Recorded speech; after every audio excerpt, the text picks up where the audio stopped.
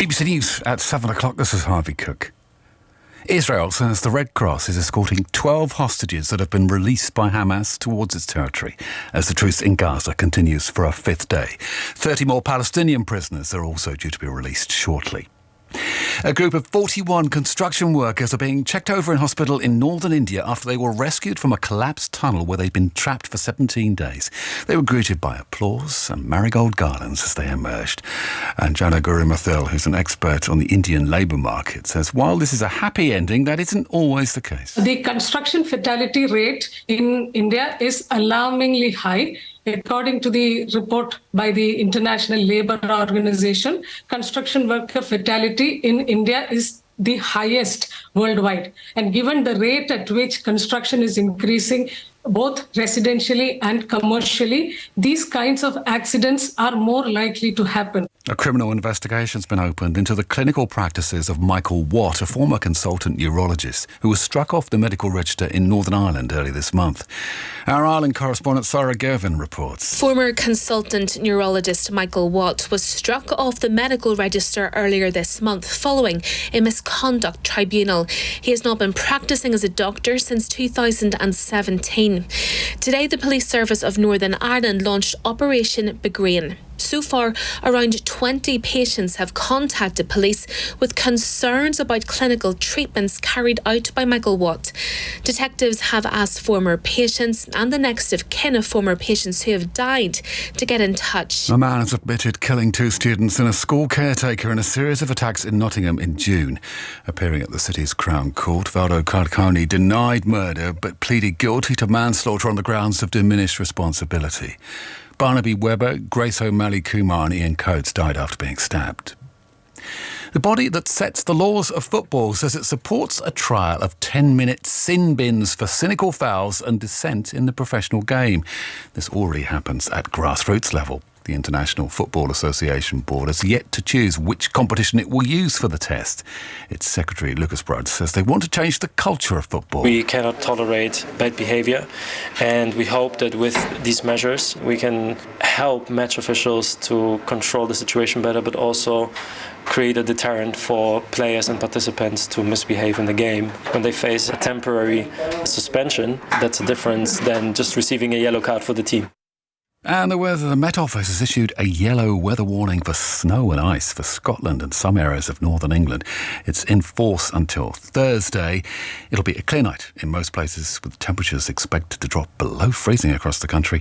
And the Met Office is warning of hazardous conditions overnight. And that's the BBC News at 7:03. BBC 5 Live. The voice of the UK. Win the headlines. On 5 Live Breakfast, we're giving you the chance to win the headlines. You can win your way into some of the biggest events of 2024. And tomorrow morning, you can win tickets for an incredible cricket fan experience, including 2 England matches and the 100 finals at Lord's. Wake up with Rick and Rachel and win your way in. Win the headlines. On 5 Live Breakfast. Listen on BBC Sounds. This is 5 Live Sport with Kelly Cates. On 5 Live. Listen on BBC Sounds.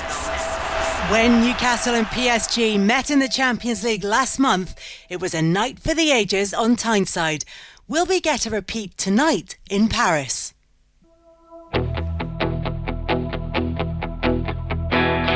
And after 20 years, the Champions League is officially back at St James's Park. We're really looking forward to the game. I think it's going to be a really memorable night. It comes out!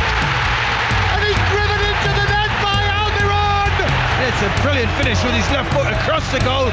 It's a second goal! Dan Burn! It is a night to remember. 3-0, and you've got to say that it's got to be game over. And it's 4-1! What a night for Newcastle! To score 4 goals, I'm just delighted that we were able to do that in front of our supporters, and I think it's a really special night.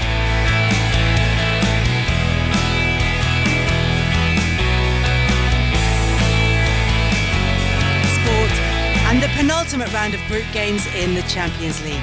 On the way from 8 o'clock, full commentary of that crucial game between Paris Saint-Germain and Newcastle in Group F.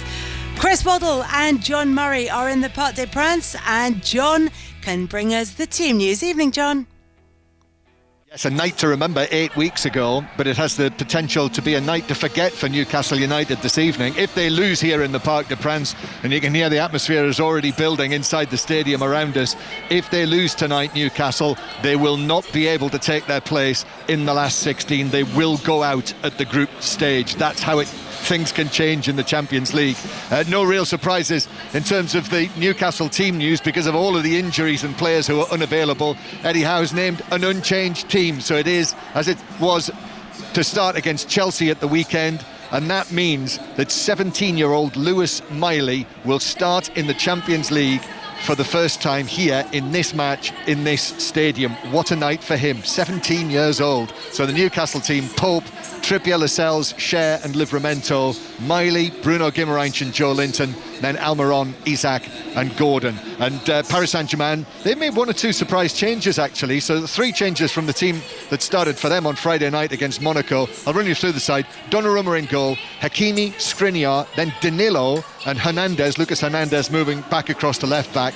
Then in midfield, Ugarte with Fabian Ruiz and Lee Kang in either side of him, and then the front line of Dembele on the right, Mbappe the captain on the left, but Randall Kolo Muani is up front, not Gonzalo Ramos, who's among the substitutes.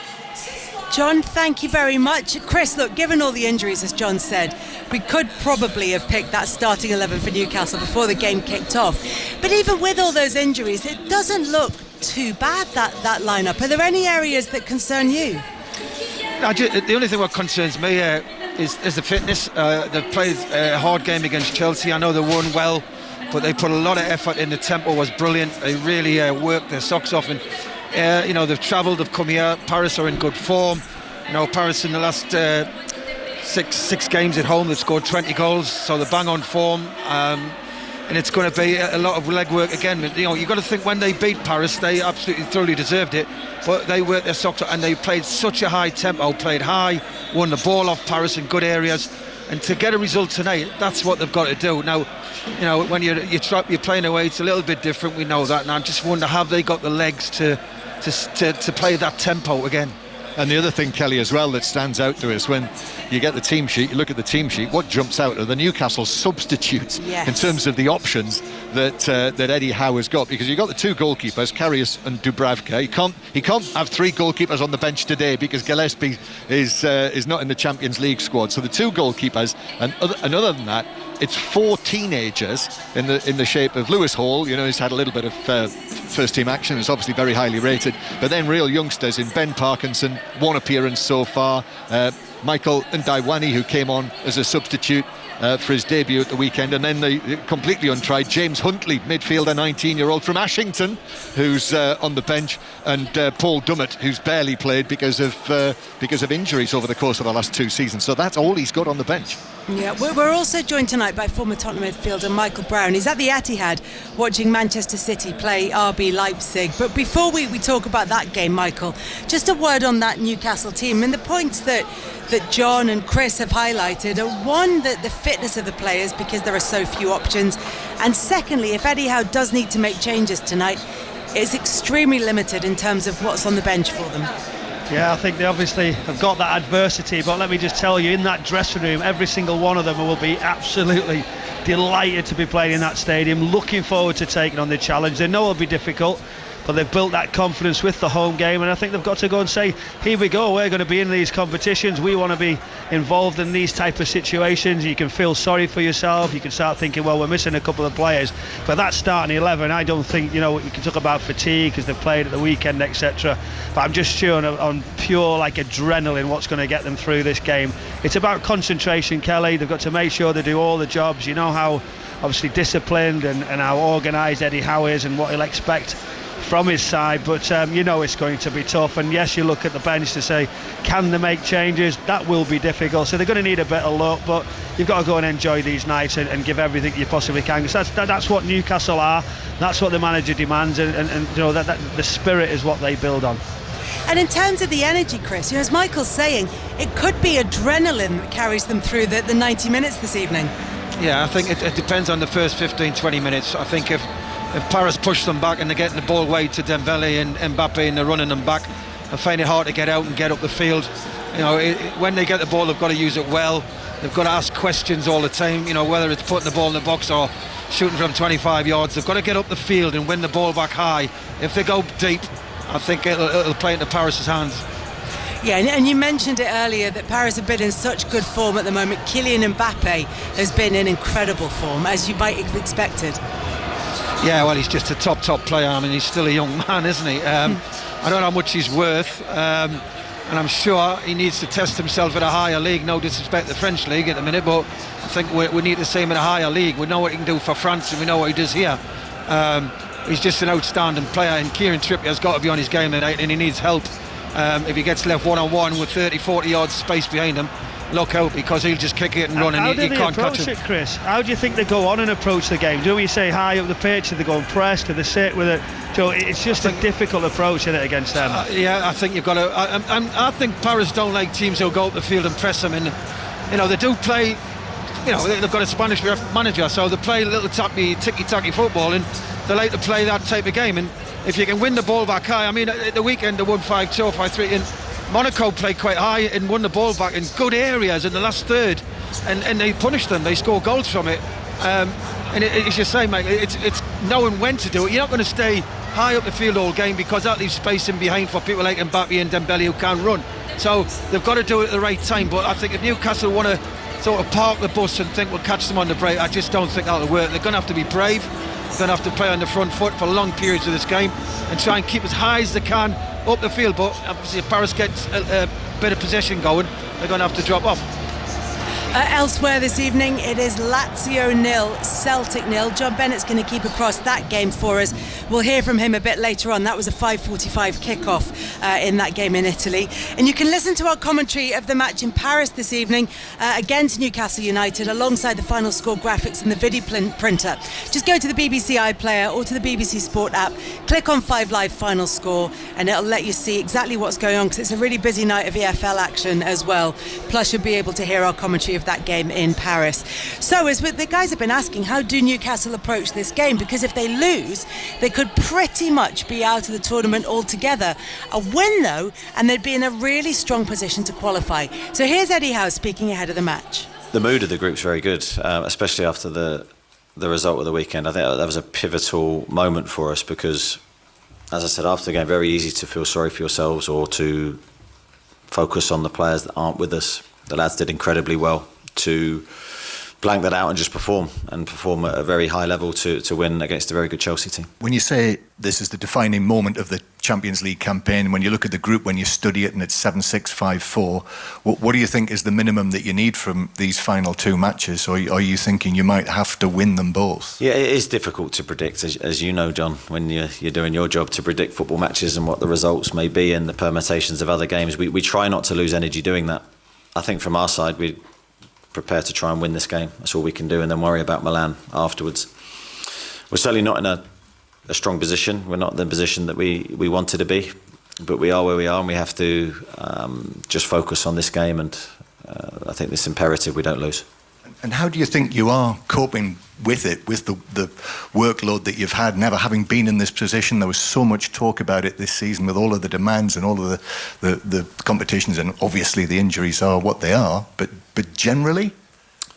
Generally, I've said many times, personally, really enjoying everything that's happening this season in terms of the competitions, the build-up to games, the analysing and preparing of games. I'm really enjoying that side of it. The only disappointment is the injuries from our side, because it's taken away our ability to rotate and maybe do a little bit more tactically. It's left us a little bit one-dimensional, but that's where we are. And again, we're trying to concentrate on what we can control and not what we can't.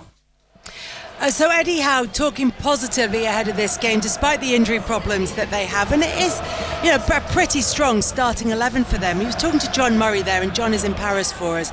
John, there is just one thing I wanted to ask you about, because Newcastle were at the Parc des Princes yesterday, which is a change for them, because, and it may be related, they brought in a new psychologist to the club.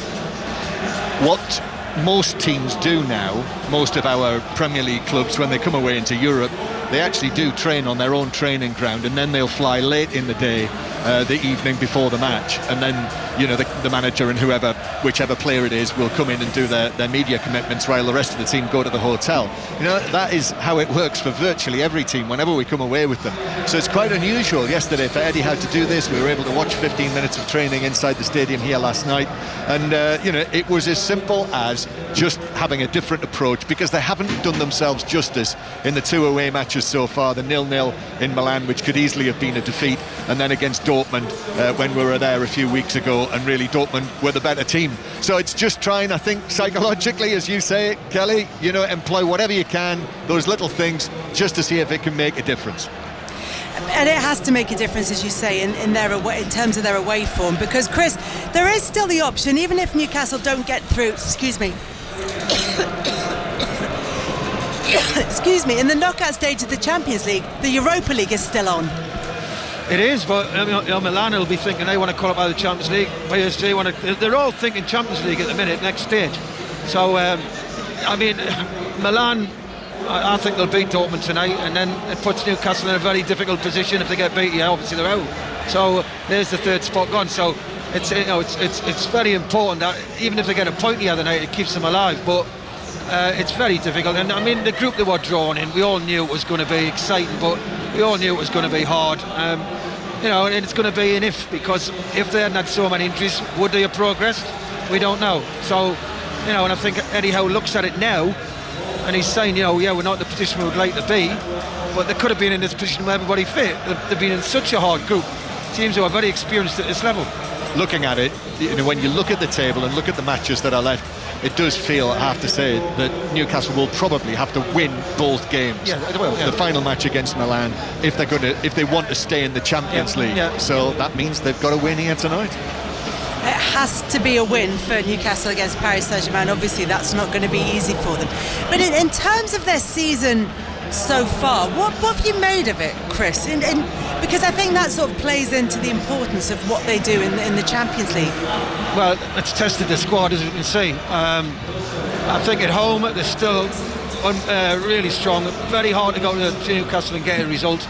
They're very strong at home. They play with this energy, passion. The crowd are right behind them. It's such a hard place to go to. But if you look at the way form, they've only won one game, and that's cost them. And a lot of them off the back of the Champions League games, in particular, when they travel away, they don't get a result. So, to get on such a high, like Saturday, they won a high after Chelsea. And Chelsea are nowhere near the top four. Why do you think that's happening, though, Chris? What do you think? What are the reasons? Why is that away form, so bad? Obviously, the support's amazing. Playing at home is incredible, but I don't get in Eddie Howe's side why that can change so much. I just think, Michael, that when they play Champions League games, listen, they put so much effort in home games. When you go to Newcastle, the energy levels are phenomenal. Amazing, yeah. And they must take 2 or 3 days to recover. So they come in here, and I still think they'll be a bit leggy, but because of the occasion, they sort of lift it. And then wherever they go on the weekend, normally it's away, they find it very, very difficult to get that tempo. You've got to think, when Newcastle play well, they play at a high tempo. When Newcastle play slow, they're very, very ordinary. So they need that energy levels, and I think that's where it comes into the squad level, where you think he could rest 4 or 5 if everybody's fit. He can't at the minute, and he's asking his players to go again and go again. And Michael, you've played in teams who press high, and I have. It's not easy to press high and work. It takes a lot of energy, and I just think the travelling and everything. Do you think that'll just take a little bit longer in time as well to improve the depth of the squad, etc. Are we expecting too much from this Newcastle team? Yeah, I think we are with the injuries they've got. I don't think you'd have any excuses if everybody was fit, or 99% of them were fit. But I just think he's got that many injuries. And John just described the bench before. The young players on the bench, and Dummett and players like that. Are they Champions League players? So the squad proves that, everybody fit. I think they would have competed in this group. I'm not saying they'd win this group. I think they would have given a better account of themselves. Yeah, if they listen to John, that psychologist is going to have to work, isn't he? Really hard. Well, 2 in a row you've got to win, John. Just get this one out of the way. I'm very surprised that they never play or train on a pitch before they travel away. I don't get why they travel on the day before, but don't go to the stadium and practice. I've never done that. I was at Marseille, and everywhere we played in the Champions League, we went the day before and practiced on the pitch. I don't get that. Just for the record, what they've done in the match after the Champions League, the 4 that they've played so far this season. So after the 0-0 against Milan, that was when they went and won 8-0 at Sheffield United the following weekend. And then after the 4-1 win against PSG, they went and drew 2-2 at West Ham. After the first defeat against Dortmund, they were away again. They played against Wolves and drew 2-2.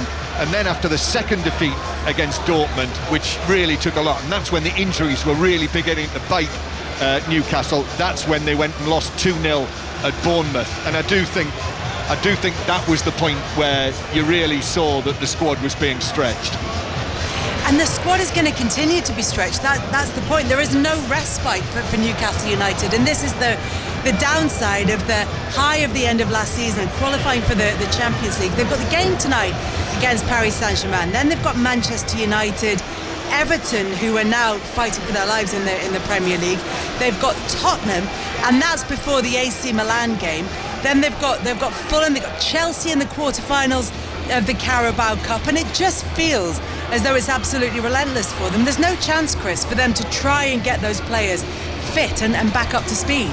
No, you can't rush them back, because if you rush them back, it goes again, and it's another couple of months.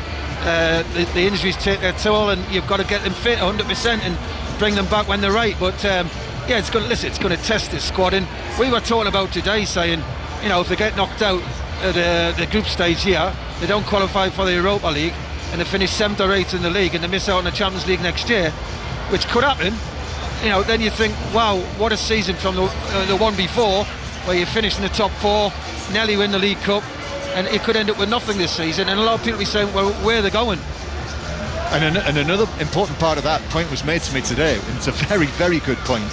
For Newcastle United and where they want to go, and in relation to one of the hot topics of the moment, profit and sustainability, or UEFA's financial fair play rules, if Newcastle aren't getting Champions League money, if they're not getting through into the knockout stages and the big money that there is there, and if they're not getting into the Champions League next season, that means obviously they then have to cut their cloth accordingly to meet the financial rules. So it's very, very important, with regard to where Newcastle want to ultimately get to.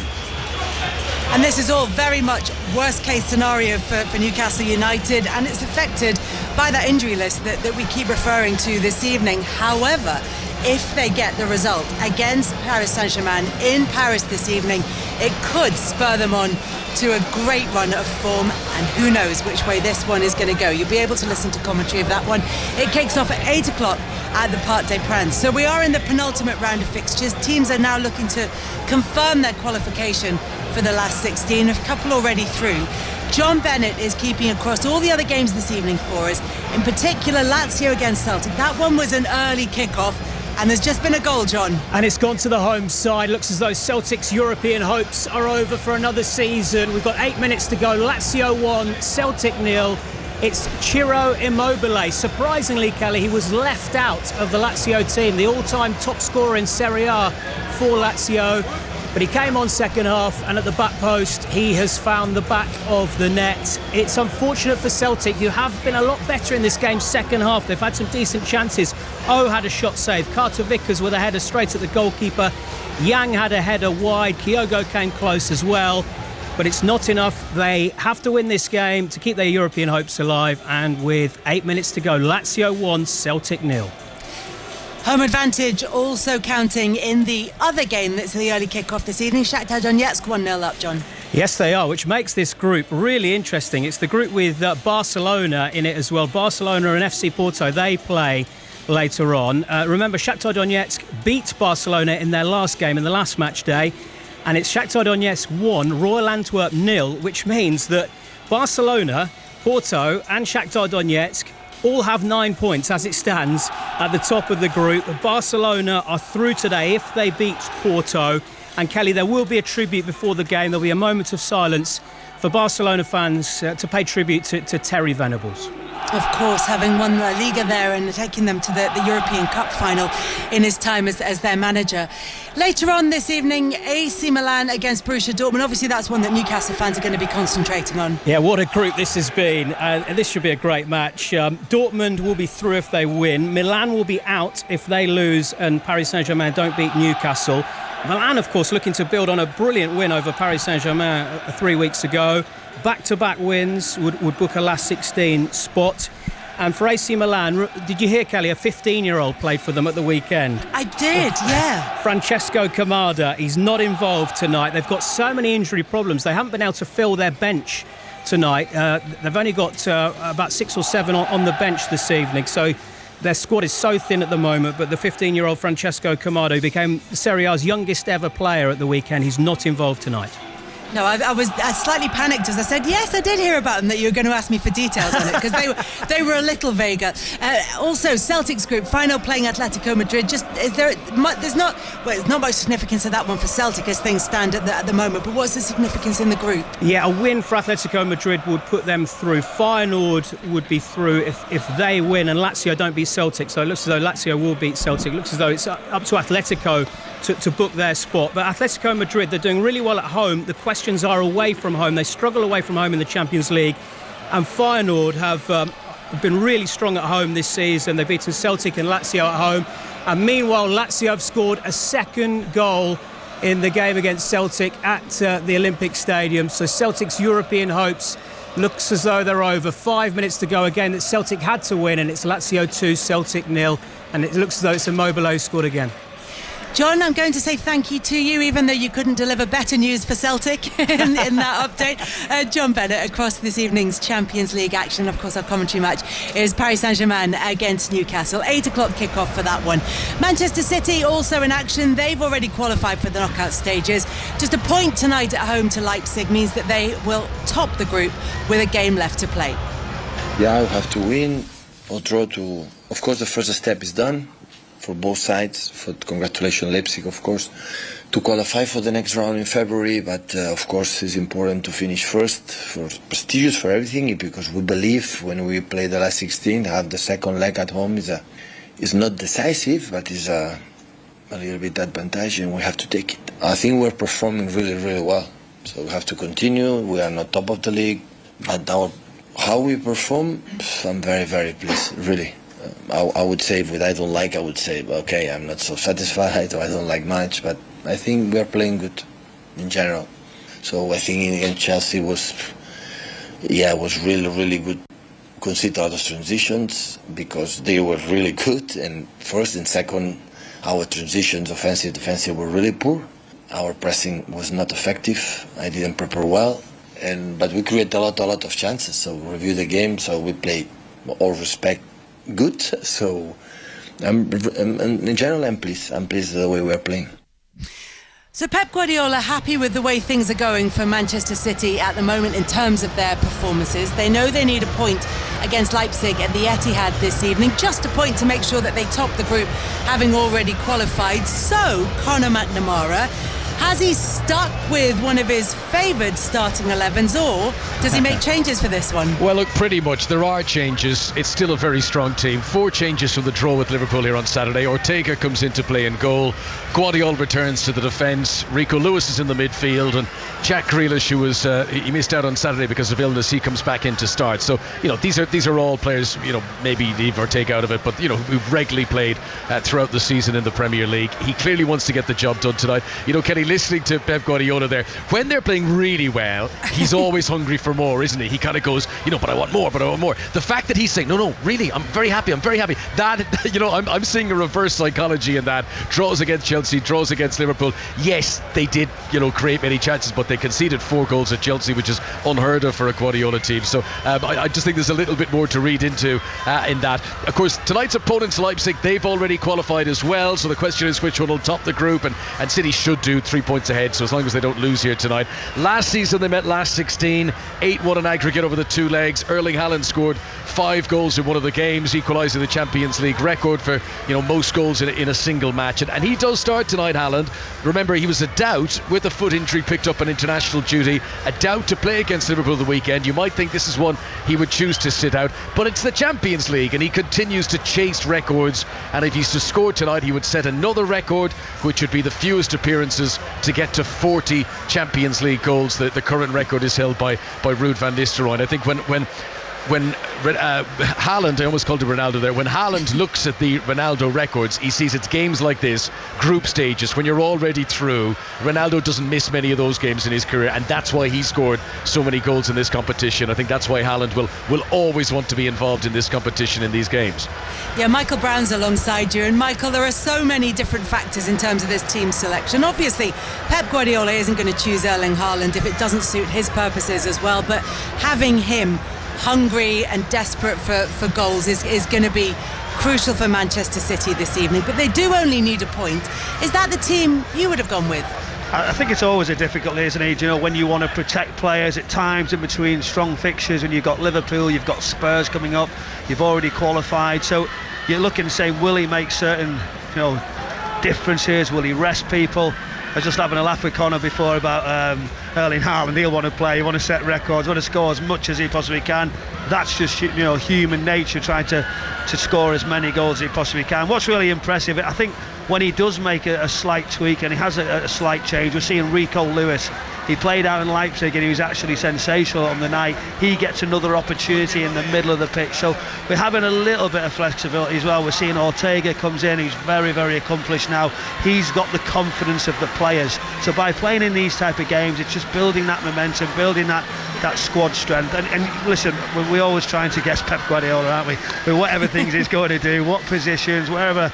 Well, who will play in the midfield, who'll play out wide, because he's got such flexibility. We can do either Foden or Bernardo Silva, and people will be saying as well, why is Doku not coming back? He's going so well, give him some more experience in the Champions League. But at home, City are really, really strong, and it'll be a difficult clash. I think, Kelly, there's actually a lot of similarity to the conversation you're having with John and Chris about Newcastle, because for all the money that of course they've spent on this squad, it's rich in terms of the individuals. It's not an enormous squad, the Manchester City squad. He didn't name the full complement on the bench at the weekend. He's got 2 goalkeepers on the bench tonight, and it's all well and good outspending sort of 60-70 million pounds on a player. What you don't want is too many of them in the squad sitting on the bench. So for Guardiola, actually, 2 or 3 injuries, he's not a million miles away from being where Newcastle could be. I like that little tone there, see, Kelly. He said the squad's not strong. I think there'll be a few. There'll be a few dialing in to maybe say, are you sure about that? But Guardiola does always say he doesn't strong, like not a large. big playing. Yeah, exactly that. He always says he likes quite a tight squad, but there are always so many players in there who can play at the absolute top of the game, but sometimes they're versatile and they can play in 2 or 3 different positions in that. So the squad in practice is bigger than it is maybe in numbers. Does that make sense? Yeah, because of that flexibility, I would say that's certainly with this squad. And I think as well, I look at certain squads when we've seen Chelsea, for instance, trying to find results, and there's lots of rotations. When I look at Man City, I always say, well, there's only 2 or 3 who really cannot say, well, I deserve to be playing, I want to play. We've seen it with João Cancelo, for instance, where he couldn't accept that he wasn't part of that playing week in, week out, and that got broken. So there's not many of them at times where they can't just be a week away from playing, and that's probably why he likes that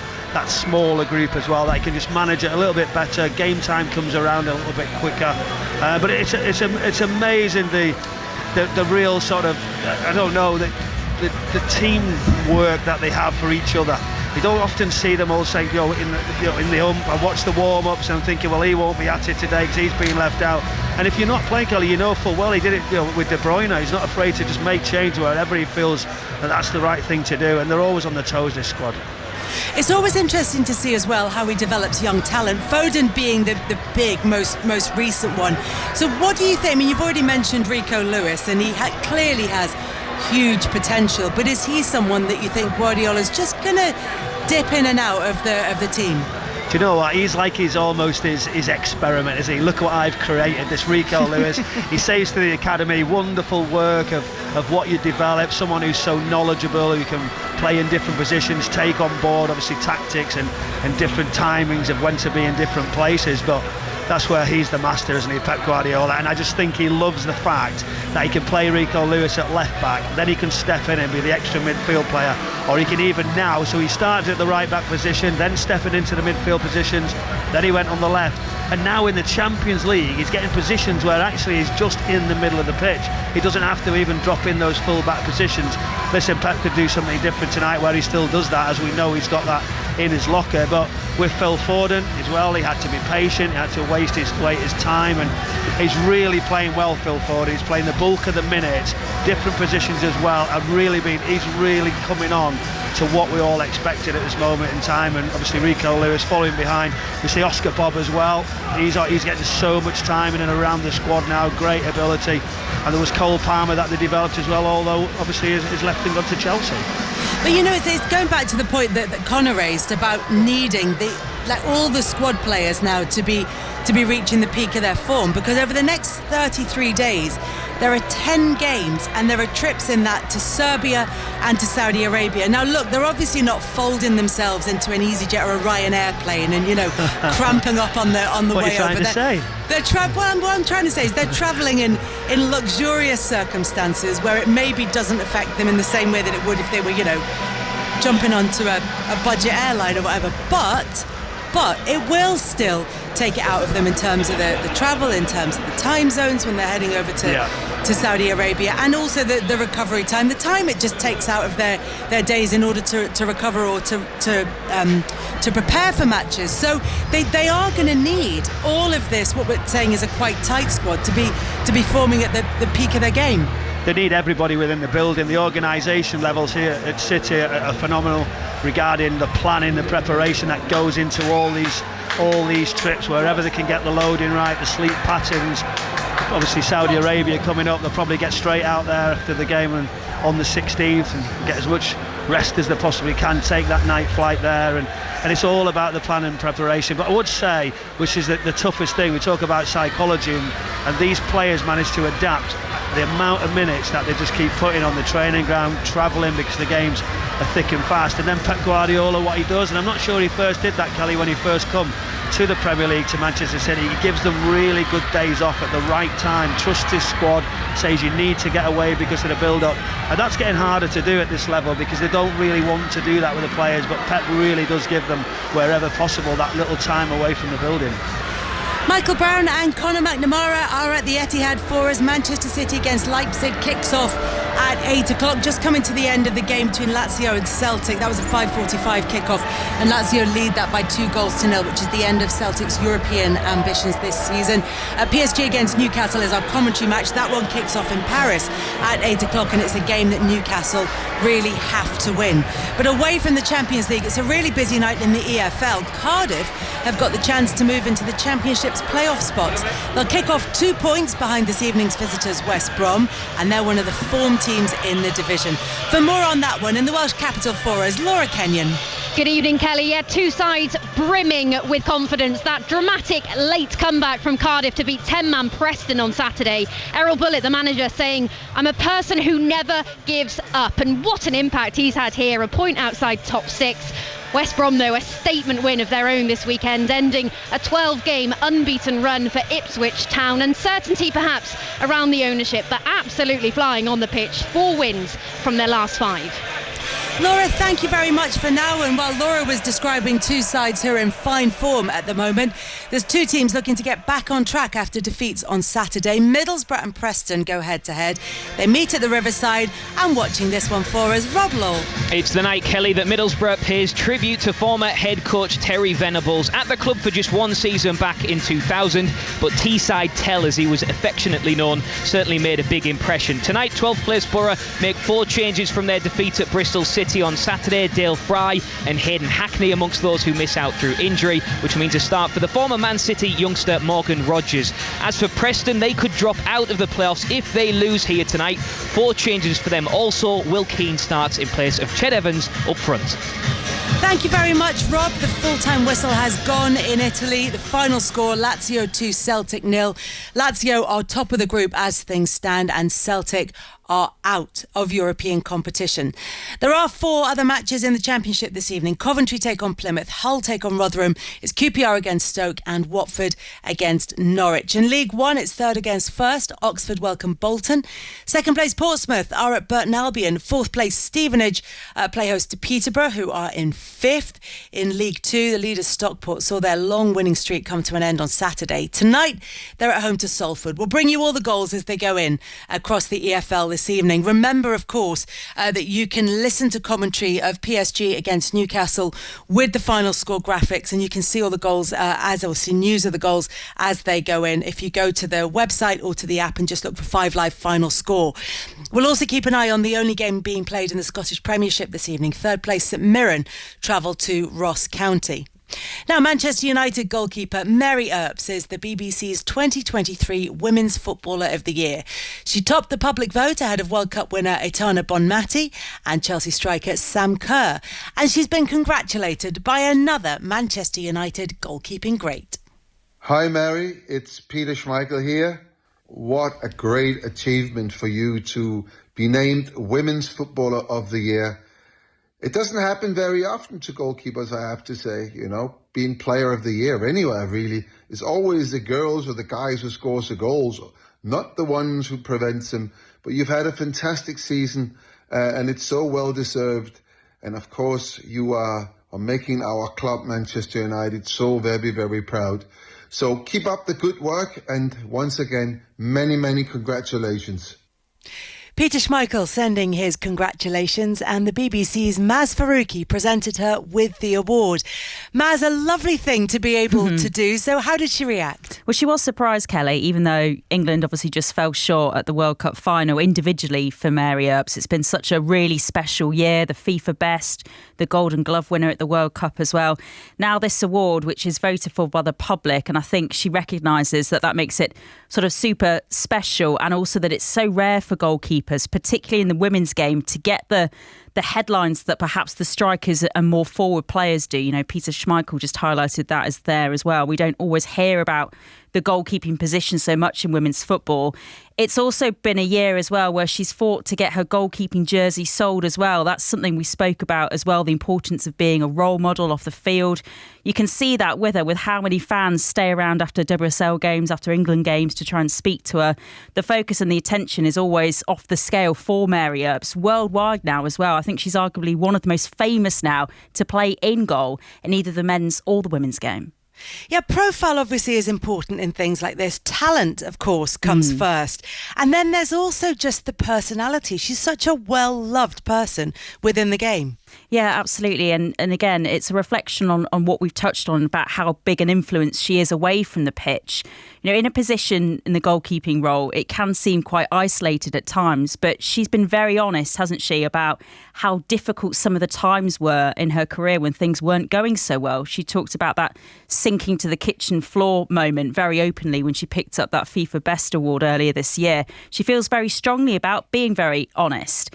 And it was a year of firsts. When you think about everything she's achieved with both club and country, first World Cup final for England, taking the WSL title race down to the last day of the season with Manchester United, to take Chelsea all the way in that title race, the FA Cup final at Wembley again in front of an amazing crowd, again against Chelsea. The big question mark isn't it, about where her club future might lie beyond the end of the season with her United contract, that coming to a close quite shortly. But for now, she told me she's thankful for the support from those who follow women's football. I think it's been an incredible year, and I'm so proud to be the first goalkeeper to win this award. I think that's really tipped it for me, for sure. When you look back at the last 12 months, what do you think maybe made you stand out from the rest? What do you reflect on over the last 12 months as sort of the big moments for you? To be honest, I feel like the people who were up for the award were very, very good contenders. To be honest, I thought Bonmati might take it. What a player. I don't really know. There's been a lot that's happened this year. Obviously, we've had the World Cup, we've had everything that's gone on with the goalkeeper shirts, and I've had the whole goalkeeper union behind me, it seemed like, and not even just that, just incredible support from the public. So that was Mary Earps reacting to that brilliant award. We'll also have commentary of England's game against the Netherlands in Friday's 5 Live Sport. Beth Mead is back in the squad for the first time since her knee injury, and she is delighted to be back. I've been smiling like a Cheshire cat since I got here. It's been a year since I was here, so I've worked hard. I've had a lot of tough days in between that time, and them bad days feel so much better now that I'm here and I'm back on the pitch and I'm doing what I love doing again. And yeah, I'm very proud of what I've overcome in that time. So Maz, we can hear what it means to Beth Mead to be back, but how important is her return for England? Huge. I mean, it's funny, isn't it, really, to think about how England managed to get to the World Cup final without the influence of such an important player in the middle of the park as Beth Mead. Look at what she did at the Euros in 2022, her goals, her assists, her all-round game, but also her personality as well. And we can hear that there. She's such an important cog in the England machine. You can see how happy her Arsenal teammates are to have her back, the way they celebrated with her when she scored those goals at the weekend in the first half against West Ham for Arsenal's win in the WSL. Those her first goals since she came back after this ACL injury. So she is a huge personality. She's a very positive influence in this England team. And those goals at the weekend as well, really underlining quite emphatically what a big loss she has been for Sarina Wiedmann's side. And the boost of her coming back, I think, is coming at just the right moment when we look at England's Nations League campaign. You know, these games against the Netherlands and then Scotland really are huge games in the Nations League if England are going to progress from this group. And therefore, of course, as well, keep hopes alive of qualifying a Team GB side for the women's football tournament at the Olympics next year. And we will have commentary of England against the Netherlands on Friday night here on 5 Live Sport. Let's get the very latest from the UK Snooker Championship. Jamie Broughton is watching at the York Barbican. Evening, Kelly, and the record 7-time champion Ronnie O'Sullivan beat Anthony McGill by 6 frames to 2 this afternoon as he got his campaign underway. O'Sullivan, who played the match wearing trainers as he's suffering with a foot injury, wrapped up victory with a break of 92. The match was played 30 years to the day that the game's greatest star first won the UK title as a fresh-faced 17-year-old. And the 3-time champion John Higgins also booked his place in the second round. Higgins beat Joe O'Connor 6-3. Jamie, thank you very much. 15 minutes to go before kick-off in Paris, so let's focus on Paris Saint-Germain. They've been beaten just once since their defeat by Newcastle in the Newcastle leg of the game in the Champions League. That was at the San Siro. We can bring in French football journalist Pierre Menoncio from L'Equipe. Good evening, Pierre. Good evening. Pierre, are they going to use that 4-1 defeat by Newcastle in the previous match to spur them on this evening? Definitely, they will try. You know, it was a huge blow for Paris Saint-Germain, this defeat at St. James Park, because they didn't expect it at all. You know, with all respect to Newcastle United, I think Paris was a bit overconfident. They thought Newcastle was a bit of a newcomer at the European stage, and they thought it would be easy. It was not. So now they want a kind of revenge. Yeah, Vitinha says maybe we have a little revenge fearing, but it stays inside us, and then tomorrow's going to be a show, and that we win is the most important thing. But they've been on such good form. Kylian Mbappe in particular with 14 goals in 12 games. Yeah, but to be clear and to be honest, he scored a lot, but he's not at his peak, you know. And especially because, he has a lot of problem with Paris Saint-Germain this summer. He didn't train properly because Paris wanted him to sign a new contract, and he's not at his best, at his form. But you're right, he scores a lot, and obviously he will be a weapon for Paris tonight. Chris Waddle is part of our commentary team in Paris this evening. Chris, it's not just Kylian Mbappe. PSG have been averaging 3 goals a game since the defeat at St James's Park. We talked a lot about Newcastle being on the front foot. How did they stay defensively solid against this Paris side? Very, very difficult, Kelly, I've got to say. I mean, Dembele, I think that was his first goal at the weekend. But on his day, he goes past players, he can make things happen. He's very unpredictable. They keep changing the centre forward. I'm not sure if they're Sean Ramos or Mawani. I'm not sure which one they prefer. When I watched them at Newcastle, they were both they struggled both on that night. The play came on. They brought Lee in tonight. I've just been looking at them warming up, Kelly, and I don't know what shape they're going to play. It'll be interesting. What John were trying to work it out. So I'm going to see when they line up. But listen, they're full of confidence. They'll want a revenge over that game at Newcastle. They never saw that coming. And Newcastle were magnificent that night, I've got to say. So if they can play 75-80% like that they did at St James's Park, they'll give Paris a right game. Pierre, what do you think? How do you think that Paris are going to line up this evening? I think it will be with Koulibaly as a number 9, and it will be midfield with Ugarte, Fabian Ruiz, and South Korean Lee. So, I mean, it's quite a good team, but they will miss one of their best players this season with Zaire Emery, a young midfielder who is only 17 and who was very, very good against Milan. So it will be a huge miss for Paris this evening. So they may struggle a little bit without him, but as we said, they've been in such good form, and we know how important the Champions League is to Paris's owners. There is a chance that if the result doesn't go the way of the home side, that it might not be Paris may not even get beyond the group stages. That would be a disaster in footballing terms, wouldn't it? Yeah, it will be a disaster for my newspaper as well, and for all the French media, because we put a lot of hope in European success of PSG. No, but more seriously, you're perfectly right. There is a danger. I think they qualify for the last 16 or the last 12 years. So they are supposed to, they are supposed to be one of the teams who can win this competition. So if they don't qualify, it will be a huge disaster. But I think they will win tonight. Pierre, lovely to talk to you. Thank you very much for joining us. Thank Cheers. you very much to Pierre Minozio from L'Equipe there. We did mention earlier about Newcastle's injury problems, and it means that 17-year-old Lewis Miley has been able to make his first Premier League start for the club. We'll bring you all the team news for that a little bit later on, but we're going to check in with John Bennett now on Lazio's 2-0 victory over Celtic, which, John, means that in terms of European football, it's all over for Celtic this season. Yes, it's over, not just in the Champions League, but also the Europa League hopes as well. That they're going to finish bottom of their group. And the winless run, Kelly, in the Champions League now stretches to 15 games for Celtic. Tonight, it wasn't a bad performance. First half, they were solid after a shaky start. Second half, they did show more ambition. The likes of Kyogo, Carter-Vickers had chances, but Lazio's star man won it. Ciro Immobile came off the bench, 2 late goals in the space of 3 minutes, turned in a deflected shot, slotted home after beating Carter-Vickers as well. To add to Celtic's woes, they had a late penalty overturned by VAR, so just 1 point from all of their games so far in the Champions League this season. Lazio top of the group on 10 points. They're in a good position to progress, but Celtic are out of European competition this season. There's also a really interesting result elsewhere in the early kickoffs, John. A casual observer, for example, might not be that interested in the result of a game between Shakhtar Donetsk and Antwerp.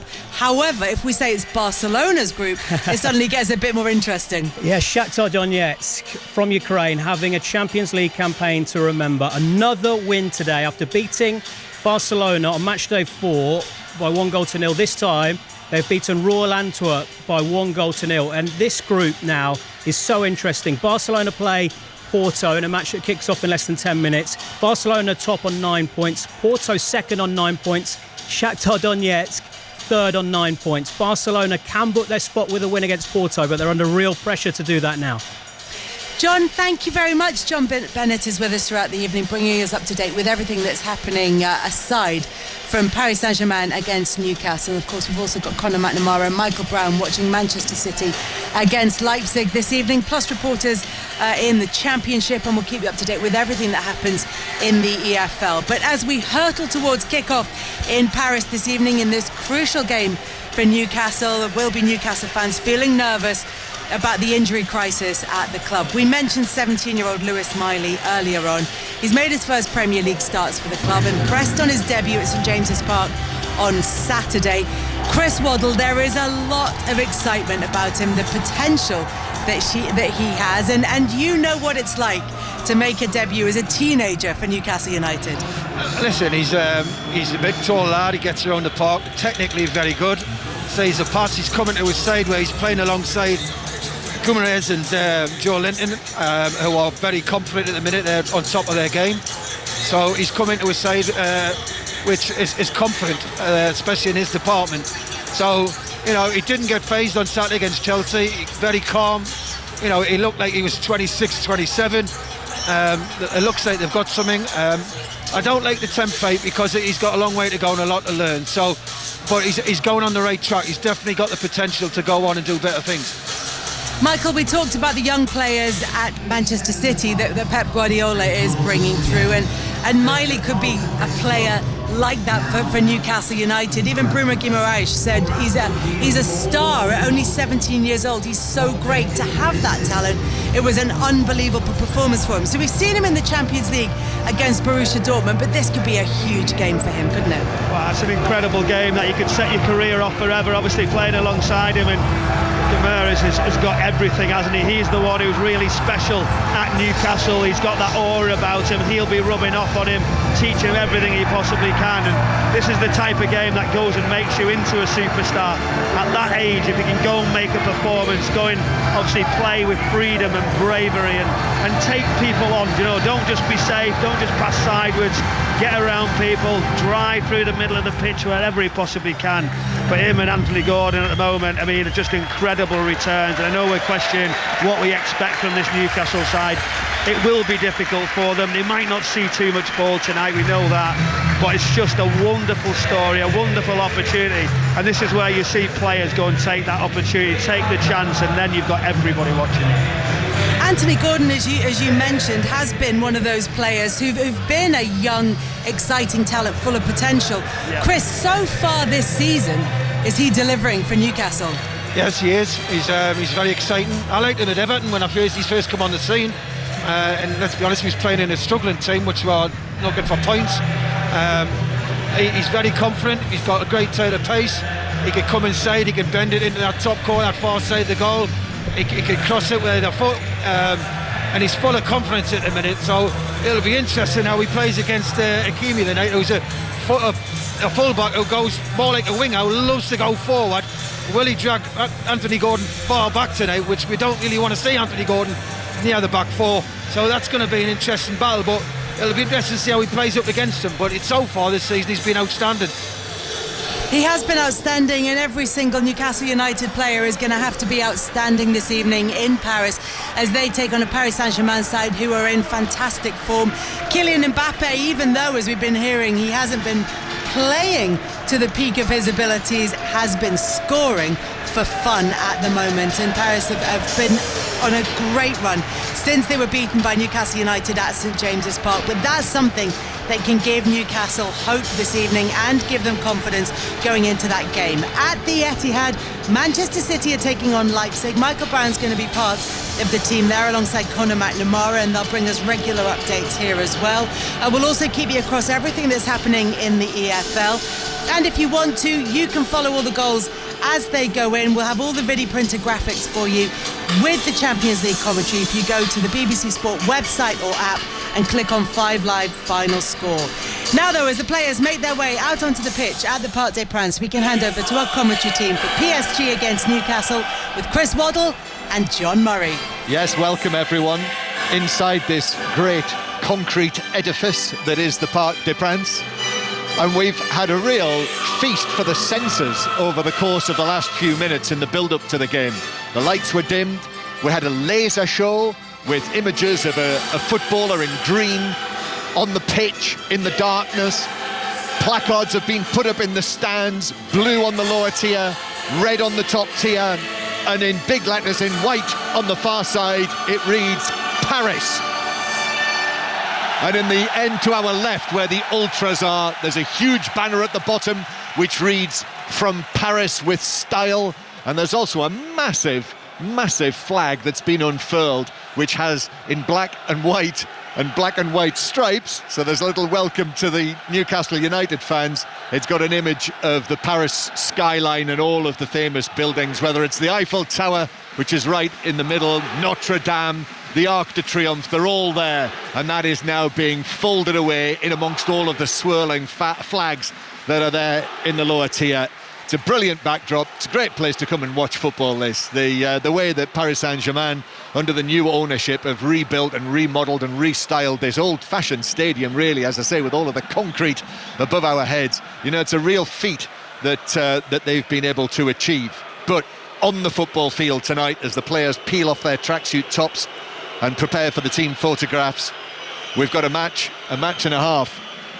Remember, it was 8 weeks ago, 8 weeks tomorrow, that Newcastle produced that famous 4-1 against PSG, but that's a distant memory now. And tonight, their Champions League future this season is on the line.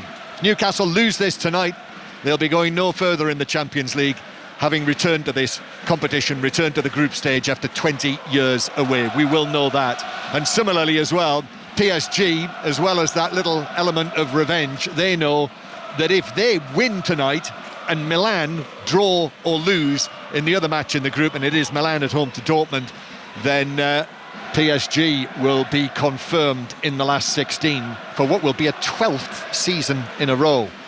And of course their great target, their great hope is that they will win this competition one day. So it is Paris Saint-Germain against Newcastle United. Tracksuit tops are off. So PSG in the all dark blue with the red stripe down the left of the chests and the white trim, and Newcastle in their first choice shirts tonight, the black and white stripes with the red numbers on the back, and they're turning them round for the kick-off. So Newcastle will be attacking in the first half towards that popular end where they're all bouncing up and down there inside the stands. And the teams tonight, PSG with Donnarumma in goal, Hakimi, Skriniar, Danilo, Lucas Hernandez, then Ugarte, the central midfielder, with Fabian Ruiz and the Korean Lee Kang-in, then Ousmane Dembele, Randall Kolo Muani, and Kylian Mbappe, the captain, with his 16 goals from 16 appearances from PSG. And he's calling there. I see Mbappe just bouncing across on the balls of his feet to the far side of the pitch and actually encouraging the crowd over there to make more noise. And the Newcastle side tonight, same as Saturday, if you were listening to the commentary at St James's Park, that morale-boosting win against Chelsea. Nick Pope just running and applauding the Newcastle fans in the corner. Trippier, Lascelles, Cher and Livramento. Bruno Guimaraes with 17-year-old Lewis Miley, his first start in the Champions League, and Joe Linton in midfield, then Almiron and Gordon wide, and Isak through the middle. There's the whistle from no less than the World Cup final referee himself, Simon Marciniak from Poland. It is PSG who get us underway. The ball fired forward towards the edge of the Newcastle penalty area and walloped, cleared away downfield back into the PSG half. Alongside me tonight, Chris Waddle, once of Newcastle United and England, and a league championship winner here 3 times over with Marseille. We'll hear from Chris in a moment. But a huge cheer as Mbappe is into the action for the first time. Lee pulls the ball across and it's cleared at the near post by Lascelles, but only back out to Mbappe. He's twisting and turning on the edge of the area, back to Lee, low ball in, cleared away by the falling Lascelles. An immediate pressure, Chris, from PSG.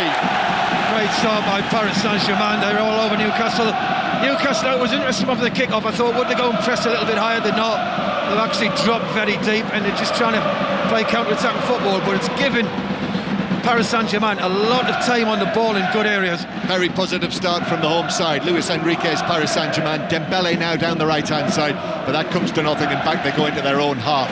A busy night of football. It's a 5 Live final score night tonight. So if you go to the iPlayer, the BBC Sport website, or the app, you can look for 5 Live final score and listen to this commentary alongside the video printer and the final score graphics and everything else.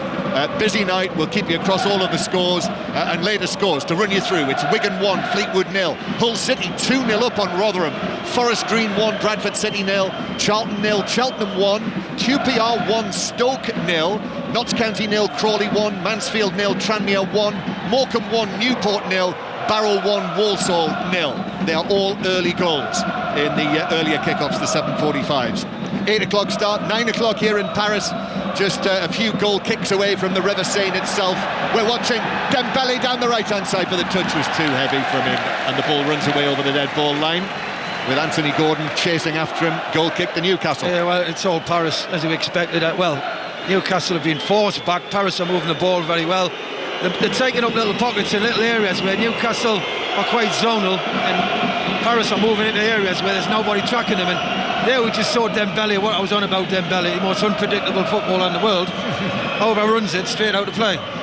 We did wonder, I think there was a little bit of chronology going on from PSG before the game, but I think it is a back four with Hakimi dropping in there.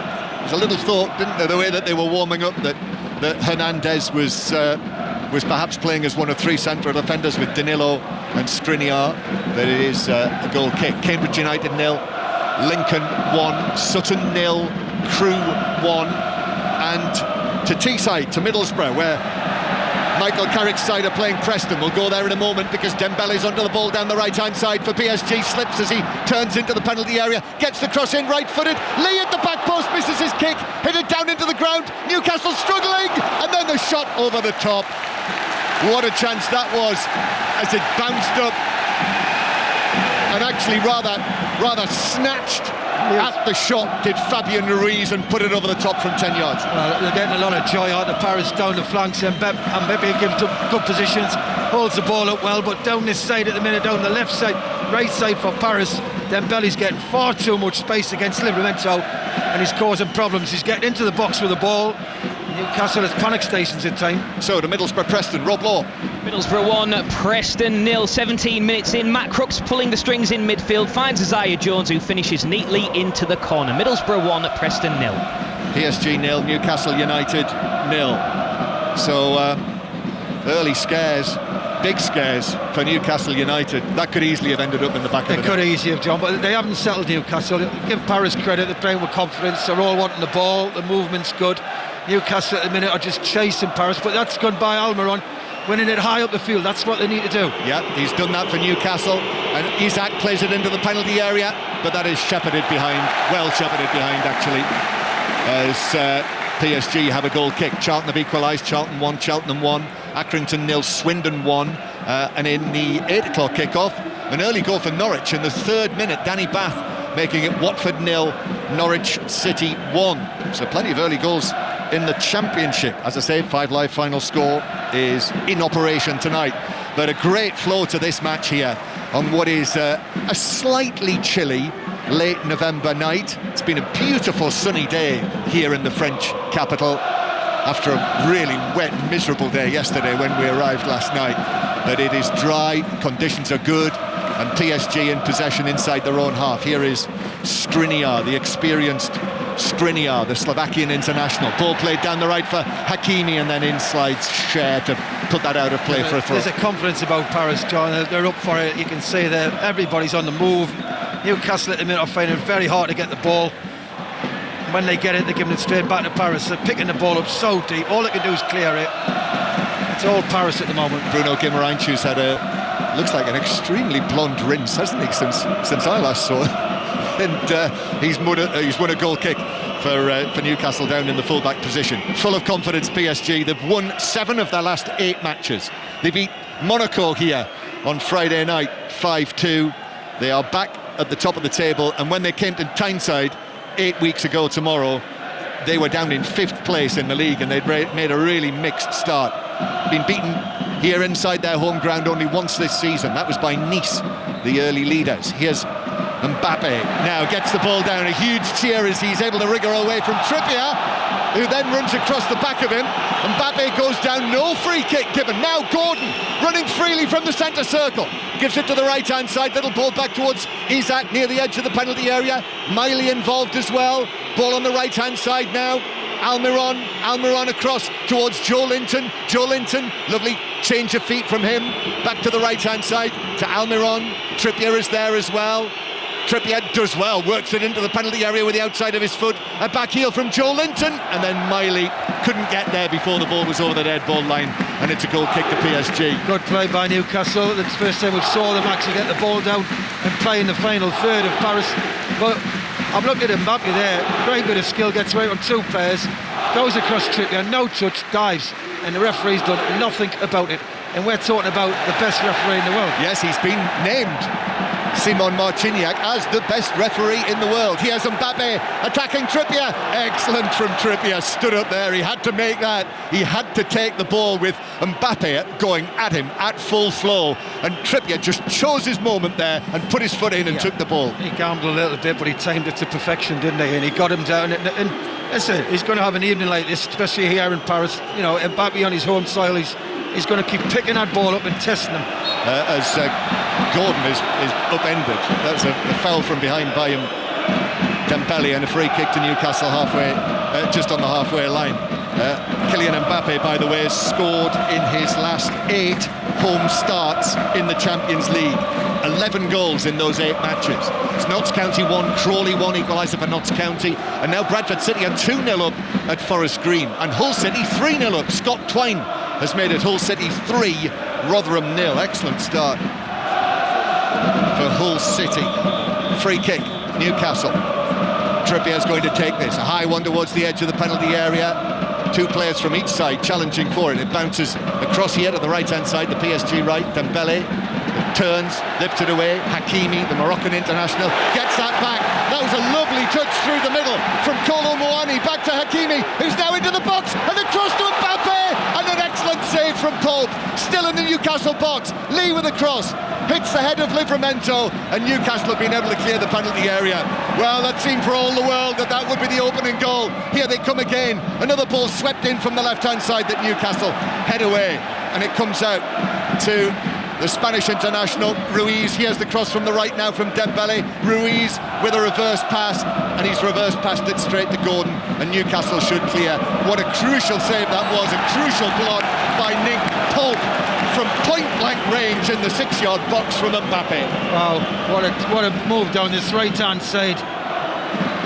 You know, Hakimi linking up with Dembele, and as it comes across, you think goal, don't you, when it comes to Mbappe. A little flick, and Pope as well. He reads it well, stands his ground, kicks it away with his left foot.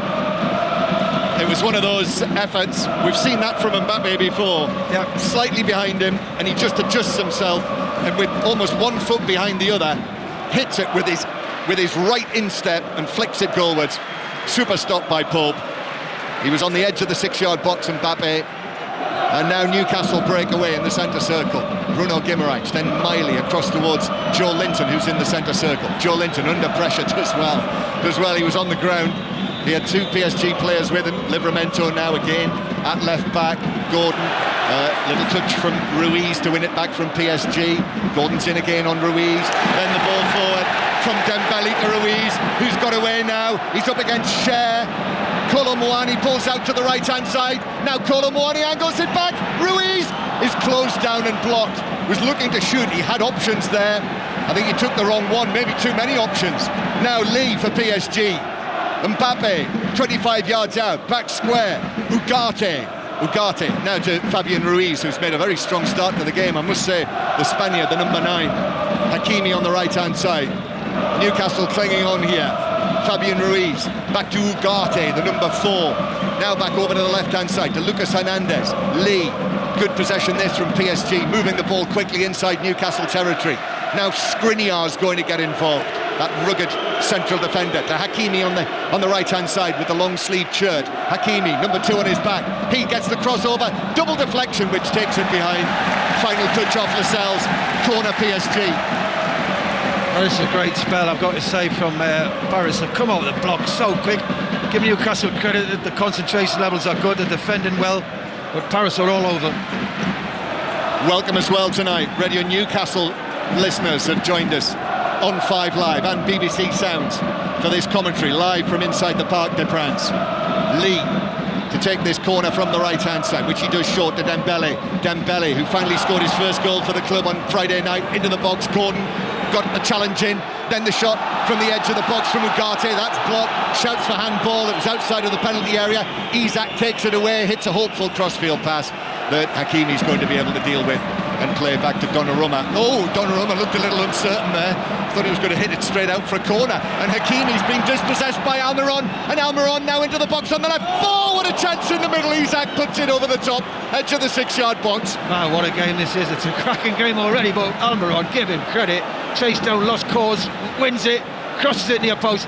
He's actually disappointed he didn't hit the target. I know it was pitched just in front of him. It was a hard volley, difficult ball volley, and just gets it over the bar. Chris, it's so exciting. I'm going to have to take my hat off. I don't know how we've not had a goal here yet, but they have had a goal in Manchester. Manchester City, RB Leipzig, Conor McNamara's there.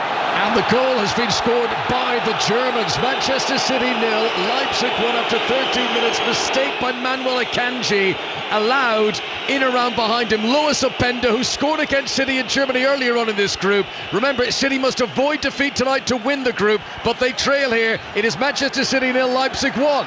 Parc des Princes in uproar here while you were listening to Conor, because a free kick's been given against Kylian Mbappe for a shove on Kieran Trippier. It was a shove. It was a shove. He's saying it was a shoulder charge. It wasn't. It was a shove, and it was a correct decision. The referee started to go for his yellow card, but he changed his mind. Well, you can't do that against Kylian Mbappe here, can you?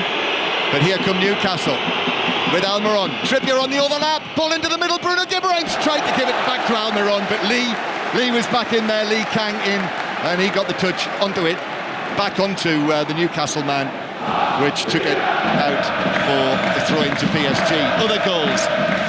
Young Boys are winning 1-0 against Red Star Belgrade. That is in Manchester City's group, but as Conor said, the target for City tonight is to make sure that they go through as group winners, already qualified for the last 16. Stevenage winning 1-0 against Peterborough. MK Dons 0, Grimsby 1. And it is AC Milan 0, Dortmund 1 in this group. And Marco Reus with a penalty, the goal scorer for Dortmund, winning in Milan. They beat PSG in the previous round of matches in this group. Back to Middlesbrough, Rob Law. And it's Middlesbrough 2, Preston North End 0. A corner from Borough, swung in by Dan Barlasser, delivered right on top of Freddie Woodman, headed in by Rav Vandenberg, his first goal for the club. Borough 2, Preston 0. And other goals, Sutton have equalised, Sutton 1, Crewe 1. Norwich City now 2-0 up at Watford. Hwang Ui-jo with the second goal for Norwich City. Morecambe 1, Newport 1.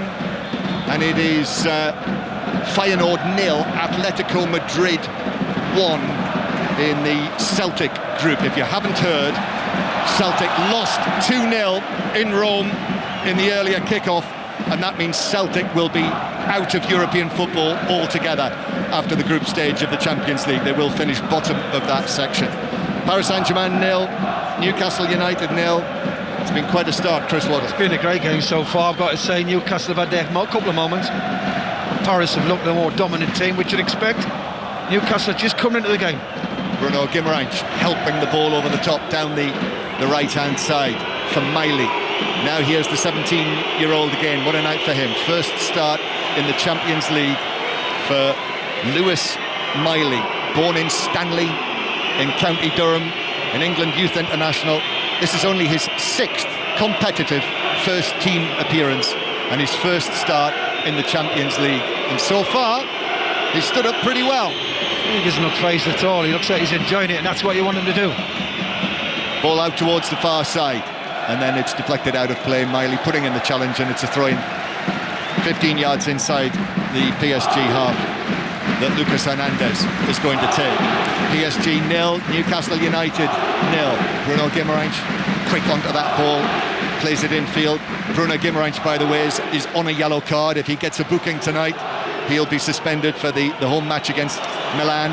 Good work from Joe Linton. Knew that Dembele was coming. Plays the ball to Livramento. Livramento using Anthony Gordon. Anthony Gordon taking it back towards the halfway line. Now turning, Livramento again with that shock of black hair. And then here's Fabian Schär on the halfway line.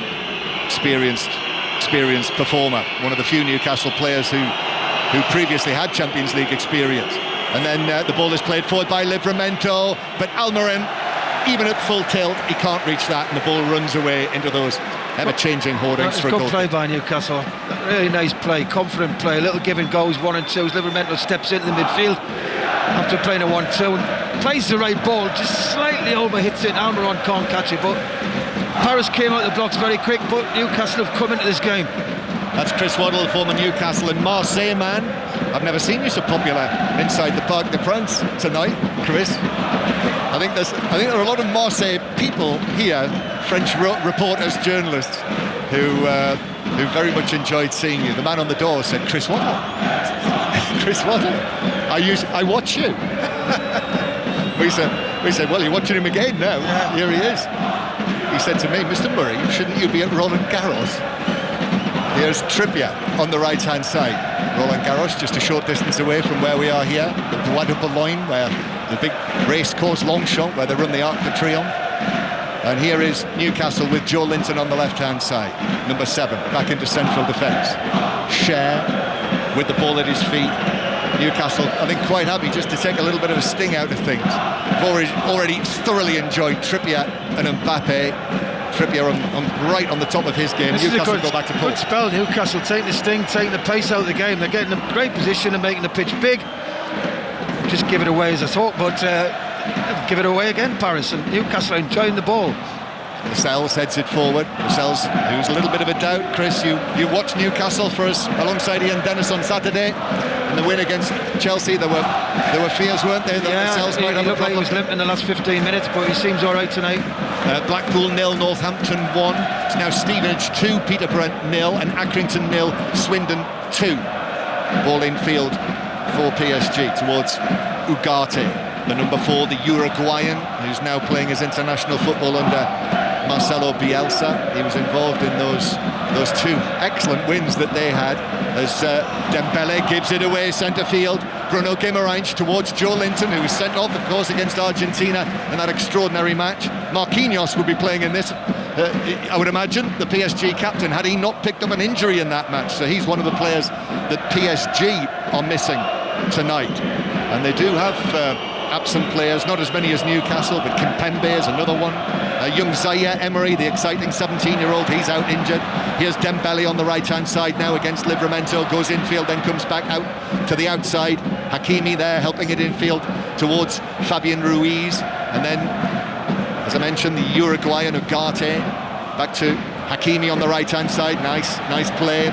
Triangles between Hakimi and Dembele, and now Ruiz left-footed towards Mbappe, central position, but Almiron nips in and takes the ball away from the great Kylian Mbappe, and now he's actually been chased after by Mbappe. Still Almiron, who goes down, and he's won a free kick there against Kylian Mbappe. And yes, you know, as the two of them were running, their arms were pumping, and Almiron made it very much appear that he'd been caught. Let's be honest, John, it wasn't a free kick. It was not.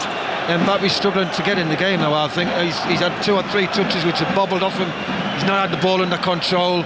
He's given it away quite cheaply, which is all good for Newcastle. Newcastle have definitely come into this game very confident at the minute. Yep, Mbappe's scored in the 2 home games in the Champions League so far this season.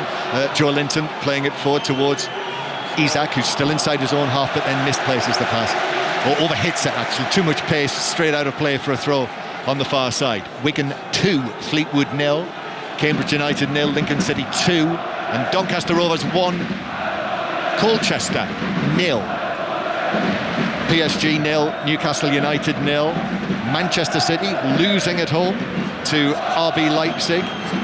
And more commentary from the Champions League on 5 Live tomorrow night. A double bill for you. First of all, from Turkey, Galatasaray against Manchester United. So there'll be an early finish to Drive tomorrow on 5 Live. Galatasaray, Manchester United on air from inside the stadium at 5:45, and then Arsenal Lens later, 8 o'clock kickoff for that one. 5 Live, the only place that you'll hear all of this in the Champions League this midweek, live from inside all of those stadiums. Ball coming back towards the edge of the PSG box, the huge, imposing figure of Gianluigi Donnarumma, all in green, the PSG goalkeeper, the Italian international captain. Plays it out to Danilo. Now Lucas Hernandez is going on a burst forward with the ball, and then across comes Joe Linton with a raised arm, and referee Marciniak, down goes Lucas Hernandez, out comes the yellow card, and referee Marciniak, instant decision there, and yellow card, free kick. Yeah, he took one for the team there, didn't he? There was a good bit of play. Newcastle pressed but didn't press as a team. There's 3 or 4 when chasing the ball. Paris, with the players they've got and ability, played round him, and then when they want to run, Joe Linton just takes him out. He's got no option, and it's a yellow card, and it's a set piece about 40 yards out.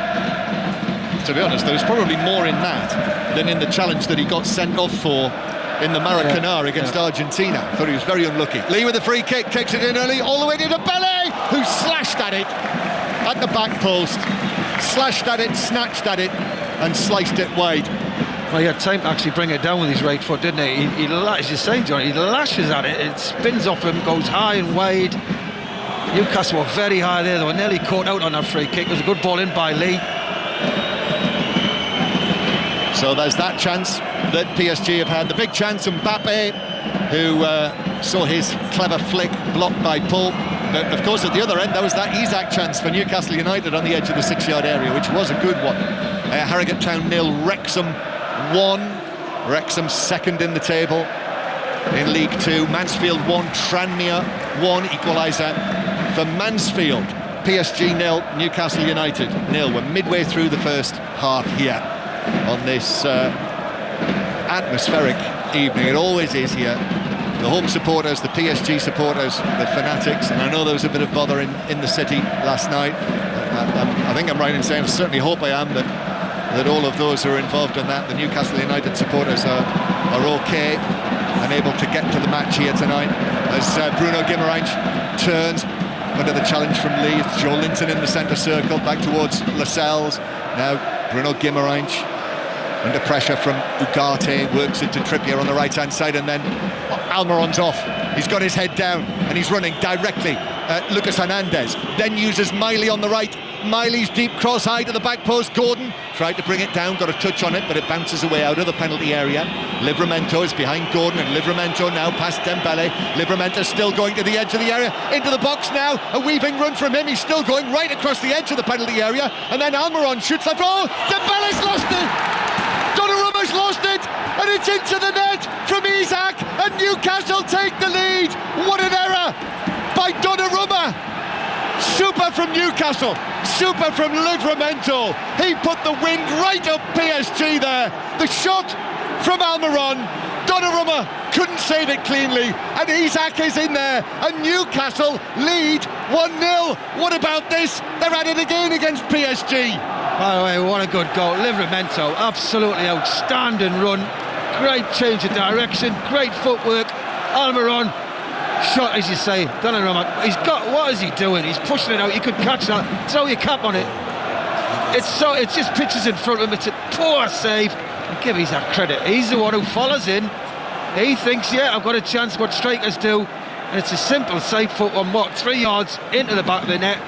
Newcastle have come into this game. First 5-10 minutes, it was all Paris. Newcastle weathered the storm, and now they're playing the football. Well, that's a shocker, Chris. For PSG. It wasn't on their script, was it? So, very.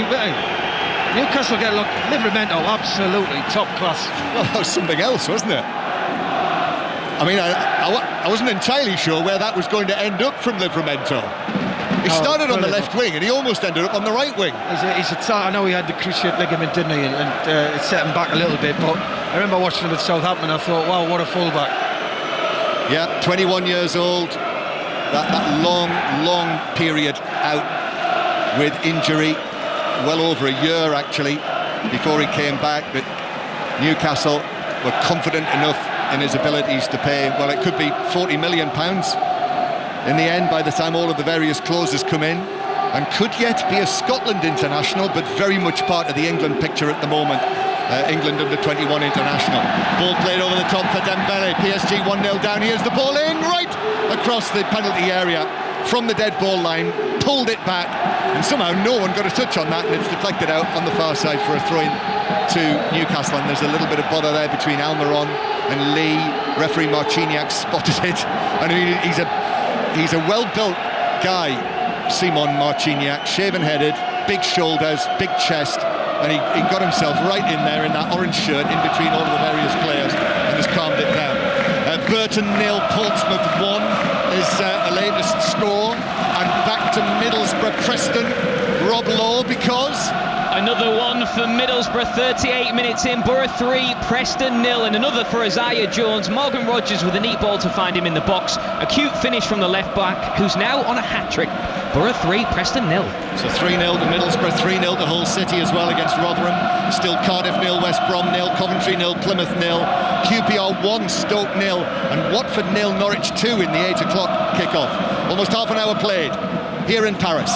5 Live from the BBC Radio Newcastle with us as well, and PSG playing the ball to Dembele on the right hand side. Dembele with a cross, headed away on the edge of the box by Cher, and then Ugarte hits a shot wastefully, so high. In fact, he's cleared that huge apron behind the goal and he's landed it in the stand. Right, you've got to look. I'm looking at Enrique and he's telling them to calm down and relax when they get the ball.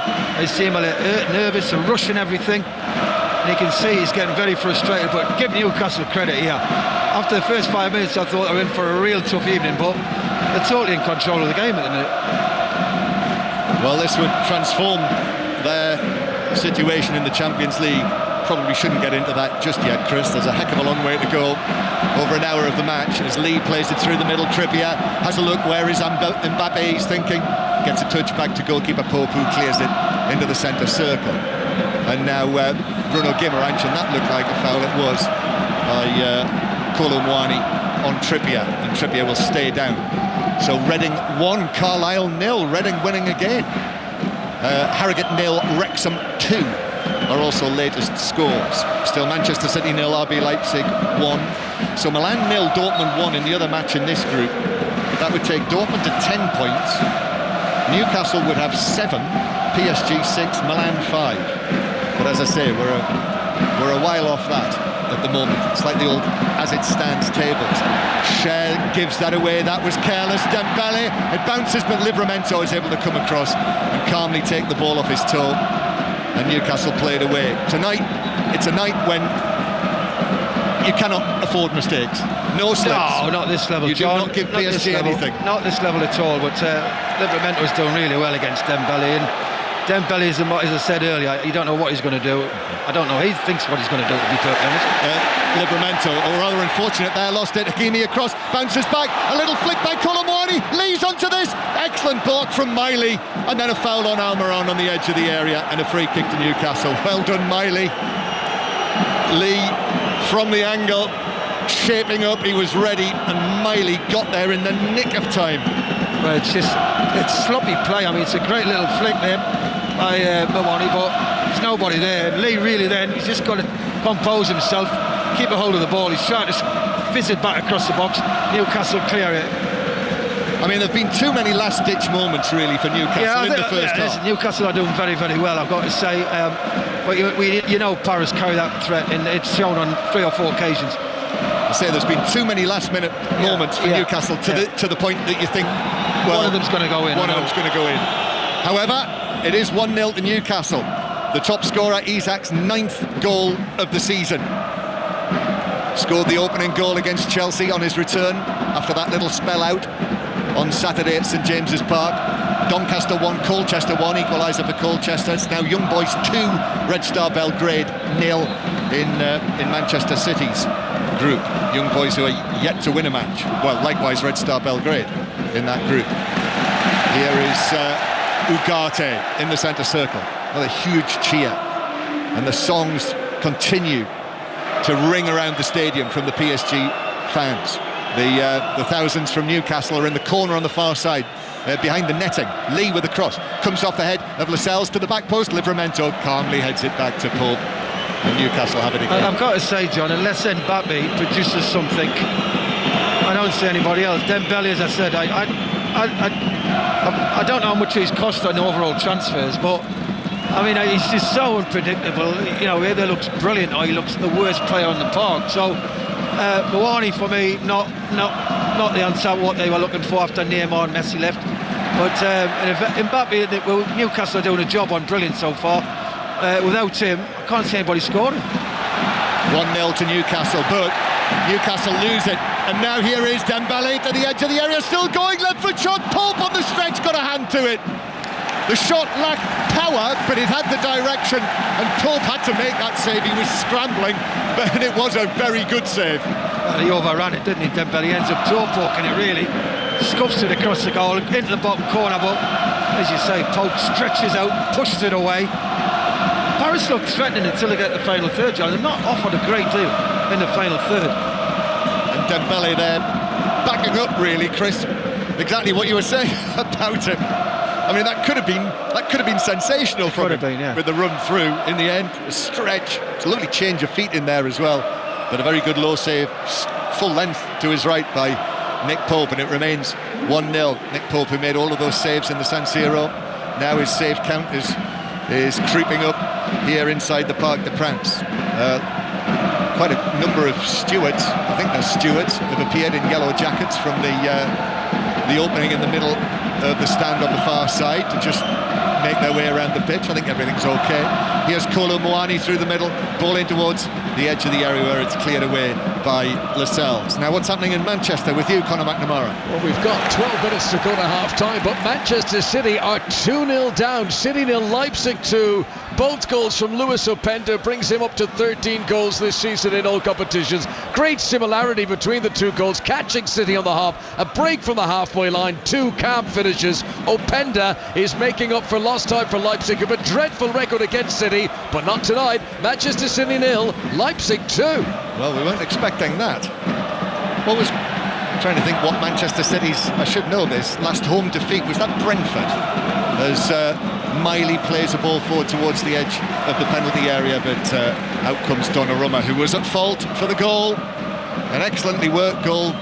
Livramento, brilliant run from the left-hand side right along the edge of the penalty area. PSG players left in his wake. He set up Almiron, who shot from the angle, and his low shot, Donnarumma diving down to his right-hand side, could only parry it out, and in came Isak to put it into the net from just a few yards. So PSG 0, Newcastle United 1, and what an enjoyable game it's been so far. Great, John, end-to-end, and Newcastle a big part, great goal, and they've played some really good stuff, Newcastle. And, you know, I thought it would be one-way traffic tonight, I've got to say. They'll be backs against the wall, but Newcastle are carrying a threat. Ugarte with a pass. Dembele right with his feet on the white line, tried to chest it down. It hit him on the chest and bounced out of play for a throw-in to Newcastle. Dembele, well, 50 million euros or thereabouts PSG paid for him, to try and answer your question. And remember, Barcelona paid something like 145 million euros for him. What's happened here? Well, there's a foul throw by Livramento, and Dembele then still gives the ball away. However, it's brought back, and PSG have the throw, which Ugarte plays back to Danilo, one of the 3 players to come into the team. I don't think we were expecting quite the changes that Luis Enrique made, but Danilo has found Mbappe on the left-hand side. Mbappe's ball in, and then Ruiz with a shot. That was blocked inside the penalty area. Newcastle defender, he just had to time it. He had to actually put a little hop in there, Luiz, so that the ball did roll into his path. Fabian Ruiz, but the shot blocked. It's a poor finish. That's a great ball, Mbappe. He's just got to put his foot through it. Contact was poor. Manchester City's last home defeat, yes, it was Brentford at home in the Premier League last season. 10 minutes to go to half-time, and now the two ends of the Parc des Princes are singing to one another, echoing. Here's Danilo, the experienced Portuguese international, Danilo Pereira. Now Ugarte, square from him to Fabian Ruiz, very much a Luis Enrique man. Fabian Ruiz, the Spanish international. Here he is again, left-footed from Ruiz into the penalty area. Kolo Muani tried to flick it on. Mbappe was beyond him, but it was Newcastle were able to clear, and then there's a foul on Almiron and a yellow card for Lucas Hernandez for blocking the Almiron run and the counter-attack. Almiron did well, didn't he? But again, PSG get to the edge of the box and they run out of ideas. Let's as I say, Mbappe picks it up. Nothing's happening. Muani up front. I don't know how much they played for him either. Wow. He used to play for Nantes reserves. Yeah. Signed from Eintracht Frankfurt for nearly 100 million euros. How much? 95 million euros. Chris Waddle, once the United Kingdom's most expensive footballer, once the 3rd most expensive footballer in the world. Reading 1, Carlisle 1. Equaliser for Carlisle against Reading. It is QPR 1, Stoke 1. Equaliser for Stoke. Ryan Maya scored that one. Pope for Newcastle with the ball at his feet clears. Barcelona 0, Porto 1. That's an interesting one. I've got to say as well, Almiron's limping a little bit at the minute. He's not looked good for the last 5 minutes. Oh, they're in again. Gordon almost in on the halfway line. Lucas Hernandez was booked for that challenge on Almiron. Let's go. Yeah, he's struggling. Almiron's struggling. He's holding his thigh. And now Dembele is actually... Did he run the ball out of play? He did. He ran it out of play, Ran it out of play, having beaten Joe Linton and Livramento. Goal back for Harrogate Town. Harrogate Town 1, Wrexham 2. Goal back for Watford. Ismail Kone. Watford 1, Norwich 2. We'll have the half-time scores for you. We'll round all of them up for you from the 7:45s. But it is half-time in the Cardiff-West Brom match in the Championship. Laura Kenyon? Cardiff 0, West Brom 0. Both in fine form, 2 points and 2 places between them, but nothing to separate them this first half. West Brom closest, hit the post after a blistering counter-attack, but 0-0 at half-time. Almiron bringing the ball forward. He's still uncomfortable.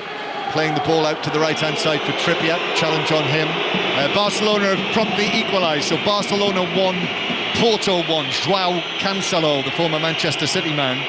But what's interesting about that group, after Shakhtar Donetsk's win earlier, Barcelona, Porto and Shakhtar Donetsk all level on 9 points in that group. Here's Livramento. Livramento goes through the Ruiz challenge, but then couldn't find the pass out to the far side. But then does exceptionally well against Kolo Muani. He was strong second favourite there, Livramento, and was able to win the ball back from Kolo Muani. PSG have now got it. Skriniar back to Donnarumma, who allows the ball to run, plays it across the penalty area. Danilo, he's being pressed by Miley, and then Almiron is putting pressure on Lucas Hernandez. Comes back to Lee for PSG, and now Mbappe is running at Lascelles, but Lascelles was able to... Can't get in the game, Mbappe. He's been very quiet. Newcastle have done a job on him so far. Watford have come from 2-0 down to make it 2-2. Mileta Rajovic, Watford 2, Norwich 2 at Vicarage Road. Bristol Rovers 1, Leyton Orient 0. And AC Milan have equalised in the other match in this group. Milan 1, Dortmund 1, Samuel Chukwueze has scored the equaliser. Skriniar now for PSG. 1-0 Newcastle lead. 5 Live and Radio Newcastle from the BBC. It's out of play for a throw-in to PSG. Level with the edge of the penalty area. Hakimi takes this back to Skriniar and then back into the centre circle. Lucas Hernandez just waiting on the ball. Newcastle, the two lines there. Tell you what, John, Almiron's not happy. He's limping, and I don't know if he's pulled his thigh muscle or something. He's tweaked something. It's definitely muscular. I think that was the challenge from Lucas Hernandez, wasn't it? We'll go to the half-time news at Middlesbrough when we get a chance, but Paris Saint-Germain are in possession, and so while that's the case, Ugarte in the centre circle. Now Hakimi has come right in field. Back it goes to the shaven-headed Danilo, the Parc des Princes floodlights glinting off the top of his head. Ball to the edge of the area to Kolo Muani, who's in an offside position. Free kick to Newcastle. So come in, Rob Law with the half-time news. Half-time, Middlesbrough 3, Preston 0. Borough more than deserving their lead, dominating the first half. Goals from Rav Vandenberg, his first for the club, 2 for left-back Isaiah Jones. The second, a very cheeky finish to dink past the Preston keeper, Freddie Woodman. Borough 3, Preston 0 at the break. More of the half-time scores to come from the 7:45s, but Wigan 2-0 up on Fleetwood. Fleetwood down to 10 men. Joshua Earl sent off for simulation. Free kick to Newcastle. PSG 0, Newcastle 1. Now Milan 1, Dortmund 1. In the other match in the group, Gordon heading the ball forward down into the PSG right-back area, where Hakimi plays it off the Newcastle man, and it is a goal kick. Reading now 3-1 up on Carlisle, so 2 goals from Reading in a short space of time, and PSG playing the ball out from the back. The goal in the 25th minute. Such a shock for the Parc des Princes. Bruno Guimaraes. Isaac now towards Gordon inside the penalty area. Skriniar was able to make ground, get across and play it out for a throw-in, which Newcastle are happy. Almiron again he's feeling the top of his right thigh just above his knee, on the front of his leg. Trippier to take this throw. Miley makes a run, so does Bruno Guimaraes. Bruno Guimaraes controlling that, playing it back to Trippier. Just got a touch, and Trippier though with that touch has presented it to Lee, and now Newcastle could be caught out here on the counter. Lee bringing it into the centre circle, giving it to Dembele on the right. Black and white shirts getting back. Cross, deep cross, easy catch for Paul, who's able to come out of his 6-yard box, arms high and catch. I'll say it again, Dembele, wrong decision. That was a good attack. Lee does ever so well, carries the ball, gets it out wide. This is where you think you've got one-on-one, or couldn't say get a shot. He just floats it as a high cross, which is so easy for Paul to come and get. 1-0 Newcastle. And then Bruno Guimaraes, he's been excellent in the first half, I must say, in that midfield role. Such an important player since he was brought to Tyneside. And then Gordon goes down under the challenge of Hakimi. Referee Marciniak's having none of that. Just tells him to get to his feet, Anthony Gordon. And PSG have got the ball back inside their own half. PSG, the French champions and league leaders, France's most successful club. 11 times champions. So they are now ahead of Saint-Etienne, who were the previous record winners. Dembele down the right-hand side, but hits the first defender, and then there's a foul on Bruno Guimaraes. No, there's not given as a foul. Ruiz, just outside the box, 25 yards from the Newcastle goal. Back to Dembele again against Livramento. To the byline. Dembele pulls it across. Little flick from Miley's head. That took it out of the penalty area. Now Lucas Hernandez. Lee back in field. Fabian Ruiz now more left-sided. Square from him to Ugarte. 20 yards out, shoots, it's deflected wide of goal. To Pope's left, well wide actually. 7-8 yards, maybe more. Corner though. Newcastle's just got to concentrate for the next 3 or 4 minutes. They've done ever so well. They've played really well, I think, coming here under pressure. 1-0 up. They've just got to keep what they're doing, and frustrating Paris. Well, Eddie Howe told us last night that the fear of failure was a motivation, and that's what it would be if Newcastle lost this match.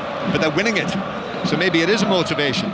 Lee plays the ball in, and it's headed away by Lascelles on the edge of the box. Ruiz takes it down and then shoots, and it bounces up, and that is very well and securely held by Nick Pope. You'd have that all day. If you're going to shoot from 20-25 yards, it's got to be good to beat Pope, hasn't it? He'd be comfortable with that.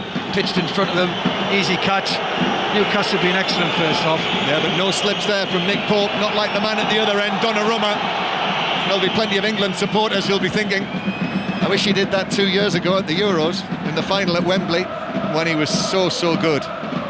The player of the tournament, Donnarumma, but at fault here tonight. And if you remember, he didn't cover himself in glory, did he, at St James's Park, Donnarumma? No, he is a top goalkeeper. I know he is. I rate him very highly, but that was a terrible spill to gift Newcastle the lead. Free kick Newcastle. At half-time, by the way, on 5 Live, we'll be hearing from our team in Turkey.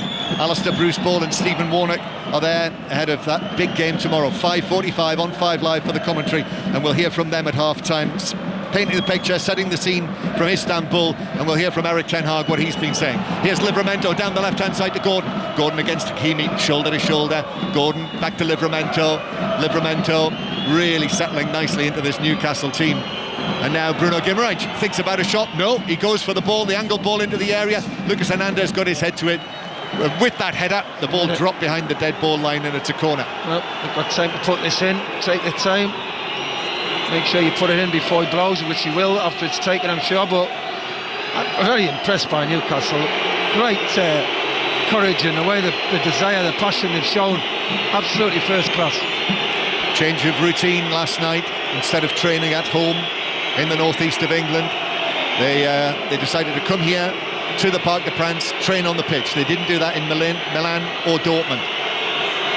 Trippier then with this first Newcastle corner of the match into the back post, but the referee says there's a foul by Lascelles on Ruiz, a push on him, and PSG want to take this. We're into added time, 3 minutes of added time at the end of this first half. Mbappe receives it near the halfway line. Mbappe trying to get away from Gordon, still going. He's able to work the ball infield towards Dembele, who passes it straight to Kieran Trippier. That's what the groans are about. And then Trippier, a long ball through the middle. This is for Isak to chase. Isak, nearly got the better of Skriniar, who just, even though he was falling down. Be a handball, was it? That's what Isak is saying. And Isak and Skriniar are almost going head to head. but PSG are attacking. Still Skriniar and Isak are at one another, with the ball on the left-hand side with Kolo Muani into the area. Mbappe with a touch, still inside the area. Trippier stepped off him. Mbappe bounces to Lee, back to Mbappe, still inside left side of the penalty area. Newcastle have got 2 men on Mbappe. Ball almost stationary. Plays it back outside the box to Lucas Hernandez. Final moments of the first half. PSG pressing for an equaliser. Out to Hakimi now on the right-hand side. Hakimi, but Newcastle are back in position. They're back where they want to be. Ruiz's ball hits Almiron, and that was poor from Ruiz, really. Still Newcastle haven't cleared it. Bruno Guimaraes, Cher stuck a foot in. He cleared it, comes back again. We're in the 3rd minute now, but there are 3 minutes of time at the end of this first half, so there is still time for PSG. Ugarte, Lucas Hernandez again. Lucas Hernandez to Lee, black hair bobbing. Lee to Mbappe on the edge of the area, puts one of his feet on the ball in those orange boots. Then back to Lee, Mbappe, space on the left, pulls it across, Dembele with a shot, and it's hit Cher on the edge of the 6-yard area. He was in the middle of the goal, snapshot straight into the... I think that was a goal. It doesn't hit Cher, that's in. But it hit him in the chest and bounced away, and that's a little stroke of fortune for Newcastle. Still they lead 1-0 Eddie Howe's side. Ruiz now. Ruiz back to Dembele. That latest opportunity that he had there. Dembele rolls it square. Lucas Hernandez. Lee again on the left-hand side. Back to Lucas Hernandez. Now further back, 25 yards out to Ugarte.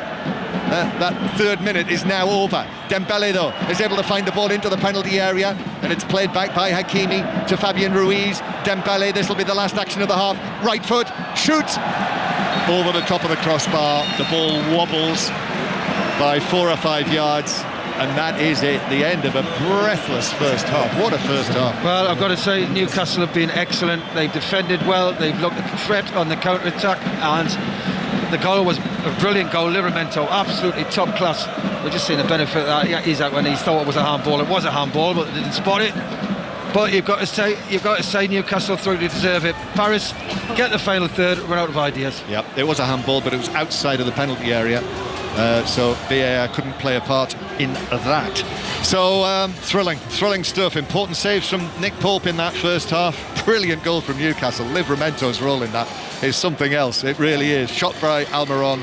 Donnarumma just palming it out into the path of Isak, who scored the only goal of the match so far. And right at the start, we talked about how this could be it in the Champions League for Newcastle this season. But they're still very much alive. Half-time here in the Parc des Princes. It's Paris Saint-Germain 0, Newcastle United 1.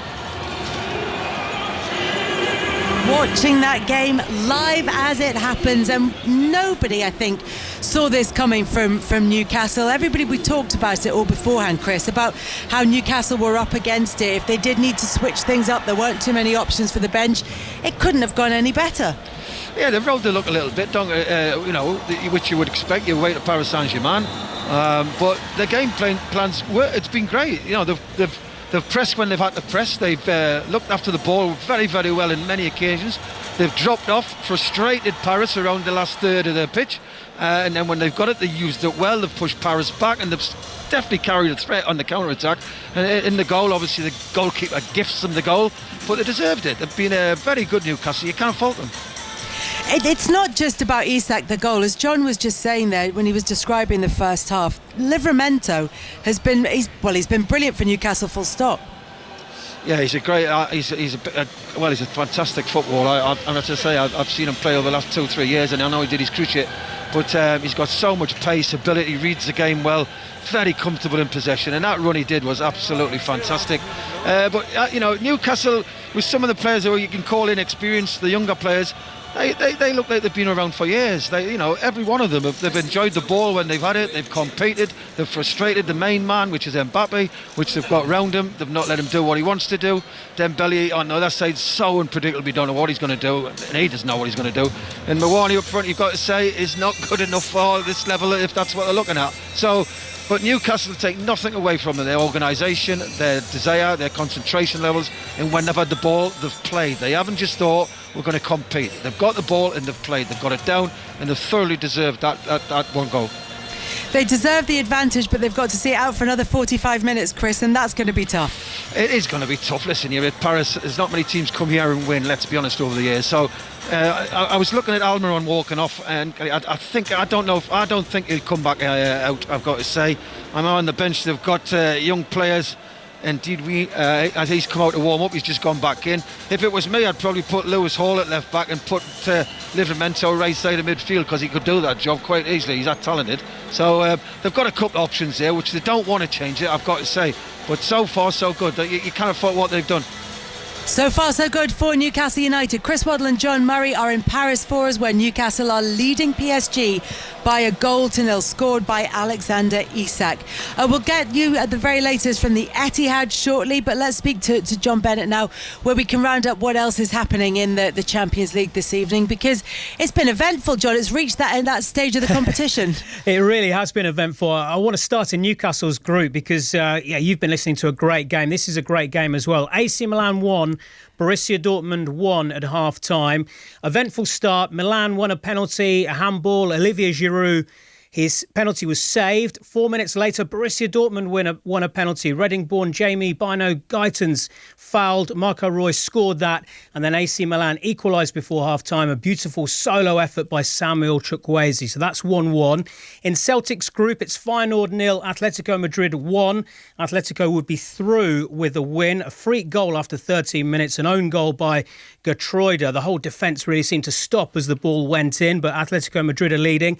And finally, in Group H, this is a really tight group, this one. And Barcelona, after not making it to the knockouts in the last 2 seasons, they were in trouble again. They went 1-0 down. At half-time, it's Barcelona 1, FC Porto 1. Pepe gave Porto the lead, deserved lead. They were fantastic in the match for the first 30 minutes. But then an equaliser, João Cancelo equalising for Barcelona, a powerful shot across the goalkeeper from an angle. Barca would go through with a win, but if they lose, Porto would be top on 12 points and Barcelona would be level on 9 points with Shakhtar Donetsk. And there was a minute's silence, Kelly, before the game to pay tribute to Terry Venables.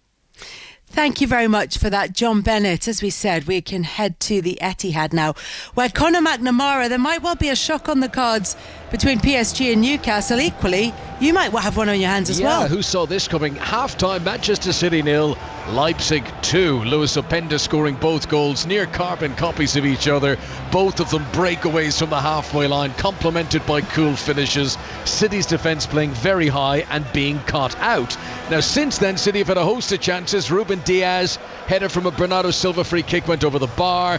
Rico Lewis played a lovely pass into Haaland on the edge of the penalty area, and the Norwegian's touch was uncharacteristically off kilter. We often say in these circumstances, Kelly, don't we? Haaland's had a quiet first half, but I bet you he'll pop up with a goal. It's not been like that at all. He's actually had loads of chances. He'd one where he absolutely took the leather off the ball on the penalty spot, blazed it too high, and then he did get a chance on target, crossed from the left, I think it was Grealish sent it in, and he powered in the header but straight at the goalkeeper. So he's had more attempts in the game, Haaland, than anyone else. John mentioned in commentary City's last home defeat in any competition was over a year ago when Brentford won here, and home or away City are unbeaten in 17 European games in a row. It's the longest unbeaten run of any English club in Europe, but it might be coming to an end tonight unless they can turn it around. For now, Manchester City 0, Leipzig 2. Conor McNamara, thank you very much for that. Let's round you up with what's happening in the EFL this evening, starting with the Championship, where it's goalless between Cardiff and West Brom. It's Coventry 0, Plymouth 0. Hull are leading Rotherham by 3-0. Middlesbrough 3-0 up against Preston. QPR 1, Stoke 1, and those games were 7:45 kickoffs. An 8 o'clock kickoff between Watford and Norwich. There've already been 4 goals in that one. It's 2-2 at the break.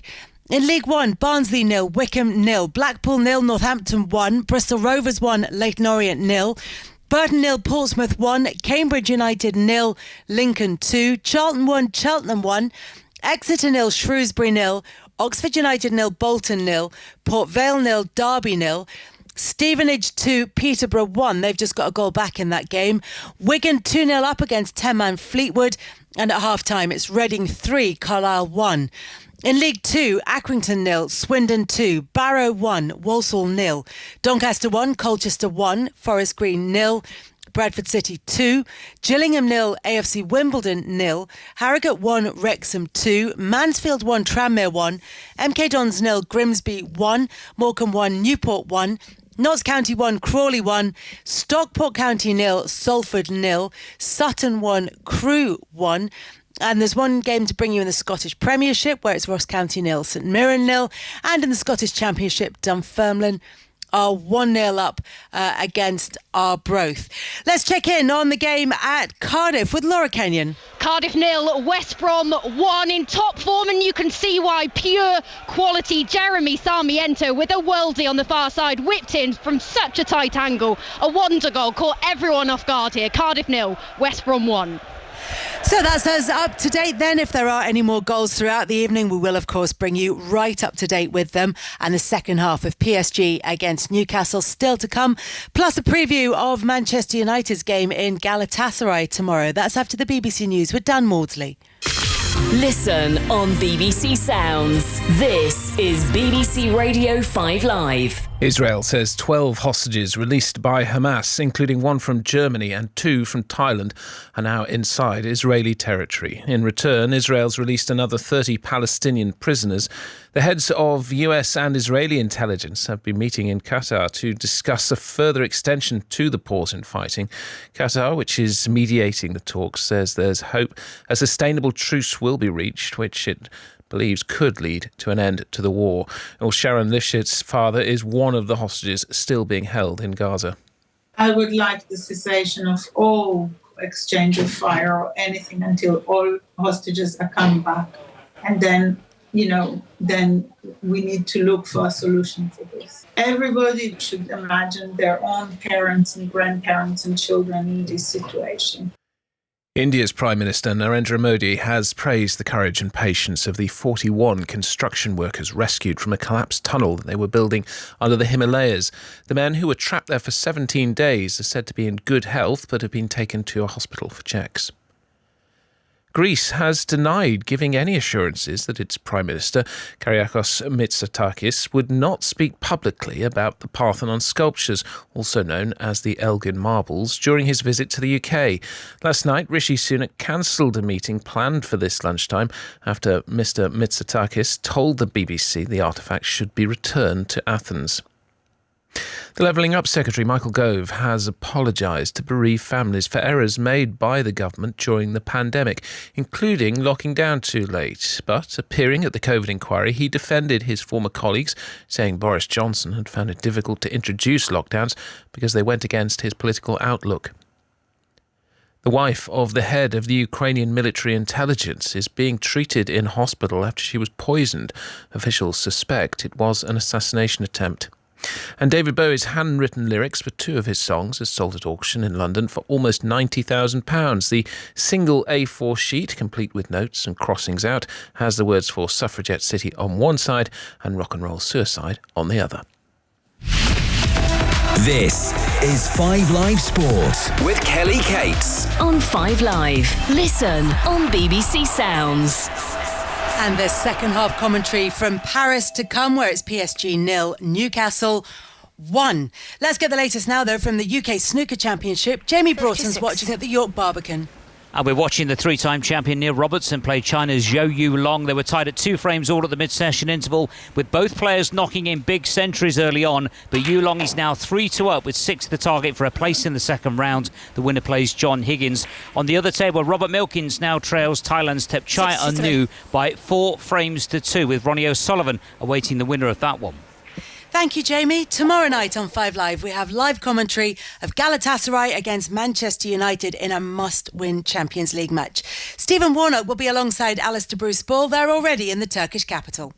Yes, it's fantastic to be here in Istanbul to bring you the commentary on Wednesday of this crucial game for Manchester United. We'll be live from the modern Ali Sami Yen Stadium, or Rams Park as it's also known. It's always an amazing experience to cover the games out here. I don't think it's going to be quite as intimidating for these Manchester United players as it was for the ones who played in the old stadium on the famous Welcome to Hell visit with Sir Alex Ferguson back in 1993. There's been some brilliant articles written about that this week. It didn't go Manchester United's way that day. They were knocked out of the Champions League, and I think, Stephen Warnock, they've got a very tough task ahead of them again in Istanbul for this game. Yeah, they certainly have. I think we saw for the first game at Old Trafford the capabilities of the team. The attacking players that they have on show are going to cause Manchester United problems. We know Manchester United have a lot of frailties at the back and leave themselves open and vulnerable. But to come away to Galatasaray to try and get 3 points, which is effectively what they need to get, is going to be a big, big task. Do we, as journalists and the media, make too much of intimidating atmospheres and what it's like to play in stadiums like this in front of football fans as passionate as these? No. I think you feel that when you're on the pitch as well. When you come out, you understand how difficult it can be. A lot of people say, well, it's just a football pitch, it's just an area of grass and there's no different to any other pitch, but it's everything that comes with that misplaced pass, the energy it brings to the home team. They move quicker across the ground, or so it feels anyway. So yeah, the atmosphere will have a big part to play in it. Some senior players will find it easier, but some of the younger players might find it very intimidating. We will hear more from Stephen and from Ali in the Football Daily podcast, and that'll be available to download later on this evening, where we'll have reaction to all the night's events in the Champions League. In Paris, Newcastle lead PSG by a 1-0. Alexander Isak scored in the first half. Can they hold them off for another 45 minutes? Let's rejoin our commentary team, Chris Waddle and John Murray. Yes, the PSG players just coming out. We're waiting for Newcastle. And Jolson leaning over the front of the desk here. Chris Waddle sitting next to me, just looking down on all of the beautiful people of Paris who are coming back from the various salons, as they call them, which are like the hospitality suites that I got a chance to walk through those areas last night, and all manner of French fancies and such like on high tables in there. So they'll have not to put it in too uncertain terms, stuffed themselves at half-time, and now they're coming back to their seats. Right, Paris Saint-Germain 0, Newcastle United 1, so we've got a story in our hands here, and the boos from most of the Parc des Princes as the Newcastle players come out. I don't see a sign of any changes for Newcastle. Is Almiron there? Yes, he is. Jogging out. Well, he looks fine. Saying that, he looked as though he limped there as he came to a stop, but no change from Luis Enrique and Paris Saint-Germain either yet. So Gonzalo Ramos on the bench, Vitinha on the bench tonight. So the PSG side, Donnarumma in goal, Hakimi, Skriniar, Danilo and Lucas Hernandez. And then in midfield, Ugarte with Fabian Ruiz and Lee Kang in either side. And then Dembele on the right, Mbappe on the left, and Randall Kolo Muani up front. As referee Simon Marciniak, and we saw pictures actually at half-time. The Paris Saint-Germain players had plenty to say to the referee before the teams came out of the tunnel at the start of the second half. He blows his whistle and off we go. Newcastle leading through that 25th minute goal from Alexander Isak, and Newcastle kick off, but PSG back in possession in the almost all blue kit with the red and white trim, white numbers on the back. Newcastle black and white striped shirts, white shorts and white socks. And Newcastle, as they started, Pope in goal. He's been very good. Saves, general all-round play from the Newcastle goalkeeper. Trippier, Lascelles, Cher and Livramento. Bruno Guimaraes with 17-year-old Lewis Miley and Joe Linton in midfield. And then Almiron and Gordon with Isak, the goal scorer, up front. And it is Newcastle who are playing from left to right, so they're attacking towards the end where their own supporters are. Joe Linton passing the ball through. That was lovely to Isak. Isak against Danilo in the box, still with it. Two defenders there. He flicks it back to the edge of the area, and then Miley, he hasn't done much wrong tonight, but he rather snatched at that pass, and PSG have got it back. Oh, what a chance for... Poor from Lucas Hernandez, gave it to Bruno Guimaraes, but in turn he's lost it. And now Kolo Muani playing it beyond Trippier down the left-hand side. That's the reason for the lift of noise that you can hear. Mbappe almost into the full-back position, and then playing it off the shins of Lascelles, who came across, and the ball skimmed away behind for a PSG corner. Going back the other one, he's got to shoot a quick corner here, John. Corner taken. It is Lee now on the left-hand side looking for Mbappe. Lee turning onto his right foot, in fact uses his left to give it to Hakimi, but a poor touch from him, and Newcastle, Bruno Guimaraes can play it away to the halfway line. Well, I thought that was going out, I must say. Gordon herring after it, and he was tripped by Hakimi. Free kick. It's a foul, it's a push. I don't know why he's holding his ankle. He wants to get back on the pitch. You're looking at the last chance they had there. Isaac's got to shoot. He's trying to make it so perfect and precise. Just pull the trigger. Goes through somebody's legs, deflects, could go in. Listeners to BBC Radio Newcastle are with us now as well, so welcome back to you. This is 5 Live and Radio Newcastle. BBC Sounds as well. All of the BBC's live radio is on there for you via the Sounds app. Free kick to Newcastle after that foul on Gordon. Playing it forward to Almiron is Trippier, and then Almiron couldn't find the pass back to Trippier. And actually, Newcastle did commit players down for the free kick, but that's poor from Lucas Hernandez. Poor touch, and the recovering Lascelles just ran into the path of it, and then Lee fouls Almiron, and it's a free kick to Newcastle. Goals coming thick and fast as the second half begins here. It's Stevenage 2, Peterborough 1. Goal back for Peterborough. As we heard, West Brom winning 1-0 against Cardiff.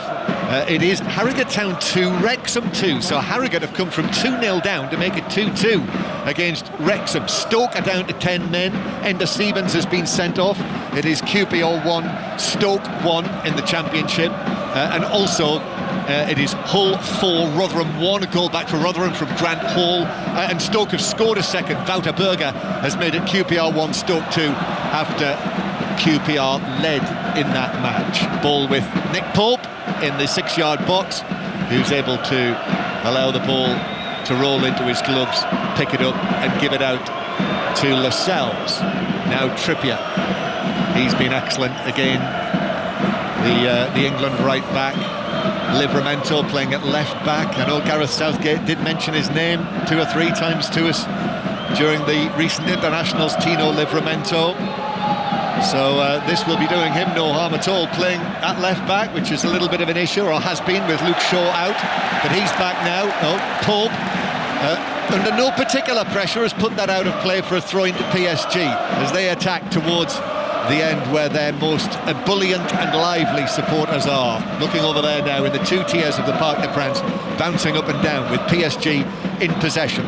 Hakimi on the halfway line. Lee, challenged by Bruno Guimaraes, that was good from him. And then Gordon has given it. He's got space over there on the left-hand side, running at Skriniar, takes it on. Skriniar did get a touch on that. Still Gordon in possession of the ball though, and then Skriniar puts in a firm challenge to put it out of play for a throw-in that he claims was his. And Skriniar's bounced the ball down, and referee Marciniak has decided not to take action against him for that throw-in. I think he had a point when we see the replay, John, but it was hard to see. So Newcastle composure, everything's very good, very impressed with Newcastle tonight. Yeah, excellent. The attitude, this has been by a country mile their best performance away from home in the Champions League so far this season, playing for their lives in the competition. Morecambe 1, Newport 2, so it's the second goal for Newport. Accrington 0, Swindon 3, Wigan 3, Fleetwood 0, they're down to 10 men, and Mansfield 1, Tranmere 2 are latest scores, goals in the other matches. 5 Live final score is in operation tonight. If you weren't with us in the first half, you can listen to this commentary alongside the video printer and the final score graphics. And tonight that is on the iPlayer, the BBC Sport website and app. 5 Live final score. PSG in possession. Burton 0, Portsmouth 2 now. Mbappe on the halfway line, skips past Trippier but not past Miley. The 17-year-old puts in the challenge on Kylian Mbappe. Then Mbappe's into it again, but Almiron just hits it away downfield. Newcastle doing a job. It kept Mbappe very, very quiet tonight. Mbappe, who's scored in his last 8 home starts in the Champions League. In fact, his manager, Luis Enrique, down there in his anorak, he's never lost as a manager at home in European competitions in 19 matches. But he's 1-0 down here, the former Spain and Barcelona coach. Champions League winning coach with Barcelona, remember. That's given away by Lee, but it bounced off Miley and is won back by Lucas Hernandez. And now on the left-hand side, it is Fabien Ruiz. Here is the PSG number 7, the French superstar Kylian Mbappe, hat-trick scorer in the World Cup final, when Simon Marciniak was the referee on that famous night in Qatar as well. Here's Hakimi on the right-hand side, back into Lee. 25 yards out, goes back centrally to Ugarte. Now on the left-hand side, Ruiz again. PSG just keeping possession, playing the ball from right to left and back again. Now it's on the right flank with Hakimi. Hakimi back towards Lee. Lee on his left foot, back to Ugarte again. It's almost hypnotic, this, as it goes from right to left and back again and back again. Lee, Ugarte in the middle of the Newcastle half. They've got everyone back behind the ball apart from the Swedish international, the goal scorer tonight, Isak. Still 1-1 in the other match in this group, by the way. Milan 1, Dortmund 1. It is also Blackpool 1, Northampton 1. That's a goal for Blackpool to equalise. And Notts County 2, Crawley 1 now. Here's Skriniar. And then Lee.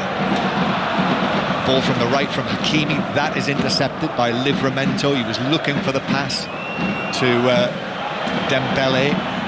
Bounces off Kolo Muani. Newcastle with Almiron. Was able to work it forward towards Livramento, but to Miley, but his they're doing a great job, John. 4-5, big lane of 5 across the middle of the park, frustrating Paris. Paris, look, they're trying to force it. They're running out of ideas. I don't know if he's got anything on the bench which can come on and change it.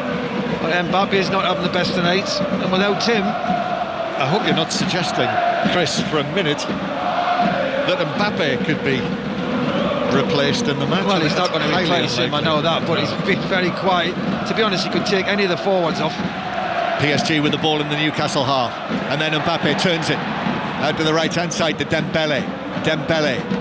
Livramento with him, so Dembele back to Lee. Heavy touch from him. That meant Bruno Guimaraes was in, and he's had his shirt tugged there by Lee. Yep, out it comes. It was out, Chris, even before you said it.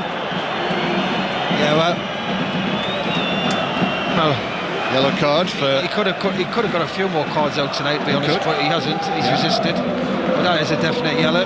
Newcastle just... It looks so easy for them. They just get behind the ball, frustrating. They're just playing in front of them, Paris. They've got nobody who's trying to get behind them with a run or a dribble. They're just playing in front of Newcastle. Newcastle are growing in confidence every minute. That is Chris Waddle with us here on 5 Live, former Newcastle United and England man who played here for Marseille on a number of occasions against Paris Saint-Germain, that great rivalry of French football. 1-0 Newcastle lead. Manchester City still 2-0 down, last we heard, or is it Conor McNamara? They've just gotten a goal back. Erling Haaland makes it Manchester City 1, Leipzig 2. Only once in his managerial career has Pep Guardiola come back to win after being 2-0 down at half-time in a Champions League game.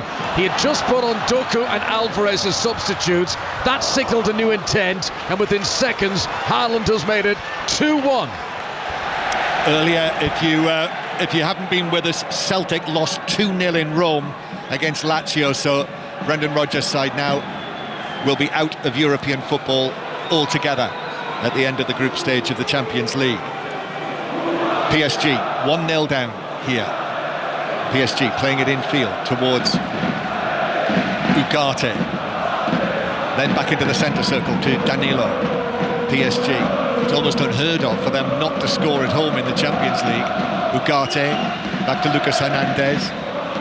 Lucas Hernandez, the excellent French international who, remember, picked up that really nasty injury right at the start of the World Cup a year ago. Now to the right-hand side, Dembele is going to try to bring it in from the right flank. Ugarte again, it is Lee who's playing it to the edge of the area. A little flick, Pope comes out, makes the save. Mbappe misses his kick. Now it's Ruiz, left side of the area, and then it's blocked away out for a throw. And Mbappe there in the middle of the penalty area. It bounced up, but he got it all wrong. Yeah, a little bit of lack of concentration by Newcastle there. Ball watching, a couple of runners off the ball, and they get in. Dembele nearly scores. Good save by Hope, but then we see Mbappe going for an acrobatic volley. Doesn't get it at all, miskicks it really. But that was the first time they've really poked us ever so well against Dembele. Yeah, slid out the Newcastle goalkeeper there. That's an excellent save. He was quick, sharp, over a short distance, down to the feet of Dembele as he burst through from the little pass from Kolo Muani. Still 1-0 Newcastle lead. 5 Live and Radio Newcastle. Anthony Gordon inside his own half, swings the ball towards the left-hand side to Almiron. Trippier on the overlap. Trippier passing it forward now to Miley, and then Trippier is able to shield the ball from Lucas Hernandez, who's not best pleased, and actually Fabian Ruiz has also got plenty to say for himself there. Fabian Ruiz and Lee Kang-in have actually switched positions. Yeah, they have, but it's no joy. They look scared, Paris. They're playing in front of Newcastle. Nobody wants to take any risk. Throw-in taken by Trippier, hooked away by Kolomwani.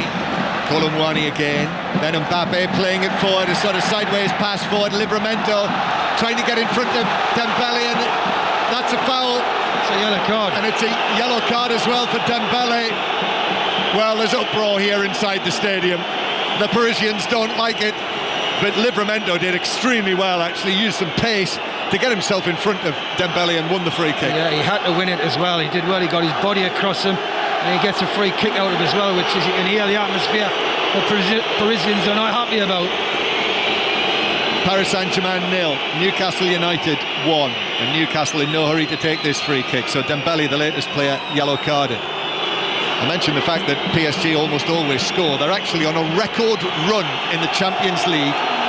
They've scored in their last 48 home group matches. Long ball forward, Gordon into the area, but defenders are there as well, and Hakimi and Skriniar did the job between them and were able to dispossess Gordon. And Lee will pass it out here to the left-hand side. Back it comes to the halfway line. Now Ugarte put under pressure by Bruno Guimaraes. And more goals to tell you about. Barcelona winning 2-1 now against Porto. They were 1-0 down, Barcelona, on the night. They've said goodbye, Barcelona, to your old manager Terry Venables, Chris. And I'm sure that was emotional. Barcelona, Terry Venables, a league winner there. Should have won the European Cup, really. Yeah, he should, yeah. With Barcelona. Feyenoord 0, Atletico Madrid 2. That's in Celtic's group, so that'll strengthen Atletico Madrid's position at the top of that group. Lee trying to play it through on the edge of the area, but Joe Linton stepped in and now plays it to Gordon, and Gordon breaks away over the halfway line. Only Isak available. Gordon then takes on Skriniar and goes down. He's chopped down. Skriniar's already been yellow carded, has he? No, he hasn't. That is one yellow card for Skriniar. If you remember, he might have picked up a yellow card in the first half, Skriniar. He didn't, but now he has. Brilliant. And Gordon was bursting through there, and I did wonder for a moment whether there might have been a case for a red card. Great counter-attack by Newcastle again, and yeah, if he'd been a little bit closer towards the box, John, he might have got a red. It's a deliberate foul.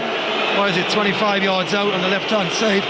Gordon does ever so well, carries the ball, uses his pace. Free kick in a great position. Yeah, Shea looks like he fancies it. Trippier's there as well. 1-0 Newcastle lead. We've got half an hour to go on this busy night of football. But here, as PSG are going to make a double change, Bradley Barcola's going to come on, so he's a right-sided forward, and Vitinha, the Portuguese midfielder, who's been a regular starter this season but not in the starting lineup tonight. But Newcastle have got this opportunity here. Trippier comes up and strikes it, hits the top of the wall, heads there, 5 of them leaping up, and it flicked off the top and over the top of the crossbar, and it's a corner to Newcastle. I think he had it covered as well, and the wall did its job. It jumped, deflection, corner now. Newcastle have been no rush to take this. Borussia Dortmund are in front again, Chris, in Milan, and it's Jamie Bino Gittens who's scored the goal, the highly rated youngster. Milan 1, Dortmund 2. So that is in this group, and also MK Dons 1, Grimsby 1, equaliser for MK Dons. Corner for Newcastle. The whistles because Newcastle are pushing it, taking as long as they can. Trippier to the back post. Players have gone down in the box, and it's given us a free kick to PSG for a foul by Cher. Danilo wanted to take it. I think Cher got in the way. It's now Barrow 2, Walsall 0.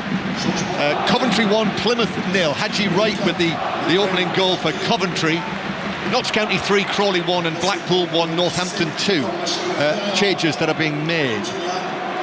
Ugarte coming off, and also Randall Kolo Muani, who's not had a good night. Chris, the centre forward, the number 23. He's been too kind. Good night. Off he comes. And PSG have got possession inside their own half. So Vitinha coming on into the midfield, the former Wolves man who's on loan at Wolves, didn't really get too many opportunities, but now here he is at PSG, a player who cost over 40 million euros. Vitinha on into the midfield, and Bradley Barcola, the number 29, the French under-21 international. Here is Lee, and now Barcola into action for the first time.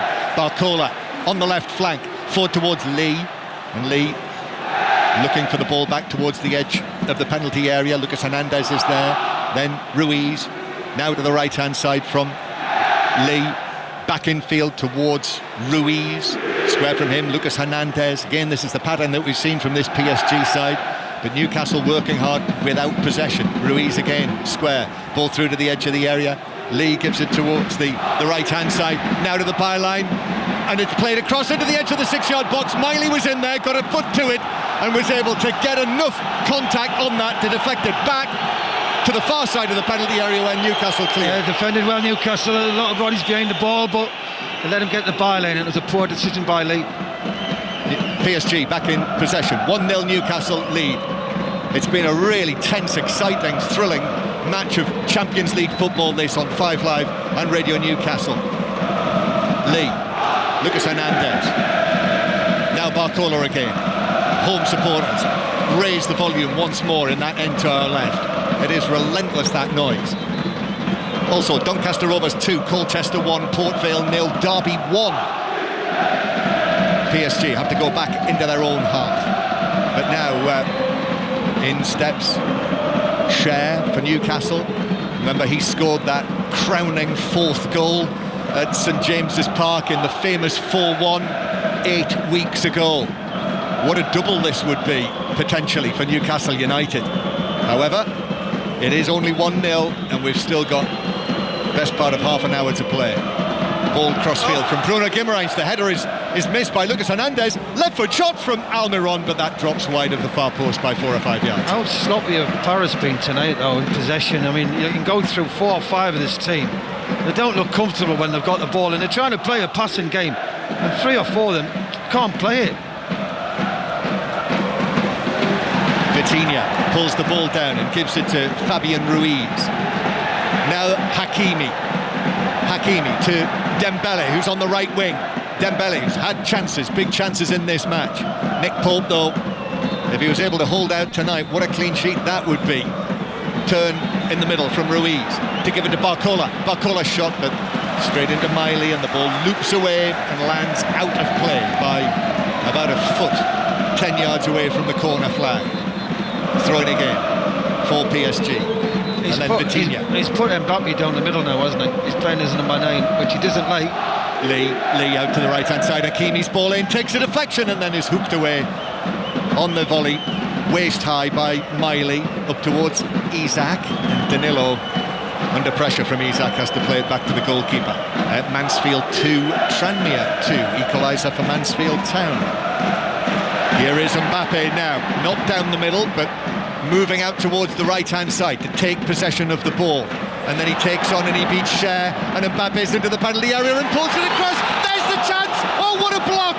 Barcola had the chance in the middle, and somehow that didn't end up in the back of the net. 6-yard box, shot goalwards. There were defenders in there, Pope as well, and between them they blocked it wide of goal. One bit of brilliance by Mbappe. There's a corner going to come in. Corner, no let up, in it comes. Pope is punching it away, but the referee says, hang on. Taking the corner again, but yeah, take it again. Bit of brilliance by Mbappe. We've not saw anything tonight from him. Drops his shoulder, gets the byline, picks it out. What a save that is. How they didn't score. Not sure if it was Pope or whether it was the defender, but however they did it. Here's the latest corner for PSG. That's headed away by Joe Linton, and it comes out again for Vitinha. This pressure is really cranking up now from PSG. Newcastle backs to the wall. Throw in again. Once more, Luis Enrique's side in possession. Luis Enrique's side, as I say, they've scored in their last 48 Champions League group matches, but not yet against Newcastle tonight. Excellent defensive display, excellent all-round display, actually. That goal from Isak in the first half after an error from Donnarumma. who fumbled the shot from Almiron after some brilliant work from Livramento, who's been one of the Newcastle stars again. Mbappe with a flick. Barcola! Oh, he shot into the side netting. He dragged it wide. The angle was tight. Pope at the near post, but he didn't even have to make the save there. Well, I've got to say, the last 5 minutes saw 2 bits of brilliance from Mbappe. That there was just absolutely outstanding. The little flick. He saw the runner, just cushioned it, a back heel. But what is Barcola thinking about there? He's never going to score in the near post. You've got to go across the goalie or go through the goalie's legs. That's 2 he's missed in 5 minutes. Just seeing it again, the earlier chance for Barcola, it was a save. Defender, he's got to score, John. He's got to score. Barcola. He's 5 yards out. He's got to score. And Trippier dived in, but that is an outstanding save by Pope. Absolutely terrific, diving to his right. You know, there's so little space between the shot from Barcola and the save from Pope. Just flung himself to his right, and the thing about it was to actually deflect it wide of goal from where the contact was made. That's 2 good chances Paris have had in the last 5 minutes. Now you've got to get back to the basics again, Newcastle, and not they're dropping too deep in my eyes, but they've got to try and squeeze up the field a little bit. They're in again. They're in again on the right hand side. Challenge from Gordon. The referee looks at it. Hakimi was the man who went down. This will go VAR. And he says goal kick. This will go VAR. Well, it will, of course it will. So the video assistant will look at this. We'll talk about it. So we'll come back. Is it midnight? And the referee says, hang on. Cheers. Yeah. It looks as though it's going to be a penalty. Potential penalty check. The referee stopped play. Everyone knows now. The PSG crowd know that this is likely to be given as a penalty for Anthony Gordon's challenge on Hakimi. Who played the ball? If Hakimi played it, it's a pen. If Gordon plays it, it's not. He slid in. Hakimi goes down. Obviously he will. Well, we're not seeing it.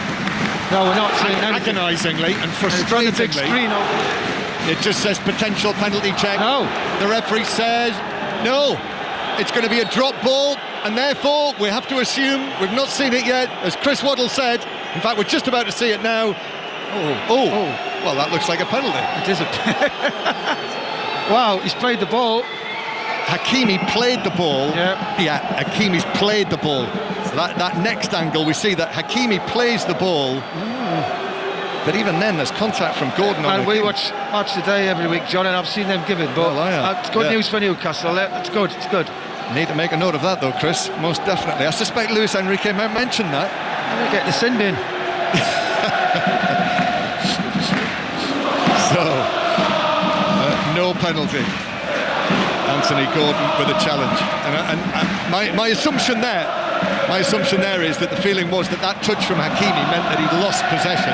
Well, that's what he's looking. He's overran it. Woody had got the ball. Yeah, before the challenge came in. Good decision. 1-0 Newcastle. We'll go back to Manchester in a moment, but here is Barcola again. Barcola takes on Trippier into the penalty area. There's another defender in there and it's blocked behind. Final touch off the Frenchman.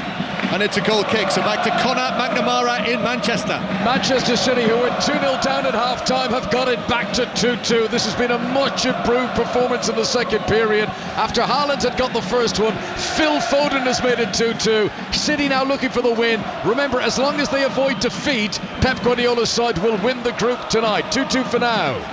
So, with the scores as they are, Manchester City going through as group winners. Dortmund. And it is now 3-1 to Dortmund. Milan 1, Dortmund 3. Karim Adeyemi with the third goal for Dortmund, who won home and away against Newcastle United. So that will take Dortmund to 10 points in the group. With this scoreline, Newcastle would go up to 7.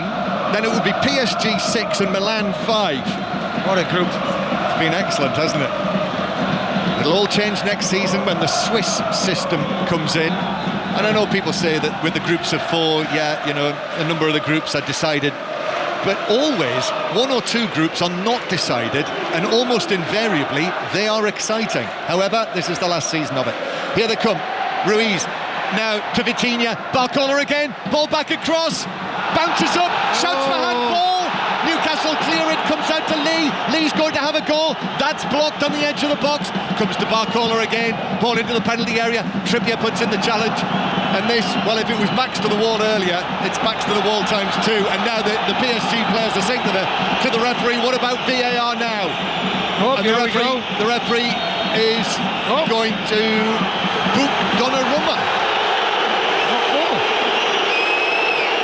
Well, Donnarumma was in possession of the ball, and surely it can't be for dissent, can it? What, from there? I'm trying to think what on earth, what other reason could it be that he's been yellow carded? It's going to show you. I think it's still. I was still looking at VAR. I think it's still out. Well, they must have seen he's that. He's given a free now, kick Chris. as well to Newcastle, hasn't he? We're about to see the incident that is being asked for, for a handball. It was Miley's arm that was away from his body. Oh, seen him given as well. It was like 45 degree away from his body, so they felt it was quite high up on the arm as well, actually. Whether it was near the old t-shirt line or not, I don't know. But anyway, what on earth's going to happen in this match next?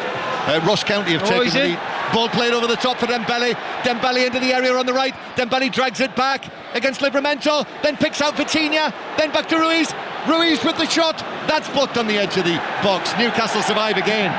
But back come PSG once more. The French champions with Barcola, foot to foot, then to Mbappe in the box, very tight, and then he flips it through, but it's cleared away on the edge of the 6-yard box by Cher. This is pressure. Newcastle are dealing with it so far. Ross County winning 1-0 against St Mirren, and Jordan White has scored in what is the one Scottish Premiership match of the evening. Also, QPR 2, Stoke 2 now. Lyndon Dykes with the second one for QPR. PSG, halfway inside Newcastle territory. Stevenage 2, Peterborough 2. Now back to Lucas Hernandez. 1-0 to Newcastle. We've got less than 25 minutes to go. Ball in towards the edge of the box. Sorry, less than 20 minutes to go. It's one-way traffic, Johnny. It is, absolutely. Deeper and deeper. Yeah. Isak, who's very much the lone front man. If some win this, Newcastle are able to hang on. There'll be, already there are numerous man of the match contenders for Newcastle, but probably Nick Pope would be right up there. In a minute, it's a black and white shirt, every one of them. Barcola into the penalty area, bounces away, Trippier clears, the referee spotted it's offside, it's a free kick. So, where are we? PSG 0, Newcastle 1. Newcastle would be going up to second in the group, because it's Milan 1, Dortmund 3. Manchester City going through as group winners. They've come from 2-0 down to make it 2-2 against RB Leipzig. Celtic are out of Europe, or will be out of Europe after losing 2-0 to Lazio. Latest scores in the Championship: Cardiff City 0, West Brom 1, Coventry 1, Plymouth 0, Hull City 4, Rotherham 1, I think it is.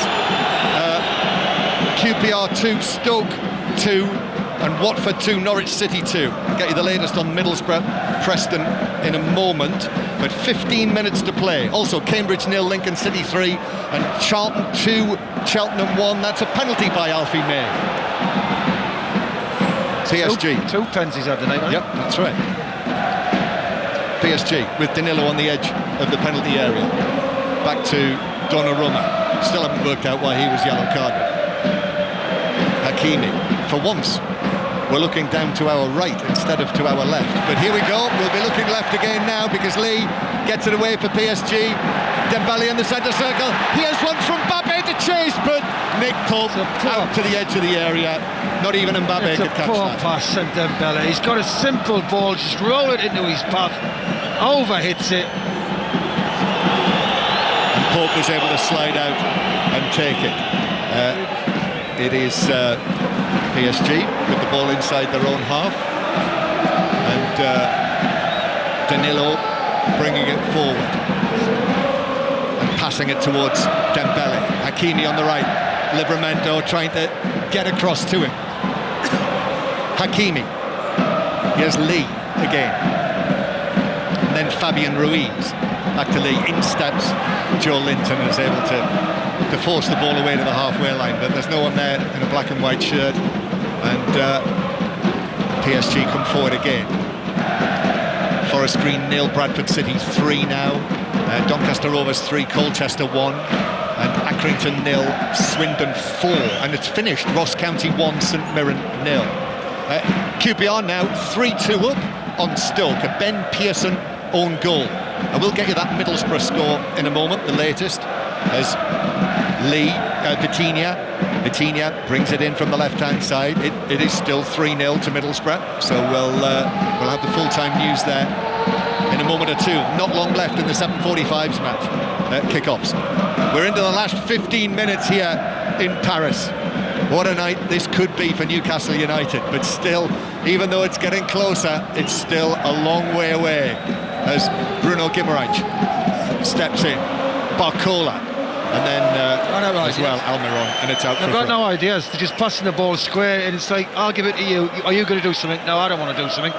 You have it. They're all, unless it goes them back, there's nothing happening at all. PSG back on top of the French league. But Newcastle with the throw, and it's hoisted away downfield by Bruno Guimaraes.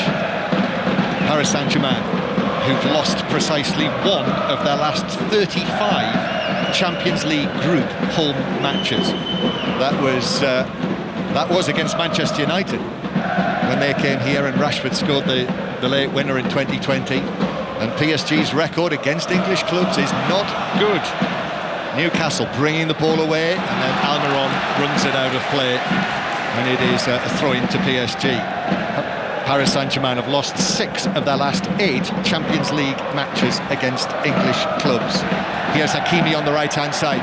Hakimi, Gordon trying to come across, cleared away by Cher on the edge of the 6-yard box, with PSG threatening again in there. Barcola it was who was closest to getting it. Now Lee on the right-hand side, into the box again. Newcastle having to stand up strong here. Lee takes it back out into the full-back position, crosses right-footed, but that's over everyone inside the penalty area. Bounces out to the right-hand side. Lucas Hernandez has joined the attack. Vitinha's there as well. Vitinha infield.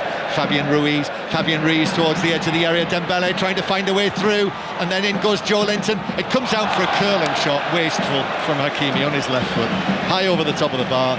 Behind, goal kick, PSG 0, Newcastle 1. And let's get the full-time news then from the Riverside Stadium on Teesside. Rob Law. Still playing here, 5 minutes of stoppage time, but Ryan Law's Preston have been all out of sorts tonight, lacking any real rhythm or composure on the ball. Borough could have had more, if truth be told, but Preston throwing bodies in front of everything. Borough 3, Preston 0, 5 minutes left to play.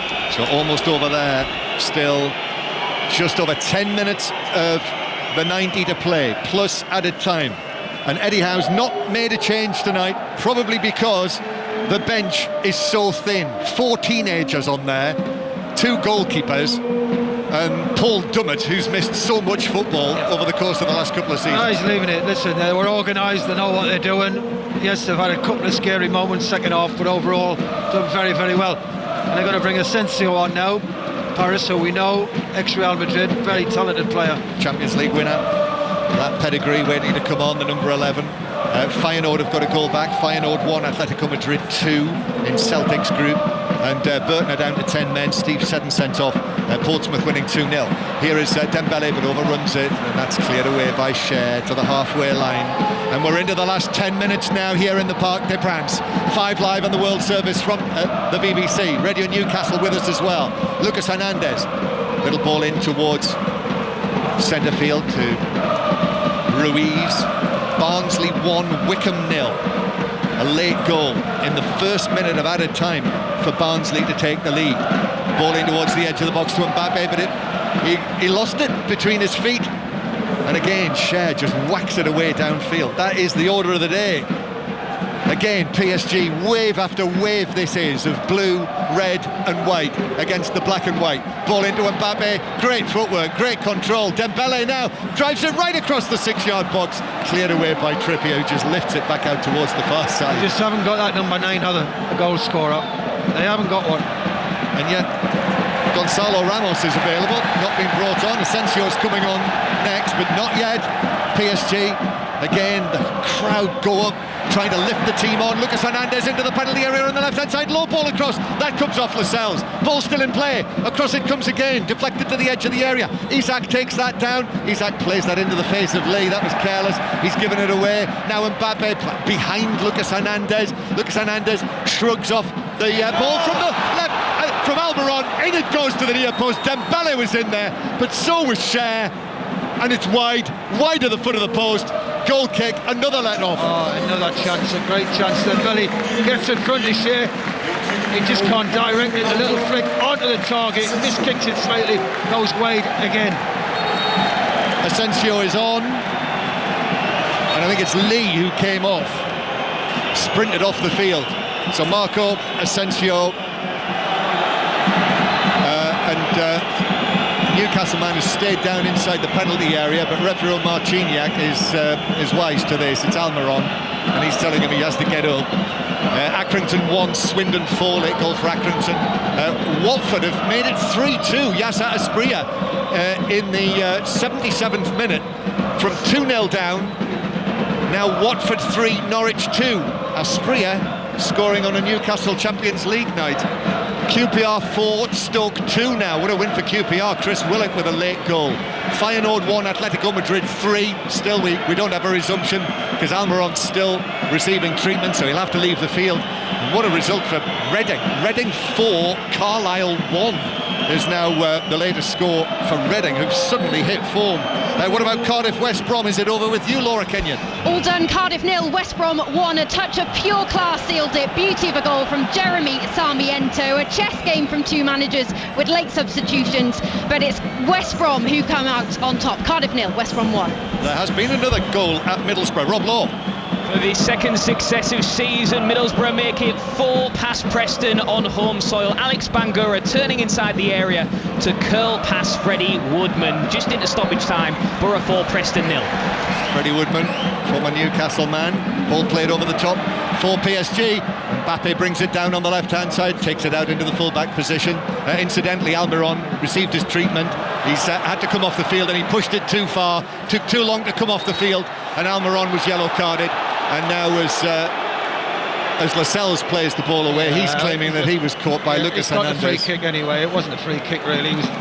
Newcastle are as any team would now. Yeah, well, Newcastle are managing the game. Everybody does it, why not? So, hey, they've been excellent today.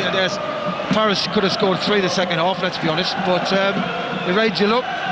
Been a very courageous performance. Accrington 2, Swindon 4 now, and Nick Pope to take this free kick. We've got 6 minutes to go. 5 Live and Radio Newcastle. Live here in the Parc des Princes. Tomorrow night, 2 commentaries from the Champions League. Live from Turkey, Galatasaray, Manchester United, and then Arsenal, Lens. And here's Newcastle with Trippier on the halfway line. That's given us a free kick. Trippier, it doesn't, he stops. He doesn't run the ball away. He's conscious of the fact that could be a yellow card. Ramos. And now another change. And it is Gonçalo Ramos, the exciting young Portuguese forward. Just 3 goals for PSG though so far this season, but he's on and he takes up the position up front. Big cheer for him. That'll tell you how popular he is. So Ramos is on alongside Mbappe for the final 5 minutes plus added time. Newcastle trying to hang on for another famous victory against Paris Saint-Germain. 2 in the space of 8 weeks it would be. But my goodness, how they've had to work for this. Vitinha to Skriniar, then out to the right-hand side to Hakimi. Dembele's available instead. The ball is into the penalty area to Asensio. Asensio gives it back out to the far side to Hakimi. Hakimi's cross, that's blocked up in the air by Gordon. Still in the Newcastle left-back area. Hakimi now... Bruno Guimaraes is in there as well with it. He's played it away, but he's given it away. And now the ball is played in left-footed, all the way across and into the path of Pope, who's able to pick the ball up on the bounce. Great ball in by Asensio. Barcola's just got to stick his foot out. He's had 3 chances, Barcola, since he come on. Should have scored 2, just couldn't reach that one. And it is, the full-time score is Middlesbrough 4, Preston 0. All of the football, all of the reaction on the 5 Live Football Daily in the morning, by the way, the podcast from BBC Sounds available every morning, which is where you'll get all of your live BBC radio as well via BBC Sounds. Accrington 3, Swindon 4, 2 goals back for Accrington, but Swindon still leading. Newcastle still leading here.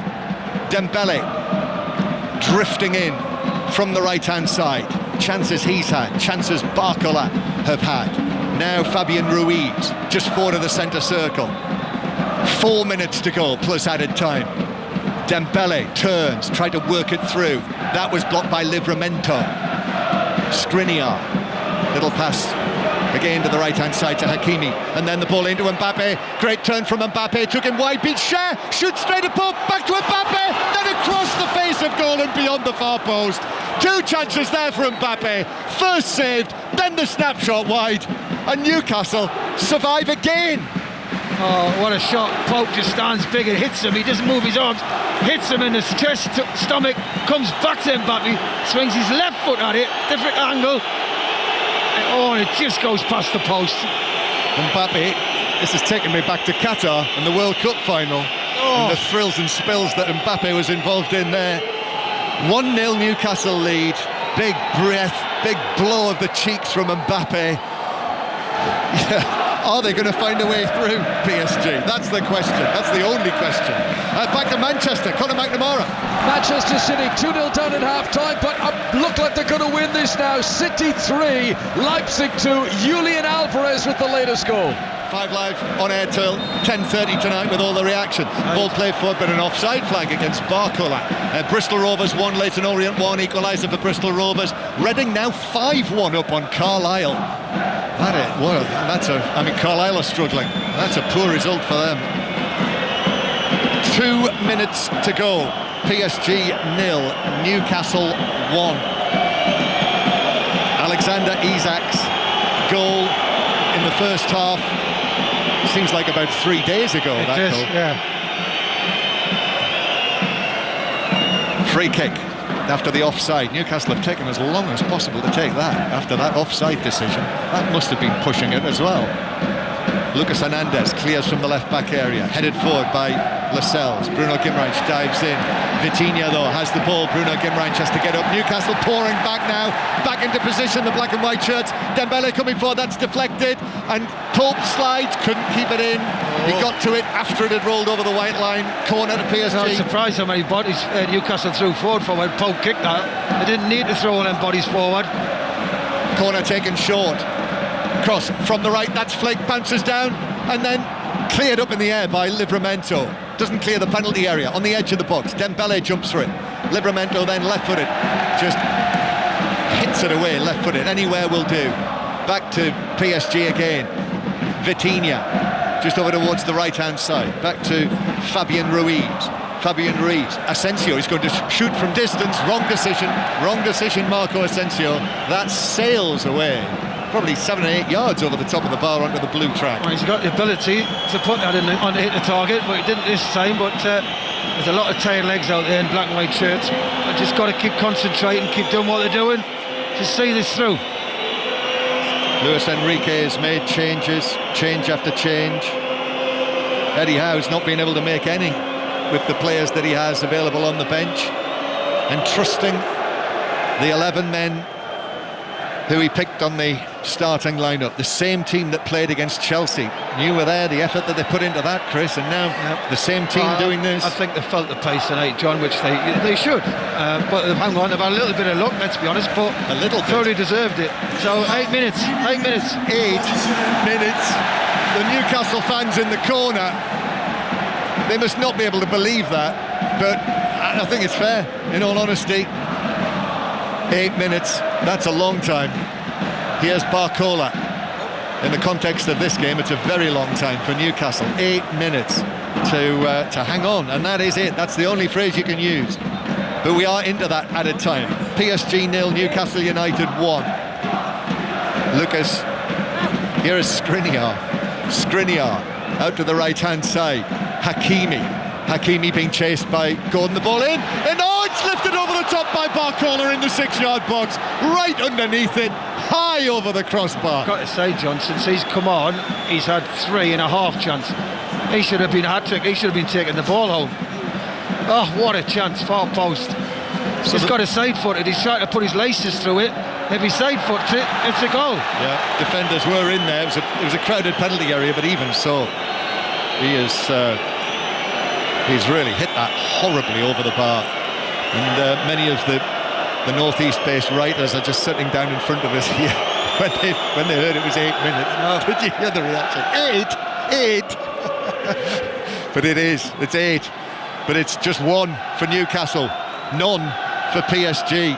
This is this team that's scored in every Champions League group match they've played since 2015. Real Madrid were the last team to stop them scoring in the Champions League group. Here's Dembele again on the right-hand side. Once again, in it comes, deflected, straight behind, over the hoarding. Another corner for PSG. We're in the 3rd minute of those 8 minutes of added time. Racing across goes Vitinha. Vitinha puts the ball on the quadrant. No messing about now, no fiddling about, putting it on the right blade of grass.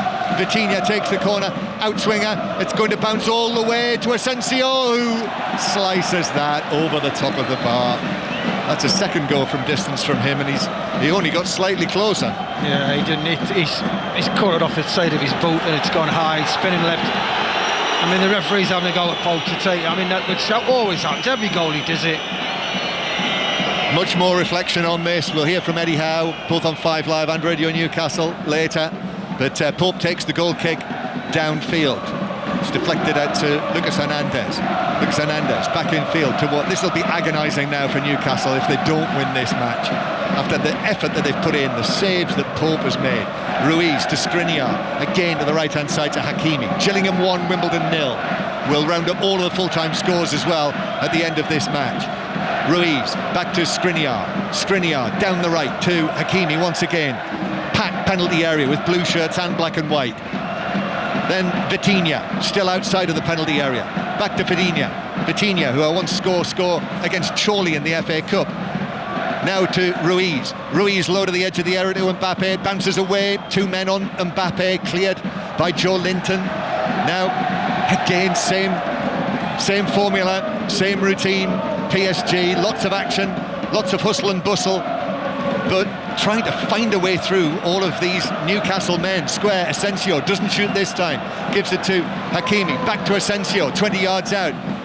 Then Skriniar behind him. Skriniar, we've now had almost 4 minutes, almost halfway through those 8 minutes of added time.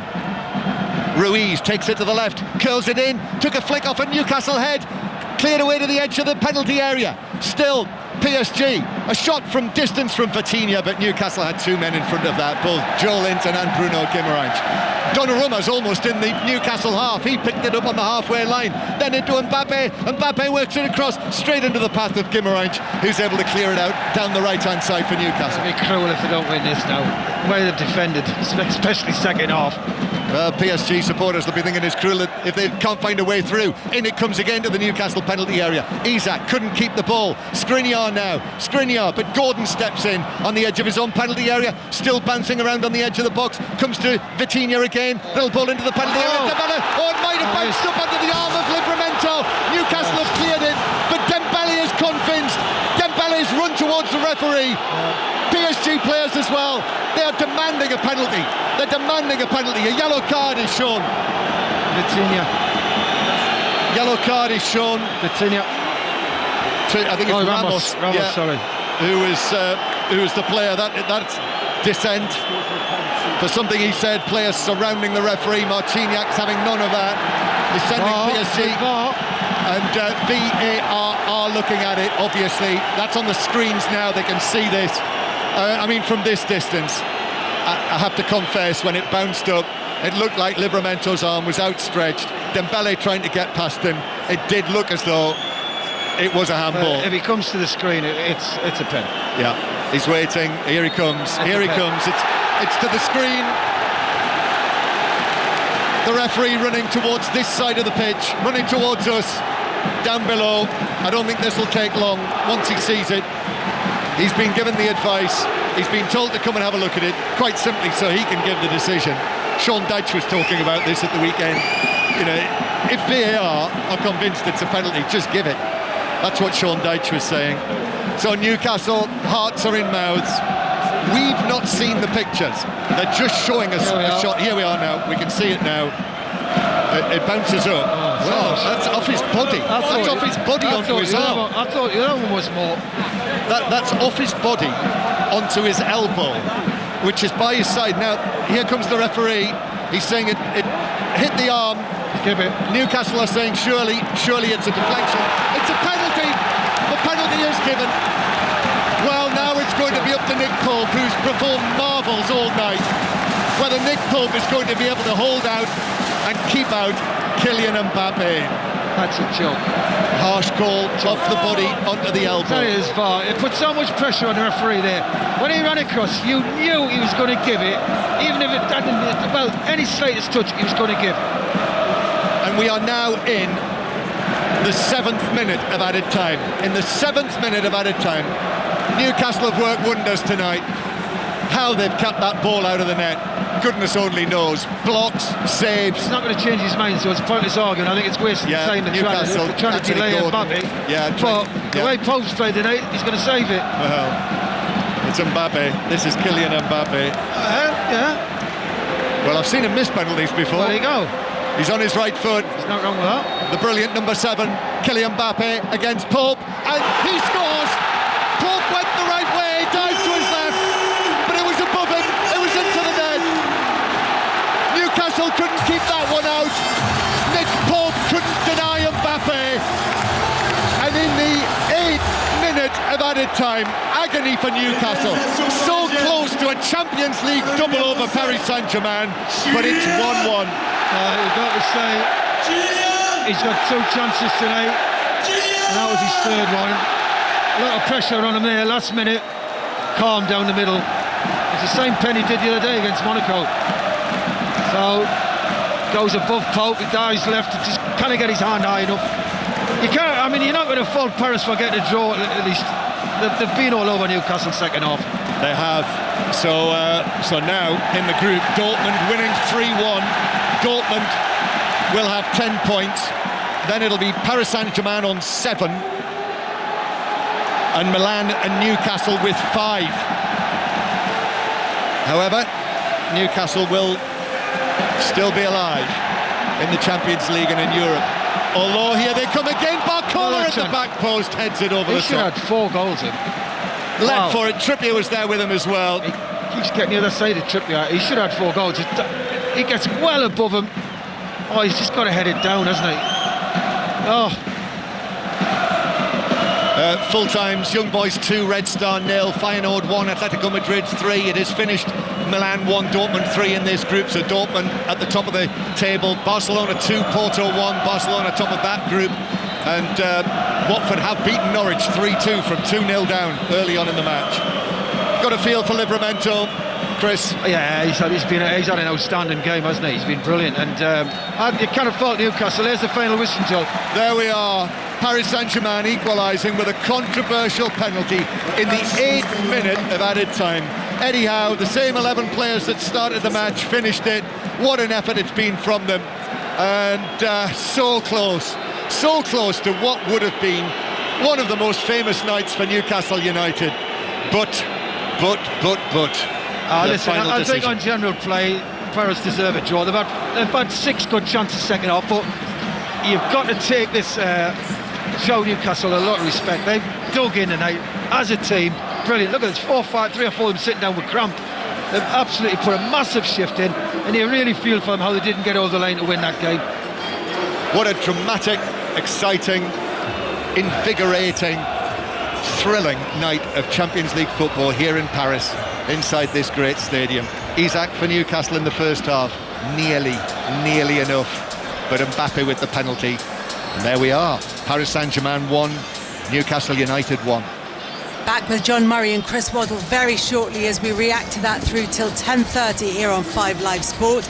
Manchester City have been in action against Leipzig. They only needed a point and they made hard work of it, Connor. They did. It was more entertaining than we might have expected. Leipzig scorching their way to a 2-goal lead at half-time. Lois Openda scoring both of the goals at the break. But City, who were sluggish and full of errors in the first half, were much more businesslike in the second period. And they were able to win it by 3-2 in the end. Haaland got the first of them. His 40th goal in the Champions League in his career. It's come in 35 games. Youngest player to ever get to 40 goals. Fewest number of games taken as well of all players. Foden made it 2-2, and Julian Alvarez with 3 minutes of normal time remaining. Manchester City beating Leipzig and guaranteed now to top the group. Manchester City 3, Leipzig 2.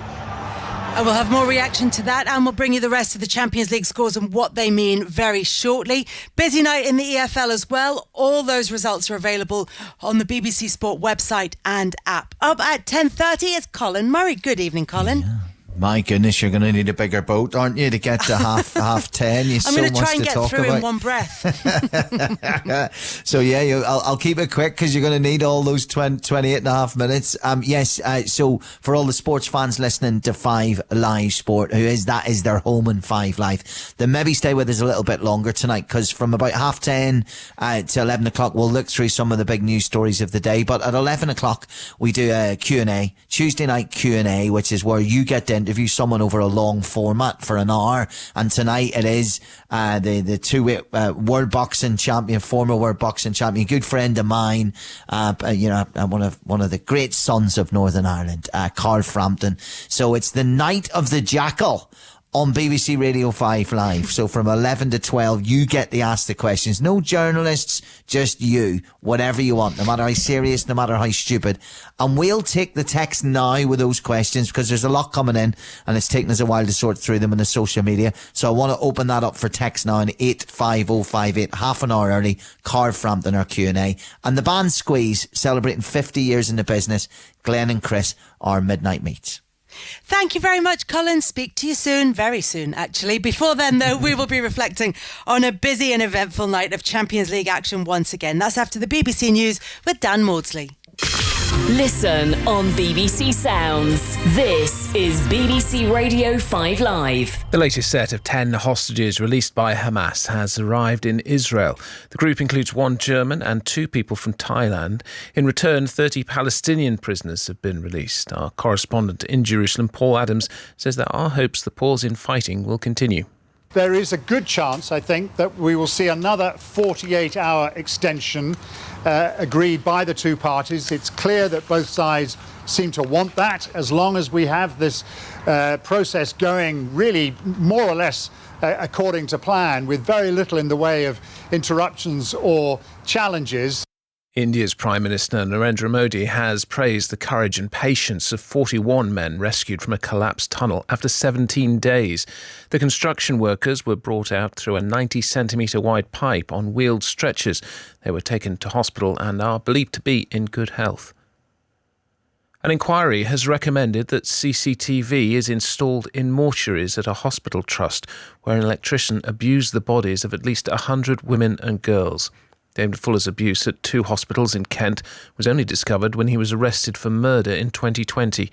The inquiry's chair, Sir Jonathan Michael, said there were missed opportunities to question Fuller's working practices. Failures of management, of governance, of regulation, failure to follow standard policies and procedures, together with a persistent lack of curiosity, all contributed to the creation of an environment where he was able to offend, and to do so for 15 years without ever being suspected or caught. The first transatlantic flight powered only by alternative fuel has landed in New York. The Virgin Atlantic passenger plane took off from Heathrow Airport earlier today. The flight had no fare-paying passengers. And the Met Office says people should get ready for potentially hazardous snow and ice overnight in northern and eastern Scotland, Shetland and Orkney, northeast England and East Yorkshire. Temperatures are forecast to drop as low as -6. BBC Sounds. A mystery that gripped the world. Police are investigating the murder of an MI6 worker whose body was discovered in a flat in central London. Investigating the death of a Welsh genius. The body found inside a bag, secured from the outside, is suspicious. In a brand new true crime podcast. This was a young man who was brilliant, who met a very unusual and grisly end. Death of a codebreaker. I just thought, this has been set up. Listen first on BBC Sounds. This is 5 Live Sport with Kelly Cates. On 5 Live. Listen on BBC Sounds. A dramatic night of Champions League action. Newcastle had a last-minute controversial penalty scored against them. It was awarded to PSG. They levelled the scoring to 1-1 in added time there. Elsewhere, Manchester City came from 2 goals down to beat RB Leipzig 3-2. Earlier on, Celtic went out of Europe with a 2-0 defeat by Lazio. Let's start in Paris, where, John Murray, there's a lot to get through. Quite the night this was in the Champions League here in Paris, and ultimately agonising for Newcastle, who were seconds away from what would have been a famous double over the French champions. But for a final Dembele burst into the box, the ball bounced up, hit Livramento's body and then his elbow. VAR stepped in, awarded a penalty, and Kylian Mbappe did the rest to make it 1-1. To that point, it was a textbook away performance in Europe by Eddie Howe's injury-hit team. They snatched the lead in the first half when Livramento's extraordinary run, Almiron's shot and Donnarumma's fumble teed up Isak to shoot Newcastle ahead. But all the chances PSG had from that point on, and before then as well, for the remainder of the match, blocks, saves by Pope, who was quite outstanding, penalty appeals as well that didn't go PSG's way. Amazing night, and agonising in the end when that penalty hit the back of Newcastle's net. So 1-1, and that means that in the group, Dortmund 10 points, PSG 7, and then Milan and Newcastle on 5 points. And of course, still to come in this group, Newcastle's final match at home to Milan, and also PSG have got to go to Dortmund. So those are the final 2 matches. But Newcastle are still alive in the Champions League because of all of this. Yeah, it's all still open in the Champions League, in their group, certainly. But Chris Waddle alongside John Murray. I mean, in many ways, as John said, that was a textbook away performance from Newcastle. Even if they rode their luck at time, it was so disciplined, and then they made the breaks forward when they needed to. I think you're looking at guts, honesty. They just give everything for the shirt tonight. They work their socks off. They rode their luck second half. I mean, Barcolo come on, he could have 3 or 4 goals. And they went deeper and deeper. They obviously felt the pace of the game. They were tired, hanging on the last 15 minutes, and you just thought they're going to get over the line. It was a great gutsy team performance, and when it's like that, yes, I know Paris will probably say they deserve something from the game, and rightly so they do, but when you see performance like that and it goes so far into the game and they equalise with 2-3 minutes to go, it was a shame for Newcastle, because as I say, they put in a massive performance, and he couldn't really bring any subs on because he ain't got the squad. The players on the bench weren't going to affect the game, really, let's be honest. So he had to go with that 11, and they felt the pace. And as I say, Pope and goal, when called upon, made some fantastic saves tonight. And it was just a great team performance, very gutsy. So now, just looking at the group now, Kelly, with this, because Newcastle's goal difference is superior to Milan's, and they've still got Milan to play.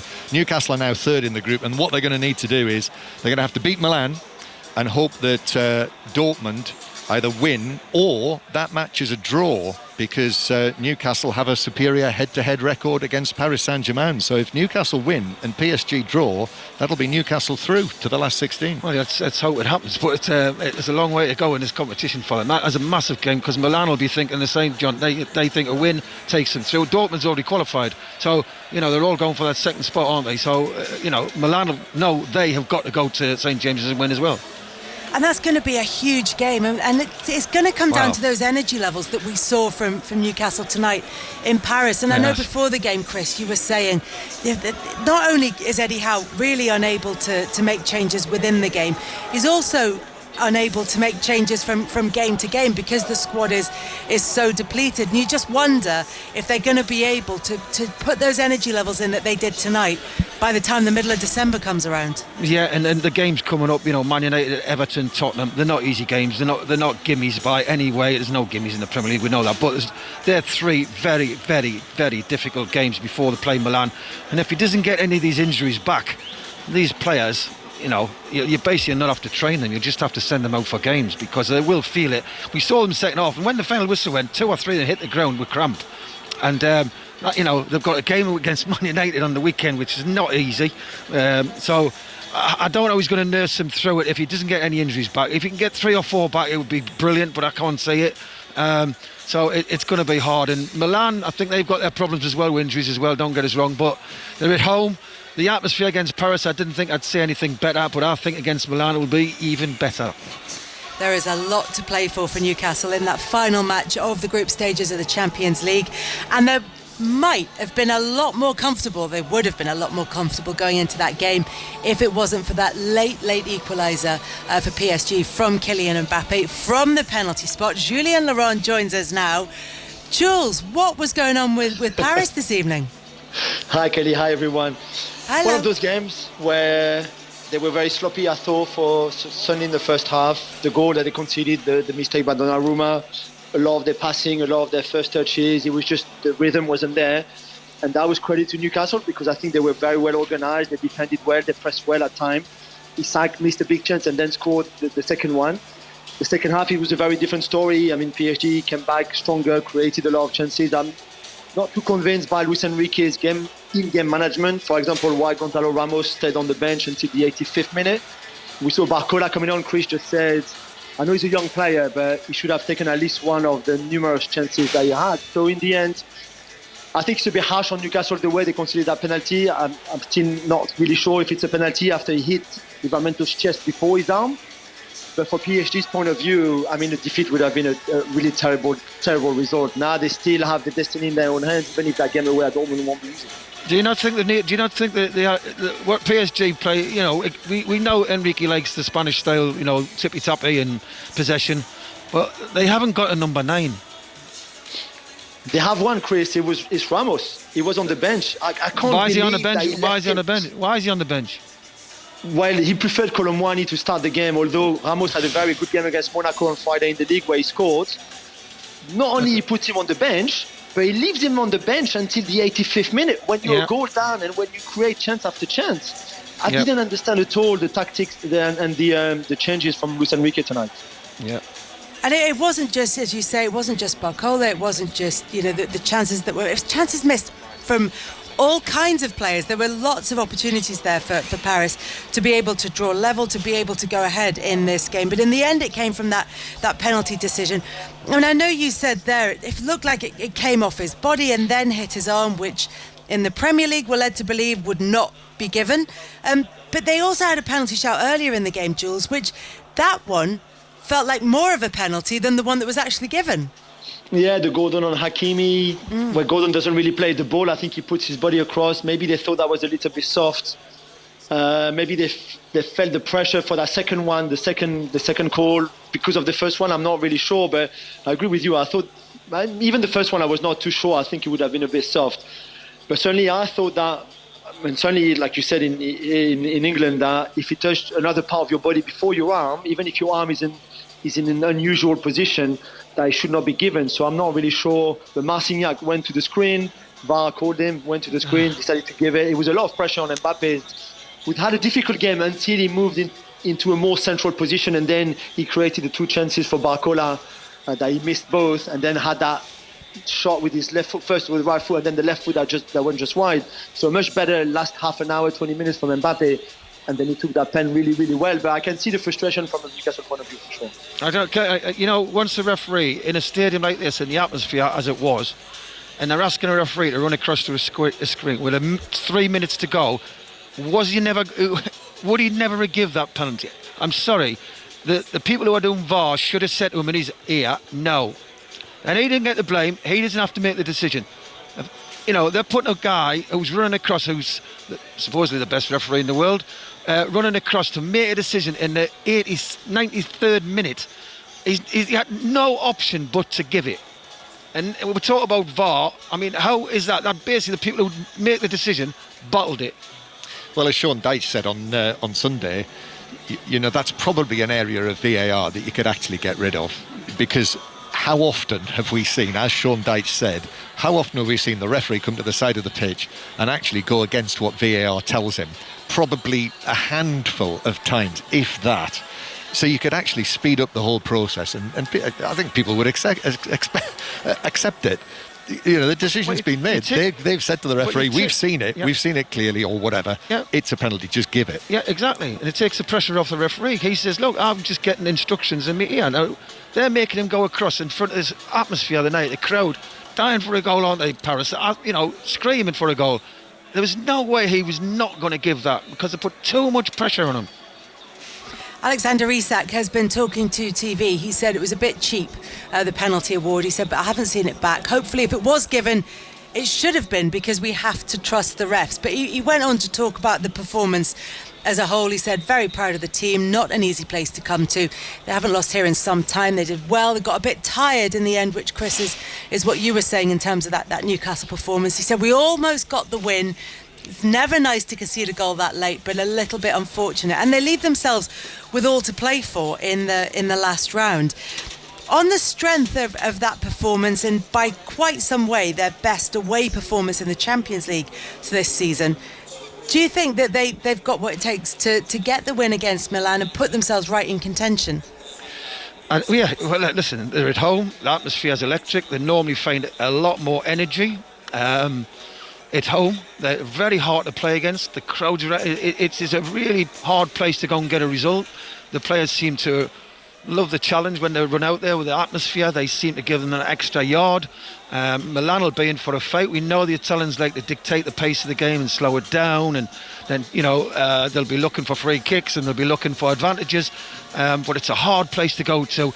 I just worry about the injuries. If he can get some back, great. If he has to go with this squad for the next 4 weeks, I feel for them, because I think it is demanding. The Champions League is very demanding, by the way, and the Premier League is. So it'll be interesting to see how the fitness of these players lasts over the next 3 weeks. And don't forget as well, that Milan game, there's the potential for a little bit of edge there because of everything surrounding Sandro Tonali's transfer from Milan to Newcastle. Who knew what about? It's a big story about the whole the betting business that he was involved in. The good thing with this group, Kelly, is there's no bad games. They're all games when you look on paper and go, wow, two big clubs. And Newcastle, Milan, we saw the first game. Milan should have put them to bed, let's be honest, in the San Siro. I watched that. And they'll be confident about coming to Newcastle. Newcastle know they've got to win. So we're in for an unbelievable game and an unbelievable atmosphere at St James's Park. Yeah, I have to say, Kelly, I don't know about you, I don't know about Jules, maybe he loves the idea of the Swiss system next season, Jules. But, I understand that people say, oh, well, very often the groups are sorted out and all, but there's always 1, 2 or 3 groups which are absolutely thrilling at the end of the Champions League, groups of 4. Go on. No, I was going to say, and to be fair, John, from the draw, when the draw was made, we knew this group would probably go to the wire. There's other groups which, okay, those two are going to qualify maybe a game or two before the end of the group. With this one, a lot of us thought, okay, this is so tough and tight, and all the teams are pretty much at the same level, more or less, that this could well go to the wire, and we could all be in until the 90th minute, in match day 6 in 2 weeks' time, with still not knowing who's going to be the top 2 of the group. As Chris said as well, there's no bad games in this group, and the final one between Dortmund and Paris is going to be fantastic. And Jules, Paris know that they only need 1 point to make sure that they qualify for the knockout stages of this competition. That's if...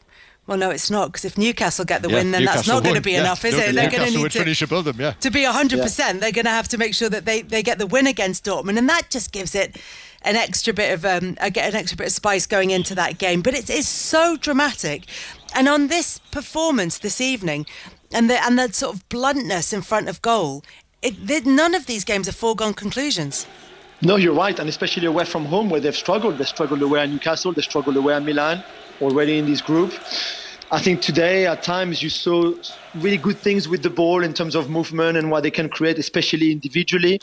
But also some worries. And you go to Dortmund, who are a bit up and down. You're never really sure with Dortmund what kind of Dortmund you're going to see, and we see that in the Bundesliga as well. But what a game this is going to be. And again, this could well go down to what happens in the last few minutes. It could happen. It could be down to one of the decisions, like we saw tonight, for example, as well. And it's just incredible, because for whoever's going to try to do the permutations, you can have a draw between PSG and Newcastle, and a draw between Milan and Newcastle. That will impact the Dortmund PSG game, and same the other way around. So even the permutation are going to be a nightmare to try to do before we even get to match day 6 in 2 weeks' time. I just can't wait. But I think in terms of stress level, for the Newcastle fans, for the PSG fans, for Chris, me, for everybody, it's going to be a very difficult night in 2 weeks. Julien, thank you very much for joining us and sharing your stress with us. Thank you. Thank you to Julien Laurent there, as always. Look, Chris, this is going to be an extraordinary final round of games in this group, with pretty much every outcome on the cards is possible. It's going to be very, very stressful. And I think in the time between now and then, the Newcastle club psychologist, the physios, everybody on that side of things is going to have to be working double shifts to try and get these players ready and on point ahead of this game against Milan. Most definitely, it's going to be overtime. Listen, these players, they've got, as we've talked about the games they've got coming up before they play Milan. And as I say, we don't know the injury situation, how many's going to be back in the next 2-3 weeks. You look at the bench tonight, 2 youngsters, 2 goalies. They couldn't put anybody on. They didn't really thought, well, what can we put on? That's got to change up by the time they play Milan. How will Dortmund shape up because they've qualified against Paris? Will they think we're still in the Bundesliga race, we can rest 4 or 5 players? And it happens, and it's not saying to Dortmund, oh, you're throwing it, you're letting Paris win. It's, they've earned the right to do what they want to do in their final game. I'm sure they want to put a performance on in front of their fans. But it'll be interesting to see their team and their strategy, what they're looking at. Paris know they've got to go there and win it. And Jules just said there, Dortmund are very, very unpredictable. You don't know what you're going to get from Dortmund. So there's a chance Paris could go there. But Newcastle, for me, look after yourselves, win. The worst you're in the Europa League. And yes, it's not what you want to be, but that's what you've got to look at. And if they play like they did tonight at home, I'm sure they'll grind the result out. But the game at Newcastle will be as hard as it was tonight. But if Paris went to Dortmund and won, that means Paris would win the group. Yeah. They would be level on points with Dortmund. They would have a better head-to-head record. And of course, we always say it every year. You want to win the group because of the theory that would lead to more likely a better draw. I think they will want to win the group, but if they've got a game on the Saturday and they've played the Saturday before, before they look at the fixtures, they might say, I need to rest 2 or 3 players because the league's very important to them. So, they're in the driving seat. So they might do that. Paris Saint-Germain have lost both of their away games in the group. Yes. Well, you can Newcastle see why. And Milan. You can see why. For me, they haven't got a number 9. And, he said that Ramos is a number 9 who scored, played well. Brought him on the 89th minute. I mean, if he's a centre forward, why you got him on the bench for that last minute and he's chasing a goal? So that's their problem. So, yes, they'll dominate possession. But Newcastle's got everything to play for. They've got nothing to lose, put it that way. There's so many things to talk about between now and then, and we will find out in mid-December exactly what happens in the final round of matches in that group. For now, then, thank you very much to Chris Waddle and to John Murray in Paris, where Newcastle almost pulled off a famous win. Elsewhere in the Champions League, Manchester City finished top of their group after a 3-2 win at home against RB Leipzig. Conor McNamara is at the Etihad. It didn't do it the easy way, Conor. No, first time that Manchester City have ever come back from being 2 goals down at half-time in a Champions League game to win it. So it was dramatic, and the eventual winner for Alvarez came right at the end. In the meantime, Haaland had scored. He made it 2-1 early in the second half. His 40th Champions League goal, and he overtakes Ruud van Nistelrooy in terms of the player who's done it in the fewest number of games. Van Nistelrooy got his 40 goals in 45 games, and that seems an incredible record in the past. Haaland has devoured that. 40 Champions League goals in just 35 games in the competition. And poor Luis Openda, who scored both goals for Leipzig in the first half, thought he was going to be the hero, but he ends up a bit of a footnote in this one. It is the 7th season in a row that Manchester City have won their Champions League group. They are pole position guaranteed now with a game to spare, and their unbeaten run in Europe, both home and away, which is 18 games, and at home, which is 28 games, they both live to fight another day. Conor, it was a pretty strong lineup to start with for Manchester City, but what changed in the second half? Who made the difference? Yeah, mindset. Look, there's no doubt Doku came on and made a big difference. It was more the mind shift. Doku and Alvarez are both brought on as a double substitution about 8 minutes into the second half. Within seconds, Haaland had scored. Now, it's not necessary that they did anything on the pitch, but I just think the mood in the crowd, Pep Guardiola, hooking 2 players, mindset shifted. Haaland took his goal very well at that stage. And then from then on, there was just the scent of blood, if you like. Leipzig began to doubt themselves. City, who'd been so wasteful. I think Rodri, who's an incredible player, probably had the worst game I've ever seen him play for Man City. He gave it away so many times. Ruben Diaz, arguably fortunate not to have been sent off in the first half. He was on a yellow card. He was involved in another bad challenge he got away with. Bad day at the office for the opening 45 minutes. But Manchester City, to be fair to them, they looked what you'd expect of a reigning Champions League holder in the second half. And a little bit of, the little point that stood out for me with the Alvarez winning goal that I think maybe sets apart that real quality that Manchester City have. It reminded me of the famous Sergio Aguero win the league against QPR goal. He's in the penalty area. It's 3 minutes to go. You expect him to rush it, and he didn't. He just took another touch to really steady himself, and then he stroked it home. And that quality saw Manchester City through in the end. So a very good second half, which Pep Guardiola hopes will just paper over the cracks of a terrible first half. Connor, good to talk to you. Thanks, Thank Kelly. you very much. Thank you. That is the English clubs then. A 1-1 draw for Newcastle, a 3-2 win for Manchester City. John Bennett is with us, and Celtic had to get a win tonight against Lazio. John, but their European hopes are over altogether. Yes, a 2-0 defeat against Lazio in Rome. Also, their hopes over of Europa League progression as well. 15 matches now without a win in the Champions League. It wasn't a bad performance in Rome. Solid first half. They frustrated Lazio. Second half, they actually had some chances. Kyogo with the best of them, a shot wide. But Lazio had a trump card to bring off the bench. Their star man, iconic striker in Rome, Ciro Immobile, surprisingly started on the bench. He came on in the last 10 minutes, scored 2 goals in 3 minutes. Celtic had a penalty overturned by VAR in injury time just to rub salt into the wound. So another disappointing night for Celtic. And for Brendan Rodgers in the Champions League, played 23, 1-4 with Celtic. And we can hear from the Celtic boss now. The group of players gain more experience at the level. They've shown that they can compete in a lot of the games, but we need to add quality. That's the glaring thing that stands out really within this squad. And like I said, if we can get those players available that they're on the sideline, add to that, then like I said, we can grow again and push forward. I think it's important for us to be in this competition. People will look at it and think, well, you've only had 1 point and you struggle, but it's still important for us as a club to be there to help players develop and grow and keep looking to achieve. So yeah, I think that they'll learn from it for sure. And that was Brendan Rodgers talking about the learning experience for Celtic in the Champions League. John, Group H has been one of the...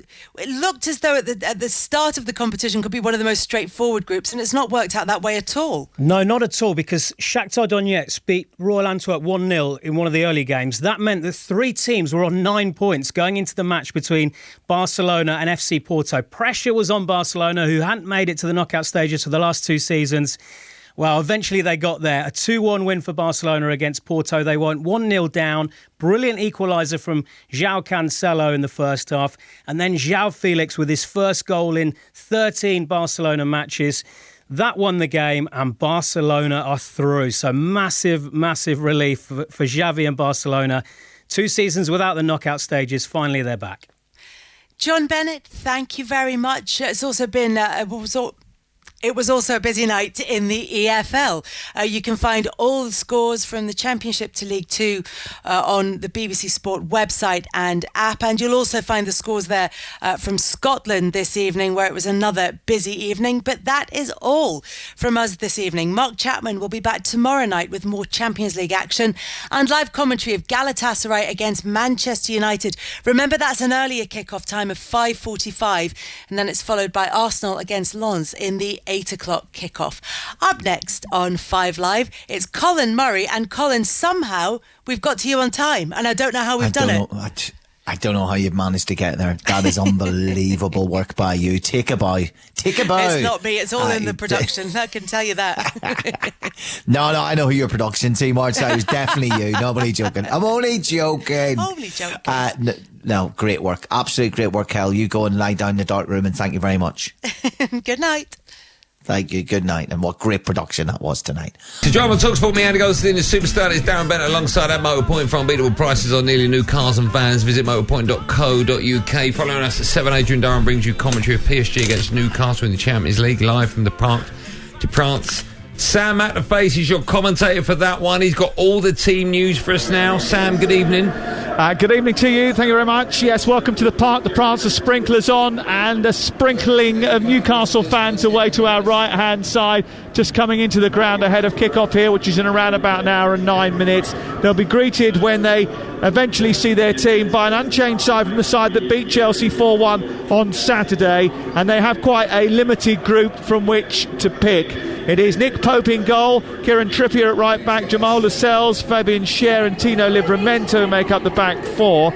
Lewis Miley, 17 years of age, starts in midfield in the Champions League alongside Bruno Guimaraes and Joe Linton. Up front it's Miguel Almiron, Alexander Isak and Anthony Gordon. A couple of changes for Paris Saint-Germain, who do include Danilo from the start and Lee. Kylian Mbappe captains the team, and we're underway at 8 o'clock your time. Good work as always, Sam. Thank you. A quick word from you, Benny. I know they've got injuries, but it still looks like a nice, strong lineup for Newcastle. Yeah, I just missed. It was on the right. Almiron. Yes. Was it Almiron, Joe? Almiron on the right? I think it was Almiron on the right. Okay, yeah, we'll check. But no, I mean, I managed to write down. Yeah, it's still a strong side. I mean, Lewis Miley, what a occasion from 17 years old. Bruno and well. Joe Linton, them guys will look after him. But I'm excited about Anthony Gordon and Isak. Yeah. From an attacking perspective. That looks good. Gordon's fantastic at the moment. He's hit some wonderful form. Yeah. Talking of great form, Man City, they're in Champions League action as well tonight. They're taking on RB Leipzig at the Etihad. Mickey Gray, of course, is watching that one for TalkSport, and he has their team news for us now. Mickey, good evening. Andy, how are you? Benty, how are you doing? We're good. Yeah, good. Well, they've made 4 changes, Manchester City, for tonight, and it's one's in goal with Ederson. He's left out tonight with Ake, Alvarez and Doku. And Ortega comes in goal. Gvardiol against his old side, RB Leipzig. Rico Lewis, who I think is going to play a little bit higher up in midfield as well, and Jack Grealish comes in for Doku on that left-hand side. 8 o'clock kick-off here, Andy, tonight. Man City against RB Leipzig. Good work as always, Mickey Gray. Just quickly, we'll come back to that in a sec. Lazio against Celtic, second half well and truly underway. 52 minutes on the clock, live over on TalkSport 2 at the moment. Still goalless between the pair.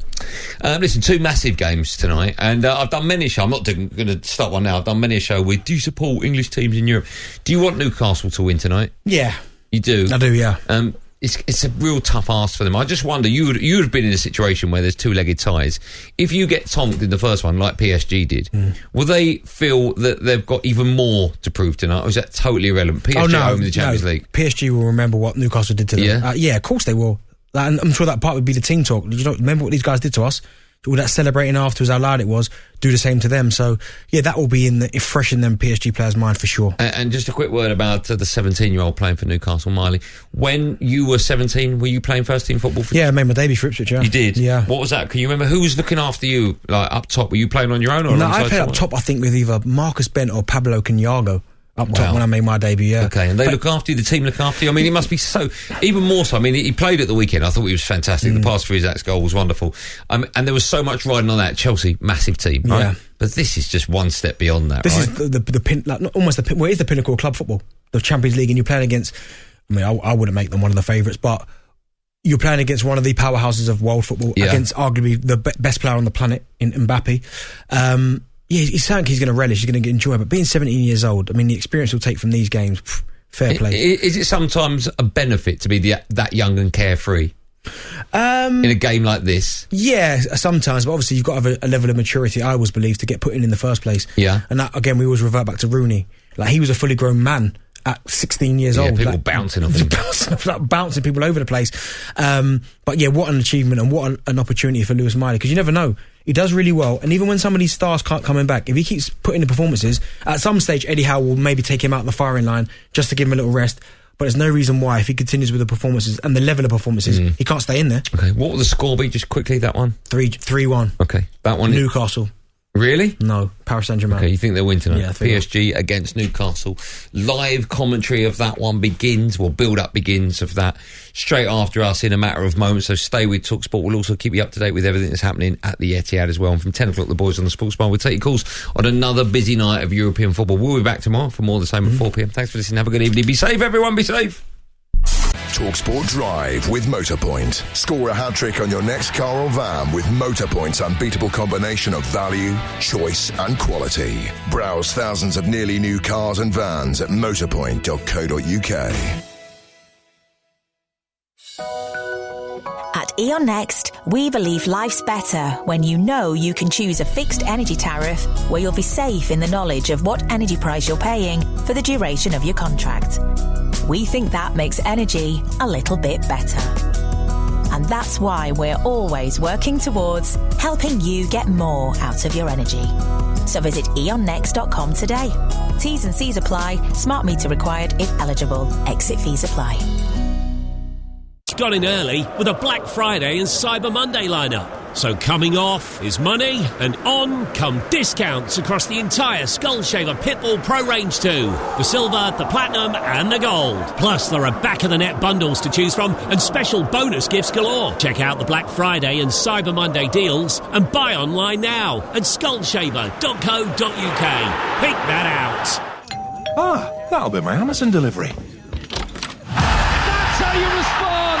Magnificent goal! Brilliant finish! This Christmas, Santa isn't the only one bringing you presents. Amazon delivers the Premier League with 10 live matches from the 5th of December.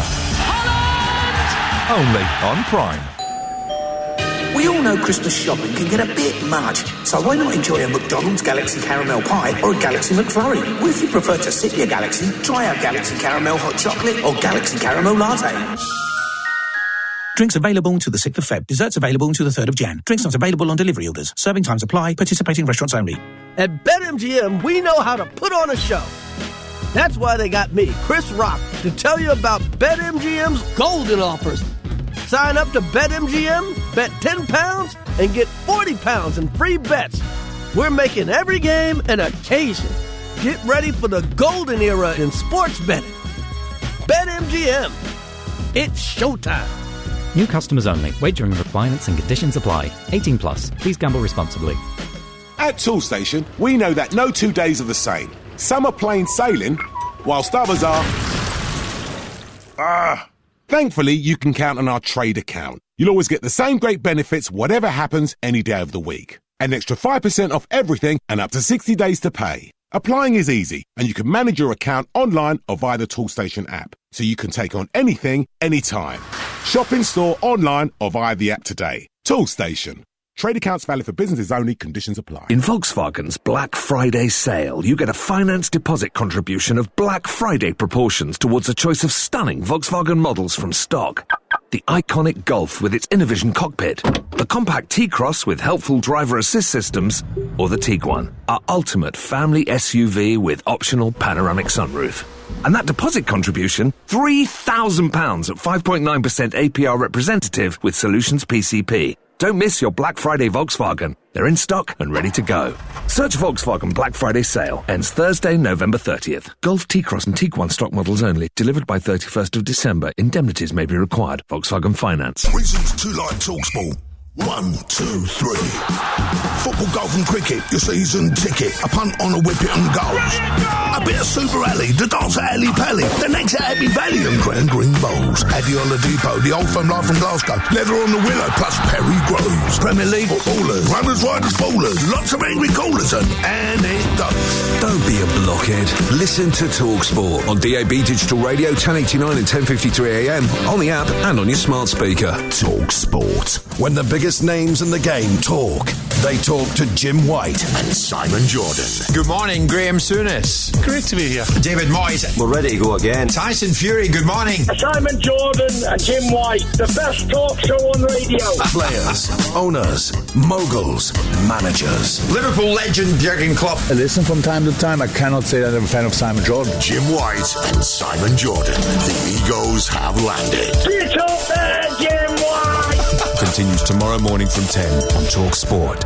The new TalkSport Superstar Breakfast. Stuffed with superstars. Stacked with sport. Triple deep fried every day with wit, wisdom, and wonder. Starring Alan Brazil, Ali McCoist, Jeff Stelling, Ray Parlin, and the cast of thousands. Superstar DJ, here we go. All dropping. Head turning, ear splitting radio. Fresh every morning. With fame, fun, and football. The world's best connected morning spectacular. The new TalkSport Superstar Breakfast arrives next Monday at 6 a.m. on TalkSport. Superstar DJs, here we go. Supersize your Saturday.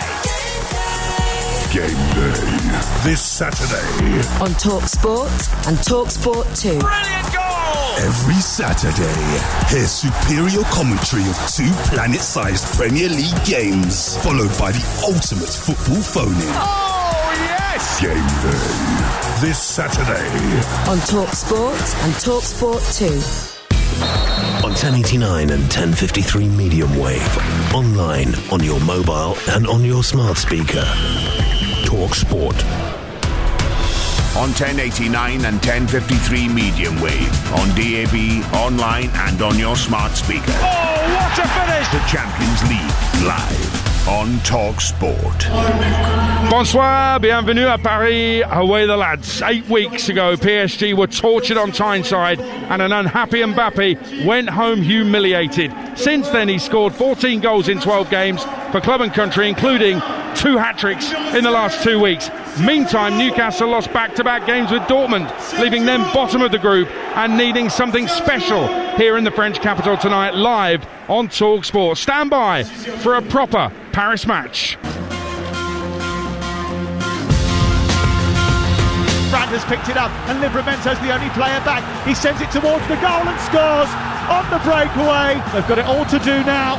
Newcastle United have lost back-to-back Champions League games to Dortmund and will be relying on a bit of luck and a victory at Paris Saint-Germain if they are to progress to the last 16. After today's defeat, I think the Europa League is something they have got to have their eye on. Well, the club need to achieve, to progress in the football. They need to have a more possession of the ball, dominating more the game. If Newcastle get a draw, it's a great result. If Newcastle get a win, it'll be a remarkable result. Mbappe into the area, get the shot away, and the inevitable result is Kylian Mbappe, giving Paris Saint-Germain the lead. Being there, the atmosphere would be special. Luis Enrique last night, the PSG manager, was saying we need a crowd, we need a stadium. This is so big because PSG can qualify tonight. I think PSG will wreak revenge on Newcastle for the smashing they got because they were so poor in that game. The Champions League, we love it.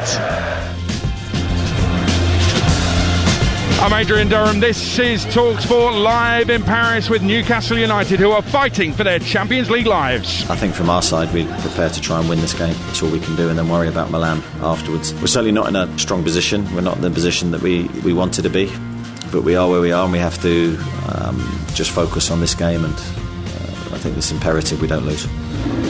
It's match day 5 in the group stage, and Celtic are in Rome live on TalkSport 2 right now. They need something out there.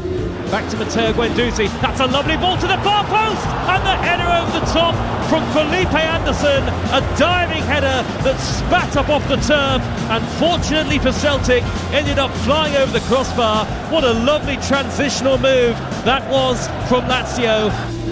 It's Lazio 0, Celtic 0, live on TalkSport 2. Man City are through already, but need a point tonight to win Group G. Of course, it's important to finish first, for prestigious, for everything, because we believe when we play the last 16, have the second leg at home is not decisive, but is a little bit advantage, and we have to take it. TalkSport arrived in Paris to find it a sea of black and white. Geordies everywhere. Some didn't have tickets but simply wanted to be here in Paris for the atmosphere, to be close to their heroes, for what Eddie Howe has called a defining moment for Newcastle United Football Club. It's a privilege to be alongside a man tonight who led a memorable European campaign for Newcastle United a decade or so ago. We'll speak to Alan Pardew in just a second, but first let's remind you of the teams with TalkSport's chief football commentator Sam Matterface. Yeah, it's Champions League Judgment Day for Newcastle, and they face it without 10 senior players. There's real quality missing from the Newcastle group. No Wilson, no Longstaff, no Tonali, obviously, no Botman, Bernal, Barnes. In fact, it's the same team tonight that Eddie Howe named to beat Chelsea 4-1 on Saturday. It means at 17 years and 211 days, Lewis Miley makes his first Champions League start. So this is how they line up. Nick Pope is their goalkeeper. Kieran Trippier plays at right back. Lascelles captains the team. He scored against Chelsea. Cher is alongside him. Tino Livramento plays at left back. In midfield, it's Miley, Guimaraes and Joe Linton. Remember, Bruno Guimaraes, if he's booked tonight, will miss the final group game. Miguel Almiron plays on the right. Anthony Gordon plays on the left. And Alex Isak is up front. The bench is threadbare. Two goalkeepers, Dubravka and Karius. Dummett, Hall, both left backs, youngsters, and Ndwene, James Huntley, who hasn't made his debut yet, and Parkinson on the bench for Newcastle tonight. For Paris Saint-Germain, loads of absentees for them too, including no Vitinha from the start. On Friday, the French champions made it 6 successive league wins with a 5-2 victory at home to Monaco. If they get anything tonight, they'll be big favourites to progress. There's been a debate in the French press over who would lead the line tonight. Gonzalo Ramos scored at the weekend, but that was his first goal in 10 games. So, French World Cup star Randal Kolo Muani gets the nod, having started the previous 4 Champions League matches. There's no Marquinhos, so the armband remains with Kylian Mbappe. It is Gianluigi Donnarumma in goal. The right back is Achraf Hakimi. Milian Skriniar is partnered by the Portuguese veteran Danilo at centre-half. Luca Hernandez, who has been playing in the centre, moves to left back. In midfield, Manuel Ugarte will anchor. Kang-in Lee, the 22-year-old South Korean, will play to the left of him, with the Spaniard Fabian Ruiz alongside Ugarte on the right-hand side of midfield. Up top, on the left will be Mbappe, on the right Ousmane Dembele, and through the middle, Randal Kolo Muani. The bench looks like this. They too named 2 goalkeepers. Gonzalo Ramos, the experienced Asensio's been out since September. Vitinha and Mukiele, who both were in the starting lineup at the weekend. Soler and Barcola on the bench for Luis Enrique's side. Sam, thanks very much. We'll be back to you in a moment for the permutation, so get your maths head on. Alan Pardew took Newcastle to a 5th place finish and the following year to a quarter-final in the Europa League. We're delighted to have him. We're here with us on TalkSport in the Parc des Princes tonight. And Alan, this afternoon we were out and about in Paris, bumping into Geordies, into Newcastle fans. You walked in here tonight, said a great stadium, a great setting. This is it, the Champions League stage. Those fans away in the corner craved for so long, and those players need to perform on this stage tonight after back-to-back defeats against Dortmund. Yeah, good evening everybody. But all the work that Newcastle have put in, and they come down to this fixture where they're just at the bare bones. It's such a shame for them. But the starting 11 is still strong, subject to one 17-year-old who we're really fingers crossed tonight that he holds up. But I spoke to a lot of Geordies today. They're really hopeful. I think they're hoping more than expecting. Well, they are, and they're here in numbers, make no mistake about that. They arrived in the ground more than 2 hours before kick-off to start putting up the flags. Look, Newcastle come into this with 1 win in 4 in the group. They're bottom of the group, and the permutations are absolutely mind-blowing. So, Sam Matterface, can you simplify them for us, please? If Newcastle lose tonight, they're out of the Champions League. If they lose and results go against them elsewhere, they could be out of Europe altogether this evening. So not losing here is absolutely imperative. If they draw, they will need to win against Milan on the final day, and there is a couple of scenarios where there still will be a fingers crossed moment should that be the case. My reading of the situation, having gone through all the permutations, is the only way to feel comfortable if you're Eddie Howe tonight is to win this game and the game against Milan. That's easier said than done. They get a point here tonight. They give themselves hope, not only of staying in this competition, but making sure they stay in Europe after Christmas. So the headline, Alan Pardew, is don't lose the game, right? Absolutely, but even when this draw was made, they knew it was going to be difficult. As a manager, you would definitely have one eye on that Europa League as well. Do you know what I mean? So we mustn't take our eye off that. Yes, they want to qualify out of this group. It's a tough group. Dortmund have proved that in the last 2 games. So Europa League, keep an eye on that. Get something tonight. Even a draw is a great result tonight, in my opinion. Alan, Sam was just giving out the teams, and that front three for Paris Saint-Germain is frightening. Ousmane Dembele was sensational at the weekend in the 5-2 over Monaco.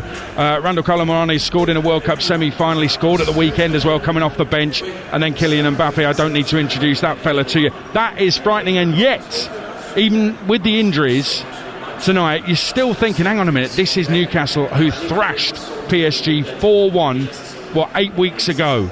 So you can't rule Newcastle out. If they can get some kind of repeat of that, and bearing in mind they won 4-1 at the weekend, they really do have a chance tonight, Newcastle. Yeah, and me and Sam did that game, and they were terrific, absolutely terrific. They bossed them from start to finish almost. And Mbappe didn't really get a kick that night. But these stats, listen to these stats: 276 games, 228 goals, 100 assists, of which his Champions League is 65 games, 68 goals. It's incredible stats. Sorry, 42 goals. It's incredible stats. But, you know, this back four of Newcastle have held up well in a lot of fixtures in the Premier League and also in the Champions League. So they need to really play well today. Trippier in particular. But I think the real battle is going to be on the other side, because I think, I was speaking to Yohan Cabaye before the game, they're going to isolate Dembele today and try and get one-on-ones against Livramento. That's a real key test and something to watch out for tonight. Yeah, big test for Livramento. Yohan Cabaye on the coaching staff, isn't he, at Paris Saint-Germain now? In the academy, yeah. That's good information there. And listen, let's go back to your Europa League campaign. And I think one of the things is there's some regrets about that. Newcastle were incredibly unlucky in those 2 legs against Benfica, and it's why they went out. You really tried to go all the way. So unlucky, but these players tonight, they can't afford to have any regrets when they come off the pitch after 90. Yeah, we had a couple of moments in that game. I remember Ben Arthur coming on his left foot, and we was thinking, if it goes in, it's 2-0. We had about 8 minutes left, we would have gone through, and he missed it. And that's the sort of opportunity that tonight they must take.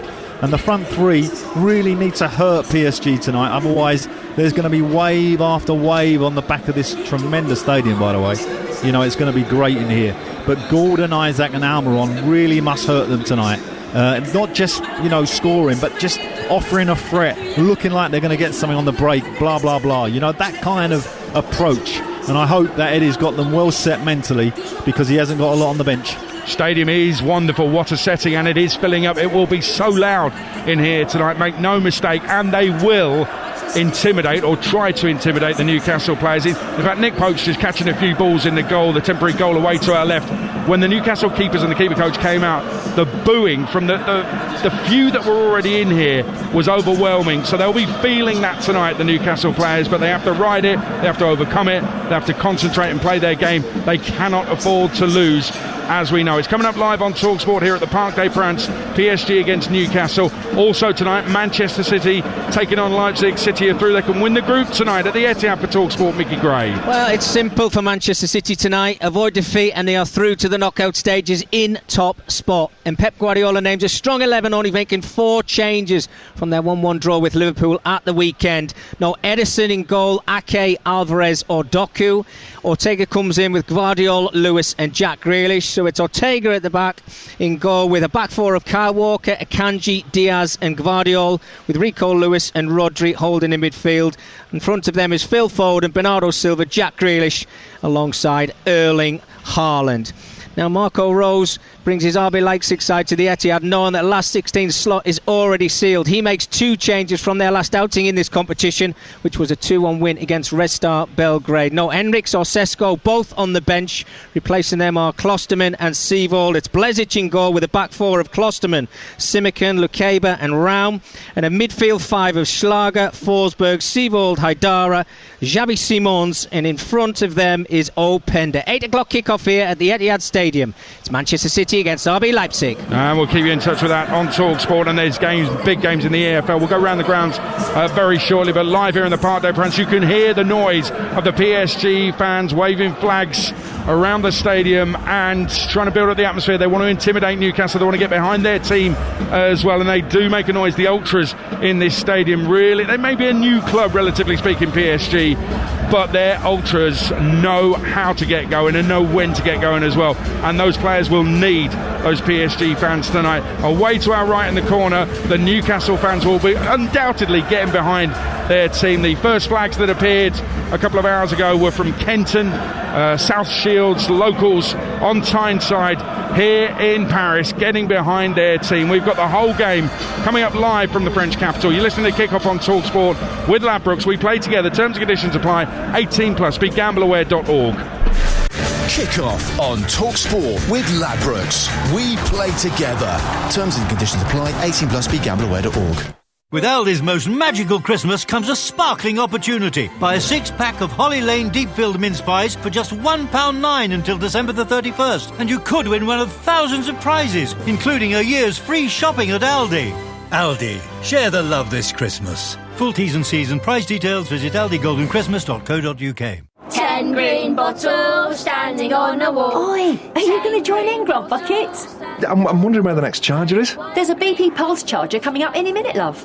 Well, in that case... And if one green bottle should accidentally fall, there'd be 9. Nothing keeps happy you going like knowing when a BP Pulse charger is nearby. Download the BP Pulse app to keep you going. BP's here for your travel needs, mostly with petrol and diesel, but BP Pulse already has over 3,000 rapid and ultra-fast charging points. The UK COVID-19 inquiry needs to hear from you to get a full picture of the pandemic. COVID left its mark. Now leave yours. Search Every Story Matters. If you're a fairy like me, you'll love the new M&S Light Up Christmas tins because they're shaped like little houses and trees that actually light up. Perfect for my fairy Christmas parties. But look, don't worry if you're a human being, you'll love them too because they're filled with irresistible Scottish shortbread, chocolate chip cookies, Swiss chocolate truffles, hot chocolate or luxury gold tea. These are not just tins. No, these are M&S Light Up Christmas tins. Tremendous gifts for fairies and humans alike. Subject to availability, selected stores. Just imagine what your best Christmas ever would sound like. Thank you for calling National Lottery. I can see you're calling about a winner today. Is that correct? Yeah, I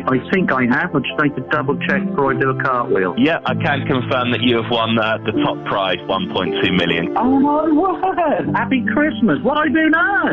You have the best Christmas ever. I gotta have faith. This Christmas, it could be you.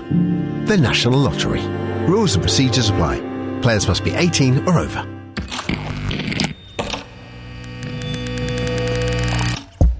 O2's Black Friday deals are now on. Get great deals on phones, tablets and SIMs. Like saving £288 on the Samsung Galaxy A54 with 1 gig of data and £10 up front. Offer ends 6th of December. Search O2 Black Friday. O2. See what you can do.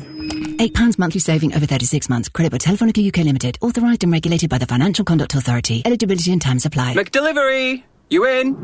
Now that is what I need. Why didn't I think to order one? Been craving it all week. Right, now focus. What to have? I'd have a Big Mac, fries, and a dip. But what dip? Could dip them in a McFlurry, to be honest. Or am I too old to be doing that? Nisha, the film's about to start. Yeah, sorry. Got distracted. I'm in. There's nothing quite like a McDelivery. You in? At participating restaurants only. 18+. Serving times, delivery fees and terms apply. See app or mcdonalds.com for details. A magical Christmas with Lidl means picking up a Good Housekeeping Best Supermarket Wine 2023. A Portuguese Douro Reserve for just $6.99. On an award-winning French Pitbull de Pinet for $7.49. Or a Spanish Rioja Crianza for just $5.99. Now that's big on quality and always Lidl on price. Subject to availability, selected stores GB only.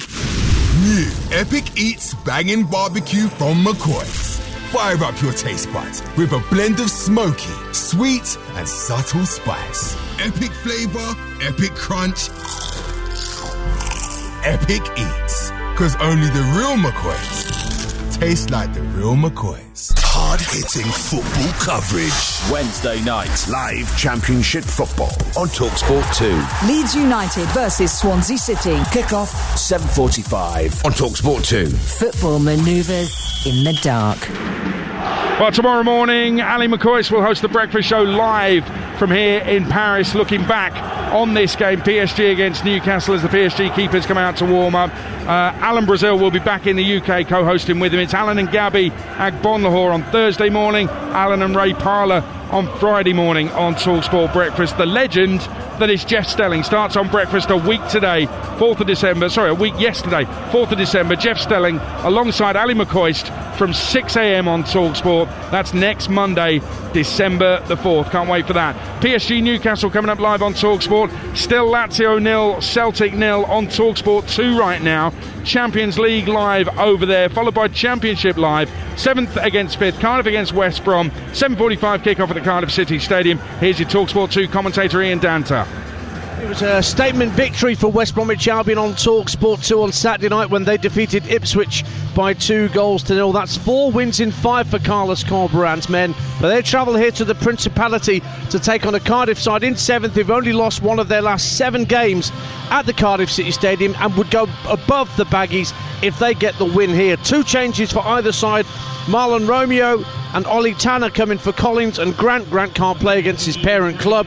And for West Brom, Jeremy Sarmiento and John Swift are preferred to Brandon Thomas-Asante and Matt Phillips. So Cedric Kipre back on his old stomping ground. He was on loan here last year at Cardiff, but he's part of that West Brom back four. 7:45 kickoff. Should be a terrific game in the Championship. Cardiff City against West Bromwich Albion. And if you want to get TalkSport 2, just download the TalkSport app for free. It's easy to use. You can swipe between TalkSport and TalkSport 2. Now, 6 points separate 6th and 14th in the Championship. Middlesbrough 12th, Preston 6th. They meet at the Riverside. Here's Graham Courtney. Yeah, do you know what? They are two sides we'll want to forget all about last weekend. The Borough lost 3-2 at Bristol City, gave it a go though. Preston went down 2-1 at home to Cardiff, and they spent the last half hour with only 10 men. The Borough, well, they had a run of 6 consecutive league wins until the end of October. But since then, lost 2-0 here against Stoke, drew 3-3 at Plymouth, beat Leicester 1-0, and then lost 3-2 at Ashton Gate. They need to refine their consistency. As for Preston, well, they need to find their defence. They've conceded in each of their last 12 games, but they are still in the playoff positions. Team news briefly for you. Michael Carrick makes 4 changes to the Borough lineup from that defeat at Bristol. Fry, Engel, Greenwood and Hackney are out. In come Barlaser, Dyke, Steele, Rogers and Bangura. As for Preston, Ryan Lowe, also 4 changes. That's from the defeat at home to Cardiff. Robbie Brady suspended after the weekend red card. Evans, Home and Brown, they all drop down to the bench. Keane, Hughes, Frockier and Ledson come in. The Borough have won 4 of their last 5 games at this ground. I think they'll feel confident. It's Middlesbrough against Preston at the Riverside. Rotherham in the bottom 3. They take on Hull at the MKM with TalkSport's Mark Wilson. Yeah, again with implications at both ends of the table. Hull within touching distance of the top 6. A win tonight could well lift them into the playoff places. The Tigers have lost 1 of their last 5 and came from 2 down at Swansea to snatch a point at the weekend. Liam Racina makes 2 changes as McLaughlin and Tufan drop out. Christian Lakilo come in. It's Allsop in goal. Coyle, Jones, Greaves and Christie at the back. Serian Morton holding with Twine, Lakilo and Philogene behind Delap, who leads the line. Rotherham got a hard-earned point on TalkSport 2 against Leeds on Friday, but they're still 4 points from safety and they haven't won away from home in the league in over a year. Interim boss Wayne Carlisle makes 4 changes as Peltier, Ayala, Revan and Nombe are replaced by Lembekisa, Hall, Kelly and Hugill. It's Janssen in goal, Lembekisa, Morrison, Hall and Bramall at the back. Odoffin and Tay holding on Udimna, Kelly and Rathbone behind Jordan Hugill. At the MKM Stadium, it's Hull against Rotherham.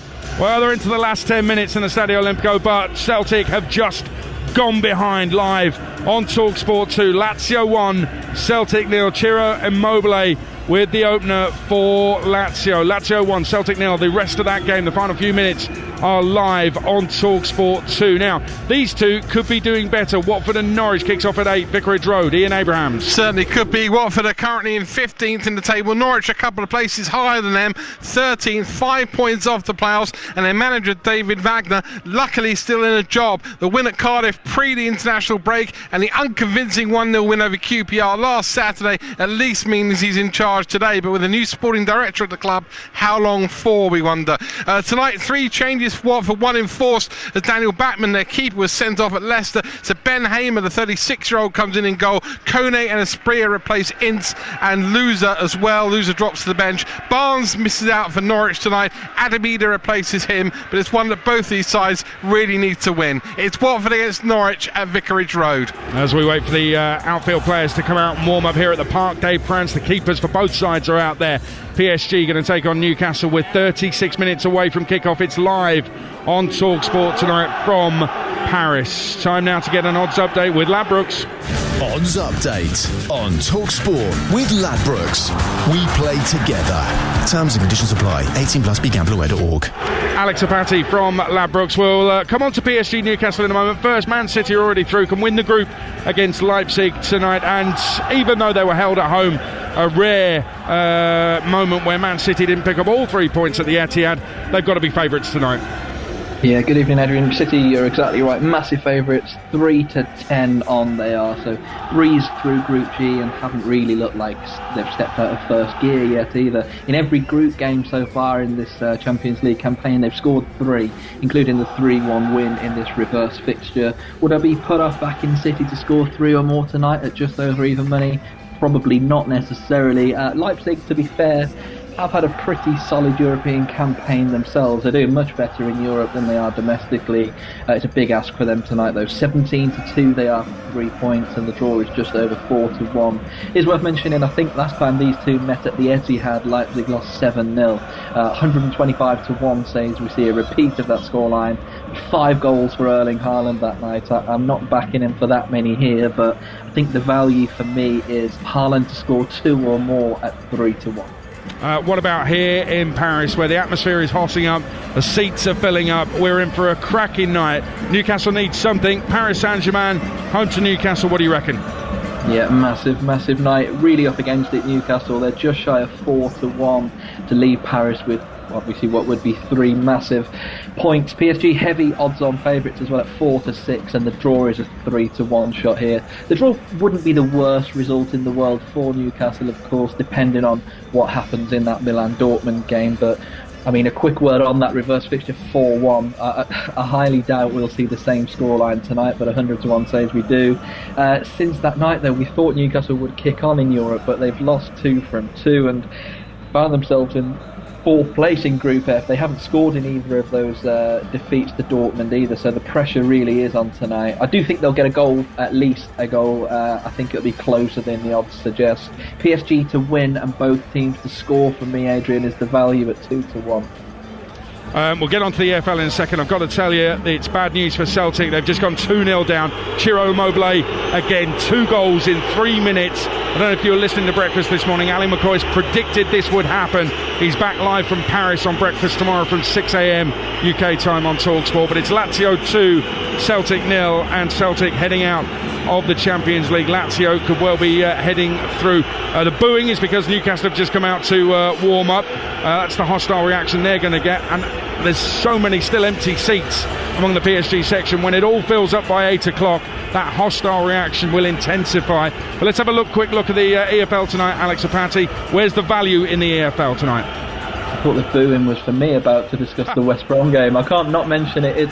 It's hard to back Albion to beat Cardiff at 6-4, especially away from home, even despite that great result against Ipswich last time out. I think it's going to be a close one, a low-scoring affair for me. West Brom is one of the best defenders in the league, and Cardiff not bad in that department, so under 2.5 goals there for me at 8-15. Go through the leagues. Exeter, Shrewsbury, League One. Why Exeter are favourites here, I do not know. They've just been battered 7-0. Manager under pressure, taken 1 point from the last 27 available. They're only going one way, and Shrewsbury for me at 13-5 have to make my treble. And a bit boring, but Wrexham to beat Harrogate as well. They seem to have found their rhythm now, don't they? They're second in the table. Goals coming from everywhere. 4-7 even for the visitors tonight, I think is a great bet. So Cardiff, Albion under 2.5 goals. Shrewsbury and Wrexham both to win. That pays just shy of 8-1 with us. Alex, thanks very much. That's a look at the latest odds with Ladbrokes 18+. BeGambleAware.org. Odds update on TalkSport with Ladbrokes. We play together. Terms and conditions apply. 18+. BeGambleAware.org. Well, we've started to call him Alain Pardieu because Alan has made himself very much at home here in the French capital over the last 24 hours or so. So much so, he can now give us his special guide to Paris. Yeah, I thought it'd be nice with, the Geordies at home. Give them a flavour of Paris pre-Christmas. So, I was in TalkSport, put me in the La Traveline, which is, just so you know, that's where my base was. But I had a little chat with the Geordies who have been around the town, and this is what we come up with. The Arc de Triomphe boarded up. The Pompidou Centre, tired, don't bother. The Louvre, shut on Tuesdays. The Eiffel Tower, not bad, 7 out of 10 on TripAdvisor. The Ritz, €15 a coffee. The Tube, actually very good, Sam. Not bad, you can get around, it's alright. Driving, don't bother. Lafayette, the store, good. Go there, nice hospitality. The people, nice. Best thing, the onion soup. Don't miss it if you come to Paris. Onion soup with the cheese croutons. Alain Pardieu. Hang on a minute. What about the pastries? The French pastries? We got pastries later. He's brought the pastries. This is why we love Alain Pardieu. That was his guide to Paris. You're listening to Kickoff on TalkSport with Ladbrokes. We play together. Terms and conditions apply. 18 plus. Be gamble aware. And suddenly that noise gets louder as PSG come out to warm up. We are half an hour away from kickoff in the Parc des Princes. It's PSG Newcastle live on TalkSport. Kick-off on TalkSport with Ladbrokes. We play together. Terms and conditions apply. 18 plus. BeGambleAware.org. Some fall in love at first sight. For others, it takes a little longer. In November, experience the all-electric Ford Mustang Mach-E with a 48-hour test drive. Tech-filled with Blue Cruise hands-off, eyes-on motorway driving and bred for pure comfort. There's a lot to get to know. And with 0% APR on 2-year Ford Options finance plus a £7,000 customer saving, what's not to love? Ford. Bring on tomorrow. Search Mustang Mach-E 48 hours to book a test drive with your local dealer. Subject to availability, free post Ford credit. Jump straight onto the Malaysian curry. Bring it home with the chili. Yeah, I'll bust this batch cook. Perform better on Sundays. Get half-price electricity, 11 a.m. till 4 p.m. with Peak Save from British Gas. Proud partners of Team GB and Paralympics GB. Ends 31st of December. T's and C's apply. Smart meter required. Yes. It's your man, Adebayo Akinfenwa, ambassador for Bet UK. And I'm kind of a big deal. But when it comes to building an ACCA on your favourite sports, there's an even bigger deal than me. The Bet UK ACCA Fenwa. Build your ACCA and get a profit boost up to 50%. Bet UK. It's where the UK bets. Up to 50% profit boost with 7-fold ACCA. Minimum odds, exclusions and conditions apply. Max stake £20. 18 plus. Please gamble responsibly. Did you know? Making your heating system more efficient helps save energy and money off your bills. Here's how in 3 simple steps. 1. Reduce your boiler flow temperature to 60 degrees, saving you up to £60 per year. 2. Bleed your radiators. 3. Get your boiler service to save on future repairs. There you go. It all adds up. For more energy-saving advice, visit gov.uk/save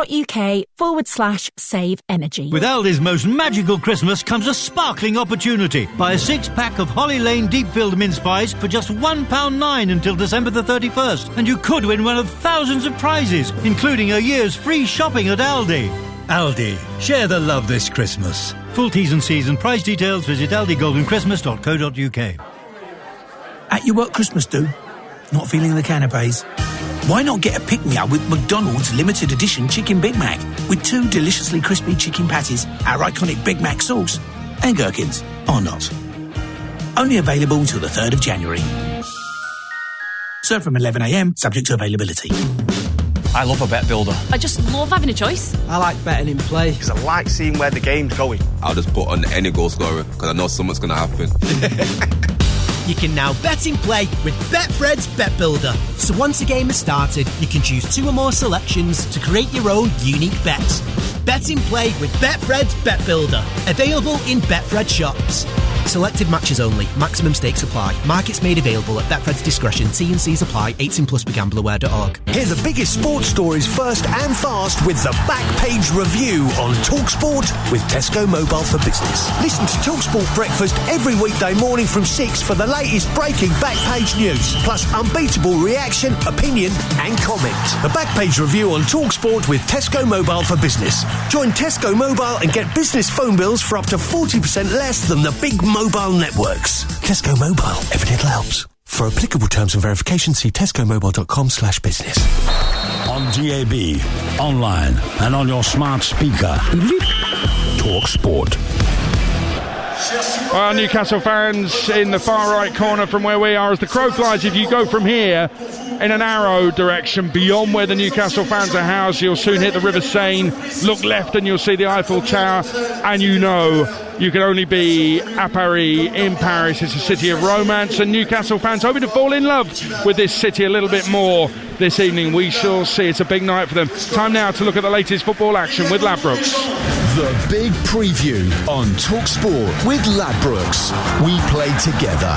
Terms and conditions apply. 18 plus. BeGambleAware.org. So let's recap the team news for you from the Parc des Princes tonight, live on TalkSport. Here's Sam Matchpace. Newcastle unchanged from the victory over Chelsea at the weekend, so they start with Nick Pope in goal, Trippier at right back, Lascelles, Cher and Livramento the back four. Lewis Miley makes his first start in the competition. Bruno Guimaraes is one booking away from suspension. They're in midfield with Joe Linton, and then going forward, right hand side Almiron, left hand side Gordon. Isaac is through the centre. The fact that the Magpies' 7 substitutes include 2 goalkeepers and 3 teenagers is indicative of their current injury plight. 18-year-old Parkinson and Wayne, 19, both made their Premier League debuts this month, and James Huntley is yet to make a senior appearance for the club but did score for them in the UEFA Youth League recently. As for Paris Saint-Germain, it's 3 changes from the side that lost 2-1 to Milan on match day 4. Fabian Ruiz comes in for the injured Zaire Emery as expected, much to surprise of most of the media, though there's Danilo who's come in to replace the injured Marquinhos. Elsewhere, Lee is giving a nod ahead of Vitinha in midfield, despite the fact that Vitinha ended up doing the press conference yesterday. That usually is an indication that someone's going to start. Donnarumma is the goalkeeper. The back four, Ashraf Hakimi will wander into midfield. Skriniar, Danilo and Luca Hernandez. Lee, Ugarte and Fabian Ruiz in midfield.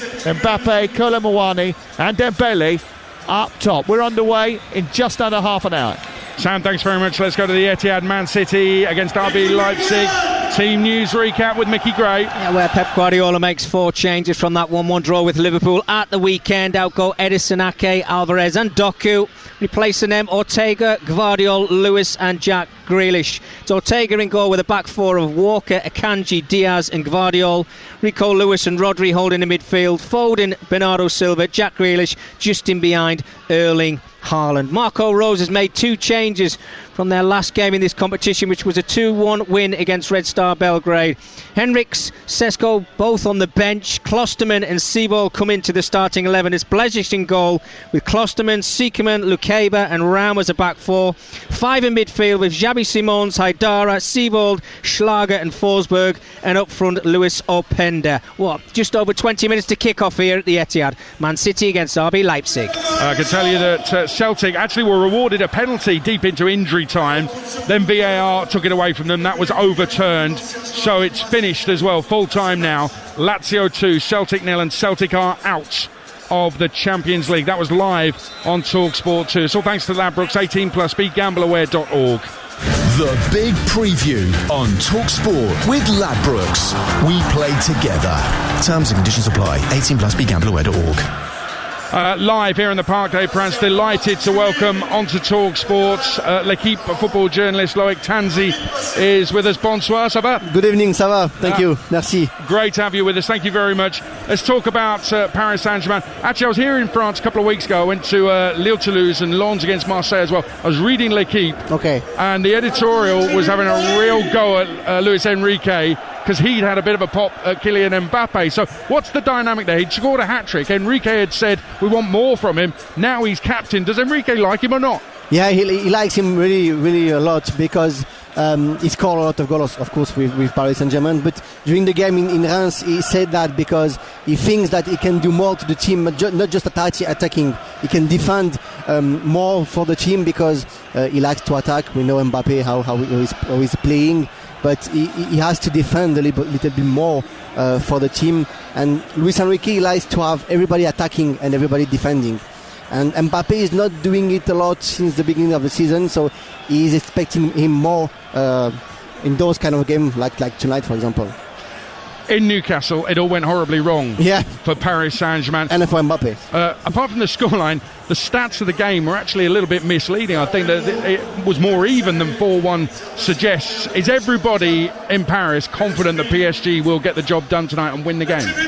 Yeah, because it's going to be different, I think, tonight, because the atmosphere is different. We're not in Newcastle, of course. The atmosphere was amazing there in Newcastle. The fans were crazy in England, but here we're going to have like a full and grey stadium against Newcastle and for Paris Saint-Germain. And yeah, it's going to be different because I think they have to take the revenge. Yesterday, Vitinha, he told us during the press conference that they think about having a revenge tonight against Newcastle, because I think they just didn't expect the team in Newcastle to play so well with high intensity, high pressing, and the atmosphere. They was just surprised by that Newcastle team. Now they know how they can play. They know it can be difficult for them to play against Newcastle. So that's why I think it's going to be different tonight. They are just aware on how that Newcastle team can be good. Do you think, when the ball is turned over by Newcastle, that PSG will do a high press on all attacks? Yeah, I think so.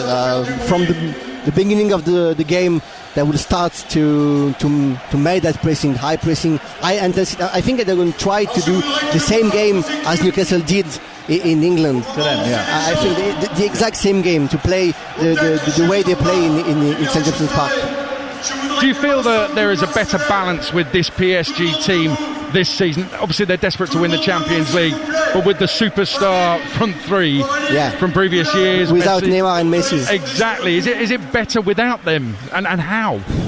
In my opinion, it's not better, because when you have Mbappe, Neymar and Messi, you have three of the best players in the world. So you can't say it's better to play without them. But yeah, like you said, I think the balance of the team is better. But for me, the most important thing this year with Paris is that there is less pressure on the team for the Champions League. During many years now, the Qatari owner were like, we have to win the Champions League. Our main goal is to win the Champions League. If you are not winning the Champions League, it's a nightmare for us. But since the beginning of the season, they're like, okay, if you are not winning the Champions League this year, it's not a problem. We have a new project. It's just the beginning of the new project with young French player around Mbappe. We're trying to do something around him. We're hoping him to stay a little bit more than his contract. And then if we don't win the Champions League, it doesn't matter. You don't have to put a lot of pressure on the team. You have to let them grow slowly. And if we win the Champions League in 2 or 3 years, it's going to be okay for us. Eddie Howe in his press conference was asked by the English journalists about whether Anthony Gordon is the talisman for Newcastle, like Mbappe is the talisman for PSG. I think it's important to point out, I don't think anybody was saying Gordon's as good as Mbappe, but in terms of the talismanic qualities, how much, if at all, do PSG fear Anthony Gordon? Because from the outside, he's not played for England, not been in an England squad, so people might look on and think, well, how good is he? If you ask the fans, for example, I think that most of the fans here in the stadium, they just don't know him, to be honest. But if you know a bit of football, if you like the Premier League, if you like Newcastle, if you watch Newcastle during the Champions League games or during the Premier League games, you know that how good is he. And the PSG player, and Luis Enrique, first of all, he knows that he has to be careful on this player, because if you let him have the ball and if you let him do what he wants to do, I think he can be better tonight than Mbappe. The fans are just getting going, and I've tried to tell people back home, I was here for PSG Marseille last season, and the ultras are absolutely sensational. For a relatively young club, a new club, the atmosphere, when they need it to get going, they can really intimidate the opponents, and Newcastle have got to be aware of that tonight. This could get really hot in here. Yeah, of course, you can already hear the fans here, and the game is not started yet, but yeah, the ultra fans from our left now, they asked the whole stadium tonight to be behind the team. And yeah, the Champions League game are a bit different than the league game here. During the league game it's hot, but not like this, and tonight the atmosphere will be, I think, in my opinion, will be crazy. Just tell us a bit more about Mbappe. We know how good he is. Alan went through his stats earlier, and they're mind-blowingly brilliant. In terms of his future, what's the feeling, that he's going to be here until they win the Champions League, or he's off to Real Madrid, or what? I think he loves the club. He loves Paris Saint-Germain because he's a young man from here, from the area of Paris. If you asked me the question during the summer, I would say 100% he would leave at the end of the year. And I'm not so sure now, because I think winning the Champions League here in Paris is more important for him than winning the Champions League in Madrid, for example. I think winning just one Champions League here is more important than winning 2 or 3 in Madrid or in Liverpool, for example, because we know Liverpool want him as well. So I think they can convince him to stay, because the new project is just made around him, and that's what he wants to do. He wants responsibility, he wants to be the key player of the team, and he wants just to be able to feel that the club can do it. If he doesn't feel that the club can win the Champions League, he would leave. But if he feels that everything is made around him to win the Champions League, he will stay. Well, I mean, his mum's going to have something to say, right? I think it's more difficult now than it was. Yeah. She's quite important, but she's a bit less important than she was last year. And a quick one, you just mentioned Liverpool there. Back home in England, I think that a lot of fans of other clubs kind of laugh when Mbappe's linked with Liverpool, but it is actually a real thing. It is still a possibility he could go to Liverpool. There's a relationship between him and Klopp, isn't there? Yeah, because the Liverpool wanted him when he was playing in Monaco, so many years ago. I don't know if you know that story, but when he used to play with Monaco, Jurgen Klopp went to see him in Monaco. They took a plane and they just negotiate with him just during the flight around Monaco. While the plane's in air, they negotiate. in the air. They negotiate in the air with Mbappe. So yeah, the relationship between him and Liverpool and Klopp is made now. So yeah, I think they have a chance to, if Madrid decide to let him go and say, okay, we don't want him anymore, I think they have a chance. Very quickly, Loic, great that you're with us. What's your prediction for the game tonight? I would say 2-1 for Paris Saint-Germain. We want more goals than that. Yeah, 2-1 is pretty good, yeah. Because there were 4-1 there in Newcastle. Yeah. I can say 4-1 for Paris Saint-Germain if you want. Okay, I don't think anybody's happy there. Loic, merci beaucoup. Merci. Au revoir. Enjoy the game as well, Loic Tanzi from L'Equipe.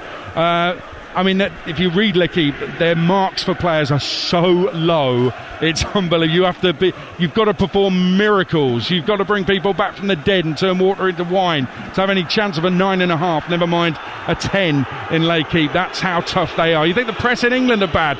That's how tough they are in France. He's predicting a PSG win. Newcastle players making their way off the field for final instructions from the manager Eddie Howe before they come back out and do battle with PSG. Newcastle needs something. It's live on TalkSport from here in the Parc des Princes, and we've less than 15 minutes to go till kick-off. Kick-off on TalkSport with Ladbrokes. We play together. Terms and conditions apply. 18+. BeGambleAware.org. 10 green bottles standing on a wall. Oi, are you going to join in, Grog Bucket? I'm wondering where the next charger is. There's a BP Pulse charger coming up any minute, love. Well, in that case... And if one green bottle should accidentally fall, there'd be nine. Nothing keeps happy you going like knowing when a BP Pulse charger is nearby. Download the BP Pulse app to keep you going. BP's here for your travel needs, mostly with petrol and diesel, but BP Pulse already has over 3,000 rapid and ultra-fast charging points. Set reality checks so you know exactly how long you've been playing. And set deposit limits to help control what you spend. Stay golden with BetMGM. Play responsibly. 18+. Looks like the Skull Shaver manager's making key changes here. Forget the Christmas tree formation for now. He's gone in early with a Black Friday and Cyber Monday lineup. So coming off is money, and on come discounts across the entire Skull Shaver Pitbull Pro range too. The silver, the platinum and the gold. Plus there are back-of-the-net bundles to choose from and special bonus gifts galore. Check out the Black Friday and Cyber Monday deals and buy online now at skullshaver.co.uk.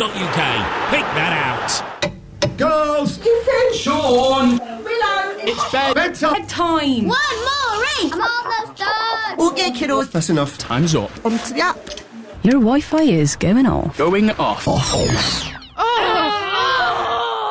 EE Wi-Fi Controls lets you pause the Wi-Fi on your kids' devices, helping them to switch off and drift off. Search EE Home. Eligibility criteria apply. New EE broadband customers. A brand new Discovery Plus original. I'm Vinnie Jones. New game plan. I'm renovating my knackered farmyard in West Sussex. New team. Lead striker, Wobbly. Let's do it. Sweeper, Emma. In goal, Pip. Style of play. Classic Vinnie. Crash, bang, wallop, let's have it. Stream the brand new series Vinnie Jones in the Country, now on Discovery Plus, or visit discoveryplus.com. T's and C's apply. Subscription required. 18 plus. Auto renews unless cancelled. Comfort season is here. We're getting comfy on the sofa, in comfy clothes, with comfy blankets, eating comfort food.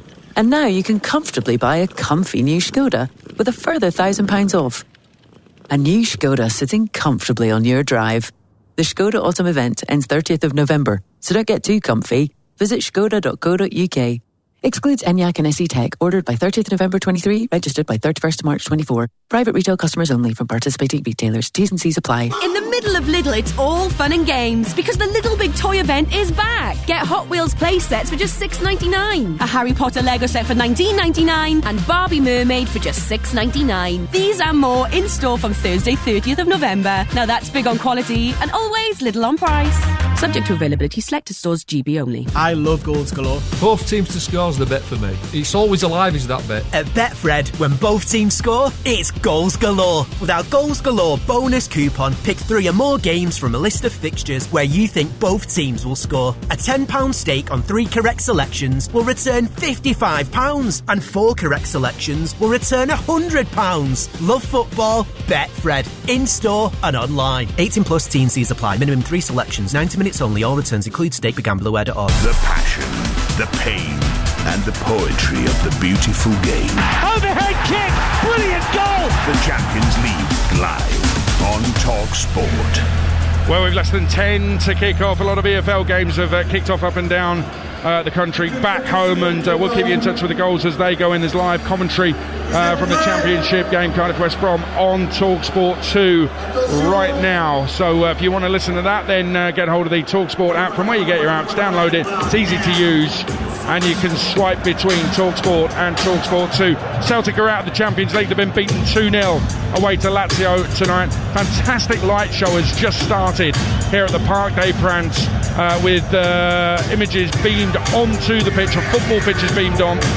The Paris logo beamed on as well, and some illuminated squares as the multicoloured lights around the roof of the stadium shining so brightly and in sequence as well. Red cards held aloft by the Paris fans away to our left and to our right. Blue cards held aloft, making a fantastic mosaic to our right and our left and across the way as well at this Parc des Princes. They are building up the atmosphere nicely. Did mention to you the ultras make a noise, but these fans are absolutely fantastic. Even though they've not had any joy, not the kind of joy they want in the Champions League, they still believe, they still get behind their team, just like those Geordie fans. And what a shame, I think, Alan Pardew, that there aren't more Geordie fans, more Toonami fans allowed into this stadium. They're all squeezed in to a corner away to our right, but they'll make noise. And you know, it looks sort of insignificant when you look around this stadium, doesn't it? There's like they should have a lot more here. I think I met most of them today, actually, in town. So. Well, there's a lot without tickets, and listen, they haven't come for trouble. What they've come for is to experience the atmosphere, be as close as they can be to their heroes. Yeah, because this game is where everything they've dreamt of in all those years, even when I was manager, you know, when the funds weren't there, they longed to be back here. And it never looked really possible until, obviously, that massive investment come in. And now, of course, they got a team that can compete. And just unfortunately for the manager tonight and the club, you know, they're just a little bit short of personnel, and tactically they can't change it much. So they just got to dig in and do the best they can with the numbers they got. But what they're not short of, Alan, and what they might need tonight, leaders. You've got Lascelles, you've got Trippier, you've even got Nick Pope in goal. They've got leaders. I'd say Isak as well leading the line. They have leaders in the team, and that might just be enough. With a bit of quality that they've got as well, might just be enough to drag them through.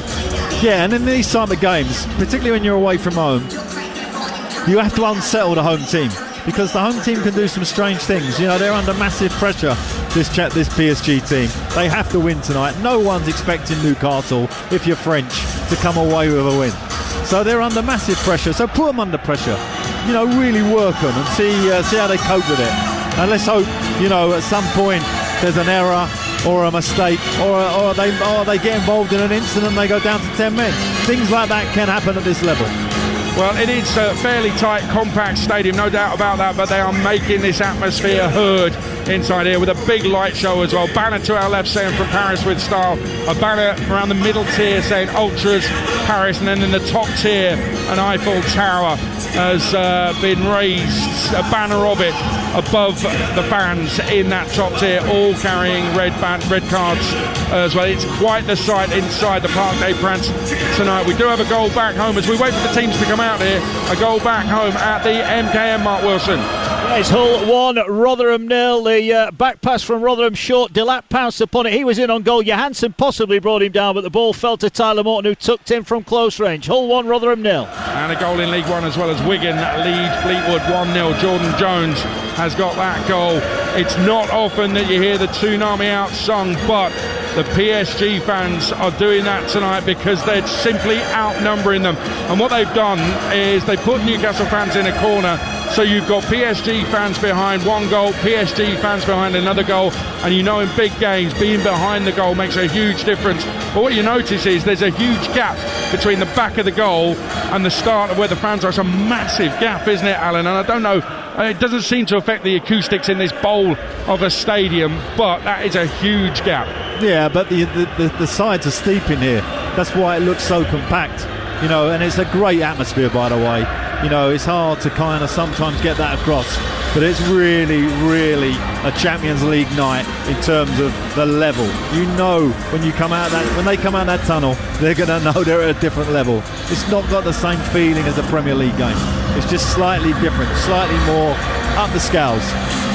By the way, if you're loving a bit of Alan Pardew, then you'll love Sundays on TalkSport. I'm a bit daunted because Sunday session on TalkSport, 1:30 till 6:30. The best way to keep updated with a busy Sunday of football from 1:30 till 6:30. It's usually Sam Matterface, your host, taking you around the grounds. This coming Sunday, I'm sitting in for Sam. I'll do my best. I'll host the show live from the Etihad ahead of Man City Spurs, the 4:30 kick-off. Before that, Bournemouth Villa, Chelsea Brighton, Fulham at Liverpool, West Ham against Palace, all at 2. There's Championship, Scottish Premiership, 4 FA Cup ties as well. Sunday 6:30, it's Majestic, and the man alongside us here in Paris, Alan Pardew, taking your calls on the final word every Sunday. It's a brilliant show. Alan's great with the callers, so give that a try this coming Sunday. As the two teams come out here at the Parc des Princes, Newcastle certainly have a job to do. Man United have got a job to do as well. Could go out tomorrow. They're away to Galatasaray. 5:45 kick-off live on TalkSport 2. We'll be reacting to whatever the result in Turkey is on kick-off after full-time on TalkSport. I'll be live at Arsenal against Lens. But let's focus on this one tonight in the Parc des Princes as the Champions League music gets going. Two great cities bring us a massive match that Newcastle United must not lose. The Eiffel Tower or the Angel of the North? The Arc de Triomphe or Grace Monument? The Tyne or the Seine? Kylian Mbappe or Anthony Gordon coming in off the left? PSG or NUFC? Champions League, Europa League or nothing? You're about to find out. PSG were guillotined in front of the Gallagher 8 weeks ago, and Newcastle lead them. A merry dance in the Parc des Princes tonight, live in the French capital on TalkSport. Alongside me for commentary is the former Newcastle manager Alan Pardew and TalkSport's chief football commentator Sam Matterface. What an atmosphere, what a setting. And as the Parisians discard their small pieces of a huge mosaic that come tumbling down the stands, the red, the white and the blue, the small squares of paper are thrown to the front of the stands, the banners that were unfurled, one that's just simply read "From Paris with Style" is folded away. The real action begins. Well, Newcastle upon Tyne voted to remain in Europe in the 2016 Brexit referendum, and they have similar feelings towards tonight's contest. The grand old club that last lifted a European trophy when TVs as well as their shirts were black and white have waited 20 years to get back into the Champions League, but Newcastle United are well aware that they could need help elsewhere, or it's a possibility they would be out of Europe before the end of the night if they lose in this stadium. Coming to Paris is always a daunting experience. Only one team have won here this season. In fact, only 3 teams have beaten PSG this season. But the good news is one of them is Newcastle. And win they must Realistically, if they want to play Champions League football after Christmas, win here and win in Milan, and there's an opportunity. Things could work in their favour, a draw may keep them alive, but if you want something, sometimes you have to make it happen. Newcastle have been pretty good at that, written off ahead of the weekend. They upset the West London elite, and now they need to eclipse a star-studded PSG to take back control of their Champions League destiny. Here are the two teams, starting with Newcastle United. It's Nick Pope in goal, a back four of Trippier, Lascelles, Cher and Livramento. In midfield, it's Miley, Bruno Guimaraes and Joel Linton. 17-year-old Miley making his first appearance in this competition. Miguel Almiron on the right, Gordon on the left, and Isaac, who scored at the weekend, has 6 in 8, is back to play through the middle. Donnarumma plays in goal, big imposing goalkeeper away to our left. And in those blue shirts, navy blue shirts with red slash, it's Hakimi at the right back position, Skriniar, Danilo and Luka Hernandez. Ugarte will anchor the midfield, which also contains Fabian Ruiz and Kangin Lee. And up front, Mbappe captains the team with Kolo Muani through the centre and Dembele on the right-hand side. It's the black and white stripes of Newcastle attacking the goal away to our left. Our referee is Simon Marciniak. And there is VAR tonight. Paris may well be a romantic city, but for Newcastle, this is a date with destiny. Alan Pardew was the last man to take Newcastle into Europe. It's a huge moment, said Eddie Howe. The motivation, the hunger could not be any higher. How important is the first 15 minutes tonight, Alan? Well, it's massively important because, you know, this crowd and this atmosphere that we have here is certainly going to enhance the home team. Now, looking at Newcastle already, they're looking like they're playing a flat three midfield players, and I think that's quite sensible to start this game. They don't want to get too stretched. Lee immediately sends the ball down the left-hand side, and Paris come forward with Mbappe. Lee goes on the hunt, pulls it back towards Kolo Muani inside the area. They're giving it away, Newcastle, as they attempted to clear. It's picked up by Mbappe. Mbappe down the left, Lee into the centre again, away by Lascelles, who immediately has to divert it, and it goes away from the 6-yard box and out for a throw-in. But it's an immediate, fast, intense start from Paris Saint-Germain. Yeah, and Lee and Mbappe down that left-hand side caused havoc there, and Newcastle did exactly what they shouldn't do. They had a panic up on the clearances and handed it straight back. So there have been 3 attacks there in the first 2 minutes. Hull 2, Rotherham 0 is the latest scoreline from the KCOM. Queen's Park Rangers lead by a goal to 0 against Stoke. Those games in the Championship at this moment in time. The ball deep with Paris Saint-Germain, and it's been a fast start to the game, and Newcastle have got to stick in for the first minutes. We may get a similar game to the one in Milan, where Newcastle had to ride their luck a little bit, pressed up high, didn't create too many chances, but stayed in the game and had a golden chance at the end. They're just sitting off at this moment in time and holding their line on the halfway line, just a little bit further back than maybe they usually are. Here is Danilo, who's at the heart of the Paris defence, out wide towards the left, on by Luka Hernandez. A couple of steps inside Newcastle territory is Mbappe, comes centrally, taken on by Ugarte, and then across towards Skriniar, and it's 0-0 in the Parc des Princes. And those Newcastle fans a little bit tentative as Dembele threatens to go down the right. He overruns the ball, goes behind. So let's go off to the Championship. Mark Wilson. Yeah, it's Hull 2, Rotherham 0. Great goal as well. The Kilos cross from the right-hand side. It hit a Rotherham defender and it fell to Jaden Philogene. Back to goal. He's backheeled it through a sea of bodies and into the far corner. 5th in 7 for him. Hull 2, Rotherham 0. Bad news for Celtic earlier on. They were beaten and they are out as a result of that. Here, Newcastle United want to avoid the same fate. They know that tonight they have to get something, otherwise they could end up effectively in a playoff for a Europa League spot or end up being out. If they lose, they are going out. Let's go off to Borough. Graham Courtner. Middlesbrough scored. It's the Borough 1, Preston 0. Lovely ball threaded through to Isaiah Jones. Cracking finish by him as well. 12 gone here. Borough 1, Preston 0. Borough are a funny team, aren't they? They're a team that can beat Leicester but can lose to Bristol City and Stoke. Here's Dembele down the right hand side, moving towards the edge of the penalty area. Goes one way, then the other, tries to take on the defender, produces a cross towards the far post. Leamis kicks his volley and it's half cleared, dropped inside the box. Mbappe over the top from about 10 yards from goal. And all of a sudden Newcastle looked panicked. They didn't get there Clearance is right. Cher was outwitted by Dembele. His cross deep to the far post was missed by Lee.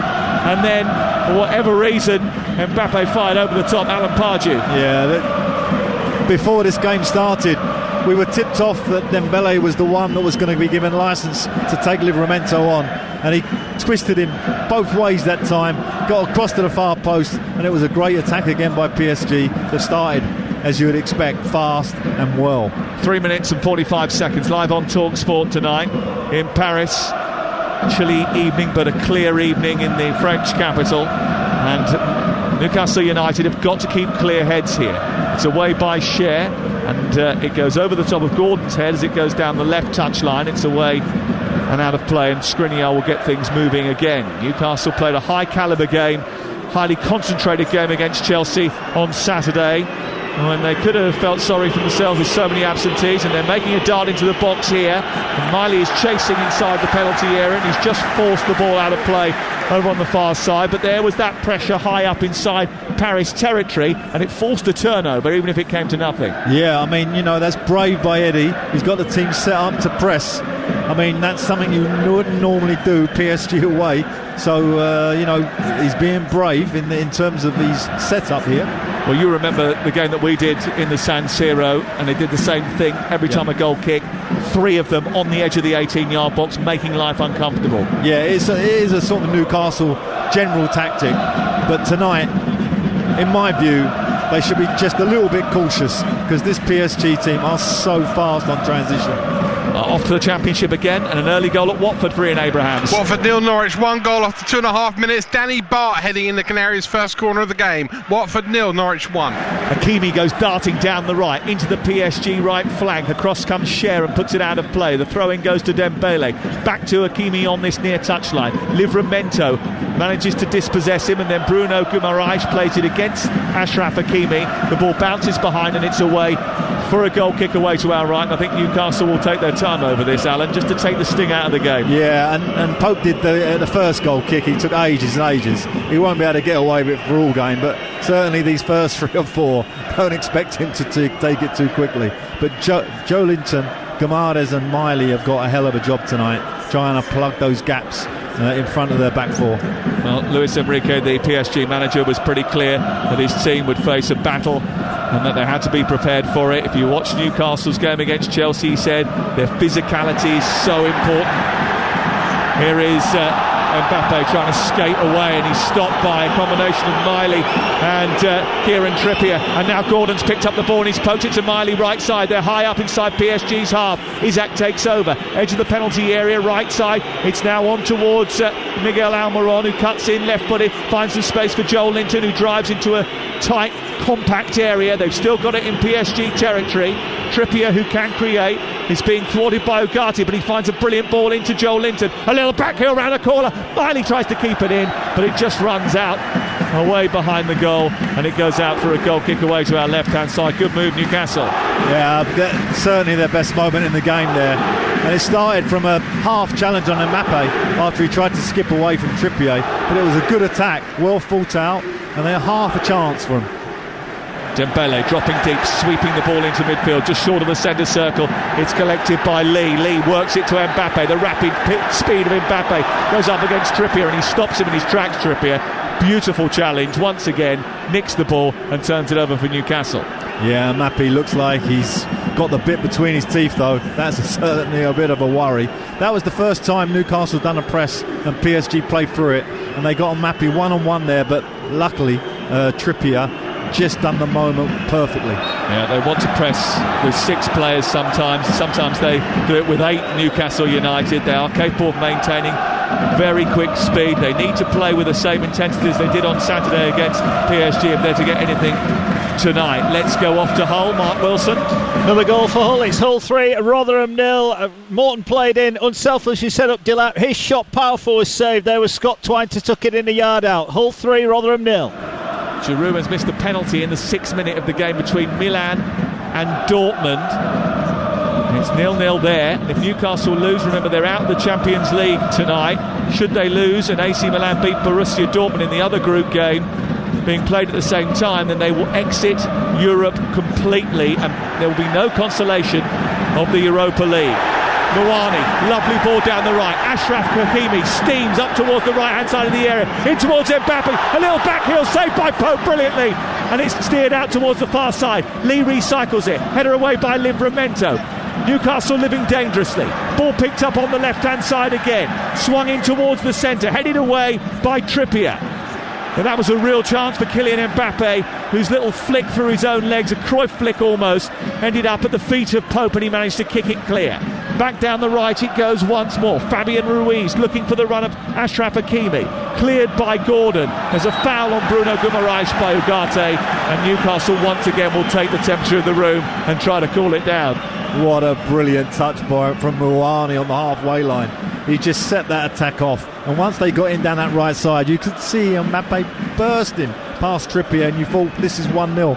And he's tried to sort of, let it come across him, go through his legs and then just get a flick on it. And actually, it was a decent save, but a save he should make, Pope. I think Mbappe should have done better there, but a really great sort of moment from Mawani. That will give him confidence. Is that an effort that actually a real deadly striker, dead-eyed striker like a Lewandowski or a Harry Kane, just steers into the back of the net with no trouble, doesn't try the elaborate flick, just stops the ball, turns and smashes it home?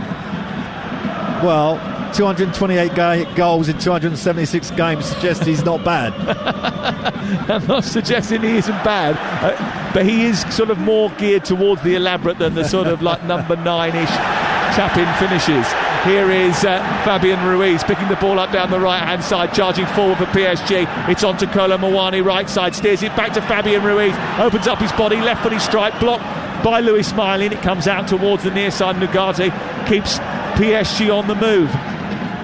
Marco Reus has scored a penalty for Borussia Dortmund away in Milan. It's Borussia Dortmund who lead Milan away in the San Siro tonight by a 0-0. Still a long way to go in the game. That's good news for Newcastle United, because should they lose tonight, they will still have the chance of playing off with Milan for a place in the Europa League. The ball is with Ugarte, and PSG have started at a breakneck speed here and have already had two very good opportunities to take the lead. It's taken on down the right for Achraf Hakimi, whose ball into the near post was missed by Cher. It takes a cannon off Kolo Muani, then off Lascelles, and goes behind and away for the first corner of the game. Here's Alan Pardew. Yeah, Muani's had 2 or 3 moments in this game already. I mean, it's exceptional little flicks around the corner that have set PSG on their way. I mean, PSG, when I'm looking at them, okay, when they went to Newcastle, this is not the same team. It might be the same names, but it's not the same team. They're right at it tonight. It's going to be a real test. 12 minutes gone, short corner taken to Dembele. Dembele trying to take on Anthony Gordon. Anthony Gordon deals with that, but plays it almost through his penalty area. Comes back on the edge of the box. There's a strike, which is an accusation of a handball, but the ball has escaped to the far side, and Isaac has then pumped it forward, asking Livramento to chase it. He's very rapid, is Tino Livramento, but he is not that fast and can't get it, although Donnarumma has done his best to try and help him out. And now Livramento has nabbed it in the left channel, plays it into the centre, and Isaac's missed the target from 6 yards out. It's a golden chance for Newcastle United. A giveaway by Donnarumma, snaffled up by Livramento in the left wing position. He travelled back into the penalty area and he steered it back into the near side. It was Almiron actually who centred the ball, and he tried to find Isaac on the edge of the 6 yard box, and somehow he managed to steer it over. Oh, you can't miss those chances at this level. That is such a big chance, and it wasn't actually a difficult chance. Oh, it's a big mess up by Donnarumma in the first place. Mbappe's going to be penalised here after colliding with Kieran Trippier. He thought he should have had a foul over on the far side, and Mbappe complained about it. That's an official, the first assault there from Mbappe. He does that from time to time. He didn't think he was at fault. He didn't think he was at fault, and he made it demonstrably clear he didn't think he was at fault, but the referee disagreed with him, and as a result of that, he has just told him to get on with the game. A free kick has been given to Newcastle United. There has been a goal at the Etihad Stadium. We'll be there in a second, but Isak's got the ball in the centre circle and he's worked it out wide towards the far side, and Almiron onto Trippier, steers it back, Bruno Guimaraes, now Almiron, and you just wonder there when Bruno Guimaraes sets it back for Almiron whether or not he couldn't have turned and swept it towards goal. Instead, the chance has gone, it's gone out to the far side and it's away for a throw-in to PSG. But a couple of bright moments for Newcastle. Better, much better from Newcastle. Starting to get a grip with the game a little bit in terms of who they're up against, and it was nice to see Miley get a nice touch there. He had a little turn on the halfway line, and let me tell you, at 17 that's quite brave to do at this level. He had a nice little turn, set the attack off, and again a chance for Newcastle. They're showing their teeth, which is good. Well, it's been a raucous first 14 minutes of the game in the Parc des Princes. What's been happening at the Etihad Stadium? Mickey Gray. Well, this is not going to plan. Manchester City 0, RB Leipzig 1, and it was assisted by the goalkeeper Yanis Blezic. It's a long ball through to Luis Openda. He just shrugs off Akanji. A couple of touches later, with his right foot, just slops the ball into the bottom corner. Wow. Game on. Manchester City 0, RB Leipzig 1. Goal at Vicarage Road, Ian Abrahams. Watford 0, Norwich 2. Second goal for Norwich, Hwang from 25-30 yards out. Ben Hamer should have done better in the Watford goal. Watford 0, Norwich 2. Well, Nick Pope spoke yesterday about the scenario that Newcastle were facing here in the intimidating cacophonous noise of the Parc des Princes, acknowledging that it was going to be a tough game, it was going to be a challenge, but he said he liked the idea. They've spoken as a group about the possibility of achieving something impressive here tonight.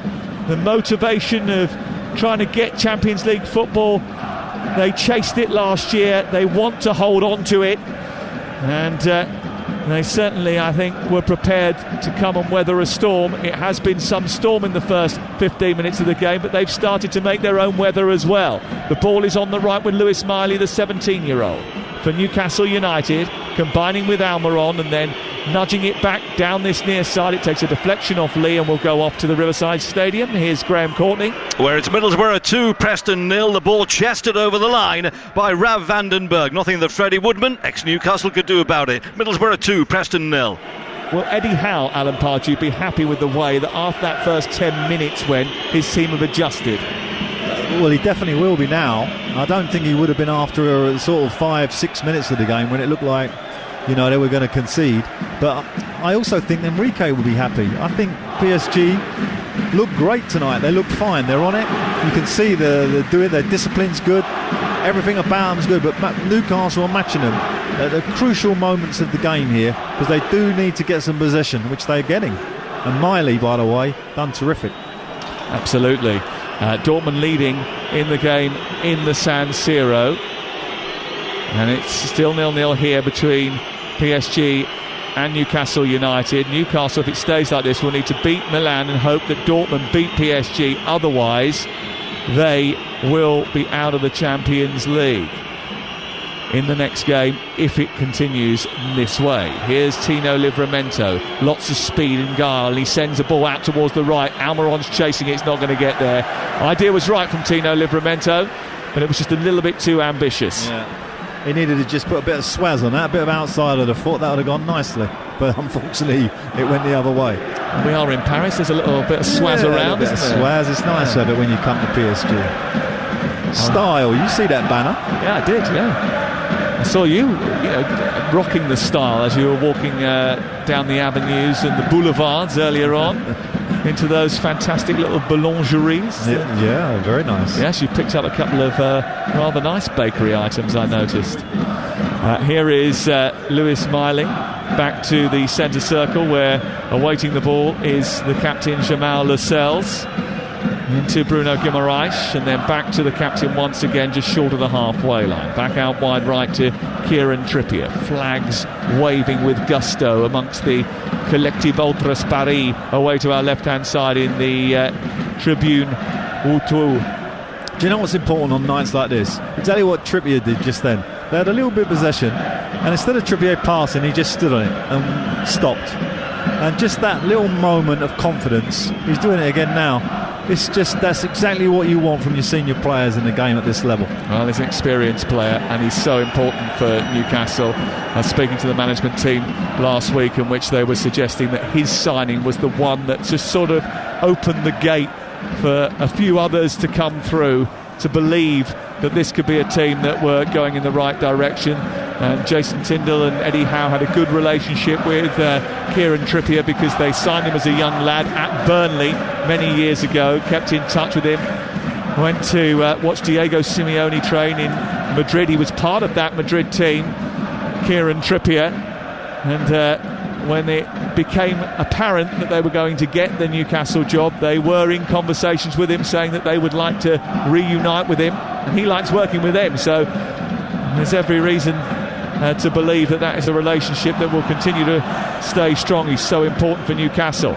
Joel Linton wins it on halfway and then tries to steer it down the left channel looking for Isak. It's a good intervention by Milan Skriniar, and he clears it for PSG, and the tempo of the game is just slowed slightly, Alan. That will be to Newcastle's benefit. Yeah, and they've managed to do that. This Newcastle have slowed the game, and now PSG have not got that same ravenous kind of attitude. Although he's done well again, Dembele, he's a real threat down this side, and he's toying with Livramento. He was labelled by his manager this week as the most destabilising player in the world. I think that's because he is incredibly unpredictable, and sometimes I don't think he even knows what he's going to do next. Here on the right side is Achraf Hakimi picking the ball up for PSG, moving laterally infield now, and about 10 yards short of the edge of the area. The ball's sent to Mbappe. Interception comes from Almiron. That's terrific from Almiron, who's taken the ball off the toes of Mbappe, run it clear. He's got away from him, and then he's drawn the foul from Mbappe, and that's terrific work from the Paraguayan. Superb. And that's Almiron all over. He doesn't get many goals. I think he's only got 2 this year. But his work rate, his tenacity, speedy, set up the chance for Isak a minute ago and almost created a goal for Newcastle. Brilliant there. And just so, for the record, I mark him down. Second, Le Sulk from Mbappe. Second, Le Sulk. I'm pleased that you're keeping a tally of Le Sulks this evening from Kylian Mbappe. Poor clearance by Skriniar, one by Joel Linton. They wanted to release that quickly into Anthony Gordon, and then the ball out to the right hand side of Trippier from Isak wasn't quite right, and it escaped and went out of play. But there was just a moment there where there was a chance after a high turnover to try and get in behind the PSG defence, and they didn't take it. The one player probably who hasn't played great is Isak. He's missed the chance. That's a loose pass from him. He hasn't really done well with the first pass so far. He needs to do something really good to sort of get his confidence up here, because everybody else is on it for Newcastle. Would have been great. Just the one chance, that was Isak's chance from the left-hand side after the ball was won back by Miguel Almiron. He centred it towards the edge of the 6-yard box, and Isak missed the target, went over the top of the crossbar. It was a super opportunity for Newcastle.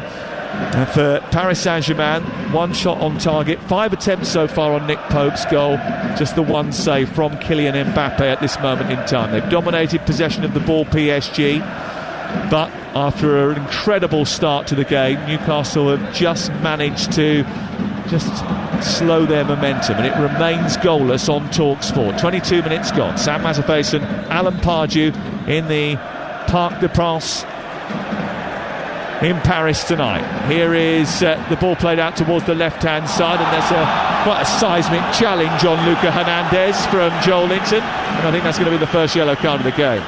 Yeah, it's just on that transition Newcastle will be careful. They broke the press again, PSG. Guimaraes has had to foul him really because he's at full pace to the back four. Dembele on the right, Moani through the middle, and Mbappe up on there on the left side. So it was in a way an important foul. So set play now, I don't know, 35 yards out on that left-hand side. It was Joel Linton who committed the foul. Joel Linton, yeah. And even though the television monitors actually put the little strap up saying that Jamal Lascelles had been booked, he hasn't. It is the number 7. Here is Dembele inside the area from the free kick, swiping a volley towards goal. He was offside anyway, and it's going to be a free kick for Newcastle away to our right-hand side. I'm not sure that he was offside. Right.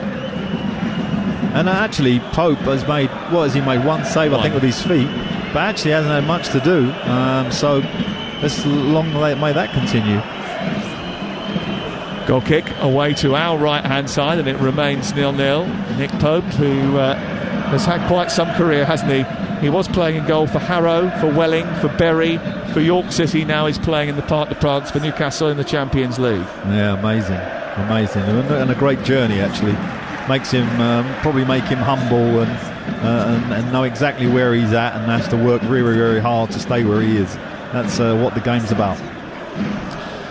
Here is Ugarte for PSG, 23 gone. Back to the heart of defence, and Danilo takes a couple of steps forward before releasing the ball to Skriniar.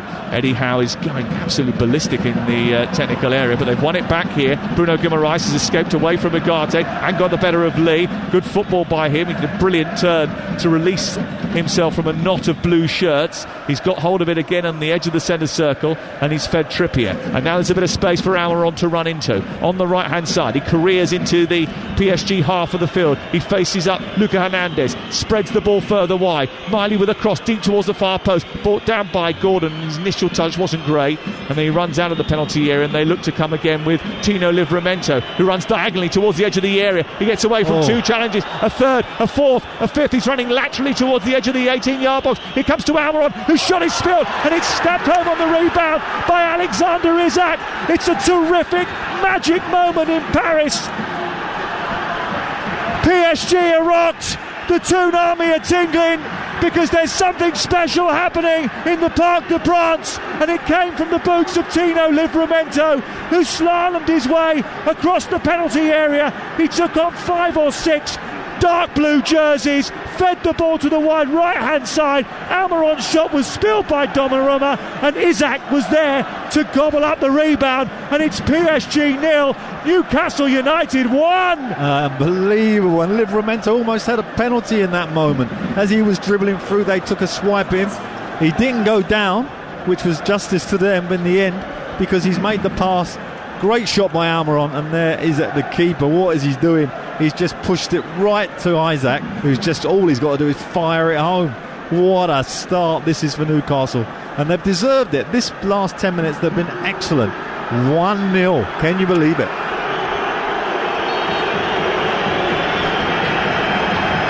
Well, those Newcastle fans over on the right hand side in the corner of the Tribune Boulogne are on their feet. Their voices are raised, and the roof is coming off that corner of this stadium. They can't quite believe what they've seen. Their team, for many decades in the doldrums, have just gone in front in the Champions League against Paris Saint-Germain, and Alexander Isak has scored once again. What a terrific recent record he's got, Alan. It's his 7th goal in 9 games.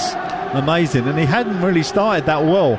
You know, as I said, he's had a couple of moments where you think, we should do better, but he couldn't miss that. It literally was gift wrapped. Ball on the right side with PSG coming forward, flash through the 18-yard box by Dembele. It's picked up by Almiron over on the far side, and Lee then takes a little bit of umbrage to Almiron's reaction, and Almiron's not happy about it, and the two have to be separated by the Polish official Simon Marciniak, and actually Almiron is being kept away by Trippier over on the far side, and Newcastle will have the ball once again. 27 minutes gone. Newcastle lead by a goal to nil away in Paris. This is a stunning scoreline. It is, and you know, the ball, you couldn't have hoped for anything more than a goalie error. You know, it's not a great shot really by Almiron. He should do so much better. It's a simple mistake, punished. And now PSG got it all to do. The stadium has come alive again. It's crucial now for Newcastle, these next moments, that their process is correct and that they keep them at bay. Off to the Riverside, Graham Courtney.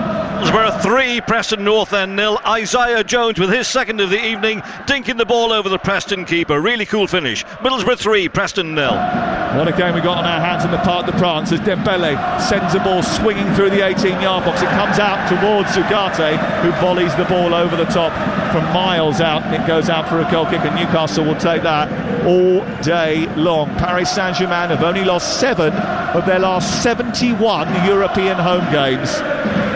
Yeah, and you know, the result at St James's Park, you know, where they proper thumped them. might be playing a part here. They're looking edgy to me now this last period. I just see Enrique, the manager, jumping up and down about that shot. He was really unhappy, and quite rightly so. It was so speculative. Well, the ball's been played forward by PSG, but Kieran Trippier has snuffed out the danger of Mbappe, got it back to Nick Pope. It's run loose in midfield, and then it's collected by Trippier, and then he's manhandled by Randall Kolo Muani. It's going to be a free kick, and he'll take his time over this. So the group at this moment in time looks like this because of the Borussia Dortmund result elsewhere. They're beating Milan in the San Siro. At this moment in time, Borussia Dortmund will be top of the shop with 10 points. Then second place, it would be Newcastle United on 7 points, Paris Saint-Germain with 6 points, and Milan bottom with 5. The next game is at St James's Park against Milan. Newcastle would still need to win that just in case Paris beat Dortmund in the final game. Let's go home now. We'll take it as it is. Dembele trying to chase down a mistake. It's picked up by Livramento and sent square. Trippier sends it long. Isaac didn't hold on to it and just sort of flicked it, and it went through to Skriniar. Is that frustrating for a manager when you get an out ball like that and you don't keep hold of it? Yeah, he must do better than that in this atmosphere and this scoreline particularly. You got the lead, you now want to just steal the ball a little bit. And they've given it away, and there's a bit of space for Hakimi to steer the ball into the centre. It's fallen loose inside the box. Lee is arriving, blocked by Miley, brilliant. And then Almiron looks to get down the right hand side. There's a foul by Luca Hernandez, but there was too much space inside the box. It wasn't a great ball in for Hakimi, and as it came through the box, actually I think it might be Dembele, just got a little touch on it, which was unnecessary because Mbappe was lurking on the edge of the 18-yard box, and if he had just left it for him, Newcastle were in real trouble. Yeah, they're just not picking the right pass in that last moment. Those little passes in and around the box, they're getting into good areas, PSG, and at the moment, thankfully, they've not made one of them count, but don't think that's going to last. We can't have too many moments like that. Well, it's Newcastle United who lead in the Parc des Princes by a goal to nil, a goal scored by Alexander Isak.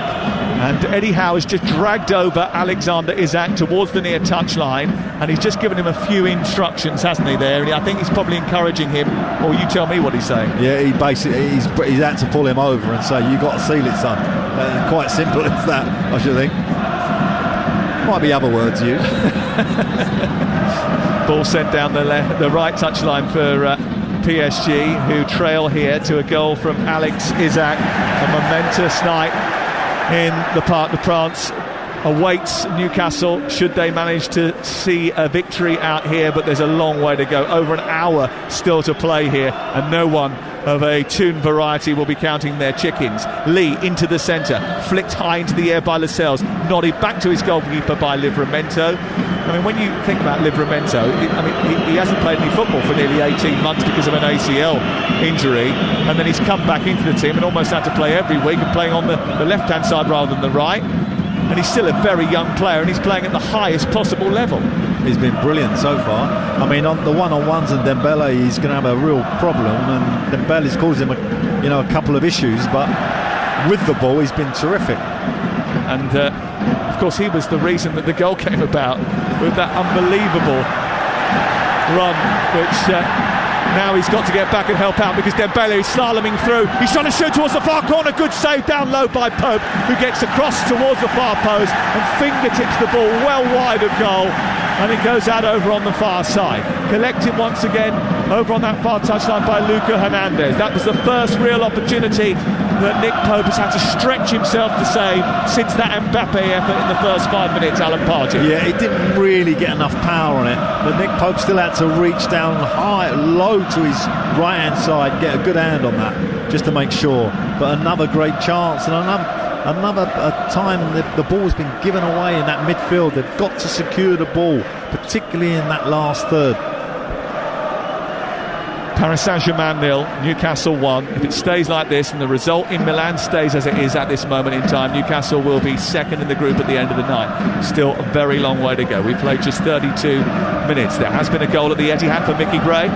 32 minutes on the clock. Manchester City 0, RB Leipzig 2. And it's Lewis Openda yet again. He wins the ball down the left-hand side. He uses his pace to get into the 18-yard box. Chops the ball onto his right foot. Has a little look. Plays it low into the bottom corner. Past Ortega. They've been rattled, Manchester City. Manchester City 0, RB Leipzig 2. Well, that's not a result that many predicted. That's a coupon buster if ever there was one. And this might be one too, because Newcastle lead in the Parc des Princes. In the left fullback position, Livramento trying to deal with Dembele. Well held by Isaac and then kept hold of by Bruno Guimaraes. And they played their way out brilliantly there, Newcastle, out to the far side. It's collected by Miley, then back to Kieran Trippier, and Alan Pardew is clapping alongside me because of the way that they've performed. That's a really good turn and pass by Miley, but the two on this near side, the left, weren't up to speed. No, watching him, and I don't think they expected him to do it. I didn't expect him to do it. You know, he's 17, but he's been brilliant this first, 20 minutes? 33 we're at. Wow, it's flown by, hasn't it? I mean, PSG looking a little bit like, what are we going to do next? You know, it's they're looking for a few questions to be answered here, and Newcastle at the moment have got all the answers. 2 goals at Watford. We'll get to Ian Abrahams in just a second, but there is a spell of possession for PSG to monitor as the ball is switched from the centre out to the right, looking for Dembele, who can't control it. So let's go off to the Championship at Vicarage Road and Ian Abrahams. Watford 2, Norwich 2 in 2 minutes for the Hornets. First of all, Ismail Kone from 25 yards out of nothing, and then Jamal Lewis's cross headed in for a close range by Milica Rajovic to make it Watford 2, Norwich 2. Just had a replay of that Dembele effort, which went narrowly, was pushed narrowly wide by Pope. I think it probably was going to hit the post actually, rather than sneak in the far corner. But he certainly just made the goalkeeper interested. I must admit, we have played 35 minutes now, and Lewis Miley has been pretty impressive from start to finish. But they've got a little bit of work to do here as Mbappe finds Ruiz inside the area. His shot the first time is blocked by Cher, and then it's cleared away by Newcastle out towards this near touchline. Anthony Gordon looks to try and run down the left at Hakimi, but instead he's robbed by Hakimi, and the ball ricochets into the path of Dembele. He turns and bounds forward towards the edge of the penalty area, and Newcastle just got to stay concentrated here. Yeah, and Mbappe just does great things, doesn't he? Like, you know, that moment there, he's picked an unbelievably great pass out. He's just such a wonderful player, really. He made a great run as well to get in possession. Left Trippier on the floor. He's still the main threat of this team. And what he's doing now is just occupying the space in between Lascelles and Trippier, just to make sure that he's more difficult to handle. Here is Ruiz sending the ball into the box, trying to aim it towards the penalty spot. Mouani can't get on the end of it, and the ball drops, and it's picked up by Almiron, who does brilliantly again, and Ugarte goes slamming into him, and that's a yellow card for Ugarte, the 22-year-old Uruguayan who was signed in June from Sporting. First yellow card of the game for PSG. Almiron gets so many people booked because they don't expect him to be as quick as he is. He's so quick, and his feet are quicker too, so they think they're going to win possession, and he just toes it away from them. He's been brilliant down that right-hand side, and he offers such security for Trippier. I mean, Trippier must go to bed and think, oh, he's brilliant, this boy in front of me. You know, he must buy him fish and chips every night. Well, the fact that he runs that fast suggests he doesn't eat them if he does. No, probably not, no. Small cod. Portion. Small cod. 37 minutes on the clock. It's Paris Saint-Germain 0, Newcastle United 1. Things going very well so far for the team in black and white stripes that are attacking the goal away to our left. Almiron just looking as if he's a little bit hurt over on that far side after that challenge from Ugarte. They don't want to lose him at this stage. Gordon pinches it on halfway, but just couldn't get it under control, and Skriniar's returned possession for PSG. Dembele bamboozling himself again on this near side, has taken the ball out of play, and it's away for a throw into Newcastle, so we'll go to half-time at Hull. Mark Wilson. Yeah, Hull 3, Rotherham 0. Tyler Morton rolled a ball into an empty net inside 5 minutes. Jaden Philogene got his 5th in his last 7 games with a cheeky back heel on 9, and then Scott Twine's first for the club means at the break. Hull 3, Rotherham 0. And Half-time for Graham Courtney at Middlesbrough 3, Preston North End 0. 2 goals for Isaiah Jones, 1 for Rav Vandenberg, the Borough right back. The Borough looking really, really good. Preston haven't had a shot on target. Middlesbrough 3, Preston 0. Milan 1, Borussia Dortmund 1 in the Champions League. This group, and Newcastle are leading at this moment in time. The ball goes out towards the far side, and it's been brilliantly constructed, this move by Newcastle. Eventually, before it comes to Trippier, it's swept away by Luca Hernandez, and it goes out of play on the far side. Cardiff 0, West Brom 0 is live on TalkSport 2, that's half-time. Commentary 0, Plymouth 0, that's half-time as well. QPR 1-1 with Stoke, that's also half-time in the Championship. Ball over on the far side, another good combination involving Miley, and then it'll run loose inside the PSG half, and Livramento will pick it up here. He's run past another 2 players, tried to put it through the legs of Lee, and then won it back again. Terrific. On to Bruno Guimaraes, steering it to the left. That was impressive. Yeah, he's having a sort of Johan Cruyff moments, isn't he, at the moment? He's forgetting who he is. But he's been brilliant, Livramento, absolutely brilliant. And so has Miley. I mean, I'm so impressed with that boy. I've not seen him, obviously, and he's been absolutely outstanding so far. Yeah, and he's putting the press on for Newcastle at this moment in time, and they've won the ball again over on the far side. What were you doing at 17 years and 211 days? Running around some non-league pitch somewhere. Whiteleaf or somewhere. Shipstead. Yeah, he's playing in the Champions League and playing a starring role, really, for 17 years of age. I mean, this is some performance up until this point. We've only played 39 minutes, though. You are listening to TalkSport live in France tonight. Livramento couldn't get on the end of that. There is a bit of a gap here for Dembele, but it's been covered by Cher, who comes sliding out to the left full-back position, and it goes out of play and away for a throw. I mean, Livramento's having so much joy. He's just leaving Dembele now and going into midfield and all sorts. Is that dangerous? Yes, it is a little bit. If I was Eddie, I'd be saying, yeah, you're doing fantastic, but, you know, calm down, stay in your little hole there. I mean, Dembele's a handful, you know, a real handful at world level. But at the moment, Livramento is the best player on the pitch. Fabian Ruiz engaged immediately by Bruno Guimaraes, and he almost had a bit of a problem there because it looked like he was going to pinch it and feed Isaac. Didn't quite come off for Newcastle, but their press has been superb, and the little triggers, you see it, they sit back sometimes and wait, and then there's a certain moment where they all just go straight away. It's very well choreographed. It is, you know, in training that... Oh, there's a chance. Here's Kolo Muani down the left-hand side, he's offside. No, good. No, you know, you work on that in training. You know, little triggers. If they come inside, bang, we're going to press. Or if the left back starts driving inside, we step up. You know, all those little triggers are things that you work on in the end, and Newcastle are doing them great. The 3 midfield players, I can't speak highly enough of them. They've been brilliant. Isaac just linked a couple of things, and Newcastle's so much better. If he just concentrates, I would be looking at him at half-time, just saying, look, just get your game now down, and we're all right here. Former Newcastle manager Alan Pardew in the commentary box in the Parc des Princes tonight. He was the man who last took them into Europe 10 years ago, and they went out to Benfica in the quarterfinals of the Europa League. Ball half cleared by Hakimi. It hits Gordon down in the right fullback position for PSG, and it goes out for a goal kick to the home side, who are on a fantastic winning run in the league. They've won their last 6 games. It was given away by Danilo, and again that high press has worked for Newcastle. They've won it on the edge of the area, and Isaac's tried to find Gordon, and Gordon is beaten to it by Skriniar, who comes across on the cover and puts the ball out for a throw-in down by the corner flag on the right hand side. Yeah, Trippier read the centre half's pass and just run in front of Mape, picked it up, and they had a decent attack there, and Gordon made a great run across the striker down into the other channel, into the right hand side of Newcastle, and almost got in. It was another good situation.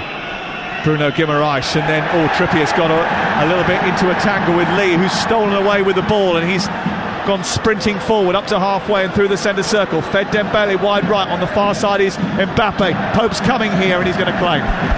Good goalkeeping. You saw it, watched it and claimed it. Yeah, Dembele just didn't get enough power in that drive across the pitch.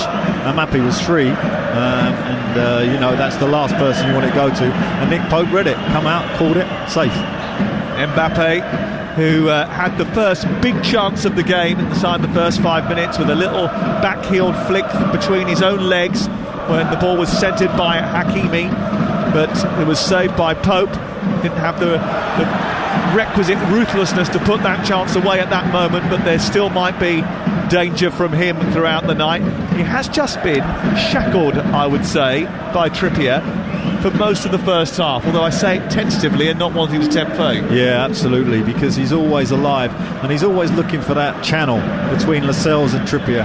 Here is Dembele down the right hand side again, trying to centre the ball to Randall Kolo Muani, who actually wins the ball back inadvertently, and there's a couple of Newcastle bodies strewn on the floor. The referee's allowed play on. Gordon gets back to his feet. Dembele takes on Livramento, gets to the byline, produces a cross in towards the near post, goes right through the box, it's behind Lee, and then comes back out to Luca Hernandez on that left hand side. He combines with Lee, then it's a cross into the path of Fabian Ruiz, square to Ugarte, 30 yards from goal. His strike takes a deflection. It's a corner to PSG with 2 minutes to go before half time. 1-0 Newcastle. Crucial moments as a manager, crucial these are. These next 5 minutes, got set play to defend, got to be right, everybody back, do your jobs, make sure you see this out, because that was a good passage of play by PSG. They worked down the right hand side and then worked down the left. Lee, Dembele, back towards the edge of the penalty area. It comes to Hakimi, it's swung in towards the far post. Lascelles takes charge and heads it clear. Comes out as far as Ruiz, who shoots straight down the throat of Pope. He collects it. It's a shot on target, but not one that really worried the former England man. Yeah, you know, that was not really a problem for Newcastle. They defended that well. They still needed a great header from Lascelles. He's brilliant at that. Those crosses that come into the box, he seems to read them really well and get himself in good positions. And as I say, good clearance. It snuffed that danger out. Nick Pope was holding onto the ball for a long time there, and the PSG supporters were trying to alert the officials to it. Kolo Muani has just got into the back of Joe Linton, who's drawn the foul and won the free kick just short of the centre circle. He's got a job on his hands to stay on the field as well, Joe Linton. He's got to be very sensible. He was sent off recently in a game whilst playing for Brazil against Argentina. He can't afford to get a second yellow card. There isn't really that much on the bench to switch him out for either, so they have to be very careful with him over the course of the next hour or so. Here is Gordon in behind Hakimi, slipped in by Livramento. Livramento's got it back, left angle of the penalty area, looks up, waits, and then plays it infield to Bruno Guimaraes. He's about 30 yards from goal. He floats it far side. Almiron coming underneath it. He's juggled with by Luca Hernandez, who takes it out of play, and it's away for a corner over on the far side.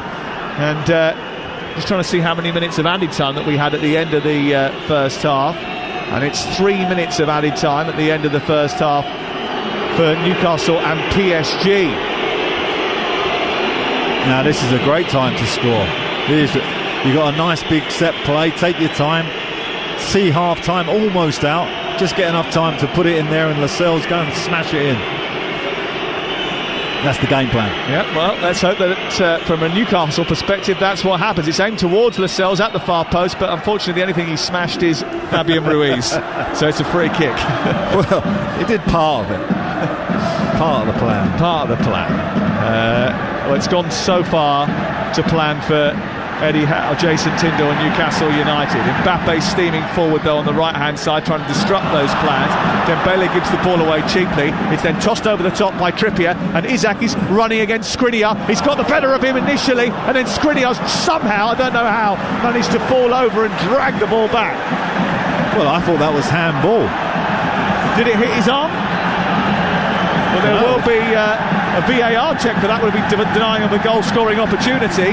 We'll see in just a second as they come into the box. Mbappe's got it now at the other end. PSG on the attack, trying to float it forward. It hits Miley and goes out towards the far side. He turns the ball back in field now, Mbappe, then leaves it towards the edge of the area, and Luca Hernandez, who squares it. It's onto Fabian Ruiz. They're on the attack here.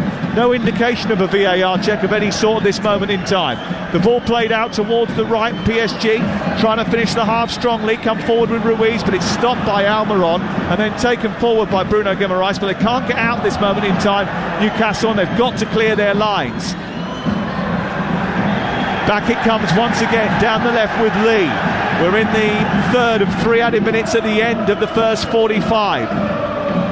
Back it goes to the left, and it's collected by Luca Hernandez of Paris Saint-Germain, who are trying to probe right at the end of this fiercely fought first 45 minutes. It's Mbappe to Lee, and then back to Mbappe, in behind, steers it towards Dembele. It hits the defender and is somehow cleared by Newcastle. Wow. I mean, you think it's a goal. Mbappe's picked Dembele out. Dembele's just smashed it straight at the defender. And fortunately for Newcastle, it's got cleared. Unbelievable. Here is Newcastle flexing back into a defensive shape once again, trying to repel Dembele once again. The last knockings of the first half, which has been electrifying in Paris. The ball sent square, collected by Ugarte, out to the right, and now Dembele again. He slips it down the right channel. Hakimi wanders into a more central position. He plays it out wide. Fabian Ruiz, then to Dembele, one way, then the other, then shoots down the middle of the goal. Too much loft on it, over the bar, and surely that's the end of the first 45 minutes. Well, it is. And Eddie Howe, who said it was the fear of failure that drove him to achieve. Well, at this moment in time, he's 45 minutes away from one of his greatest achievements in management. Newcastle United leading the Champions League away at Paris Saint-Germain thanks to a goal from Alexander Isak. Having a look at the replay, it did look as if Skriniar handled the ball in the last few moments of that first half as Isak looked to be going clear. The referee did not see it, the VAR did not call it back. And at the moment, it remains Newcastle 1, PSG 0. Well, right at the end of the first half, Alexander Isak was around the referee talking to him about that incident. There were some afters between Skriniar and Isak as well. They were pushing each other as the ball went up the other end, and PSG tried to fashion a chance for an equaliser. Isak not happy with that. He felt there was an impediment. He felt there was a handball. He felt that could have been a red card for Skriniar. As it is, he stays on the pitch. But wow, what a first half, what an atmosphere first of all, what a build-up. You kind of feared for Newcastle a little bit with their fans tucked away in the corner and with all the injuries that they've got, and here they are leading 1-0, and as it stands, with Milan 1, Dortmund 1 in the other game at half-time, Group F looks like this as it stands. Dortmund top on 8, Newcastle on 7, Paris on 6, Milan on 6. What a finale we'll have on match day 6. Newcastle at home to Milan, and Paris will take on Dortmund. But Alan Pardew, former Newcastle manager, sensational first half from Newcastle. One of two of their players have been absolute superstars. They've had to withstand some pressure. Of course they have in the Parc des Princes, but they've been absolutely superb in that first 45. Yeah, to a man, they've stood to the challenge, and the challenge was set by PSG right at the start of that game. They come out of the blocks, they were fast to the ball, fast in the pass, really got at Newcastle, and you thought, oh dear, this is going to be a long night. And then suddenly they just had a few moments of possession where they done really well, particularly Gomes and Joe Linton. They done superb just to keep it.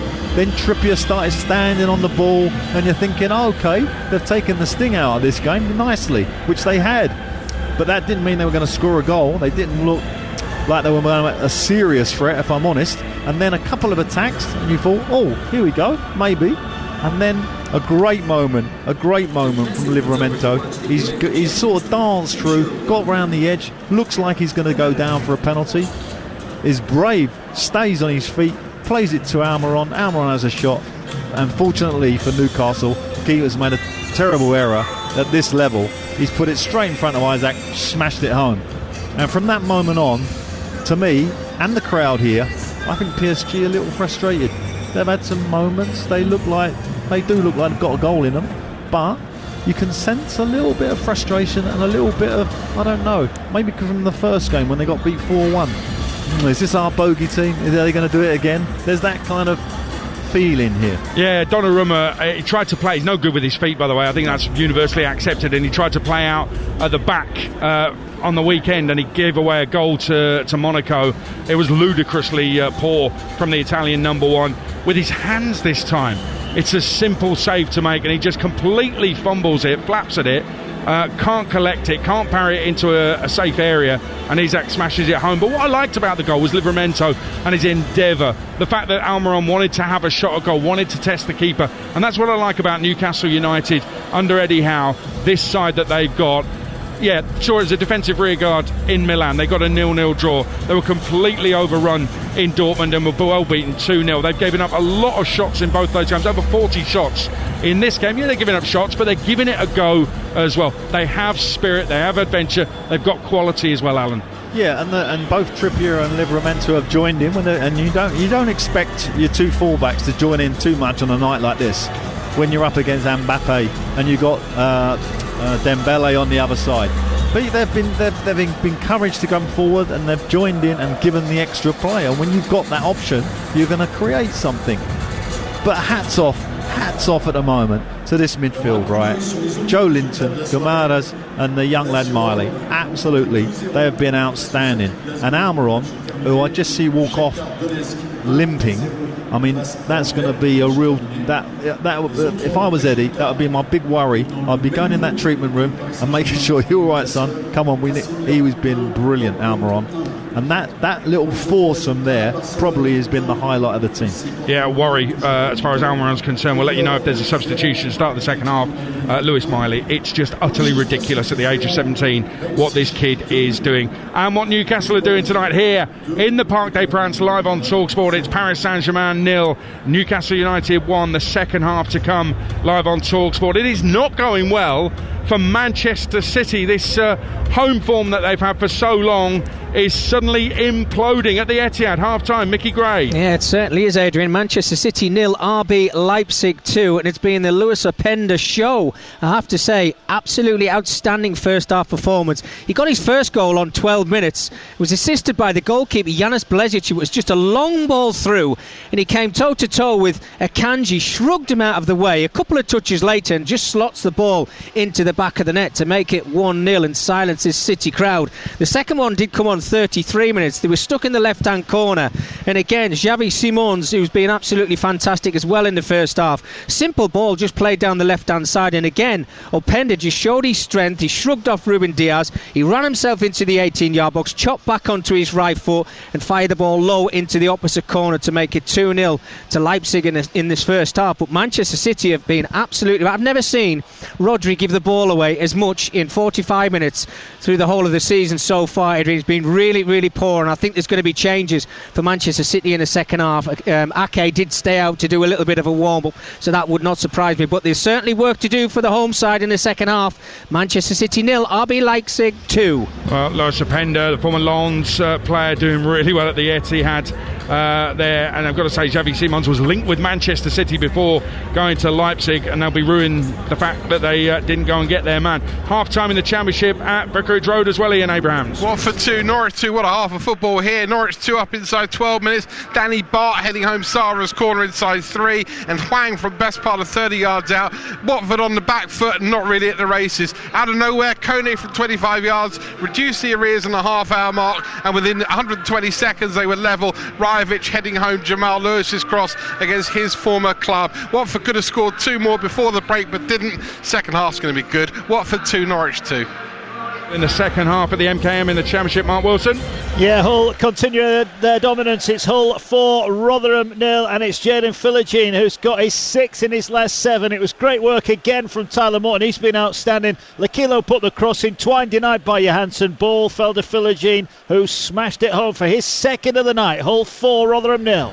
Let me give you some scorelines. Champions League Group E, Lazio beat Celtic 2-0. Celtic out of the Champions League. In fact, they're out of Europe altogether. They can't even make the Europa League now. Feyenoord 0, Atletico Madrid 1 at half-time as well. In Group F, AC Milan 1, Borussia Dortmund 1. Milan missing a penalty as well. PSG 0, Newcastle 1 here at the Parc des Princes. Second half to come. Group G, Man City 0, Leipzig 2. Young Boys 2, Red Star Belgrade 0.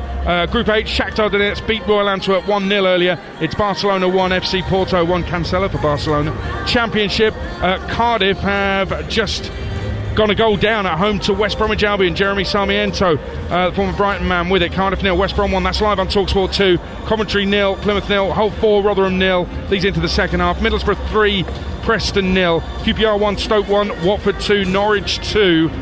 In League 1, I'll give you the games with goals. The rest are goalless. Blackpool 0, Northampton 1. Bristol Rovers 1, Orient 0.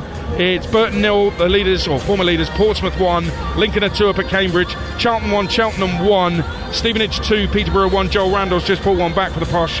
Wigan 2, 10-man Fleetwood 0, and Reading 3, Carlisle 1. That's an 8 o'clock kickoff. League 2 very quickly. Swindon 2 up at Accrington.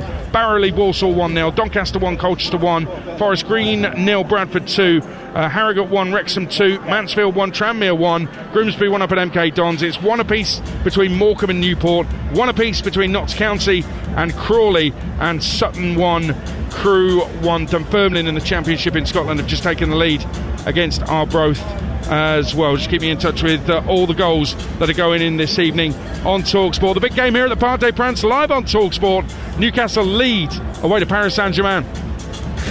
Kick-off on TalkSport with Ladbrokes. We play together.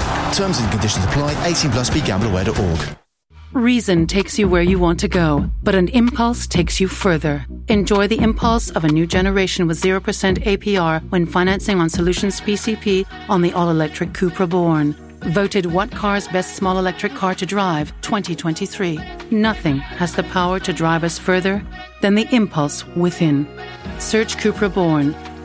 Offer ends the 2nd of April 2024. Maximum 36-month term, minimum 10% deposit. Indemnities may be required, say at Finance. I love the footy. Gotta be rugby. Golf. It's the boxing for me. Anything can happen. I absolutely love the darts. Whatever your sport, bet Fred. Check out our huge range of sports markets, daily offers and price boosts. I like the Saturday racing, I like the top jockeys, the top horses. I love the drama of it. The Super League. Everything's just 100 mile an hour. It's just the whole atmosphere. Bet Fred. In-store and online. Love sport. Bet Fred. 18+. BeGambleAware.org. Vinnie Jones is kicking off a new life in the country. I'm renovating my knackered farmyard in West Sussex. Can you spot the wild man from the wildlife? Is this a stag or Vinnie Jones? A cuckoo or Vinnie Jones? A nightingale or Vinnie Jones? To find out, stream the brand new series Vinnie Jones in the Country, now on Discovery Plus, or visit discoveryplus.com. T's and C's apply. Subscription required. 18+. Auto renews unless cancelled. Welcome to 32 Red Online Casino! Incredible! Play over 500 games, including exclusive slots, the Cube, Tipping Point, and I'm a Celebrity, Get Me Out of Here! Join 32 Red and get a bang tiny welcome bonus up to 150 quid. 150 quid?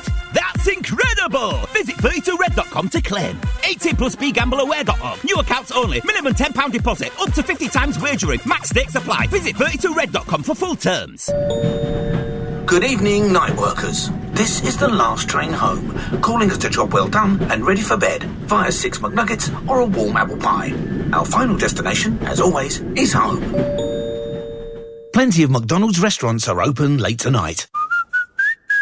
See mcdonalds.com for opening times. In the middle of Lidl, it's all fun and games because the Little Big Toy event is back. Get Hot Wheels play sets for just $6.99, a Harry Potter Lego set for $19.99, and Barbie Mermaid for just $6.99. These and more in store from Thursday, 30th of November. Now that's big on quality and always little on price. Subject to availability, selected stores, GB only. You can't beat the feeling of the team you've backed scoring a last-minute winner, or the ball landing on your lucky number 7 on the roulette wheel.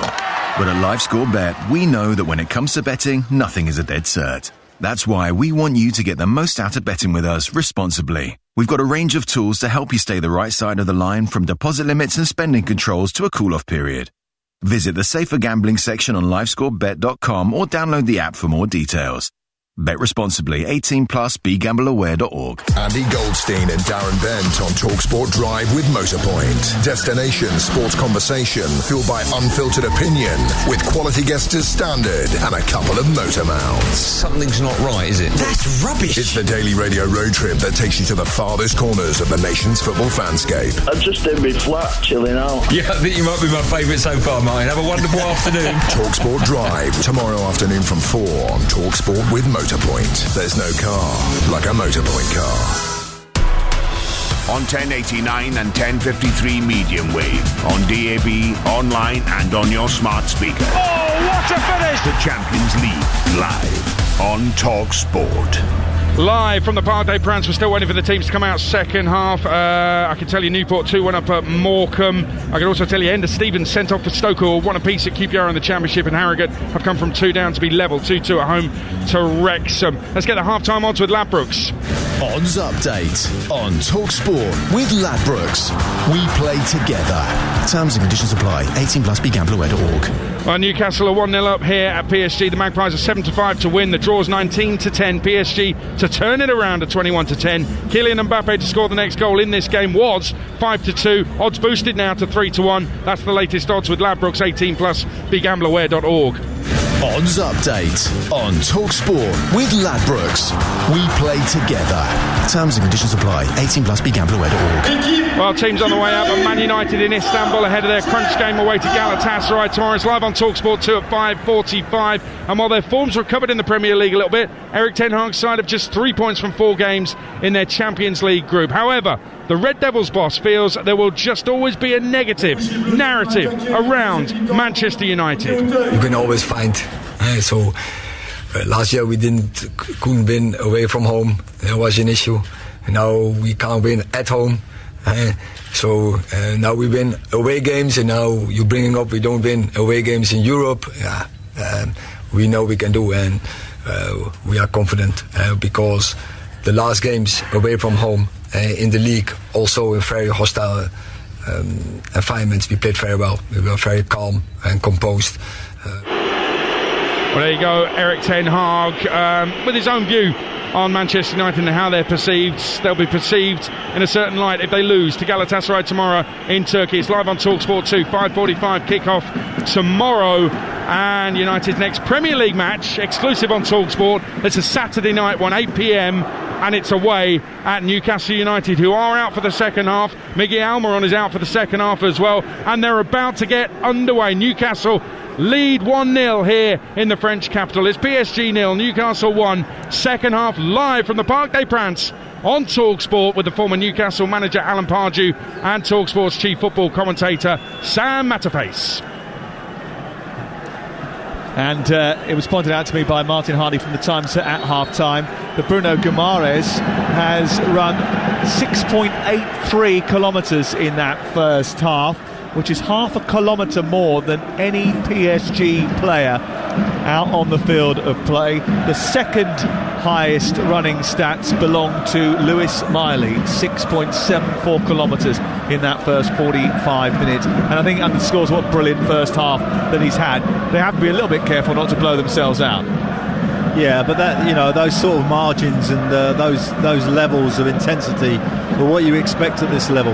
You know, and PSG having a little bit more possession, their levels will be a little bit more down than Newcastle.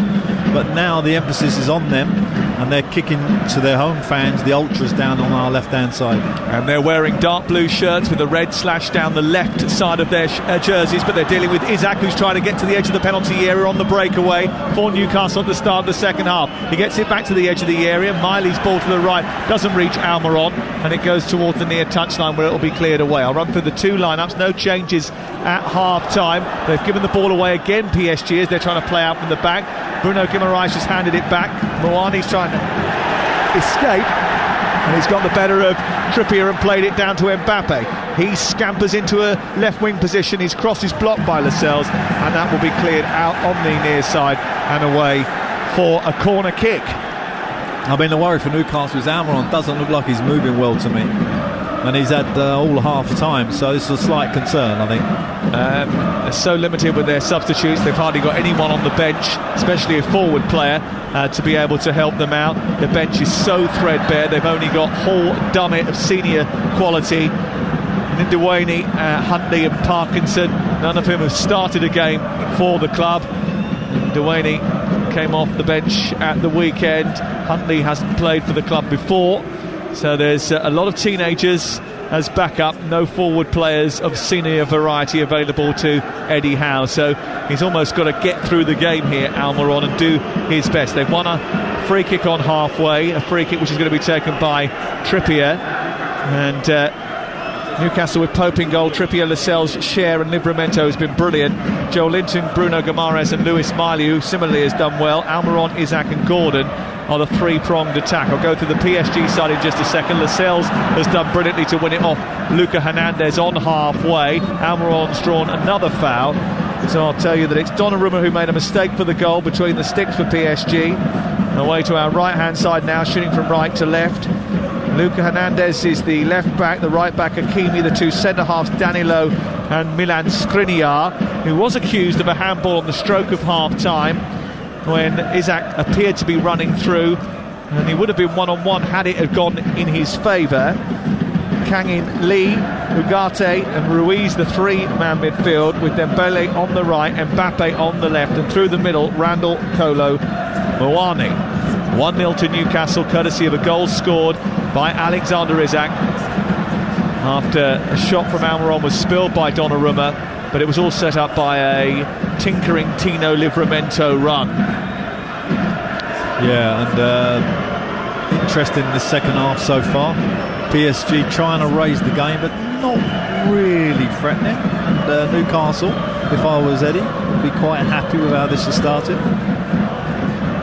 I mean, Livramento, you could, if they do have a problem in midfield, the way he's playing tonight, you could slip him in there and put Dummett left back. So that is an option for Eddie. Well, obviously, he is right-footed. He could come out actually and play on the right-hand side if necessary, and you could bring Dummett or Lewis Hall on and play over on that far side, so you could just reconfigure the team if need be. 5 minutes played in the second half, ball given away by Newcastle, but the throw-in wasn't capitalised on by PSG, who are on the halfway line now and in possession. And Newcastle's last trip to France ended in defeat. Alan will remember it, a 2-0 defeat to Bordeaux in the Europa League in 2012, and they Sojourns de France have been largely unforgiving, save for a win against Sochaux in the UEFA Cup back in 2004, but they have won a free kick over on the far side, and it was a challenge by Skriniar which has put the ball out of play. Well, it's either a free kick or it's a throw-in. It's got the potential to be a free kick, really, but actually the last man it touched was Anthony Gordon. That's why I thought that he was going to give the free kick. He's given the throw-in instead. They've still built the play, given it to Joel Linton, then sent it back to halfway. Cher guides it back to Pope, and Newcastle in possession once again. Trippier down the right, Almiron's under pressure but gets the ball in field to Lewis Hall, protects it really well, Lewis Hall, into Bruno Guimaraes. He clips it down the right hand side, looking for the run of Almiron. Danilo, he's under pressure from the Paraguayan, and again Almiron's just not quite right, is he? He's just pulled up slowly there as he went to chase into the right wing position. You can just see he's moving gingerly, he's not at full tilt. Yeah, he has that kind of face where he's grimacing permanently, so you're never quite sure when you look at him, but he does look a little bit uncomfortable in terms of his balance with the ball. That's not true of Mbappe, but he's been outdone by Lewis Miley as the ball has been played out towards his near side. Trippier's then given the ball away, and then Almiron has just shot it clear. Yeah, I mean, Miley, that's one for the scrapbook, isn't it? 17, and just stealing it off the world's greatest player. Brilliant. Not bad. It's a great experience for some of the young players, no matter what happens here tonight. Livramento, Gordon, Lewis Miley. He became the 6th youngest player to assist a Premier League goal when he teed up Isaac at the weekend against Chelsea. Bruno Guimaraes, talking to local radio straight afterwards, says Lewis Miley is massive. He's a star at only 17 years of age. That's some compliment from a senior teammate. Just cut it out again there. Yes, he has. But Almiron can capitalise on halfway. Fabian Ruiz brings it forward for PSG. There was a little bit of, especially in the first 15 minutes, a period of uncontrolled aggression from PSG, which Newcastle just about got away with a lot of last-ditch defending and a little bit of fortune. But since they just upped their ante a little bit, there hasn't been much from PSG, and they've been slightly underwhelming, I think. But they've only played 52 minutes. Here's Lee, out wide to the right. Achraf Hakimi moving up to the edge of the penalty area. It's back in field to Ugarte, and then, well, the ball is squeezed out to the far side, and Hakimi is slowed once again. They're all camped on the edge of the area, Newcastle. They were adept so well last season at keeping clean sheets, weren't they? Yeah, but I personally think Enrique's got a message to his team to be a bit more patient in that last third. and try and work a situation. And when you do that, you actually pin the team back a little bit more for a longer period. And I think that might be what the message is, because they seem to be taking a lot more time in getting at Newcastle. Yeah, and because that means that Newcastle spend even more time without the ball and the ability to escape, that it just tires you out mentally as well as physically. Absolutely. That's a poor ball across his own middle third by Bruno Guimaraes, but they just about got away with it, Newcastle. And Almiron now on the escape up to halfway. Miley again plays the ball in behind. Isak wasn't on the same wavelength as him and didn't see the opportunity coming his way. Paris Saint-Germain know their own goal stats. They know they can blow you away. They've scored 20 goals in their 6-game league-winning run, including 3 goals in each of their previous 5 league matches, before hitting 5 on Friday. So they have firepower, and Eddie Howe will be aware of that. Firepower at Hull City's ground tonight as well. There's been quite a few goals from Mark Wilson. Yeah, but it's Hull 4, Rotherham 1. A goal back for Rotherham. Corner whipped in by Rathbone. There was Grant Hall. Soft header, but it beat Allsop. It's Hull 4, Rotherham 1. Here's Dembele, right side, back to the edge of the area, and Lee now takes it on, looks to go beyond Bruno Guimaraes, but he spotted him. He was pulled back, and Lee's going to get a yellow card. And that's because he stopped a promising attack. And the midfielder who joined from Mallorca, who has been in good goal-scoring form for his national team as well as for PSG. I think he's an absolutely terrific player, and he's a key player for the PSG. If Lee can get on the ball a little bit more, I think PSG will become more of a threat. So to have him in the book actually is not a bad thing. Slow him down a bit. 1-0 to Newcastle United, who lead thanks to Isak's strike on 25 minutes. We've played 55. There's been another goal at the Etihad for Mickey Gray. Yes, there has, Sam. Yeah, 54 minutes on the clock. It's Manchester City 1, RB Leipzig 2, and it's Erling Haaland with his 5th Champions League goal of the season. He's just made a couple of changes. Alvarez and Doku, who came onto the field, weren't really involved in it. Phil Foden, it was a lovely through ball. Haaland got himself into the 18-yard box, slotted the ball low into the bottom corner. Game back on. Man City 1, RB Leipzig 2. Back here in the French capital, PSG are on the attack. Livramento manages to just divert the ball away from Dembele, and then Fabien Cher takes no chances under pressure from Kolo Muane, and despite the presence of Pope, and kicks it straight out of play. Back in it comes. PSG with Lee on the ball now, right side, steers it back to Danilo. Danilo left and on to Luca Hernandez. He runs up towards the left side of the Newcastle defence, and then has to turn back into the centre and gives it to Danilo once more. And PSG patiently, as Alan has already pointed out, a little bit more patiently than they were in the first half, just keeping hold of possession, trying to find the little gaps that Newcastle leave. They're trying to move them from side to side, just open them up, prise them open slowly. Yeah, and just tire them out. You know, they know, tactically, they've got no one on the bench. There's no surprise to say, right, well, let's get to the last 10 minutes, keep the ball, see if good ball in towards Dembele. He pokes it towards the goalkeeper. It's safe. Overhead kick, scissor kick by Mbappe. He's wild, comes back towards Fabian Ruiz on the left hand side. He can't centre it. It's blocked by Lascelles, and it goes out for a throw in. And that was a mistake, and they very quickly got in. And when Dembele centred the ball there in towards Mbappe, I thought it was curtains. Yeah, and Mbappe 9 times out of 10 just smashes that in.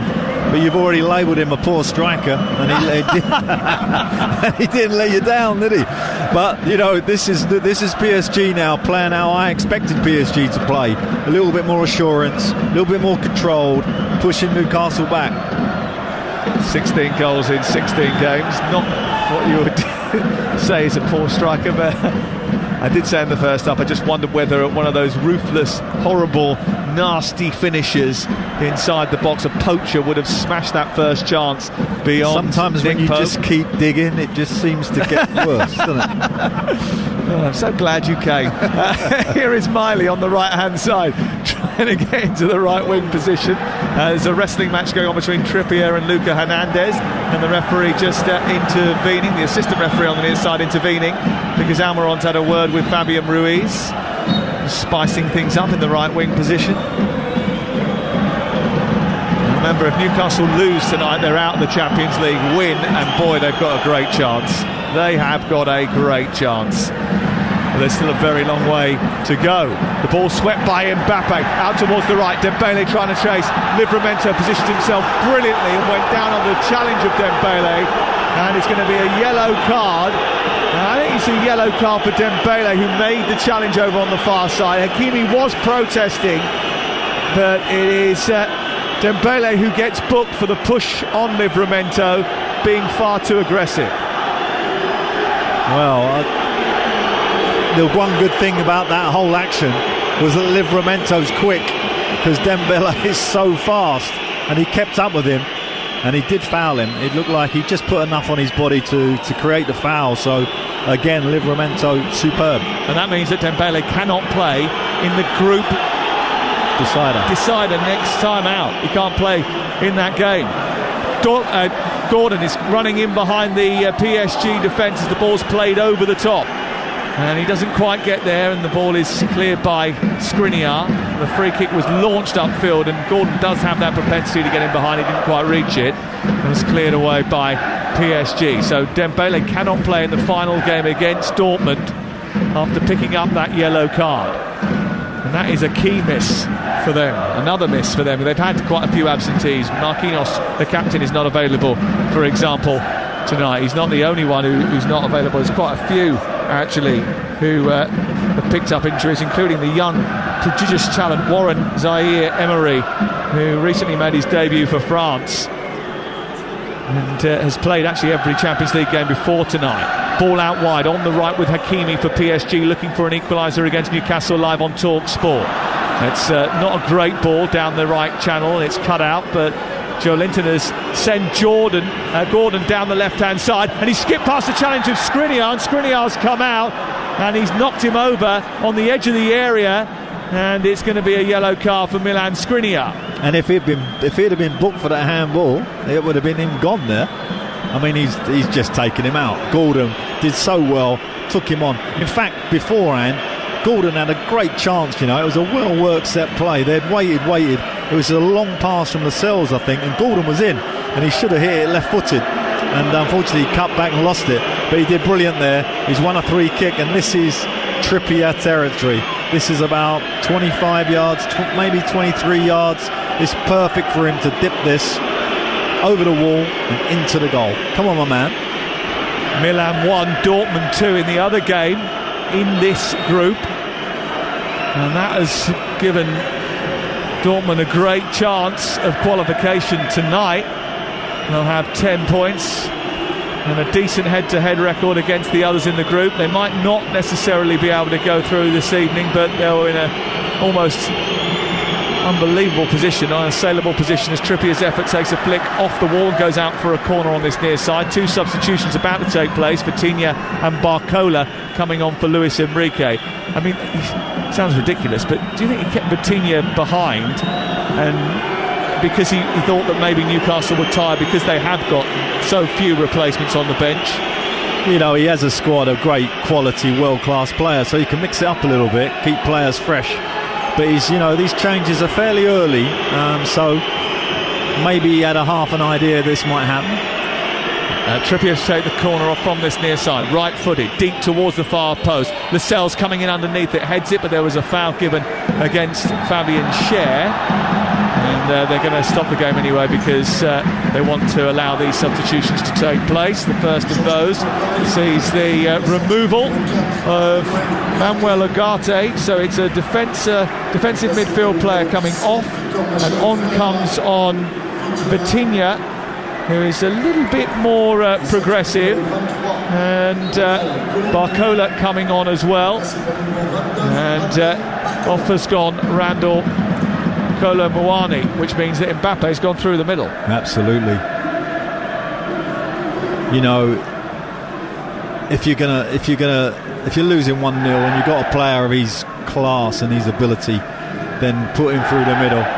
And that's where I would stick him at this stage, and I think that's a good move by Enrique.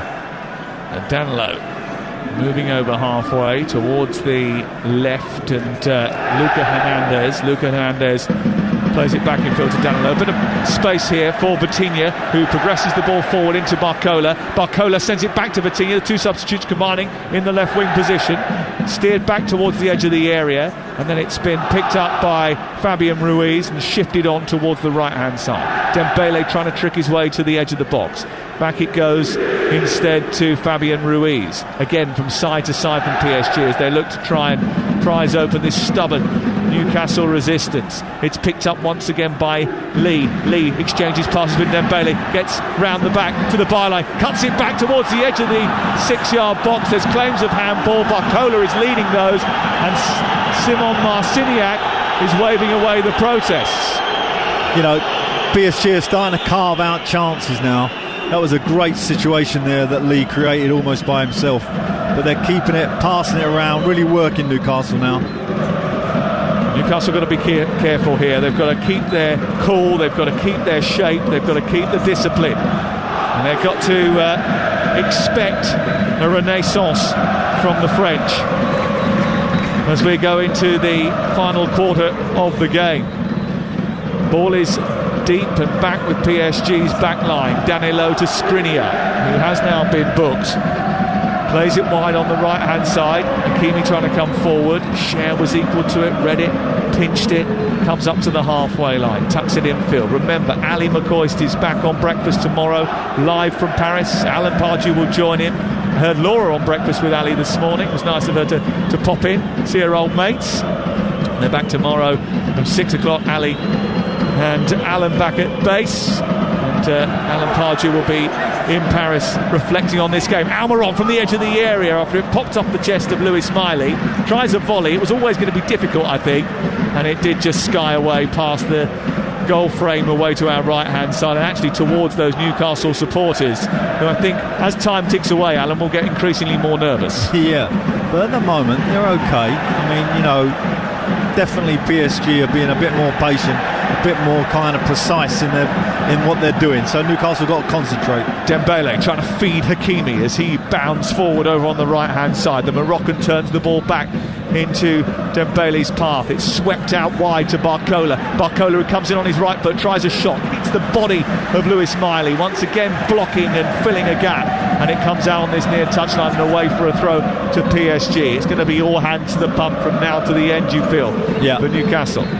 And I would actually like to see Isak sort of drop a little bit deeper actually as the striker. Lee out to Hakimi. Hakimi's low cross into the box, takes a little deflection off Livramento, whose arms were by the side of his body. Might have struck one of them. It's headed back by Skriniar. Isak tries to chase it. Danilo will get there and eat it up. Yeah, I mean, crucial time now for Newcastle. They're just starting to get stretched a little bit. And Mbappe is speeding in down the right channel, collecting the ball once again, looking to probe. He teases past one challenge, gets into the box, then steers it into the centre. Barcola, what a save from Pope!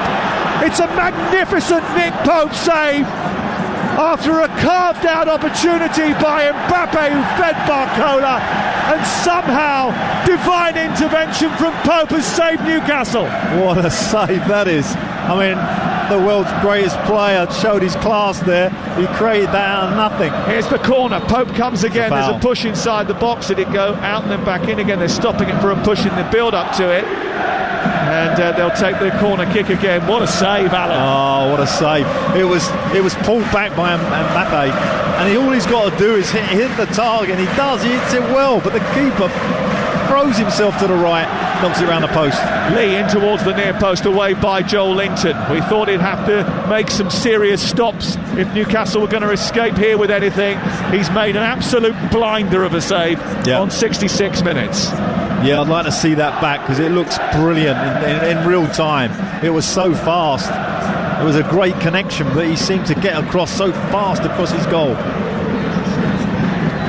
67 on the clock. PSG probing once again. And it's been an absolutely absorbing game, hasn't it?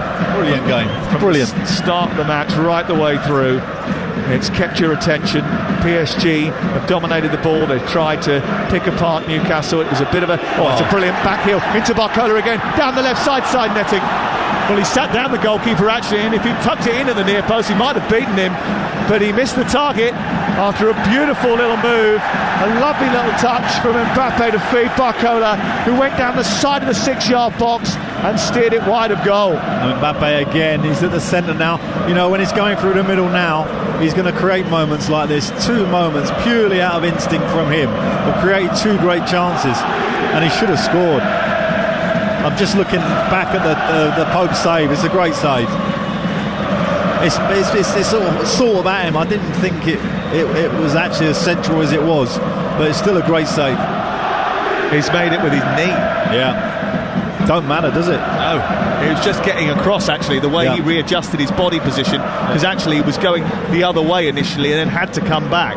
And as he did that, he steered it away. I mean, it doesn't look as good in slow-mo as it did in real time. Yeah. Because in real time, it was so quick, so fast. It was an instinctive save from Nick Pope. 68 minutes gone. This is Hakimi going down the right side. Gordon challenges him. The referee is surrounded by blue shirts because they think they deserve a penalty here. Simon Marciniak is waiting. He's told the players to go away. He said no chance, shaking his head, crack on, and now all of a sudden he's stopping the game and there is a potential penalty check. I mean, the stadium is now alive. And all of a sudden the noise elevates around the Parc des Princes. The volume knob is turned up, and the check is for a potential penalty foul by Anthony Gordon. Inside the box, he's stopped the play, he's grabbed hold of the ball, the Polish official, and he's talking to Tomasz Kwiatkowski, the VAR. He's trying to get some distance, and he's waved away the penalty, and he's going to give an uncontested drop ball. I didn't think it was a penalty, actually, but of course, you know, this stadium is now desperate for the goal, so, you know, they're reacting, you know, in real time. I didn't think it was a penalty. I don't think the referee did either, but he obviously got a call in his ear because of the reaction of the crowd, I think, but they're away from it. It's 1-0, it's okay. Would Stuart Atwell have given it? Well, we'd have gone to VAR for 10 minutes probably. Well, last night there was a controversial penalty, he says with tongue-in-cheek. Yeah, just a bit. Dortmund 3-1 up away in the San Siro. Goal at the Etihad, Nicky Gray. Manchester City 2, RB Leipzig 2. Good play from Jasko Gvardiol down the left-hand side. Patient play. Just played the ball into City's best player tonight, Phil Foden. Takes a touch out of his feet, gets it into his left foot, just plays it into the bottom corner to get that equalising goal. Can they finish top of this group tonight? Manchester City 2, RB Leipzig 2. Barcola is causing trouble down the left-hand side. He's bounced the ball against 3 defenders who now all high-five themselves because the last touch appeared to come off him, and it goes out for a goal kick. And even Eddie giving him a high-five as well. They're all congratulating each other there. But you know, it's like building, isn't it? You can sense this game just building now for PSG. It's going to be a real battle to keep this score sheet at 0 for Newcastle. Paris Saint-Germain 0, Newcastle United 1. This is TalkSport.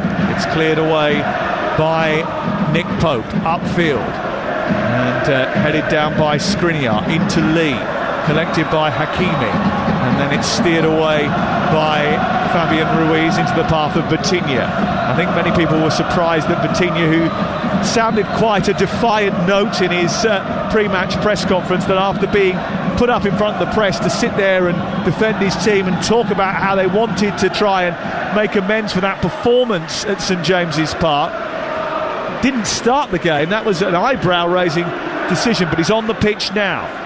Here on the right side, Dembele steering it to Fabian Ruiz. Here is aforementioned Vitinha, left to Barcola, in towards Fabian Ruiz again. Another shout for handball, another big scream by PSG. Lee with an effort, flying towards goal. It's taken on by Barcola again.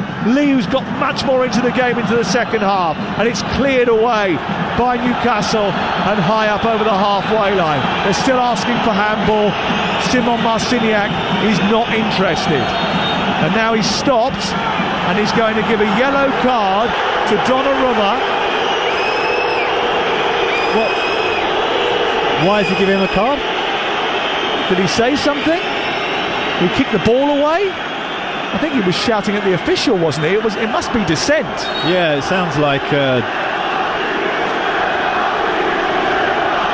But you know now. I think it's got to be dissent. He's given a free kick to Newcastle, I think. Has he? Yeah, he's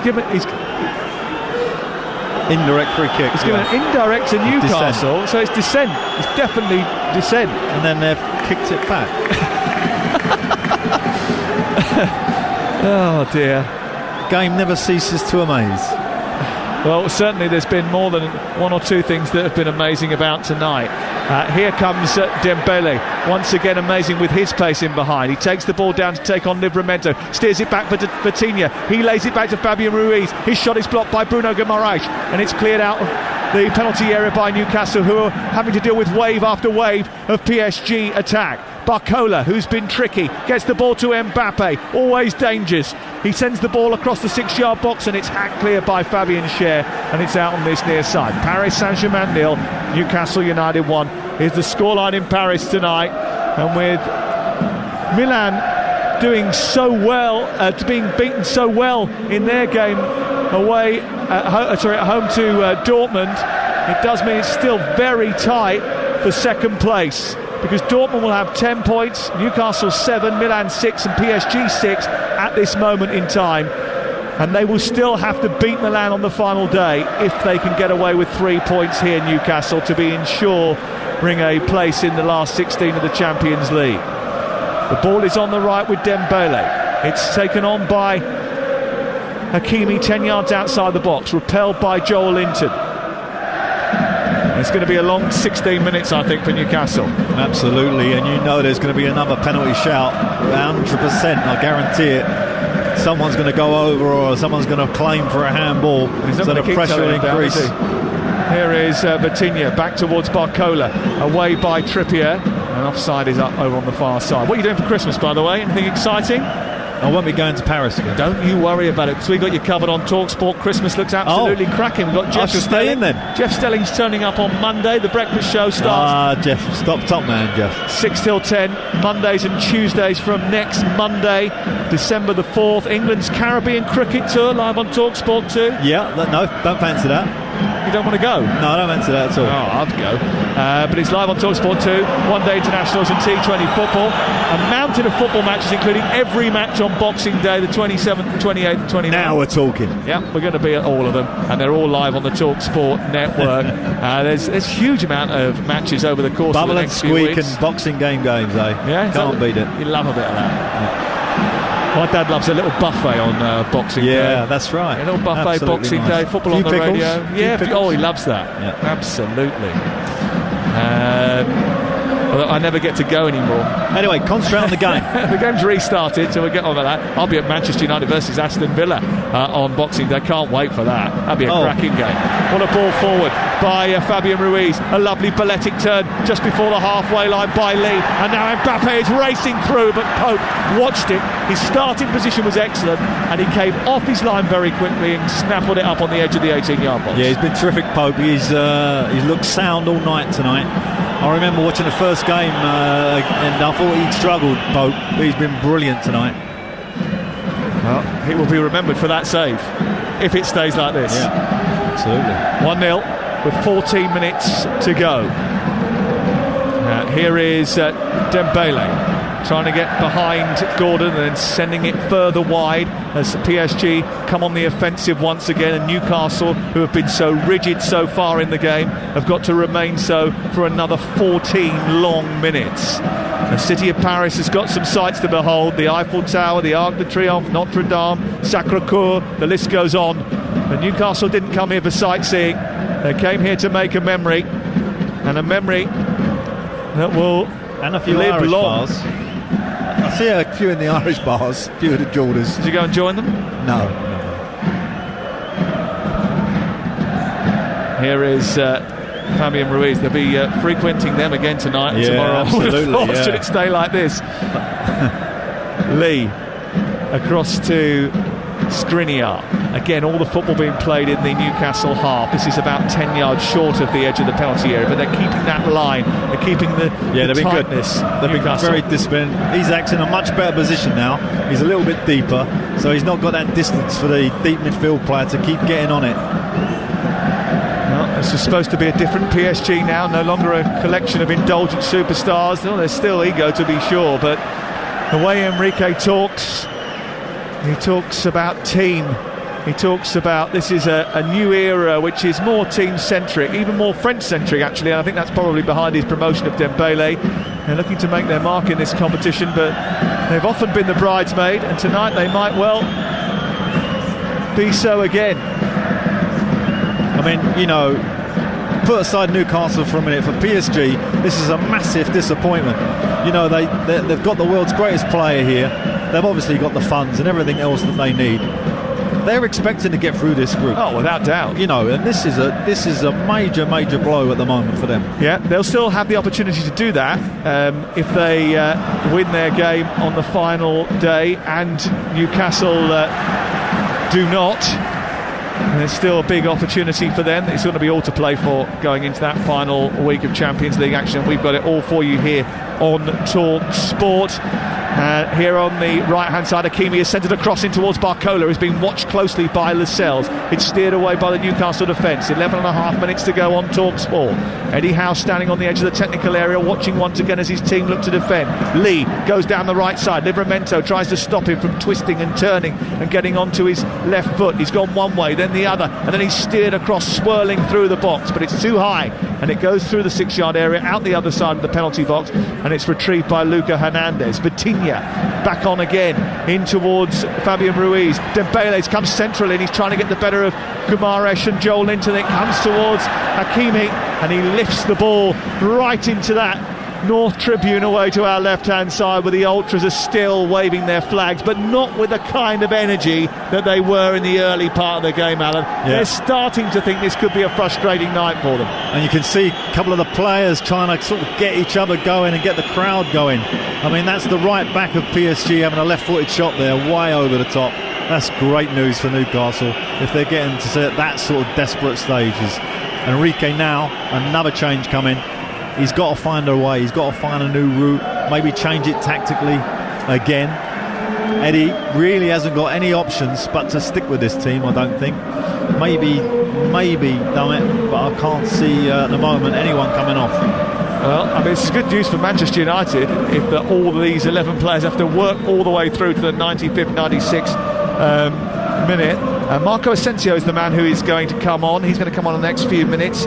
He scored in the Champions League final in 2017. Yeah, he's not a bad sub, is he? He's all right, but he's had a bit of an injury. He scored 2 goals in his first 3 games for PSG, but hasn't been seen in a PSG shirt since September. Dembele's trodden on the ball, and that's allowed Fabian Schär to step in. He hacks it to halfway.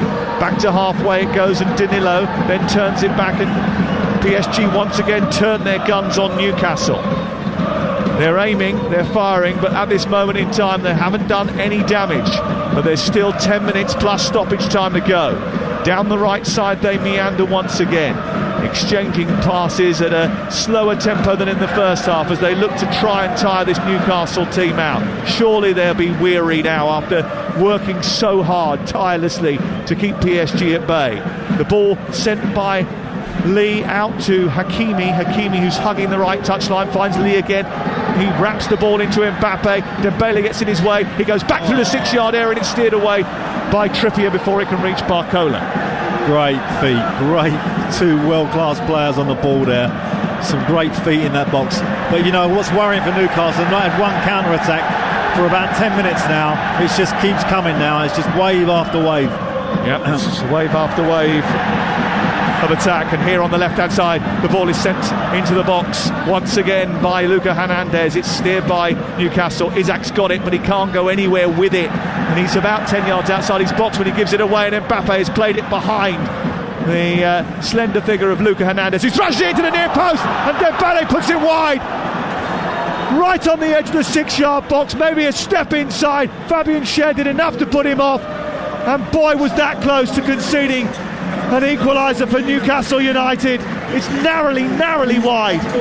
You know, in these type of games, no matter how well you play, you do need a bit of luck. And they've had 2 or 3 big chances tonight, PSG, and they've missed all 3 of them. And you know, but you have to earn the right. You've got to keep at it, and Newcastle have done that. There's a delay here as Asensio comes onto the field of play. We can go off to a goal at Watford. Ian Abrahams. Watford 3, Norwich 2. Hoot's shot from distance was saved by Long, parried out to Spree, who scored from a tight angle. What a turnaround for the home side of a 2 down. Watford 3, Norwich 2. It's Lee who's come off to be replaced by Marco Asensio. What did you make of that change? Well, I thought Lee has been terrific, but Asensio, he's got that sort of magic feat. You know, he can produce a goal out of nothing. So I can see why he stuck him on. I mean, for Eddie now, they need some kind of release. And, you know, the young boy, Miley, has been the last sort of moments of this game starting to feel a little bit tired. He's just slashed at a couple of things. And I don't know if he's changing his position at the moment, but maybe they're having a little bit of a reorganisation. Full time at Hull, Mark Wilson. Yeah, Hull 4, Rotherham 1. Damage first half. Morton, Philogene and Twine had City 3-0 up at the break. Philogene got a early second half. Hull got a late consolation for Rotherham. It's Hull 4, Rotherham 1.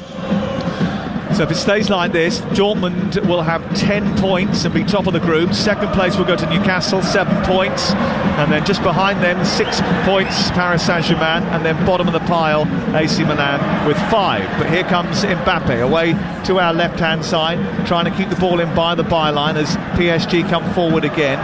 We're ticking off the minutes here. There's 6.5 to play. And Sells plays it against Luca Hernandez, who leaves something on him. There is a delay for a free kick, so we'll go to Graham Corney, who's got details of a late goal. Yeah, and the final whistle's just gone. Only 30 seconds ago, though. Alex Bangura, snapshot, edge of the area. It's finished. Middlesbrough 4, Preston 0. Thank you very much, Graham Courtney, who I think will be smiling as he hears the updates from this game tonight. Graham, you're enjoying this. 84 minutes now on the clock. Nick Pope has the ball away to our right. Gonzalo Ramos is about to come on to add another prong to the PSG attack. That's how desperate they are to try and get something from this game. Yeah, they're just throwing now, just attackers on in midfield positions to try and create that one moment to get them the goal. The problem I think they're quite, I think they quite happily settle for a 1-1 here, PSG. The problem is for Newcastle, having worked so hard, any sort of submission of this advantage now will feel absolutely devastating, won't it? Absolutely. So a centre-half comes off. Midfielder goes to centre-back. Yeah. Danilo comes off and Gonzalo Ramos is on. Just to change the compunction of the midfield. We'll get to that in just a second, but the ball is with Asensio in the right side of midfield position, halfway in the Newcastle territory. It goes from right to left, first to Vitinha and then Barcola back again. Skriniar switches it back out to the right. Hakimi trying to play it down the side for Asensio, who reached a ball which looked to be evading him. It comes back to Hakimi, whose cross is deflected into the air, and Gordon manages to edge it out, and then Bruno Guimaraes protects it brilliantly in the corner and then gives it away to Asensio's cross into the box. He's aimed towards Barcola, who doesn't touch it, and somehow it sneaks through to Pope. Wow. I thought all he had to do was just get something on that. Well, it was probably just in front of him, to be honest. So it's desperate times now. They've just got to dig in, Newcastle. I'm looking at the individual players. They all look tired, as you'd imagine. It's been a hell of an effort. And can they just get to the end now? How long have we got, Sam? We've got 4 minutes and 7 seconds plus stoppage time. Yeah. And it's been heroic, Herculean effort from those Newcastle players. They've had an injury list longer than that you usually see at an A&E on a Saturday night. In Newcastle. And they've managed to deal with that, put a team out, and this 11 players that have come out here in the Parc des Princes have worked themselves into the ground to try and protect this lead, a lead that they got after 25 minutes, and they've had their backs to the wall ever since, and they've still got some defending to do. Dembele back to Skriniar towards the far side. Asensio, Dembele once again up to Mbappe, a little Cruyff turn inside the box, gets a better of Cher, shoots, stopped by the goalkeeper, comes back to him and he's flushed it wide. Unbelievable. The Newcastle goal is living a charmed life. Wow, what a bit of ability from Mbappe. He shrugs off one defender, hits a great right-footed shot, then hits a great left-footed shot, but it goes just wide, like an inch. It's a brilliant effort. Oh. Well, you don't want to say it because there's still time to go, but sometimes it's written in the stars. Yeah. What were you saying to me tonight? Things are strange. There's a full moon out there. Absolutely. Paris was shut, really. We were walking to the ground and up high in the sky, a clear sky tonight. The moon illuminated, and Alan pointed it to it and he said, "Oh, full moon. Strange." Offside up against Barcola.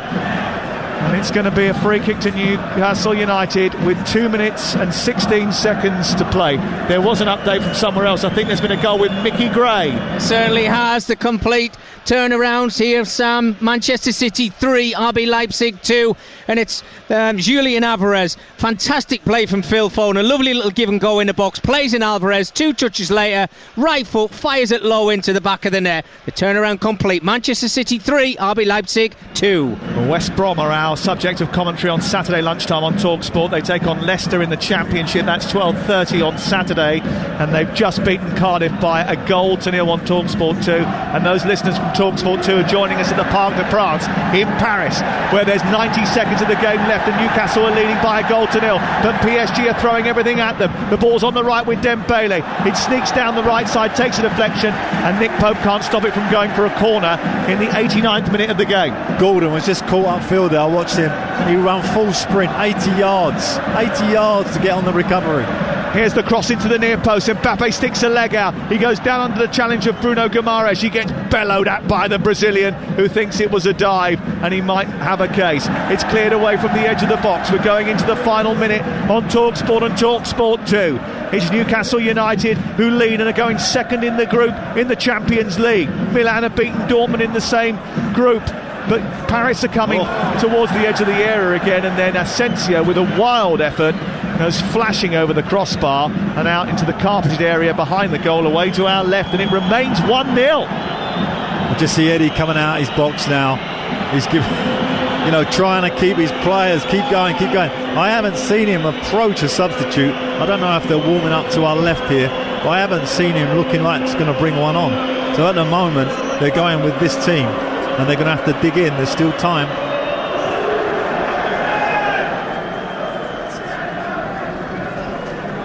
Senior. Well, there is still time. There's still time for Newcastle United to be under the pump, to be under pressure, because there are 8 added minutes. 8 added minutes, and that's lifted the Parc des Princes. And I can imagine what it feels like for 17-year-old Lewis Miley. 8 more minutes? I bet he feels like he spent half his life out on that pitch tonight. He's probably got through half his life's running, that's for sure. Absolutely, he's been brilliant. Absolutely. Miguel Almiron, who picked up what looked like a knock in the first half, has got through a lot as well. In fact, the whole of this Newcastle team, which at times have been breached but managed to somehow fortuitously escape. And now having to defend once again as a cross comes into the box. Mbappe's there and Barcola leaning back. Sends it over the crossbar, and again another chance goes a begging. Well, I thought Mbappe's got to head it in. I don't know why he left it. I don't know if he was just over him. I'm just looking at the replay. I think he could have headed it. Maybe he got a shout and he left it. And maybe it was so close. Another, they flipped dangerously, Newcastle, but they're still here, 1-0. Well, do you remember the game in Milan? They conceded so many chances in that game, but they got one chance and didn't take it. Yeah. Tonight they took that chance. Absolutely. They had one actually earlier in the game which they didn't take. Then they took the next available option, a ruthless finish from Isaac after a mistake by Donnarumma. That could be the difference. They've had 27 attempts on goal, PSG. Only 6 on target. Pope's made 2 good saves in the game and been a real presence at the heart of that Newcastle rearguard action, and what a rearguard action it has been. But there's still more to come. We're in the 92nd minute of the game. It's another corner over on the far side for PSG. Again, Eddie Howe and Jason Tyndall stalking the technical area. Brothers in arms, hoping that their team can remain so connected and a unit. As it comes out to the edge of the box, Asensio with a volley, leaning back, and he opened his body up and he fired it well over the top of the crossbar. He looks like a player to me. He's come on this pitch like, I'm out of the team. I'm not part of this. He's really had a bad attitude to this game, and 2 strikes which really he shouldn't take. Both were so high technical, there was no chance really. He is a bit like that. He's a moody player. It's a yellow card for Nick Pope for time wasting. So he can't afford to do much more of that. Newcastle United won't worry about a yellow card for Nick Pope going into the final game, because they know if they win, now that Dortmund have won, they have to beat Milan still, just in case PSG beat Dortmund on the final day. If they do that, they are in, but it's all to play for. Newcastle 7, Milan 6, PSG 5. If it stays like this, behind Dortmund, who will lead the group. And they're going through at this rate. Here is Vitinha back to Asensio. So there will be just one place to play for if it stays as it is. Joe Linton trying to get it clear, but Newcastle haven't got it clear for about half an hour. No, it's just been coming and coming. Wave after Isak wave. is playing. He must be playing 32 yards from the goal as the lone striker. He's played there for like 20 minutes, and quite rightly actually, to shore him up. Here's Asensio again, out towards the right-hand side. Newcastle once again trying to stop them from progressing into the penalty area. They're keeping them almost like arm's length on the edge of the box as much as possible. It's back with Fabian Ruiz, who goes past Isak, then wanders past Marley, delivers across to the far post. It comes through to Dembele. They just about smuggle it to the edge of the box with a header, and then it bounces for Asensio, who sets the ball up, and it comes back to Vitinha, whose shot is blocked by Bruno Guimaraes, and it goes to halfway. But there's so much of a gap between Isak, who's about 10 yards outside his box, and the halfway line. Here's Mbappe right side, steers it into the near area of the penalty box, but it's Bruno Guimaraes who's there, and he thrashes it clear. And those Newcastle fans over in the corner of the Tribune Boulogne are starting to get even more tentative, even more nervous. As the ball's cleared and Isak can't hold on to it, and Skriniar then takes it, and then Gordon wins it. It's all scrappy on the edge of the box, and then it comes to Vitinha, who tries to add poise. Hits the hand, referee waves away the protest, but they want a penalty here. It did look like it struck a hand, and they are stopping the game now, and there could be trouble for Tino Livramento. There's a yellow card, and the referee has actually said no penalty. He's given a yellow card instead. Now we've got the idea of a penalty check coming up on my screen, but Gonzalo Ramos has been booked. I think the check's over here. I think the check is over. The referee stopped the game and then said throw in far side. Now he's saying calm down, and we are having a potential penalty check. I think he gave a booking for foul language. I think he said something, the PSG player, and he's booked him. I don't think it's anything to do with the incident. Well, it was obviously something to do with the incident. He was still receiving instruction from Tomasz Kwiatkowski. He's going over to have a look at the monitor. What did I say? I said to you there'll now. be another penalty shout, and if he gets another penalty shout, it will be a penalty. I knew it. I could sense it. 6 minutes into injury time. This is a huge moment. There's no way. What usually happens. There's no way he's not giving this. When a referee comes over to look at the monitor, he's watching the pictures down in front of us of a potential handball inside the box. We haven't seen a replay of it. He's being shown it. It looks like it popped up and hit the arm of Livramento. I think it comes off his body first and then onto his arm that's coming down, doesn't it? His arm is away from his body, but it hits the inside of his body first and then up onto his arm, which is away from his body. Give it. And what is he going to do? Give it. He said it's hit the bottom of his arm, and the referee has given a penalty to PSG in the 97th minute. I can't quite believe it. The Newcastle fans are stunned, but the general public might not be, because I'm afraid this is how football's going, Alan. I'm speechless really from that moment, because they don't deserve that. And it's hit his body and gone up on his hand. Anyone who plays the game, it's not intentional, of course, but we are in Europe, and handballs here are different. Every time it hits the hand, they want a penalty, and they've been asking for them all night. It's the third call for a handball from them, and they've got it. But we still got to score it, and Pope's been brilliant tonight, so there's still a chance. Kylian Mbappe places the ball on the spot. Newcastle United lead by a goal to nil in the 98th minute, but a penalty to PSG might level it up. It's Mbappe slamming it home past the despairing dive of Nick Pope, and right with the last kick of the game, PSG are level. No one comes to Paris to get their heart broken, but Newcastle have had theirs crushed in the dying moments of the Parc des Princes. The dream isn't over, but their hopes of a victory here might just be. In the 98th minute of the game, it's Paris Saint-Germain 1, Newcastle 1. Well, you've got to feel, obviously I have a massive connection to Newcastle, but if you're a neutral, let alone English, they don't deserve that. But this is football in Europe. I've managed in Greece, and every handball is a penalty. It's devastating for those Newcastle supporters. If you'd given them a point before the game, they would have taken it. But to lose the opportunity to have all three. Coming, by the way. And here come PSG over on the right-hand side. Delivers to the far post. Barcola with a header over the bar.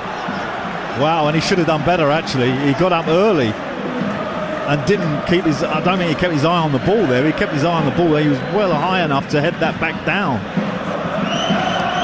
The Newcastle bench, you just can see them. They're just trying to calm the team down, try and get to the end now and take the draw.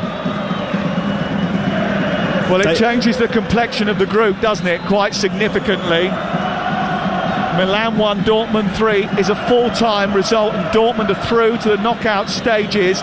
Newcastle will be in third position, and basically they will have to hope that Dortmund still beat Paris Saint-Germain on the final day, despite the fact that they've qualified, and Newcastle will have to beat Milan to stay in the Champions League.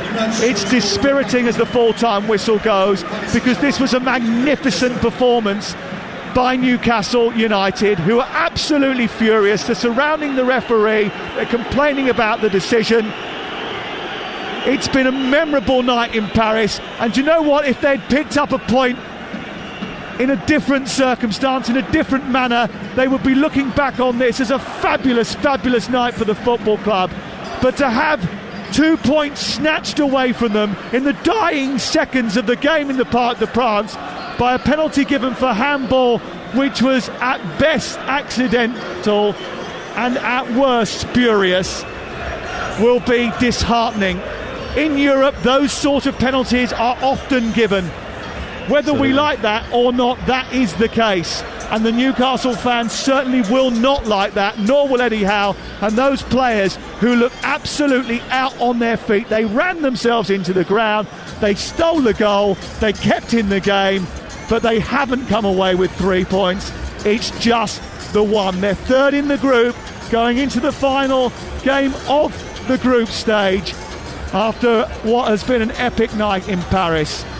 Paris Saint-Germain 1, Newcastle United 1. Well, you've got to appreciate the effort that Newcastle have put in. They got themselves a goal, looked for all the world like they were going to win it, defended so well, and then this penalty, I just can't get my head around it. We'll dissect it in a moment, but Alan Pardew, former Newcastle manager, just look at those Newcastle players going over to the Newcastle fans in the corner of the stadium here at the Parc des Princes, and those fans responding to the efforts of their players. They've given everything to get a result. They've got a result here tonight, but we thought they were going to get the win.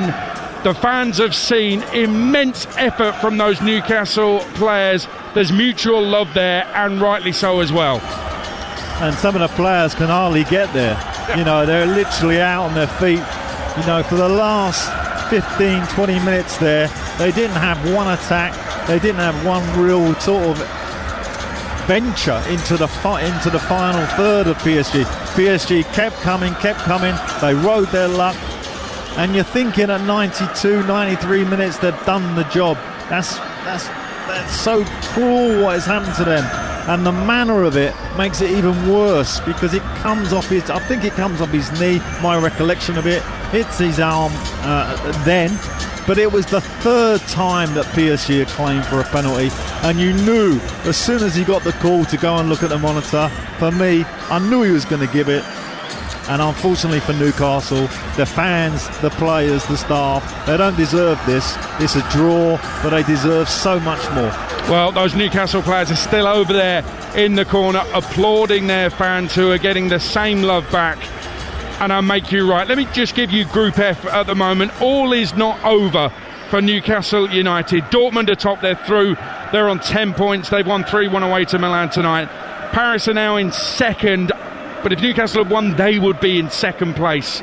But Paris are in second. They'll play Dortmund in the final game. Dortmund are through. They may field a weakened side. Got to remember that places are sorted out by head-to-head. So Dortmund have got to bear that in mind. Paris are 3 points behind Dortmund as things stand going into match day 6. Newcastle in third on 5, 2 points behind Paris. Newcastle will be at home to AC Milan in the final game. Milan are bottom of the group on 5 points. So Newcastle still have some work to do, but they're still alive in the Champions League. Let's not forget that. But it feels heartbreaking. It feels like a defeat. And listen, Alan, let's dissect this penalty. You're right, there have been other penalty shouts, but they've all got to be judged on their individual merits. The ball goes into the box, it's played up towards Livramento's body, it hits the side of his body and then hits his arm. Now, as far as I'm aware, the law states that if there's a deflection onto the arm, then surely it's not a penalty. Sam Matterface is going to come in and tell us exactly what that is. It doesn't. That isn't the law. That's the guidance that is applied in the Premier League. It doesn't occur. In fact, I think there was a point in the international football where that was the guidance too, but that isn't the case in Europe. And I've actually seen a few penalties like this. I've been doing a load of Champions League games, not only for TalkSport, but for international television as well. And sadly, this happens a lot, where you see a deflection off a part of the body, and then if the arm is away from the natural silhouette, it is still given. In Spain, that is given all day, every single time, and no one complains about it. A bit like last night's penalty, that will be given in Spain as well. Yeah. But in the Premier League, we don't tolerate that. No. And let me make another point. The French press here will think that's a legitimate handball. There's nothing you say to them after the game here today. They'll just assume that was handball. But, you know, for us, it just seems so harsh. We know it's so unrealistic. And Sam is the expert on penalties, by the way, so handball. So, you know, I'm not going to question him one iota. But that, for me, like you, old school, that's not a penalty. Alan, unfortunately, we got to suffer it. I'm with you. And listen, when the laws contradict each other from Premier League to Champions League, it's a total and utter mess. And then you wonder, how can VAR cope with that? And so, therefore, I've always said we need to apply more common sense. How can that be a handball, therefore a penalty, when it's deflected and then a millisecond later it's hit his arm? He knows nothing about it. It's deflected from close range onto his arm. It's a disgraceful decision. Whether it's by the laws of the game, I'm not really bothered about that. I want common sense to be applied in the game of football. I want a referee to say, oh, come on, just have some courage to say that really isn't a penalty. Let's have a look at the referee first and foremost. He doesn't give it, the referee. And by the way, he's had a good game. He's had a good game. Yeah, he's had a very good game. He's gone away and he's actually booked someone for protesting about the penalty. But of course, in his ear, he's getting the shout. This could be a penalty. There's a check. There's a check. There's a check. You better go over to the monitor. Now you got this stadium is full up. You got the ultras down that end screaming for blood. You got the team at the referee. I knew as soon as he jumped over the pitch, we all knew what it was going to happen. And that is the pressure that these officials are under with this system. It makes it very, very difficult. Almost impossible. It does. It feels like a defeat, Alan Pardew, but it isn't, is it? No, and obviously I haven't got to bring out the plaudits for this team, because that'll be done by the press and the fans. They know this team put everything in that. Did he make a substitution? I don't think he made a substitution, which is so extremely rare in today's game, because the effort and the commitment you have to show for 90 minutes, particularly against opposition of this quality. But I want to mention one player, Miley. I mean, to come into that and hold his own for 98 minutes like that. Age 17. Absolutely brilliant. Well done to him. Well done to everybody at Newcastle connected to them, but particularly to him and his family. What a great future he'll have. You're 100% correct, by the way. There were no substitutions. Now, I appreciate that on the bench that there's some youngsters on there, but Paul Dummett's not a youngster. Hall, on loan from Chelsea, not a youngster. So there were some options there. Dummett played for me at Newcastle at left back in great games against Man United and Liverpool, people like that. He's a proper player, Paul Dummett. So, you know, he could have come on there, but Eddie stuck with the team. They was all doing their job. Isak was coming back to the point position to stop their midfielder having too much time on the ball. Tactically, I thought they did it all right. There can be no question mark, other than, unfortunately for them, and let's be honest, they did get a little bit of luck in front of goal. You know, there was 2 or 3 great incidents for PSG which they messed up. But to lose it like that was cruel. I'm going to give you a statement this is from a UEFA press release in April. Okay, and this is directly related to the penalty that's been given against Newcastle deep into injury time here tonight that's led to this 1-1 draw in the Parc des Princes here. It says, in their guidelines for the next season, the board recommends that UEFA should clarify no handball offence should be called on a player if the ball is previously deflected from his own body, and in particular when the ball does not go towards the goal. Well, that ball wasn't going towards the goal. It was deflected off his own body. So do they even know what they're even recommending? Do they even know what's going on? Do they really understand football? Well, when I mentioned to you earlier about the guidelines, the directives are when the referees are talking about the laws of the game, this is what if this scenario happens, or what if that scenario happens? These are the guidelines that are applied. Now, the thing is, I mean, listen, I've seen the press release. Somebody else has sent that to me as well. It's a press release. I haven't seen the adoption of that, and I haven't seen that anybody's turned around and said, yeah, we've adopted that recommendation for a start, right? But if they have adopted that recommendation and that's what they want to do, then obviously this comes under that scenario. Whether or not they will say, actually, when it came off his body, it was going towards the goal and his arm prevented it going into a position from where they could score, I don't know. But I've got the law in front of me. The law makes no mention of this. So these are only recommendations.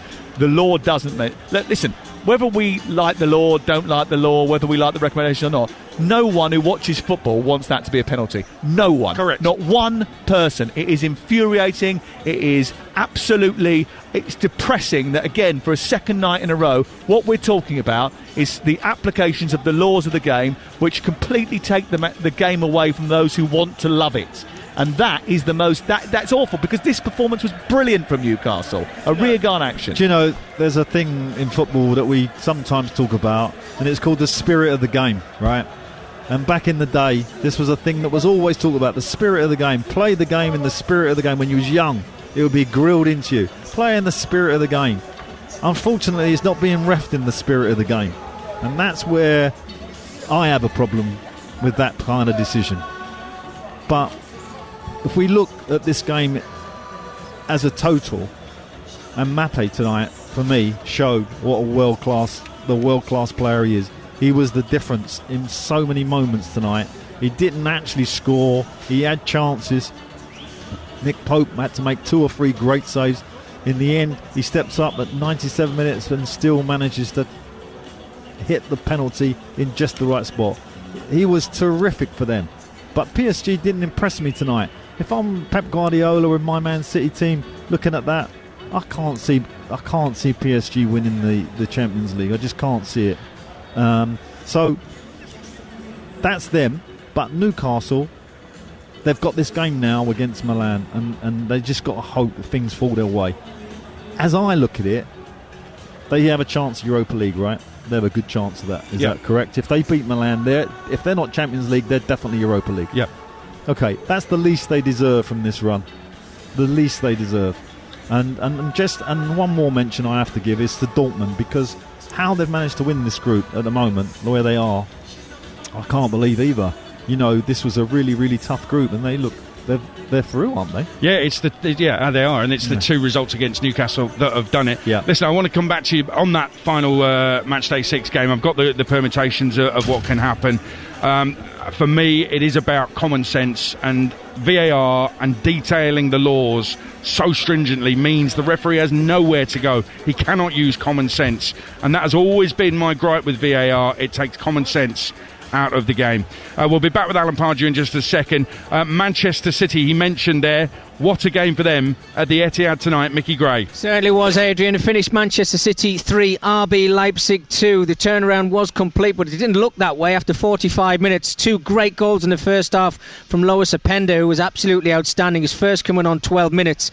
Played in by Janis Blezic, the goalkeeper from RB Leipzig. Long ball through, and Openda just broke through. He shrugged off Akanji, got himself into the 18-yard box and slotted the ball in. Thoroughly deserved the lead then, but he also doubled their lead on 33 minutes. Lois Openda with his second goal, played in down the left-hand side by Javi Simons, and he just again showed his strength with Ruben Diaz. Shrugged him out the way, had to run from the halfway line again, got himself into the 18-yard box, chopped the ball onto his right foot to slot his second of the game.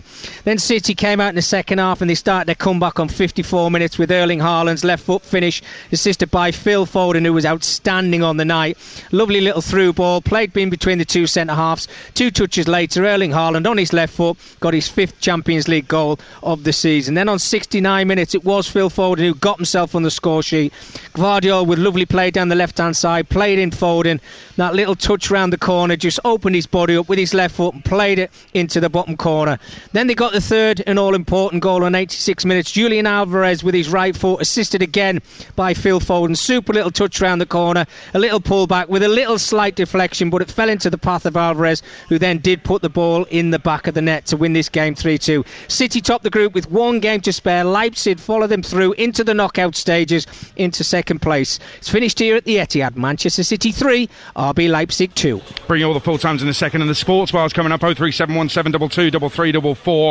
Full time in the Championship at Vicarage Road. Ian Abrams. For 3, Norwich 2 up in 12 minutes. Danny Bart's header from close range from a corner and whang from 30 yards out. Norwich look like they were going to stroll to victory here, but Watford fought back. 2 goals in 3 minutes either side of the half-hour mark. Kone from 25 yards out, Rajovic with a close range header, and it was 1 in the second half by the Hornets. Asprilla latching onto a shot that was spilled by Long, and from an almost impossible angle, but not impossible, he managed to put the ball in the back of the net. Deserved win for Watford, who came from behind to win. Watford 3, Norwich 2. All right, let's give the full times tonight. Champions League, Lazio 2, Celtic 0. Celtic out of the Champions League. They're out of Europe altogether. Bayern 1, Atletico Madrid 3 in Group F. AC Milan 1, Dortmund 3, PSG 1, Newcastle 1 here at the Parc des Princes. Group G, Manchester City 3, Leipzig 2, City win the group. Young Boys 2, Red Star Belgrade 0. Group H, Shakhtar Donetsk 1, Royal Antwerp 0, Barcelona 2, FC Porto 1. Championship tonight, live on TalkSport 2, finished Cardiff 0, West Brom 1, Coventry 1, Plymouth 0, Hull 4, Rotherham 1, Middlesbrough 4, Preston 0, QPR 4, Stoke 2, Watford 3, Norwich 2, League 1, Barnsley 1, Wickham 0, Blackpool 1, Northampton 2, Bristol Rovers 1, Leyton Orient 1, Burton 0, Portsmouth 2, Cambridge 0, Lincoln 3, Charlton 2, Cheltenham 1, Exeter 0, Shrewsbury 0, Oxford 0, Bolton 0, Port Vale 0, Derby 1, Stevenage 2, Peterborough 2, Wigan 3, Fleetwood 0, Reading 5, Carlisle 1, League 2, Accrington 3, Swindon 4, Barrow 2, Walsall 0, Doncaster 3, Colchester 1, Forest Green 0, Bradford 3, Gillingham 1, AFC Wimbledon 0, Harrogate 2, Wrexham 2, Mansfield 2, Tranmere 2, MK Dons 1, Grimsby 1, Morecambe 1, Newport 2, Notts County 3, Crawley 1, Stockport 0, Salford 0, Sutton 1, Crewe 1, and National League North, Hereford 3, Scarborough 1, Rushall Olympic 1, Chester 1, National League South, Eastbourne Borough 1, Torquay 4, Maidstone 3, Havant and Waterlooville 1. Scottish Premiership tonight, Ross County beat St Mirren 1-0. In the Championship, Dunfermline beat Arbroath 3-0. Scottish League 1, Annan Athletic 1, Hamilton 2, and Montrose 0. Falkirk 0. Alan Pardew alongside us here at the Parc des Princes after PSG 1, Newcastle 1. In the final game in the group, match day 6, Newcastle got to beat Milan. Hope PSG don't beat Dortmund. Newcastle cannot win the group. PSG win the group if they win in Dortmund. Draw takes them through if Newcastle don't beat Milan. If they lose, if Newcastle Milan is drawn. Through if they lose, if Newcastle Milan is drawn. Dortmund are through already. They win the group if they avoid defeat to PSG. Milan only qualify if they beat Newcastle at SJP, and Dortmund beat PSG. It is complicated. Well, yeah, it was complicated, but Newcastle basically have got to win. I mean, that's the long and the short of it, and then they've got to hope. So they've got to rely on Dortmund, but Newcastle, they've got to come out firing and get the win against Milan. Yeah, and, looking at that result Dortmund have got there, and Milan going to St James's Park, it's going to be very, very difficult for Milan. Newcastle, they'll be fuelled by this performance. Not just the way they've played, but the injustice of it. And I think they'll take that into the final game, and I expect them to beat AC Milan, I really do. So let's see what the permutations are. It was always going to be tight, this group. We all knew that. I think it was labelled the group of death. And it feels a bit like a death tonight. Death of football. It's horrible, but for all the joys. I mean, they're all still standing in, the fans, because they get held back by security. But I tell you, all of that lot wouldn't have gone home tonight if they'd have won. That's how close they were. None of them would have got on the trains and the planes. It would have been brilliant. There'd have been phone calls to the wives. Well, yep, we'll see you Friday. It'd be brilliant. Unfortunately, now they will be getting on those boats and planes, probably trains and planes to get back because it's so disheartening. But I still hope they go out and have a couple of jars tonight, because their team were brilliant. Well, if they'd held on, they'd have been doing the can on the streets of the big market back home tonight, Absolutely. wouldn't they? Alan, it's been brilliant to be alongside you for this. Thanks, guys. Thank you. It really was some spectacle. If you do like a bit of Alan Pardew on your radio, he's back with the final word alongside the excellent Majestic, 6:30 every Sunday evening on TalkSport. Tomorrow morning, Alan will join Ali McCoy live here in Paris for breakfast. The show starts at 6 a.m. All the reaction to what we've seen here tonight. Newcastle got the lead, defended like lions, and then a VAR decision gave Kylian Mbappe a penalty that, if you love the spirit of the game, it never was a penalty. It's not just the Premier League where VAR breaks hearts and breaks football spirits. Sports Bar's next on TalkSport. 03717 223344. At E.ON Next, we believe life's better when you know you can choose a fixed energy tariff where you'll be safe in the knowledge of what energy price you're paying for the duration of your contract. We think that makes energy a little bit better. And that's why we're always working towards helping you get more out of your energy. So visit eonnext.com today. T's and C's apply. Smart meter required if eligible. Exit fees apply. You can attract, interview and hire candidates all in one place. To start hiring, visit Indeed.com/try today. Hi, Rachel. I'm just on the school run, but coming straight from the site, I can't... Find my backpack, Daddy. I think I left it in the... presentation we had earlier. Just looking at the agenda, can we... have pizza tonight, please? get everyone's timesheet so we can look... at this drawing I did today, Daddy. Oh, nice. Do you want to pop it in an email for me? Do it all on the big network for business. An email? Search 3 Business. Listen, mate, these billionaires can keep their money. Our club, hardly cool. It's got something money can't buy. I've heard the news. We've been bought by an oil baron. Yeah! Loads of money. Transfer money.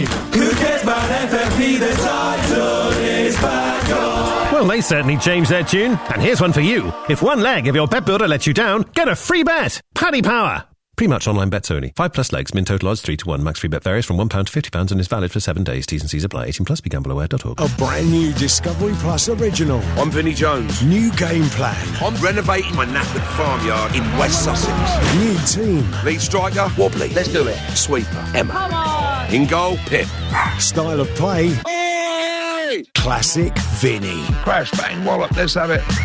Stream the brand new series Vinnie Jones in the Country, now on Discovery Plus, or visit discoveryplus.com. T's and C's apply. Subscription required. 18+. Auto renews unless cancelled. A traffic update for all late-night travellers. There are delays outside getting to bed due to a hold-up at Grand's Never-Ending Stories. Please take the diversion via Mayo Chicken or a warming latte, which will see you home. Plenty of McDonald's restaurants are open late tonight. See mcdonalds.com for opening times. In the middle of Lidl, it's all fun and games because the Lidl Big Toy event is back. Get Hot Wheels play sets for just $6.99, a Harry Potter Lego set for $19.99, and Barbie Mermaid for just $6.99. These and more in store from Thursday, 30th of November. Now that's big on quality and always Lidl on price. Subject to availability, selected stores, GB only. What a team! What a team! And to think these lads have never played together and probably never will. That's the beauty of LiveScore Bet squads. It's free to play and all that counts is putting the ball in the back of the net. And putting some cash in your pocket. That too, Steve. LiveScore Bet squads. Every time they score, you score. Up to £50 in cash. Deposited account required. Players revealed Monday to Friday, max 5 per round. Withdrawable cash amount per goal varies. T's and C's apply. Bet responsibly. 18 plus. BeGambleAware.org. Kick off your Sunday morning with a weekend sports breakfast on TalkSport with goals. The free football pull-out with the sun. Scores! Lace up your boots with the nation's brightest sports breakfast, featuring insider news, big match previews, and expert analysis from Tony Cascarino and Natalie Sawyer. Oh, it's absolutely magnificent! Get fully loaded for football with a weekend sports breakfast, Sunday morning from 6 on TalkSport with goals. The essential free football pull-out with the sun every Saturday, Sunday and Monday. On DAB, online, and on your smart speaker. TalkSport. On 1089 and 1053 medium wave, on DAB, online and on your smart speaker. The Sports Bar on TalkSport. All right, fans, here we go with the main event of the evening.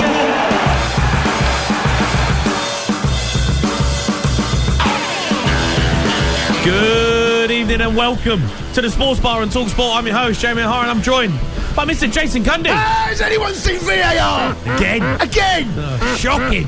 Newcastle absolutely robbed of a famous and vital win in Paris. The harshest of handball decisions goes their way. Newcastle fans, how are you feeling after that heroic performance? 03 717 22 33 44. Manchester City win, even though they were 2-0 down to Leipzig. Jack Grealish got pulled off at 2-0 down. Could his England place be in danger? You can have your sound at 03 717 22 33 44. Loads of goals in the EFL as well tonight. So if you've been to a game, you want to give us a call, you know what to do. It's the Sports Bar on TalkSport. Hello, matey. Hello, mate. Look, no niceties tonight, mate. Let's get straight into it. We watched a game, big games. Yes. The Champions League, and Newcastle put in a heroic performance, defensively brilliant. Rode their luck at times, but absolutely robbed at the death, mate. What is going on? Saw it last night. I mean, I know we don't agree on the last penalty, but some of the decisions last night with VAR and the second night on the spin, we're served up again. It's a terrible, terrible decision. Disgusting. I mean, Livramento was excellent. I mean, they all were. We're talking about individuals in a second. Collectively, an outstanding performance. Almost nearly the perfect performance away from home in the Champions League. Yeah, they rode their luck a little bit. PSG had chances. But to not win it on that's an absolute wounder, mate. Yeah. It's a disgusting, terrible decision. And the fallout from this is going to carry on for days and days. There's lots of different interpretations of UEFA's guidance on this, and we've got a copy here. It says, in the guidelines for next season, that being this season, the board recommends that UEFA should clarify that no handball offence should be called on a player if the ball is previously deflected from his own body and, in particular, when the ball does not go towards the goal. Yeah. That ticks that box. I know. Big black tick. I know. Terrible It comes decision. off his belly, hits him on the What's he gonna do with his arm? under his arm. I mean, his arm's there. He can't play without his arm. I mean, it's impossible for that ball to not really hit his arm. It doesn't affect the game. It doesn't affect where the ball's going to go. And a shocking decision. Yeah, and I just feel for all the Newcastle fans that have watched that game, who have travelled out there, must be feeling sick right now because they've got it wrong again. And you know what? The referee was actually good tonight. He actually done well, and he's let himself down at the end. And VAR have ruined another spectacle and another massive win. Do you know and what? that could actually, Jace, it's hard enough in the Premier League to swallow it, bad decisions. Champions League, that decision could cost them multi-millions of pounds, Newcastle. Agreed. Yeah, because absolutely. now it's not in their hands for them to go through. They have to win against AC Milan I think they will beat AC Milan. It's not over yet. And Paris, they've got to go to Dortmund and win. Now, Dortmund have already qualified. But Dortmund will want to top the group, and there's only 3 points in. The goal difference is 2 in favour of Dortmund. So you would have thought they still want to put out a strong side. They can't afford to rest loads of players. But I think, yes, disappointing, but it can be incredibly proud of what was... When you go away from home in Europe in the group stages, in particular, also when their away goals was, to go away and see if you can contain and still catch teams on the counter. Mm-hmm. They were brilliant tonight. The caveat to that is they looked tired towards the end. They did. And they couldn't clear the ball. Leading up to that goal, they had 3 opportunities to get rid of it. They did. And tired legs. And, you could just feel the pressure mounting. And, if they oof one up the pitch or they get it away or Isak gets hold of one. They couldn't keep hold of it. No. And in the end, the decision, they feed one into the box and they're camped in. Yeah. And then you're always likely of something like that to happen. So they'll be gutted on that. A couple of players will probably think they should have done better at the end. Tired legs, mate. They've given everything. And because everything. Look at the bench there. Really, they only got Dummett that could have come on. Maybe Hall. The injuries defended brilliantly, mate. They were outstanding. No, absolutely. But PSG had chances. PSG had a lot of good chances. Nick Pope made one brilliant save with his knee. I think on the reflection of the way the game went, it's hard to say that PSG didn't deserve something out of it. You don't always get what you deserve in football, and tonight Newcastle can feel robbed, but incredibly proud of what they saw. That's a top.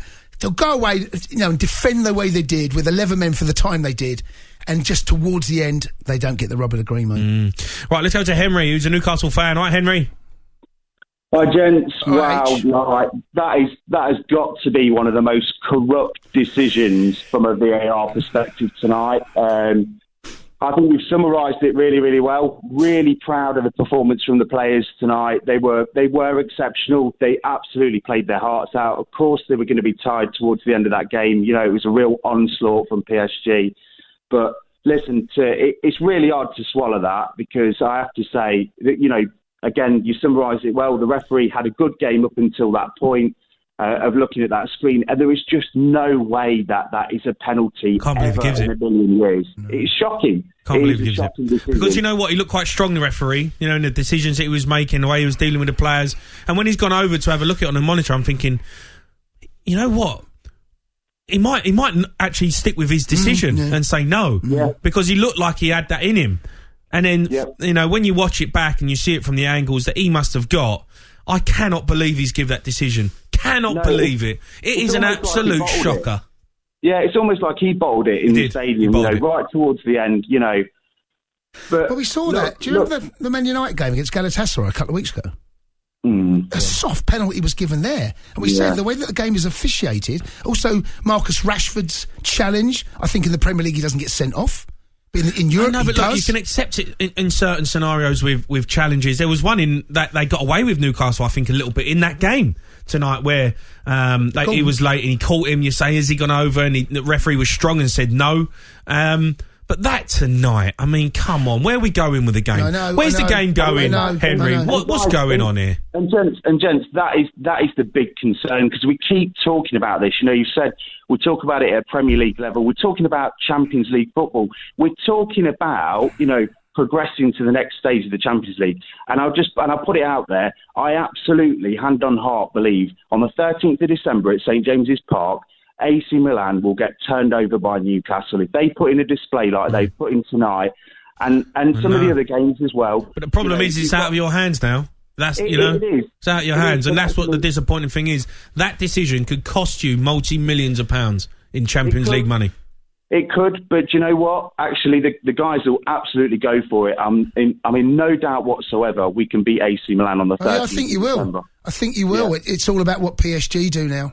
Might be 4-1 like the Chelsea result, Kunde? Say that again, matey. It might be 4-1 like the Chelsea result. If AC Milan play like we did on second half, it will be. Henry, just a special mention to Lewis Miley in midfield. What a player at 17 years of age. To put in a performance like that, the tactical awareness to play in that game. Phenomenal. Absolutely phenomenal young man. He has got the world at his feet, and 17. All the players tonight were tremendous, but for 17 years old to be playing up against PSG, some of the world elite, wow, fantastic. But thanks for having me on again. No worries, Henry, top man. Let's go to Brian. He's a Newcastle fan, right, Brian? Hello, mate. All right, Brian. Brian, how you feeling? Brian sounds terrible. Absolutely deflated, mate. Obviously, we all know we've been robbed, but I would just like to say a massive shout out to Lewis Miley, Livramento and Nick Pope, that save. Yeah. I mean, there were some brilliant performances there, individually and collectively, but you could see fatigue was setting in. And that goal in the penalty, even though it's not a pen, Jay's right, you had 3 or 4 really good chances to clear it, and the legs wouldn't do what the brain wants. Okay. He's right. Poor Brian. He dropped an F-bomb there, poor thing. He was struggling. Yeah. You can't be throwing a violin out, boys. I mean, it's a little bit harsh, isn't it? Right, Newcastle fans, get your calls in. We want to have your say on this tonight. Man City fans as well, and EFL action. Let us know, 03717 223344. The Sports Bar with TalkSportBet.com. Brilliant broadcaster, best in class bookie. Say no more. 18 plus BeGambleAware.org. At Adrian Flux, we offer value-for-money specialist insurance for all kinds of vans and commercial vehicles. From couriers and caterers to plumbers, chippies, and even Mr. Whippies. Last year, our customers saved an average of 21% with a cost-effective, expertly tailored policy from Adrian Flux. Get van insurance that works hard for you and your business. Visit adrianflux.co.uk to get a call back today. Adrian Flux. Insurance for the individual. Whether you're singing songs dressed as a traffic cone at the Alley Pally, roaring yourself hoarse on the first day of Cheltenham, or hugging a stranger because City just equalised in the 98th minute. With Virgin Bet, it's a good bet you'll be doing it safely and responsibly. Our range of responsible gambling tools mean you can lose yourself in the occasion without losing track of your betting. There's no such thing as a dead cert, but it's a good bet that Virgin Bet can help you keep it safe and enjoyable. Virgin Bet. 18 plus, bet responsibly, BeGambleAware.org. It's Black Friday, and we've got a huge £768 off the epic Samsung Galaxy S23 Ultra with night photography camera. That's epic. With unlimited data. You said it. And get the Galaxy Watch 6 free for 3 months and stay connected. All on the UK's best network. 10 years running. Offer ends 7th of December. Boom! More Samsung owners choose EE. 36-month credit by EE. Eligibility, credit check and terms apply. Galaxy Watch £16 for month 4. CPI plus 3.9% increase each month. Best for network performance. Verified ee.co.uk/claims. Did you know? Making your heating system more efficient helps save energy and money off your bills. Here's how in 3 simple steps. 1. Reduce your boiler flow temperature to 60 degrees, saving you up to £60 per year. 2. Bleed your radiators. 3. Get your boiler service to save on future repairs. There you go. It all adds up. For more energy-saving advice, visit gov.uk/save energy. Let's join Barry live for the build-up to this monumental match. What's your prediction? You know, I've been watching this team for a very long time, Steve, and I could tell you now, score will be 3-1, there'll be over 9 corners, and the Frenchman will score a header. Very specific, Barry. It's Bet Builder from LiveScore Bet, mate. You can combine markets from thousands of options to create your own bet, or if you can't make up your mind, you can choose from the pre-built quick bet options. Which is exactly what you did, isn't it? Bet Builder from LiveScore Bet. Building a bet just got easier. Full account terms apply. Bet responsibly. 18 plus. BeGambleAware.org. At your work Christmas do? Not feeling the canapes? Why not get a pick-me-up with McDonald's limited edition Chicken Big Mac with 2 deliciously crispy chicken patties, our iconic Big Mac sauce, and gherkins, or not. Only available until the 3rd of January. Served from 11 a.m, subject to availability. Andy Goldstein and Darren Bent on TalkSport Drive with Motorpoint. Destination sports conversation fueled by unfiltered opinion with quality guests as standard and a couple of motor mouths. Something's not right, is it? That's rubbish. It's the daily radio road trip that takes you to the farthest corners of the nation's football fanscape. I'm just in my flat, chilling out. Yeah, I think you might be my favourite so far, Martin. Have a wonderful afternoon. TalkSport Drive, tomorrow afternoon from 4 on TalkSport with Motorpoint. There's no car like a Motorpoint car. The Sports Bar with TalkSportBet.com. Download the shiny new TalkSport Bet app at the App Store and Google Play today. 18 plus. BeGambleAware.org. Previously on White and Jordan. You're told not to do it, it's against the rules, and yet you do it. This is about doing precisely what you want to do with a sense of entitlement. 100% engagement. I noticed it got a bit frosty between the two of you. I've never had so much nonsense in all my life. I mean, stupid is what stupid does, isn't it? Warning. Dangerous opinions ahead. That's what great champions do. Continues tomorrow morning from 10 on TalkSport. Kylian Mbappe places the ball on the spot. Newcastle United lead by a goal to nil in the 98th minute, but a penalty to PSG might level it up. It's Mbappe slamming it home past the despairing dive of Nick Pope, and right with the last kick of the game, PSG are level. No one comes to Paris to get their heart broken, but Newcastle have had theirs crushed in the dying moments of the Parc de France. The dream isn't over, but their hopes of a victory here might just be.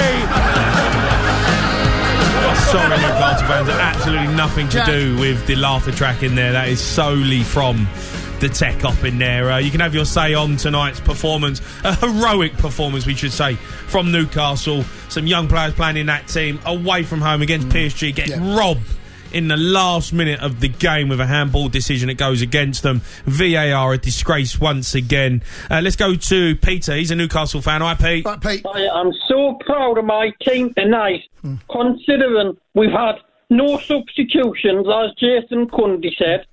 We had 3 goalkeepers on the bench, and what the PSG need?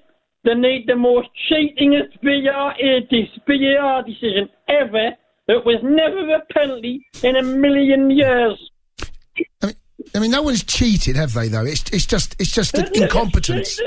It's what? It's cheating. We were robbed. No, it's not. It's not cheating. It's incompetence. Well, okay, now I'll get rid of the cheating word. No, I mean, look, you're passionate about it, Pete. You can say what you want. I'm absolutely gutted. My team have given absolutely everything tonight. Can I say something tonight? Like, we've got a 17-year-old playing tonight, and I hope the whole world has watched them tonight in Lewis Miley. What we're used to doing at 17. Cleaning boots.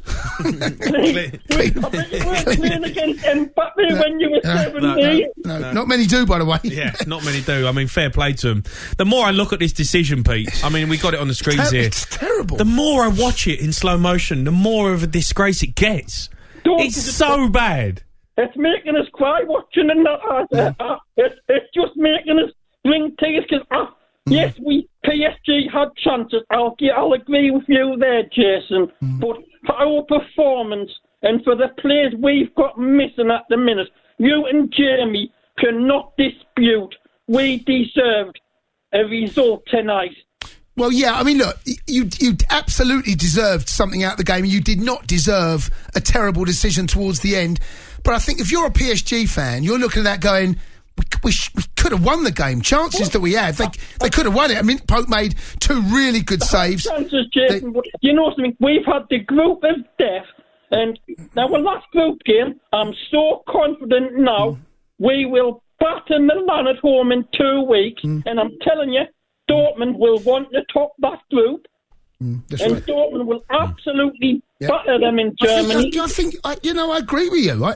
I think that PSG will go to Dortmund. That they got to win, right? And we know that they can win there. Well, Dortmund still need to top the group. Yeah, PSG technically can. Right. If they beat them by 3 goals or more, they will top the group. So Borussia Dortmund are going to have to play their strong side because they want to top the group to go through as winners. So it means that Newcastle really have got an opportunity to still go through. I think we'll finish second. Yep. Are you going, Pete? You going to that game? Milan? I went to Dortmund and I went to Milan. Right. But I didn't, because I've heard so many scare stories because I've got a few friends who were in Paris. Right. And they've said it's been so scary about that last night. It kicked off last night. I heard and saw. And have we seen what time they're keeping the Newcastle fans in the ground all the night? And I bet this won't get mentioned on your national radio. Well, go on, do it then. The fans have been told they're getting kept in for nearly an hour and a half after the game. Yeah, which might be for their own safety. So listen, we know that UEFA listen to this. If you've got a message, Pete, for UEFA, keep it clean. Have you got a message for UEFA and the referee and the VAR decision? You can stick your VAR where the...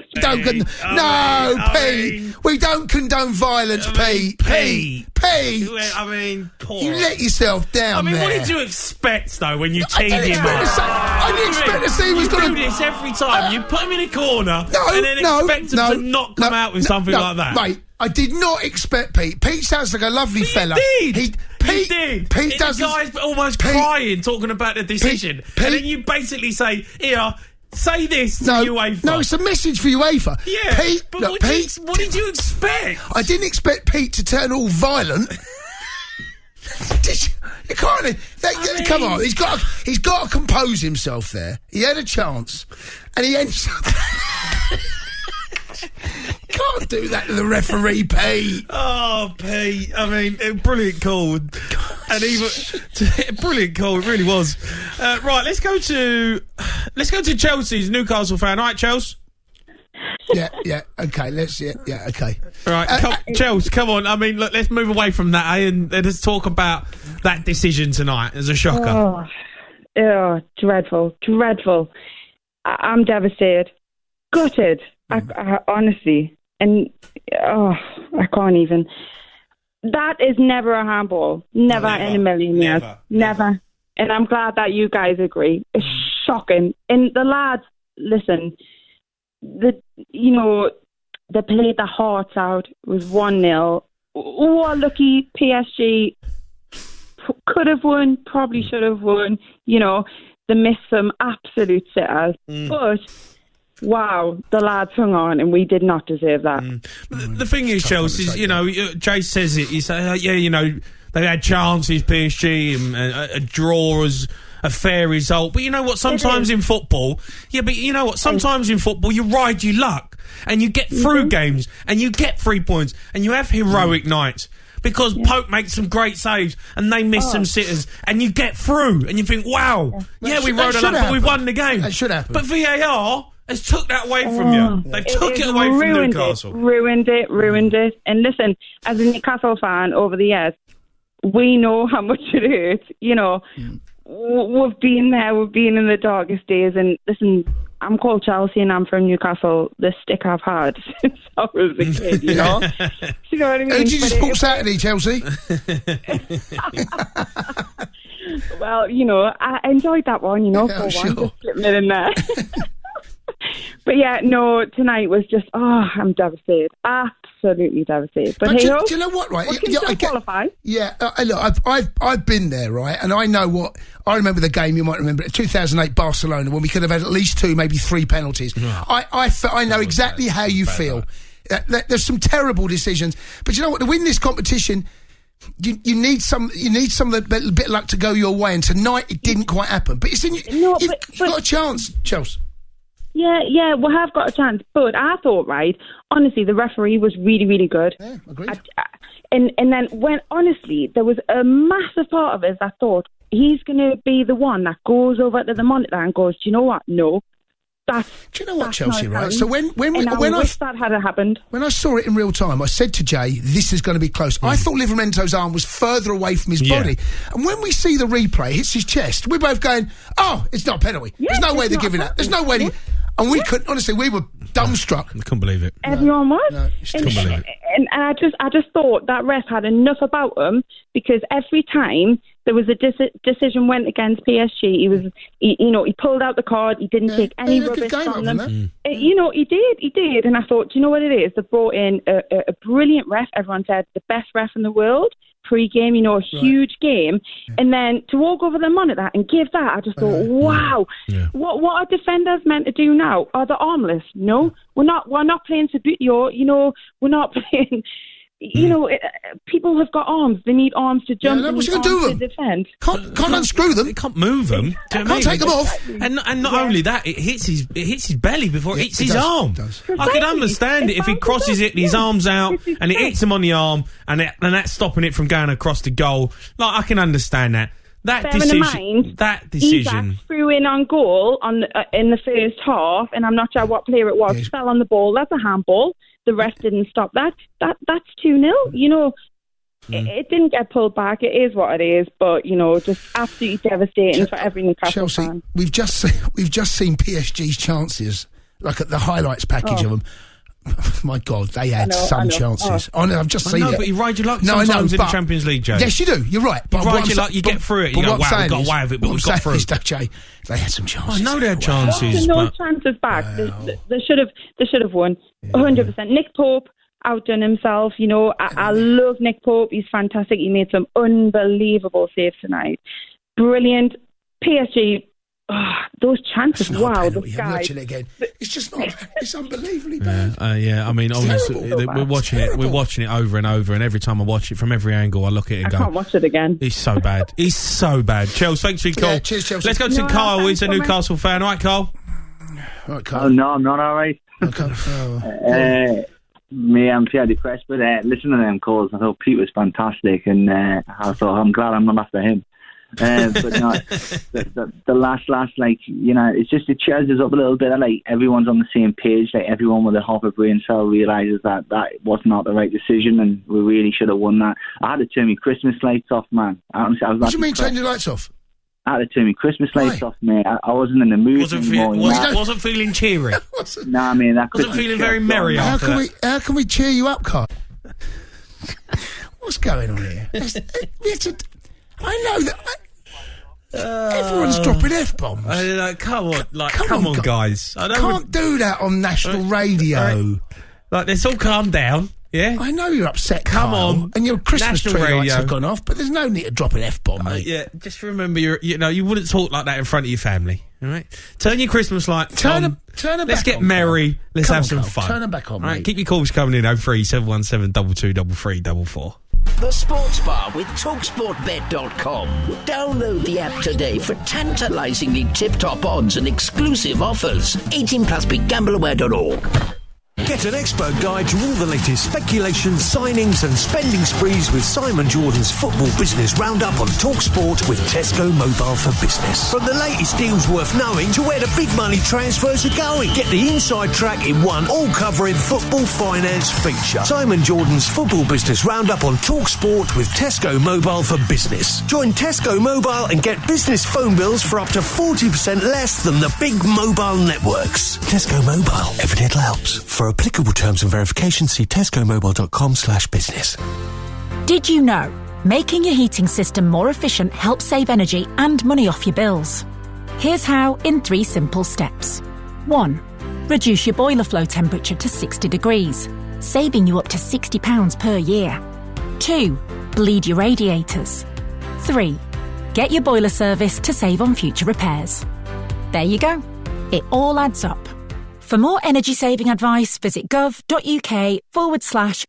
energy. I'm Mike Brewer, and when my wife asked me what I wanted for Christmas, I said, I don't know, something luxurious, a proper pampering, maybe even a wax. So she went to mymotorworld.com, where there's car care gift sets from just $10.99, including the biggest brands like Car Gods, Carplan, Demon, and more. Plus, free delivery when you spend over £25. Order now at mymotorworld.com, quote CAR10 for a 10% discount off your first order. mymotorworld.com. 'Twas the hour before lunchtime, and with a great rumble, you noticed a stirring deep down in your tumble. 'Twas a hunger one could not easily satisfy, till appeared Subway's VI Brie to capture your eye. On caramelised onion, on rasher of bacon, on gooey brie cheese that you'd love to partake in, then toast it all up in a bun, nice and tight. Happy lunching to all, and to all a good bite. Try the limited edition hot and cheesy VI Brie sub melt from the Subway series menu. You could try and do the job yourself. You could get it done on the cheap by your hairdresser's son's friend's dad's dog. Or you could say that's a job for the trusted trader professionals. Whatever the job, find professionals who really know what they're doing. They all have verified reviews and have passed the Trusted Trader 15-point assessment. So instead of coulda, woulda, shoulda, find the Trusted Trader professionals at TrustedTrader.com. Welcome to 32 Red Online Casino! Incredible! Play Play over 500 games, including exclusive slots, The Cube, Tipping Point, and I'm a Celebrity Get Me Out of Here! Join 32 Red and get a bang tiny welcome bonus up to 150 quid. 150 quid? That's incredible! Visit 32red.com to claim. 18 plus begambleaware.org. New accounts only. Minimum £10 deposit. Up to 50 times wagering. Max stakes apply. Visit 32red.com for full terms. Jim White and Simon Jordan on TalkSport. Mid-morning radio that's up for the job. I'm hot under the collar with this. Concrete sports talk. Edge that one in stone. Rapid setting opinion. I still think there's a lot of questions that need to be answered. Oh, no. Come on. Big names all bagged up. David Moyes, John Hart's, Ian Rush. Jim White and Simon Jordan. Delivered tomorrow morning from 10 on TalkSport by Selco Builders Warehouse. Check out this month's real deals at selcobw.com.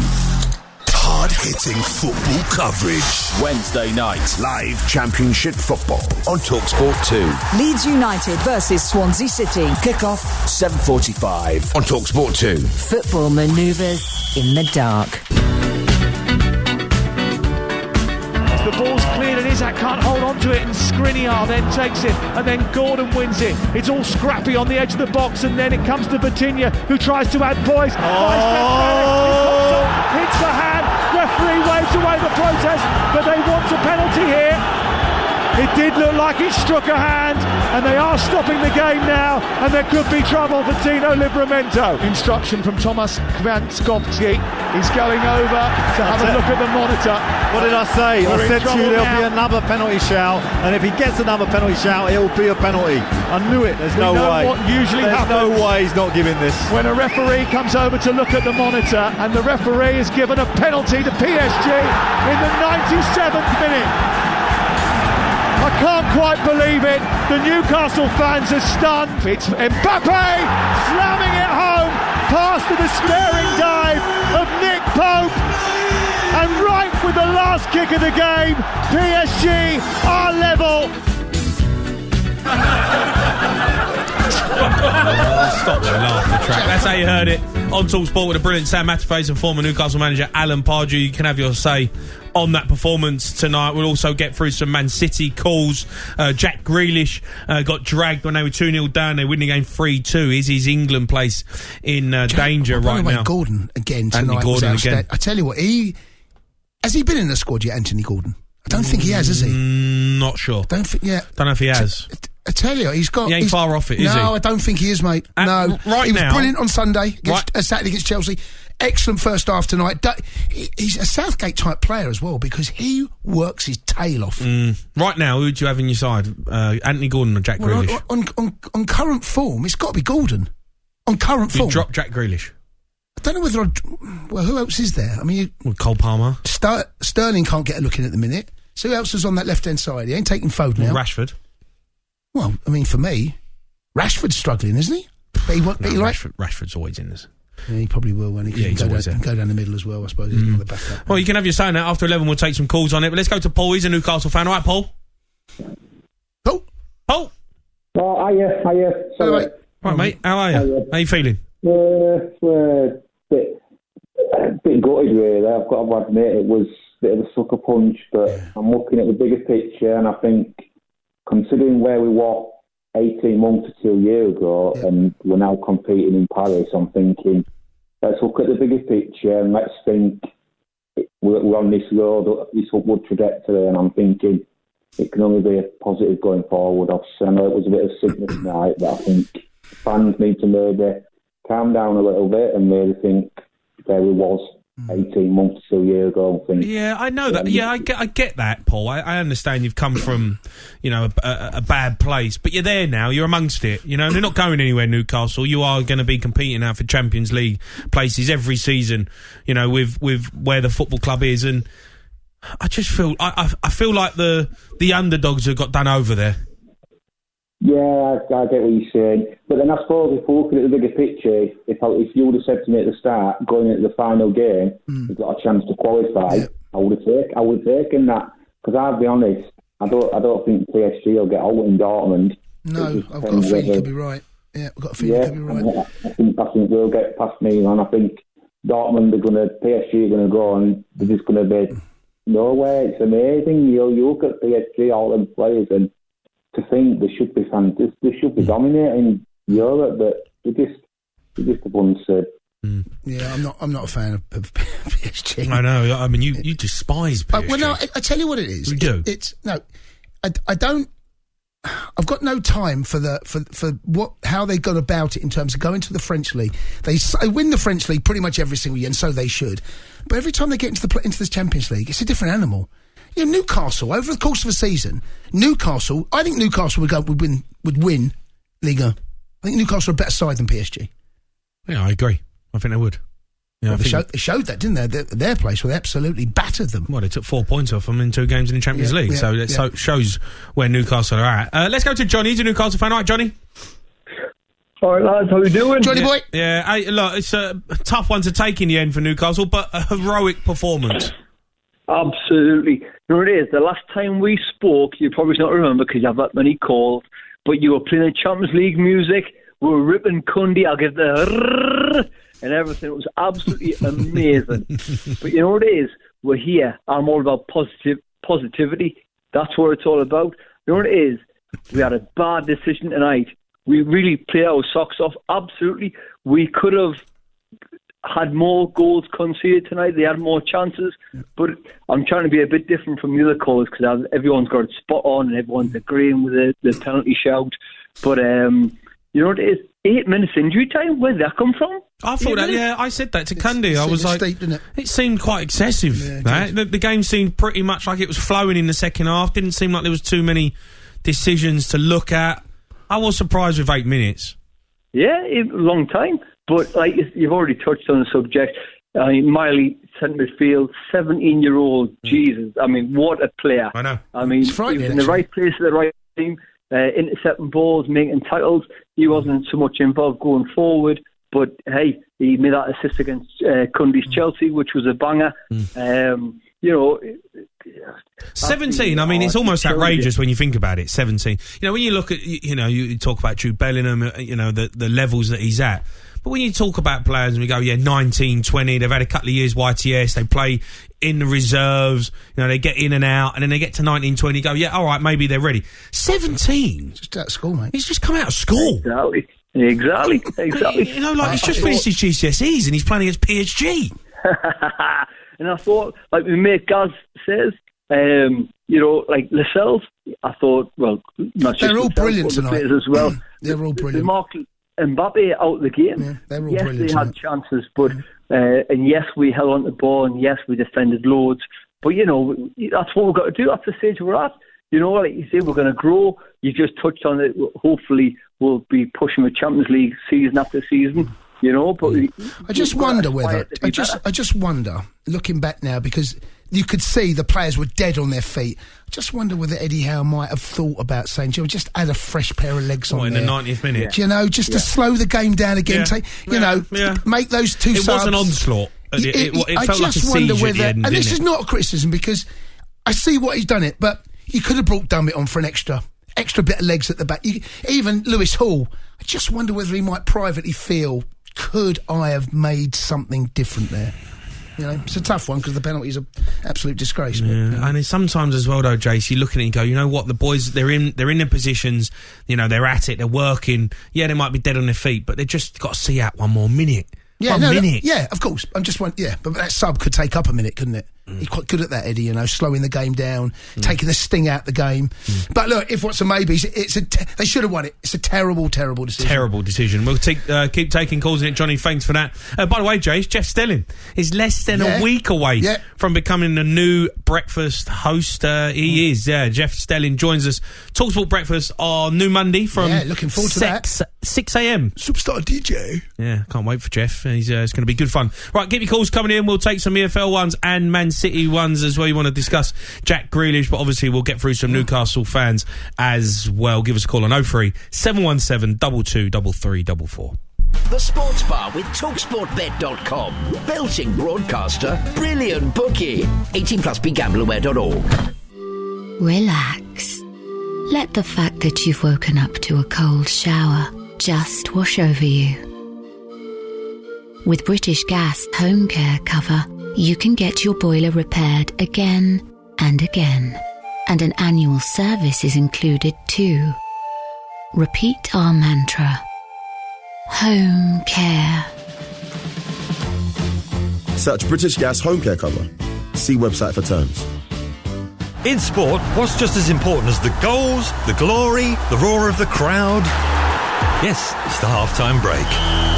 Time for a breather, a reset, to keep everything on track. In sports betting, Betfair's safer gambling tools help you do that too. Like timeouts, so you take that all-important half-time break. Or deposit limits, to help you keep count. Manage your play at safergambling.betfair.com. Simple ways to stay on top of your game with Betfair. 18 plus begambleaware.org. On social media, at TDMRSH contacted KFC to say, at KFC should have turkey on the menu for #Christmas. That's a firm no, TDMRSH. We're sticking with chicken. Thanks. And this Christmas, we made the stuffing stacker with spicy cranberry sauce, sage and onion stuffing, and 2 fillets of original recipe chicken. That's the stuffing stacker, only at KFC. Until the 1st of January 2024. See kfc.co.uk for full T's and C's. Did you know making your heating system more efficient helps save energy and money off your bills? Here's how in 3 simple steps. 1. Reduce your boiler flow temperature to 60 degrees, saving you up to £60 per year. 2. Bleed your radiators. 3. Get your boiler service to save on future repairs. There you go. It all adds up. For more energy-saving advice, visit gov.uk/save energy. In the middle of Lidl, it's all fun and games because the Lidl Big Toy event is back. Get Hot Wheels play sets for just $6.99, a Harry Potter Lego set for $19.99, and Barbie Mermaid for just $6.99. These and more in store from Thursday, 30th of November. Now that's big on quality and always Lidl on price. Subject to availability, selected stores, GB only. Welcome to 32 Red Online Casino! Incredible! Play over 500 games, including exclusive slots, the Cube, Tipping Point, and I'm a Celebrity, Get Me Out of Here! Join 32 Red and get a bang tiny welcome bonus up to 150 quid. 150 quid? That's incredible! Visit 32red.com to claim. 18 plus begambleaware.org. New accounts only. Minimum £10 deposit. Up to 50 times wagering. Max stakes apply. Visit 32red.com for full terms. TalkSport Breakfast in partnership with Arnold Clark. We guarantee the best used car deals in the UK. Move up through the gears every morning with top of the range sports edition, ABS, story breaking news, and more gold talk to the gallon. Plus a stellar lineup of super celebrity sports guests as standard. TalkSport Breakfast every weekday morning from 6 on TalkSport with Arnold Clark. We guarantee the best used car deals in the UK. On 1089 and 1053 medium wave. Online, on your mobile and on your smart speaker. TalkSport. Talk Sport. Keep your calls coming in 03717 2233 444. But let's get news and sport headlines now with Craig Wakelin. Thanks, Jamie. Just after 11, it was so nearly a famous victory for Newcastle in the Champions League. Tino Livramento, who runs diagonally towards the edge of the area. He gets away from 2 challenges, a third, a fourth, a fifth. He's running laterally towards the edge of the 18-yard box. He comes to Almiron, whose shot is still, and it's stabbed home on the rebound by Alexander Isak. It's a terrific, magic moment in Paris. Eddie Howe's side looks set to win against PSG until in injury time. Guess what happened? What's he going to do? Give it. He said it's hit the bottom of his arm, and the referee has given a penalty to PSG in the 97th minute. Mbappe slotted home the spot kick. The 1-1 draw means Newcastle must win against Milan in the final group game and hope PSG drop points against Dortmund to make the knockout stages. Elsewhere, champions Man City completed a turnaround to win 3-2 against Leipzig. Haaland, Foden and Alvarez all scored in the second half at the Etihad. And Celtic have become the first British side to go 15 consecutive Champions League matches without a win after their 2-0 loss to Lazio, meaning their hopes of making the knockouts are over. It was a big night in the Championship as well, with Hull moving into the top 6 following a 4-1 win over Rotherham. They replaced Preston in the playoff places, who were hammered 4-0 by Middlesbrough. Ross County got a late winner to give Derek Adams his first victory back as boss as they edged third place St Mirren 1-0 in the Scottish Premiership. Jordan White scored after 84 minutes. Latest is on the website talksport.com. TalkSport News. India's Prime Minister says the rescue of 41 construction workers who spent more than 2 weeks trapped in a tunnel is an amazing example of humanity. There were cheers and hugs as the men emerged from underground. Israel's military says a further 12 hostages are with special forces, having been released under the conditions of a truce with Hamas. 30 Palestinians have also been freed under a swap agreement. And an inquiry's found a man who sexually abused the dead bodies of more than 100 women and girls got away with it for more than a decade because of serious failings at NHS hospitals. Electrician David Fuller's bosses in Kent were accused of having a persistent lack of curiosity over 15 years. TalkSport weather with QuickFit. Visit quickfit.com for huge savings on tyres, batteries, wipers and more in our Black Friday event, and drive away happy every time. Conditions apply. Variable amounts of cloud, but mostly dry. A few showers towards coastal areas. Some snow in the northeast. On 1089 and 1053 medium wave, on DAB, online and on your smart speaker. The Sports Bar on TalkSport.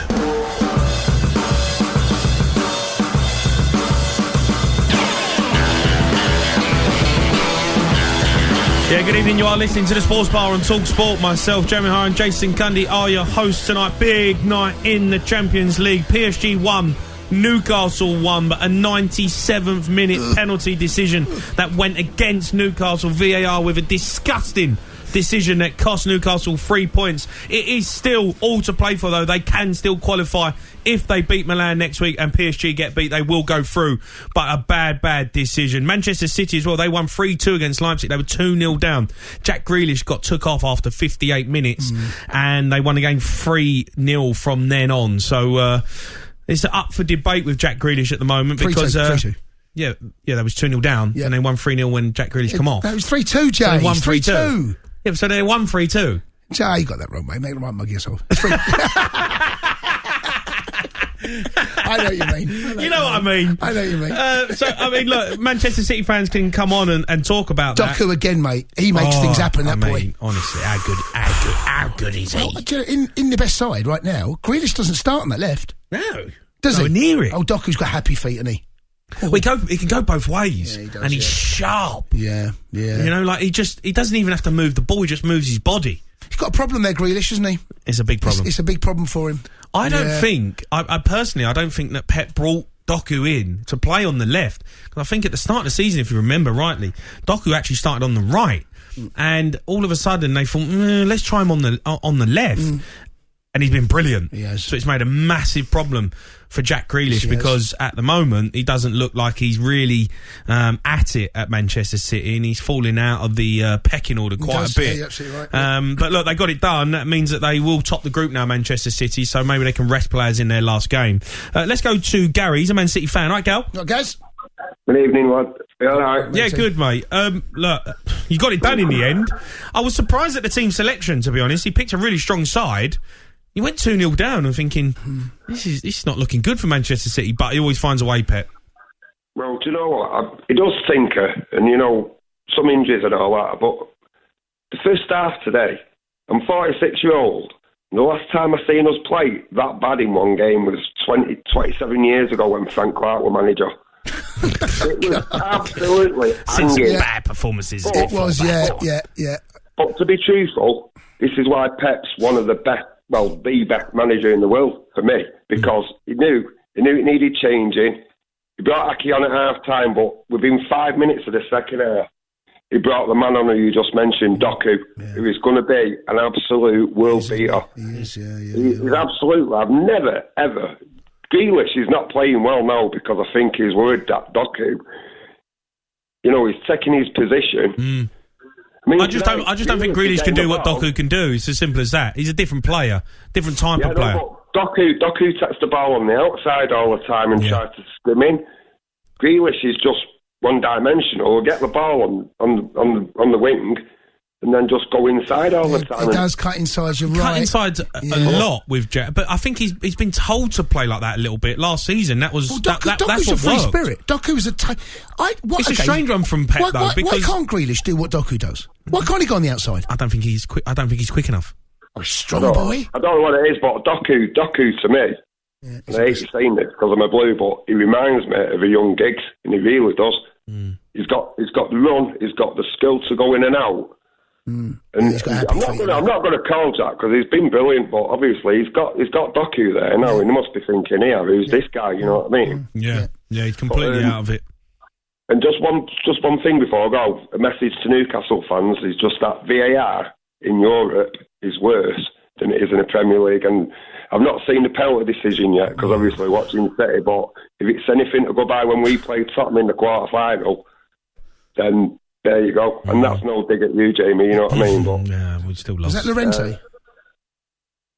It was I can't remember the decision. I remember it being a bit of I think we got away with one. I do remember it, I mean, knocking his out. When you beat us in the quarter-final and the Tongan scored with an handball and we scored it last minute and got disallowed.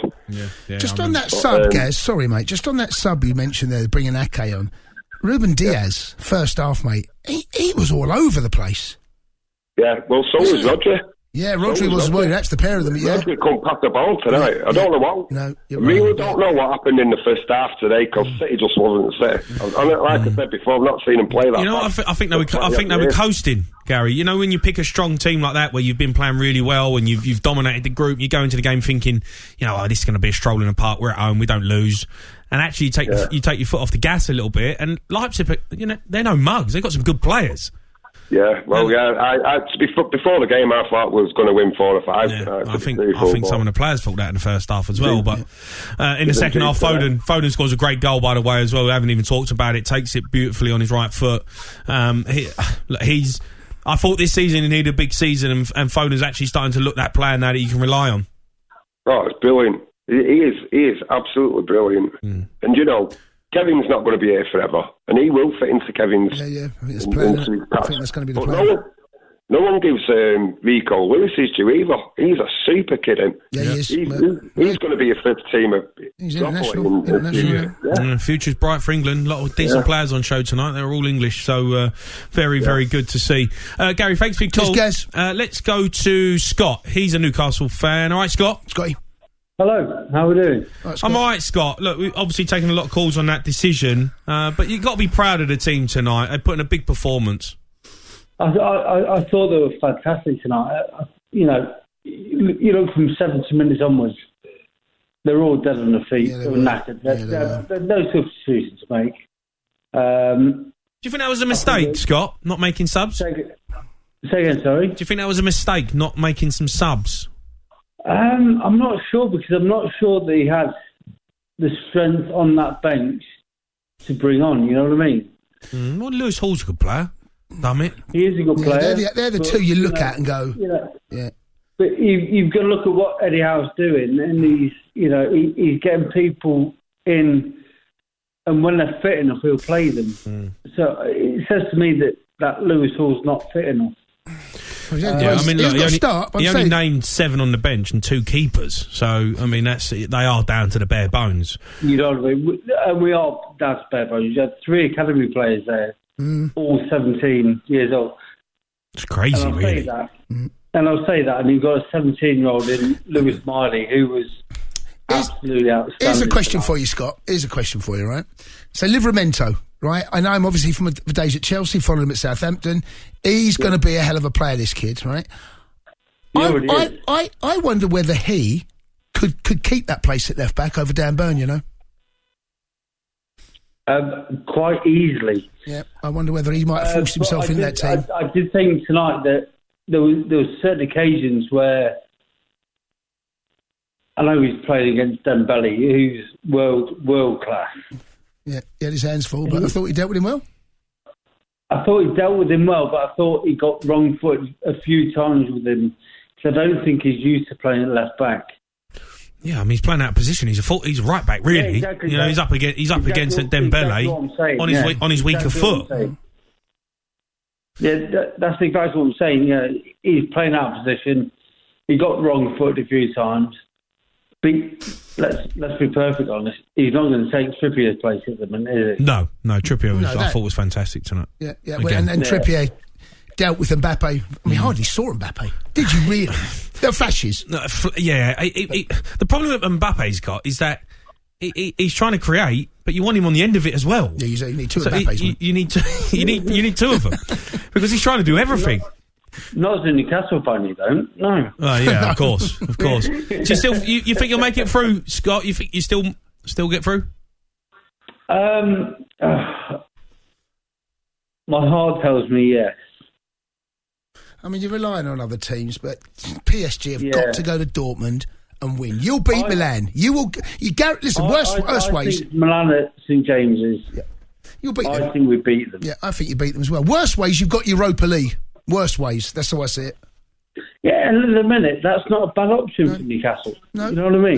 No. You know, we're years ahead of where we need to be, or where we want to be. Mm. Yeah, that's true. All right, Scott, thanks for your call. Let's go to Adam. He's an Arsenal fan. All right, Ad. Hello. Arsenal fan. All right, Ad. Can you hear me? Yeah, mate. Yeah. What are you phoning us for? Lads? You good? Right, yeah, good, mate. How are you? Okay. What I wanted to say. What are you doing, matey? What are you doing? What am I doing? Yeah. What are you doing? You're making a hell of a racket. You're getting in and out of the car? Can you hear me now? Yeah. What are you doing? Yeah, lads, what I wanted to say is, I've come on the night shift now, turn on the radio. Yeah. Always listen to you boys, by the way. Never good called lad. in though. Thanks, yeah? What made you call him? So I turn on the radio now, see Pete, lad called Pete, Geordie boy Pete, crying on the radio. Yeah. What's all that about? What do you mean, what's all that about? What do you mean? He's emotional. You know what? With these Newcastle fans, what annoys me about Newcastle, 2 weeks ago, we got robbed by them. In front of the whole world. And today they're coming on national radio crying. 60-year-old men crying. Yeah? Van Persie went 2010 to 2016.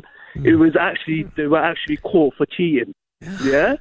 And paying rent. Let it go, Ad. Let it go, Ad. Ad, you got to let it go, mate. I mean, I can't, mate. Look, these Newcastle fans are passionate about their club. They've just been right up against it, and the VAR again. They're in the Champions League for the first time in a while, yeah? They want to act like big boys. They want to be treated like big boys. They got to act like it. Can't come on national radio crying. I'm sure we've had plenty of Arsenal fans coming on crying about that decision against Newcastle. Teta was. Yeah, that's not me, Your manager come out. Yeah? Your manager come out. Your own manager coming out crying about it. No, that's completely fine, mate. That's fine. But I'm saying, you can't have it two ways. The shoe fits or not. If the shoe fits, you got to wear it. That makes no sense. You made up it. I'm seeing all these lads. I'm seeing all these Geordie boys calling up the radio crying. They got robbed. You've got to wear it. No, it's a decision. Yeah, that's the phrase I just made up. How about that? If the shoe fits, you've got to wear it, mate. Does that fit you? No, but honestly, put it on. 2 weeks ago, they robbed us, and they were all laughing about it. Grow up. And today, look at them. Oh, dear. I mean, Ed, come on, mate. You got to feel for them a little bit. Champions League, 97th minute, to get a VAR decision against them. Honestly, mate, I have no sympathy.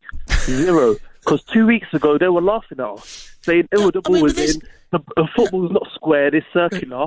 The ball's in. Oh, it's not a push in the back. It's not nice, but it's not a push in the back. Like, you're enjoying it, aren't you, Ed? You're enjoying it? I'm loving it, mate. Yeah. I'm absolutely loving it. I've got no sympathy for Newcastle. I've got no sympathy for them, but, they were robbed. But, I mean, it doesn't bother me one way or the other. Yeah, they pumped you at the weekend. You should feel happy. I wouldn't have sympathy either. Ad, give it to his mob. Chelsea, let's talk about his mob for a minute. 10th in the table, absolutely hopeless. It's shocking, but Jamie, if I was you, I wouldn't talk, lad. You had the quickest title charge. The quickest title charge seen to man. Yeah, on Halloween they're going to win the title.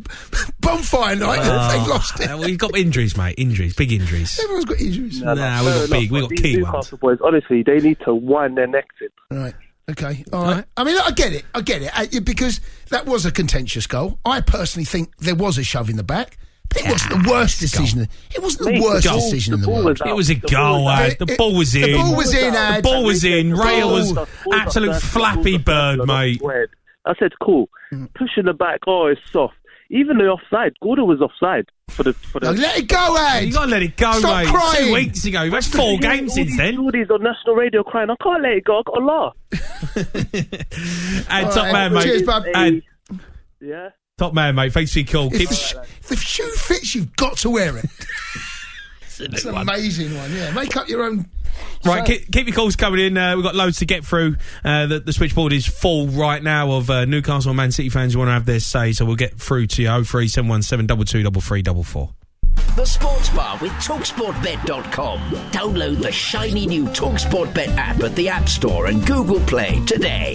18 plus BeGambleAware.org. I'm Mike Brewer, and I don't know a lot about music. Garage, that's where I keep my car. But if you want to keep that in tune, visit mymotorworld.com. We've got the lot, everything you need, including car parts and oils from the biggest brands like Quinton Hazel, Brembo, Denso, Castrol and Carlu. Plus free delivery when you spend over 25 quid. Order now at mymotorworld.com and quote car 10 to receive a 10% discount on your first order. mymotorworld.com.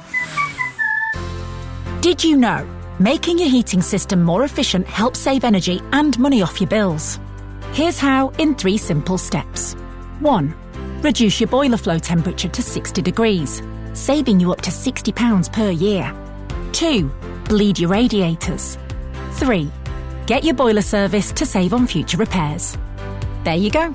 It all adds up. For more energy-saving advice, visit gov.uk/save energy. A new energy-efficient boiler from British Gas can save you up to 22% on gas bills. That's a 22% saving on warm nights in. Cozy cats. Oof. And shower discos. Save money with the new energy-efficient boiler from British Gas. And you can even spread the cost with up to 4 years interest-free credit. Search British Gas, new boiler. Credit subject to status. Credit broker not a lender. Using panel of lenders for savings, see website. We all know Christmas shopping can get a bit much, so why not enjoy a McDonald's Galaxy Caramel Pie or a Galaxy McFlurry? Or if you prefer to sip your Galaxy, try our Galaxy Caramel Hot Chocolate or Galaxy Caramel Latte.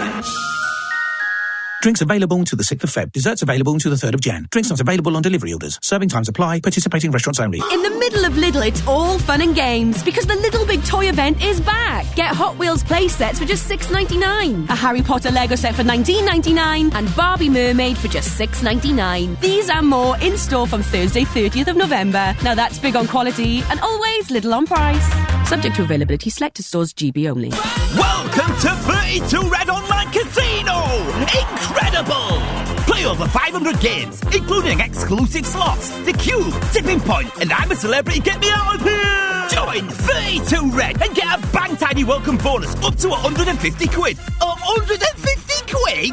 That's incredible! Visit 32red.com to claim. 18 plus BeGambleAware.org. New accounts only. Minimum £10 deposit. Up to 50 times wagering. Max stakes apply. Visit 32red.com for full terms. Join the nation's biggest football conversation on TalkSport with Nissan's All-Star Vans. Listen to Hawksby and Jacobs this afternoon from 1 and get expert pre-game analysis, the latest team news and unfiltered fan fallout following every fixture. We can't get him back up striker. Why not go back to basics? As you say, he's a rookie. The biggest football topic of the day. We didn't want to cut since I was like 5 years old. Taking the pulse of the UK's most passionate supporters on TalkSport with Nissan's All-Star Van lineup. That's all-star quality. TalkSport Drive. Tomorrow afternoon from 4 on TalkSport. TalkSport Drive with me, Darren Bent. And me, Andy Goldstein. All-terrain sports radio for a power-hungry nation. The national radio show with a bootload of sport. Unrivaled, opinionated comment from the biggest names in sport and Andy Goldstein. Mirror, signal, move over for TalkSport Drive. With Andy Goldstein and Darren Bent. Tomorrow afternoon from 4 on TalkSport. The fastest football on the way home. You'll never change what's been and gone. It's making us cry watching it. It's just making us drink tears because I'm devastated, gutted. I honestly, and I can't even. You know what it is? 8 minutes injury time. Where did that come from? I had to turn my Christmas lights off, man. What do you mean turn your lights off? I had to turn my Christmas lights off, mate. I wasn't in the mood. Honestly, mate, I have no sympathy. Zero. You can stick your feet off. 'Cause all of the stars have faded. Brutal tonight on the sports. Shocking, right? You can keep your calls coming in. We'll get to you. 03717 223344. The time to talk odds now with TalkSport Bet and Ambassador Ryan. Football form on the Sports Bar with TalkSportBet.com. Download the shiny new TalkSport Bet app at the App Store and Google Play today. 18 plus BeGambleAware.org. Right, Rice. Righto. Evening, lads. How are you? I'm good, matey. Yeah, good. Look, we've got Champions League tomorrow as well. Big game for Manchester United. Let's start with that one. Galatasaray v Man United. It's live on TalkSport 2 at 5:45 tomorrow. How do you see that one going? What are the odds saying? Oh, yeah. I mean, United find themselves in a very sticky situation, don't they, going into this penultimate game? Bottom of the group on 3 points. They have to win to give themselves every chance, and they are the favourites for that win. But I'm telling you right now, it's really slight. It's marginal. On at 11-8. Galatasaray are on at 6-4, Jamie, and the draw is on at 13-5. Now, lads, as it just so happens, United haven't scored at Galatasaray in all 3 attempts. It's actually their longest goalless run against an opponent in Europe. So I have to look at Galatasaray to win to 0. On at 5-1. But if you're an optimistic United fan, as well you should be, Højlund anytime. It's been confirmed he is travelling with the squad. Is on at 13-8. Arsenal take on Lyon tomorrow at 8 o'clock. What are the odds on that one? I was guessing Arsenal are firm favourites.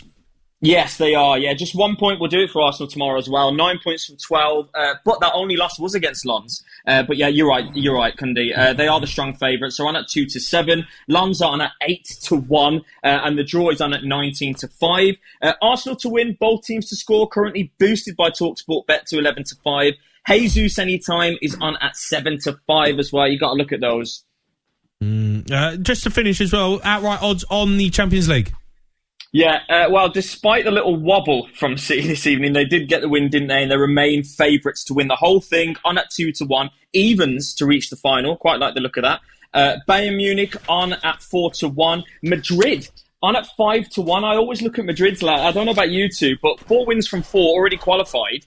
Arsenal, if add the Arsenal fan, if you're still listening on United Shift, Arsenal are 4th favourites on at 8-1. Barcelona 14-1, and Pete, if you're still listening, don't listen to Ad. But Newcastle are on at 50-1 now to win the Champions League. United 66-1, lads. What about Chelsea to get in the top half of the table? What are the odds on that? I knew you were going to say We're the top half. It's Yeah, I'm looking to see what it is to win the Champions League. I can't find the money here, to be honest with you. Nowhere to be seen, mate. Nowhere to be seen. All right, Rise, pleasure, mate. Cheers, Thanks mate. for coming on. Cheers as always, lads. All right, that was a look at the latest odds. Thanks to TalkSport Bet. Terms and conditions apply. 18 plus. BeGambleAware.org.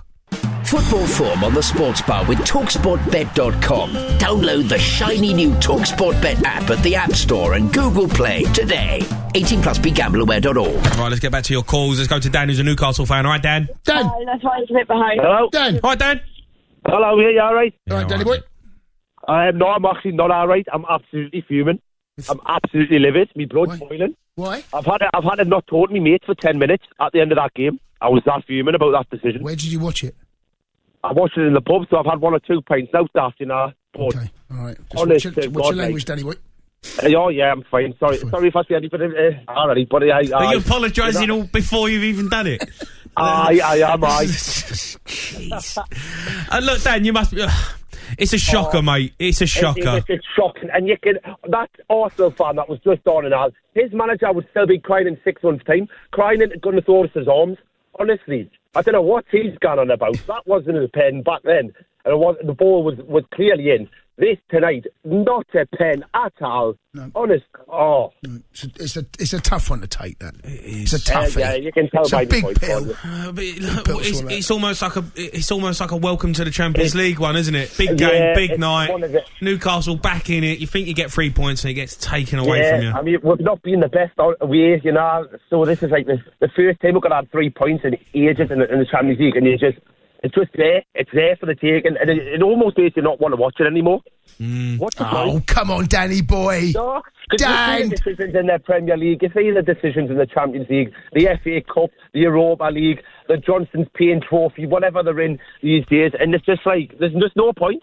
I'm just sick of it. You just fall out of love with the game. Dan, you're going to watch football again, Dan. I know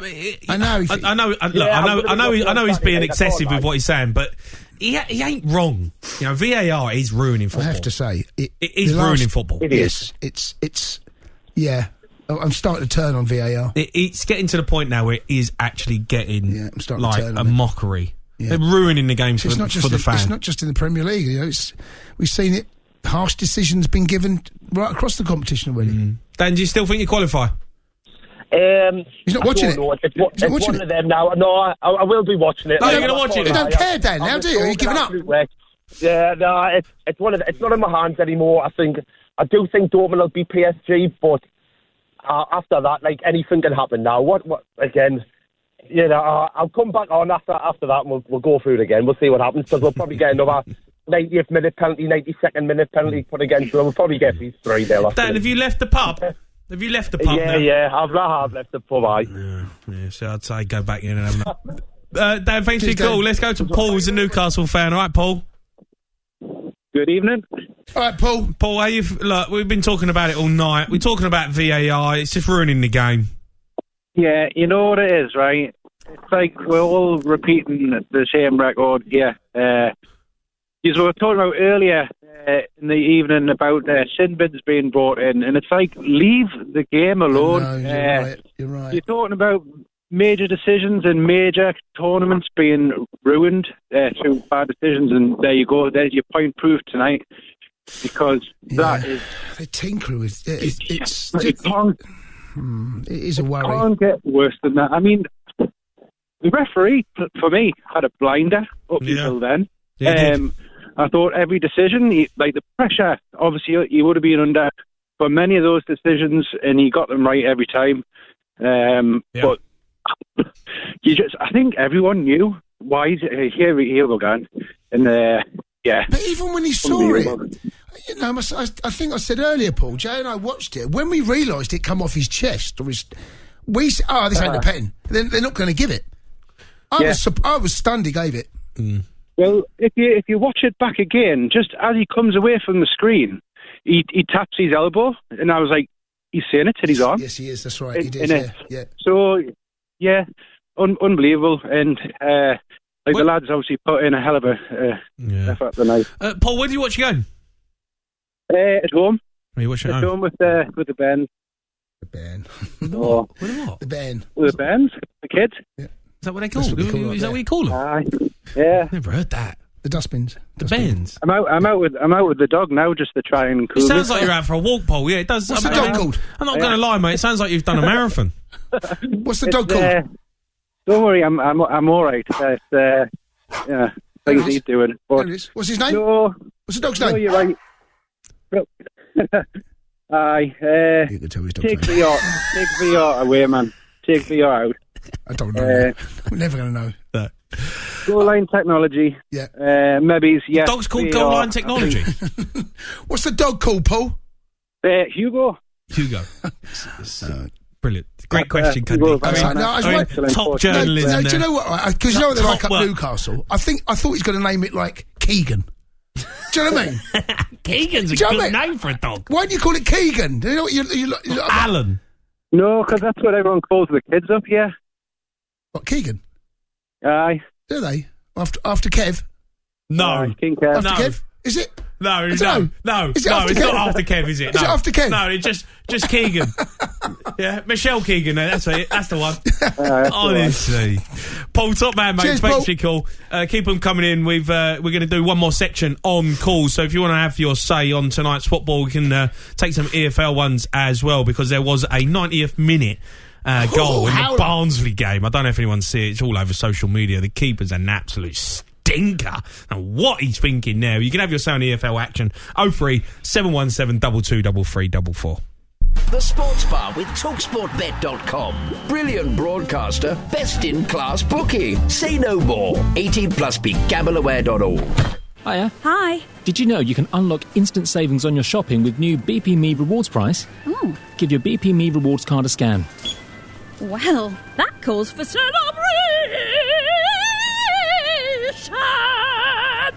Wowzers. Celebrate instant savings at your local BP M&S food store with new BP Me Rewards Price. Scan, save, ka-ching. 16 plus participating stores. T's and C's and exclusions apply. See bpmerewards.co.uk/price for details. There will be 14 minutes of extra time. With Betfair's 90-minute payout, you don't have to wait for the final whistle to celebrate. Because your winning bet will be paid out in full at 90 minutes. Betfair. Applies to match odds 90 market or markets with a 90 icon. Sportsbook exclusive. Terms and conditions apply. 18 plus. BeGambleAware.org. Did you know making your heating system more efficient helps save energy and money off your bills? Here's how in 3 simple steps. 1. Reduce your boiler flow temperature to 60 degrees, saving you up to £60 per year. 2. Bleed your radiators. 3. Get your boiler service to save on future repairs. There you go. It all adds up. For more energy-saving advice, visit gov.uk/save energy. We all know Christmas shopping can get a bit much, so why not enjoy a McDonald's Galaxy Caramel Pie or a Galaxy McFlurry? Or if you prefer to sip your Galaxy, try our Galaxy Caramel Hot Chocolate or Galaxy Caramel Latte. Drinks available until the 6th of Feb. Desserts available until the 3rd of Jan. Drinks not available on delivery orders. Serving times apply. Participating restaurants only. In the middle of Lidl, it's all fun and games because the Lidl Big Toy event is back. Get Hot Wheels play sets for just $6.99, a Harry Potter Lego set for $19.99, and Barbie Mermaid for just $6.99. These and more in store from Thursday, 30th of November. Now that's big on quality and always Lidl on price. Subject to availability, selected stores, GB only. Welcome to 32 Red Online Casino! Incredible! Play over 500 games, including exclusive slots, the Cube, Tipping Point, and I'm a Celebrity, Get Me Out of Here! Join 32 Red and get a bang tiny welcome bonus up to 150 quid. 150 quid? That's incredible! Visit 32red.com to claim. 18 plus. BeGambleAware.org. New accounts only. Minimum £10 deposit. Up to 50 times wagering. Max stakes apply. Visit 32red.com for full terms. Hear the biggest sports stories first and fast with the Back Page Review on TalkSport with Tesco Mobile for Business. Listen to TalkSport Breakfast every weekday morning from 6 for the latest breaking Back Page news, plus unbeatable reaction, opinion and comment. The Back Page Review on TalkSport with Tesco Mobile for Business. Join Tesco Mobile and get business phone bills for up to 40% less than the big mobile networks. Tesco Mobile. Every little helps. For applicable terms and verification, see tescomobile.com/business. Still hovering over those fancy underpants then, Dave? Yeah, they're beautiful. If only I could afford them. Don't listen to that. Listen to the all-new TalkSport Superstar Breakfast. Starts next Monday from 6 on TalkSport. Here we go.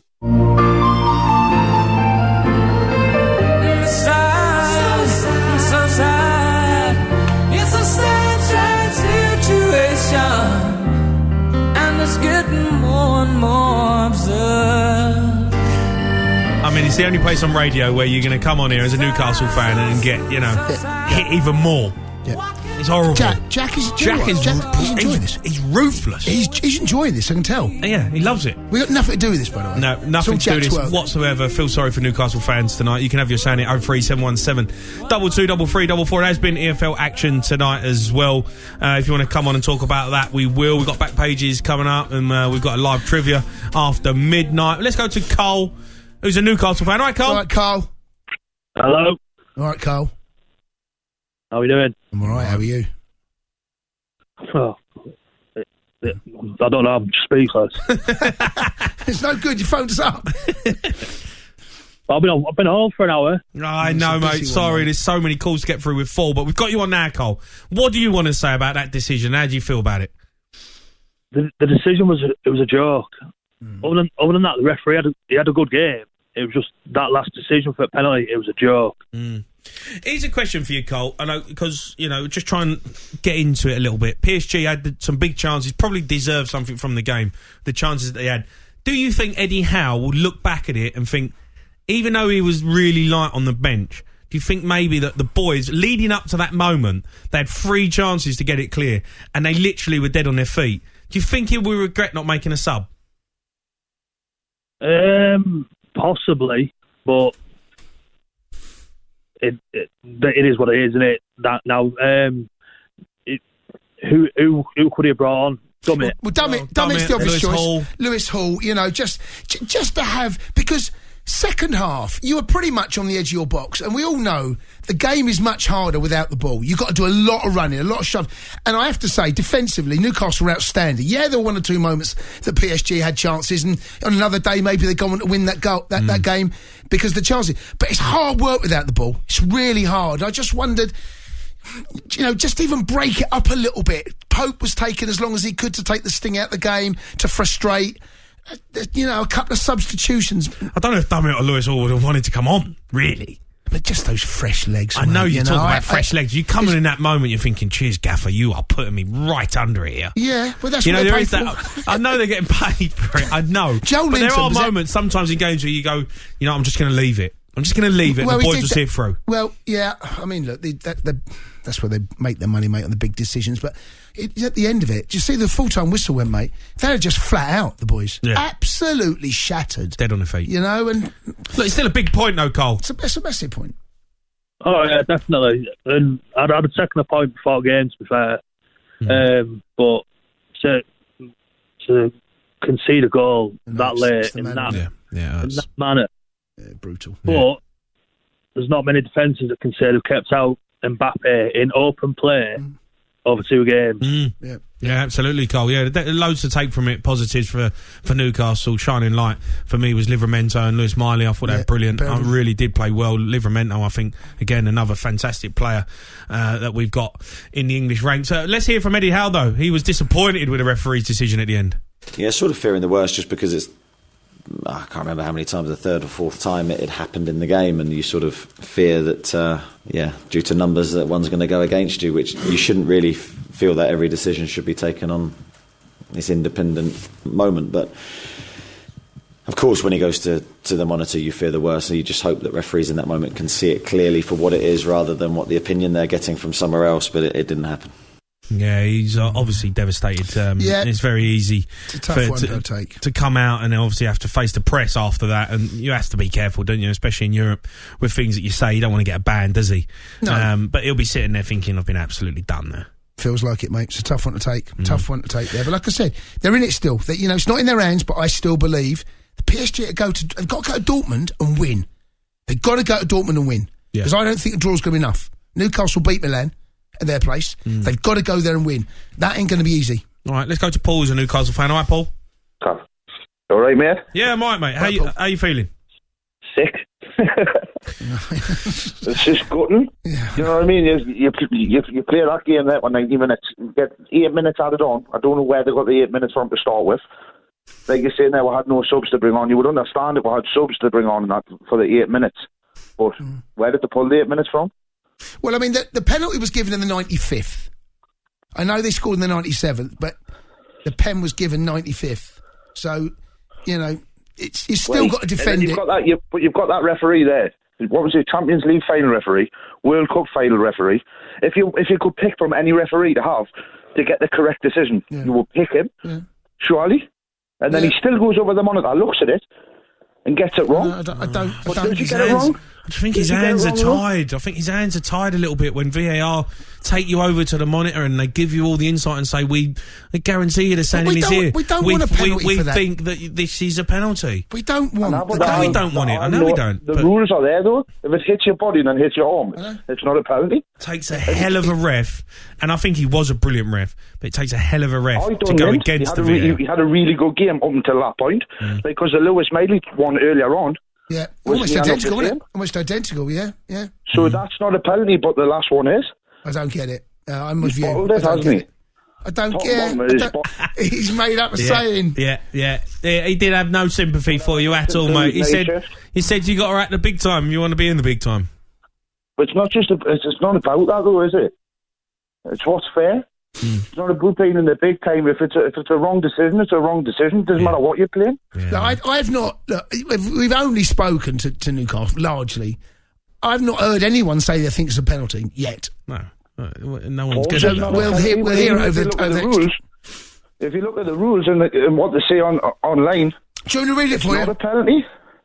They're guidelines. Go on. The guidelines? Here's the guidelines. In the guidelines for next season, that's this season, this was done in April, the board recommends that UEFA should clarify that no handball offence should be called on a player if the ball is previously deflected from his own body and, in particular, when the ball does not go towards the goal. Both boxes ticked there. So you're telling me the top referee in the world doesn't know that rule? They are guidelines. I didn't understand these ways. They're guidelines. It's not necessarily a law, but he hasn't. He hasn't. Pretty simple to look at and go. That doesn't warrant. That doesn't warrant a penalty. How many sit watching it? 3 people. Was it 3 to 5? I don't know. VR officials, and then he watches it. So 6 of them, 4, 5, 6 of them got it wrong. In Europe, though, the game is officiated. We said this at the Copenhagen Man United game. In Europe, the game is slightly officiated differently, isn't it? The interpretation feels harsh, though. Oh, mate, it's just... mate, it's a shocker. It's an absolute... It's one of the worst I've seen. I mean, VR's kind of spoiling the game. Yeah, it really is. I mean, obviously, like our decision a couple of weeks ago against Arsenal. Yeah. Paul, you can see why they're kicking off. Yeah, you can't see it, but... It's hard for us as well, Paul. We have to come on here and do a sports bar every night, and all I feel like we're talking about is VAR 24/7. It does, doesn't it? It's not great. No it's ruining. Nights on the spin. Ruining the game. I mean, you've got my mate Rooster smashing his house up. Jack is that for us? Is that slightly for us? Filing us off? That's not my violin. Oh dear. My violin's only small. Paul, top man, Cheers, mate. Paul. Appreciate you phoning in. Let's go to Jack. He's a Newcastle fan. Jack. Hello, lads. How you doing? I'm all right, mate. Jack, you're the last Newcastle caller of the night. What have you got to say to UEFA? Right, to UEFA, a lot I can't say on air, but just quickly to the Arsenal fan that was on earlier as well. I know he's just mentioned it. Mikel Arteta cried floods of tears in Newcastle. We had to swim home. Don't know what he's on about. See, Newcastle fans are crying their eyes out on air. But tonight was an absolute joke. We wait for a full season to get to this point, to then get robbed. It's not just a one-game thing where it's in the league and you can reclaim the 3 points. We'll work 38 games to get to this point to then get robbed like that. It's an absolute joke. It came off his belly, under his arm. It's not even close. No. I know. You're pushing an open door with us, Jack. It's just, it's nothing at all. I've been sitting in the car freezing for about half an hour, just trying to get some cool air. Why? To cool down a bit. Why? Why? Where did you watch the game? I watched the game in the house tonight. I've got the kid, so... So you come out of the house to calm down? Out to the car, to sit in the icy cold car, just to get a bit of fresh air. It's a very stressful night in my household tonight, but... So we've got Newcastle fans turning off Christmas lights. Yeah. Got one of them sobbing. Now Jack's come out to the car, get some fresh air. Trees from the garden. It's had a massive impact up there, isn't it? Yeah, maybe that Arsenal fan's right. Jack, top man, mate. Cheers, Jack. Cool. Get yourself back inside in the warm. It must be cold up there. It's freezing in London. It's cold. Imagine what it's like. Winter's on her way. She's on her way. Yeah, it is. Winter is definitely coming. Right, let's move on. We've got back pages coming up next. The Sports Bar with TalkSportBet.com.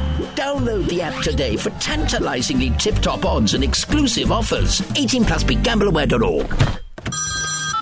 Hi, Rachel.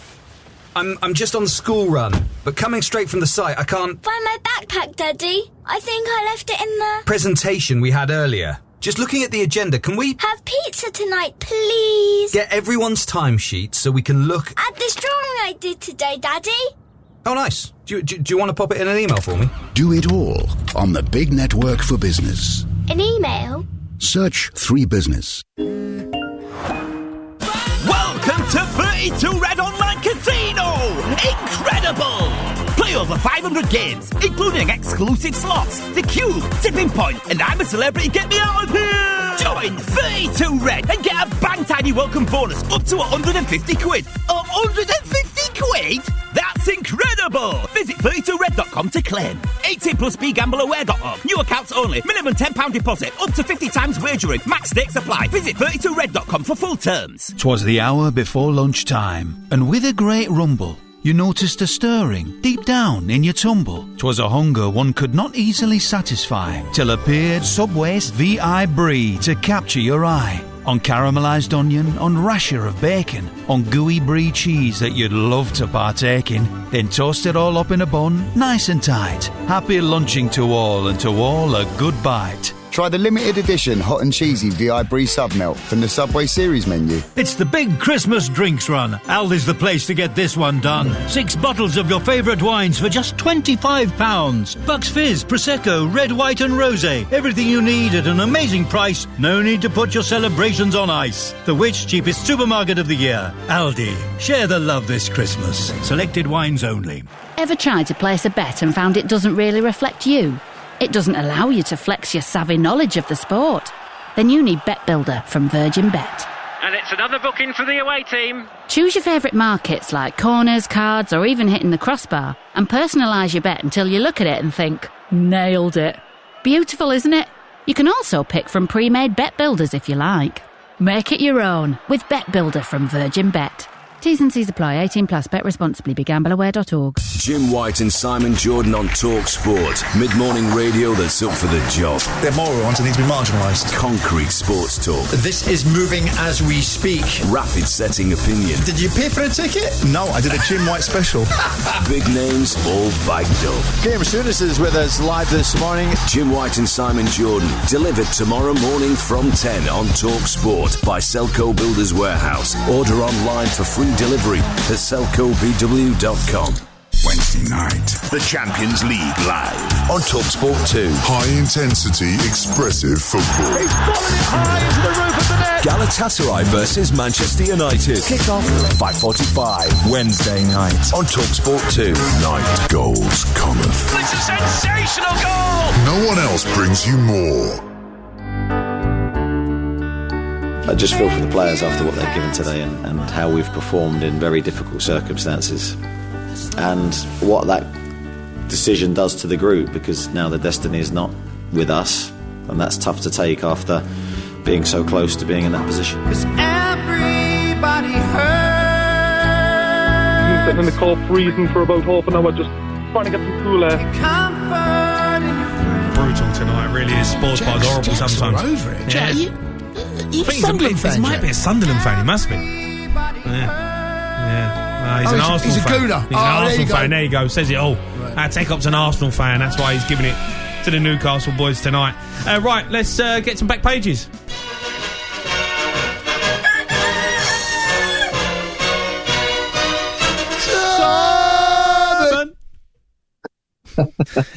Hello, guys. How are you, Si? A little bit unnerved because for some reason I'm now on. You can now see me. Oh, yeah, we can. We can see you. Yeah, you're up there on our screens. Oh, brilliant. You can see I've made an effort. You know. Oh, dear. Right, Si, let's get into it. It's all over the back pages and Mbappe's all over them, which is really harsh on Newcastle. We've got Heartbreak back in the Mail, back page of the Mirror and Scene. Don't know what that means. And then Viva la France on the back page of the Star. Yeah, I must admit the Star one was my favourite. Viva France.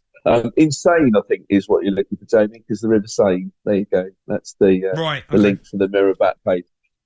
Yeah, I mean, obviously, it's the story of the night in terms of the Champions League with that ridiculous penalty given against Livramento. Newcastle, Eddie Howe's being as diplomatic as he can about that decision. There's only so much he can say. He doesn't want to talk himself into trouble, but it's another sort of night, guys, where we were talking about VAR. And it just shows it's not just a Premier League problem. It's across the board, and it's a shame because it's overshadowing a little bit Newcastle's sort of brave performance to almost get Champions League qualification in their hands. But at the same time, they play well enough to encourage them that they can get the job done against Milan potentially. But we'll see in a couple of weeks. They'll beat them. They're just relying on PSG now. That's the problem they've got.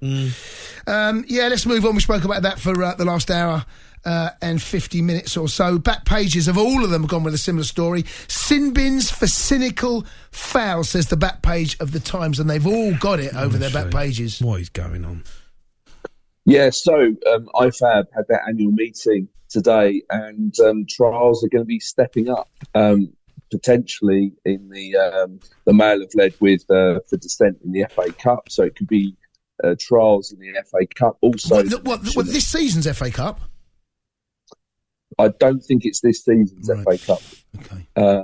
I may be wrong there. The impression I get from reporting is that another decision will be made. It sort of seems to be more towards next season, but let's just wait and see on that one. Right. But WSL is also mentioned. So the things we're talking about here, obviously clamping down on dissent.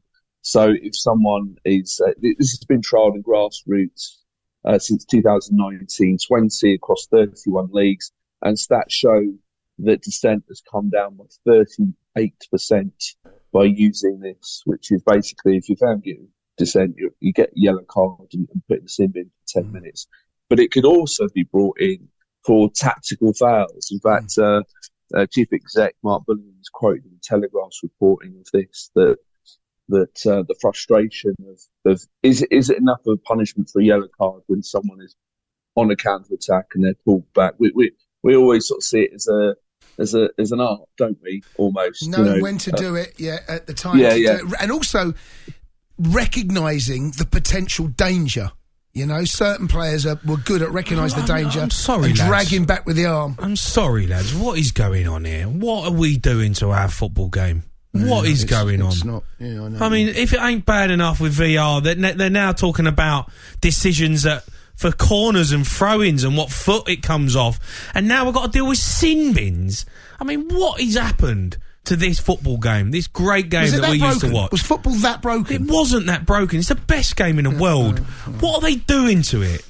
They're ruining it. They're ruining the game. It does feel as if that they Sin can't wait bins. to. They keep fiddling with it. It's not rugby. Yeah.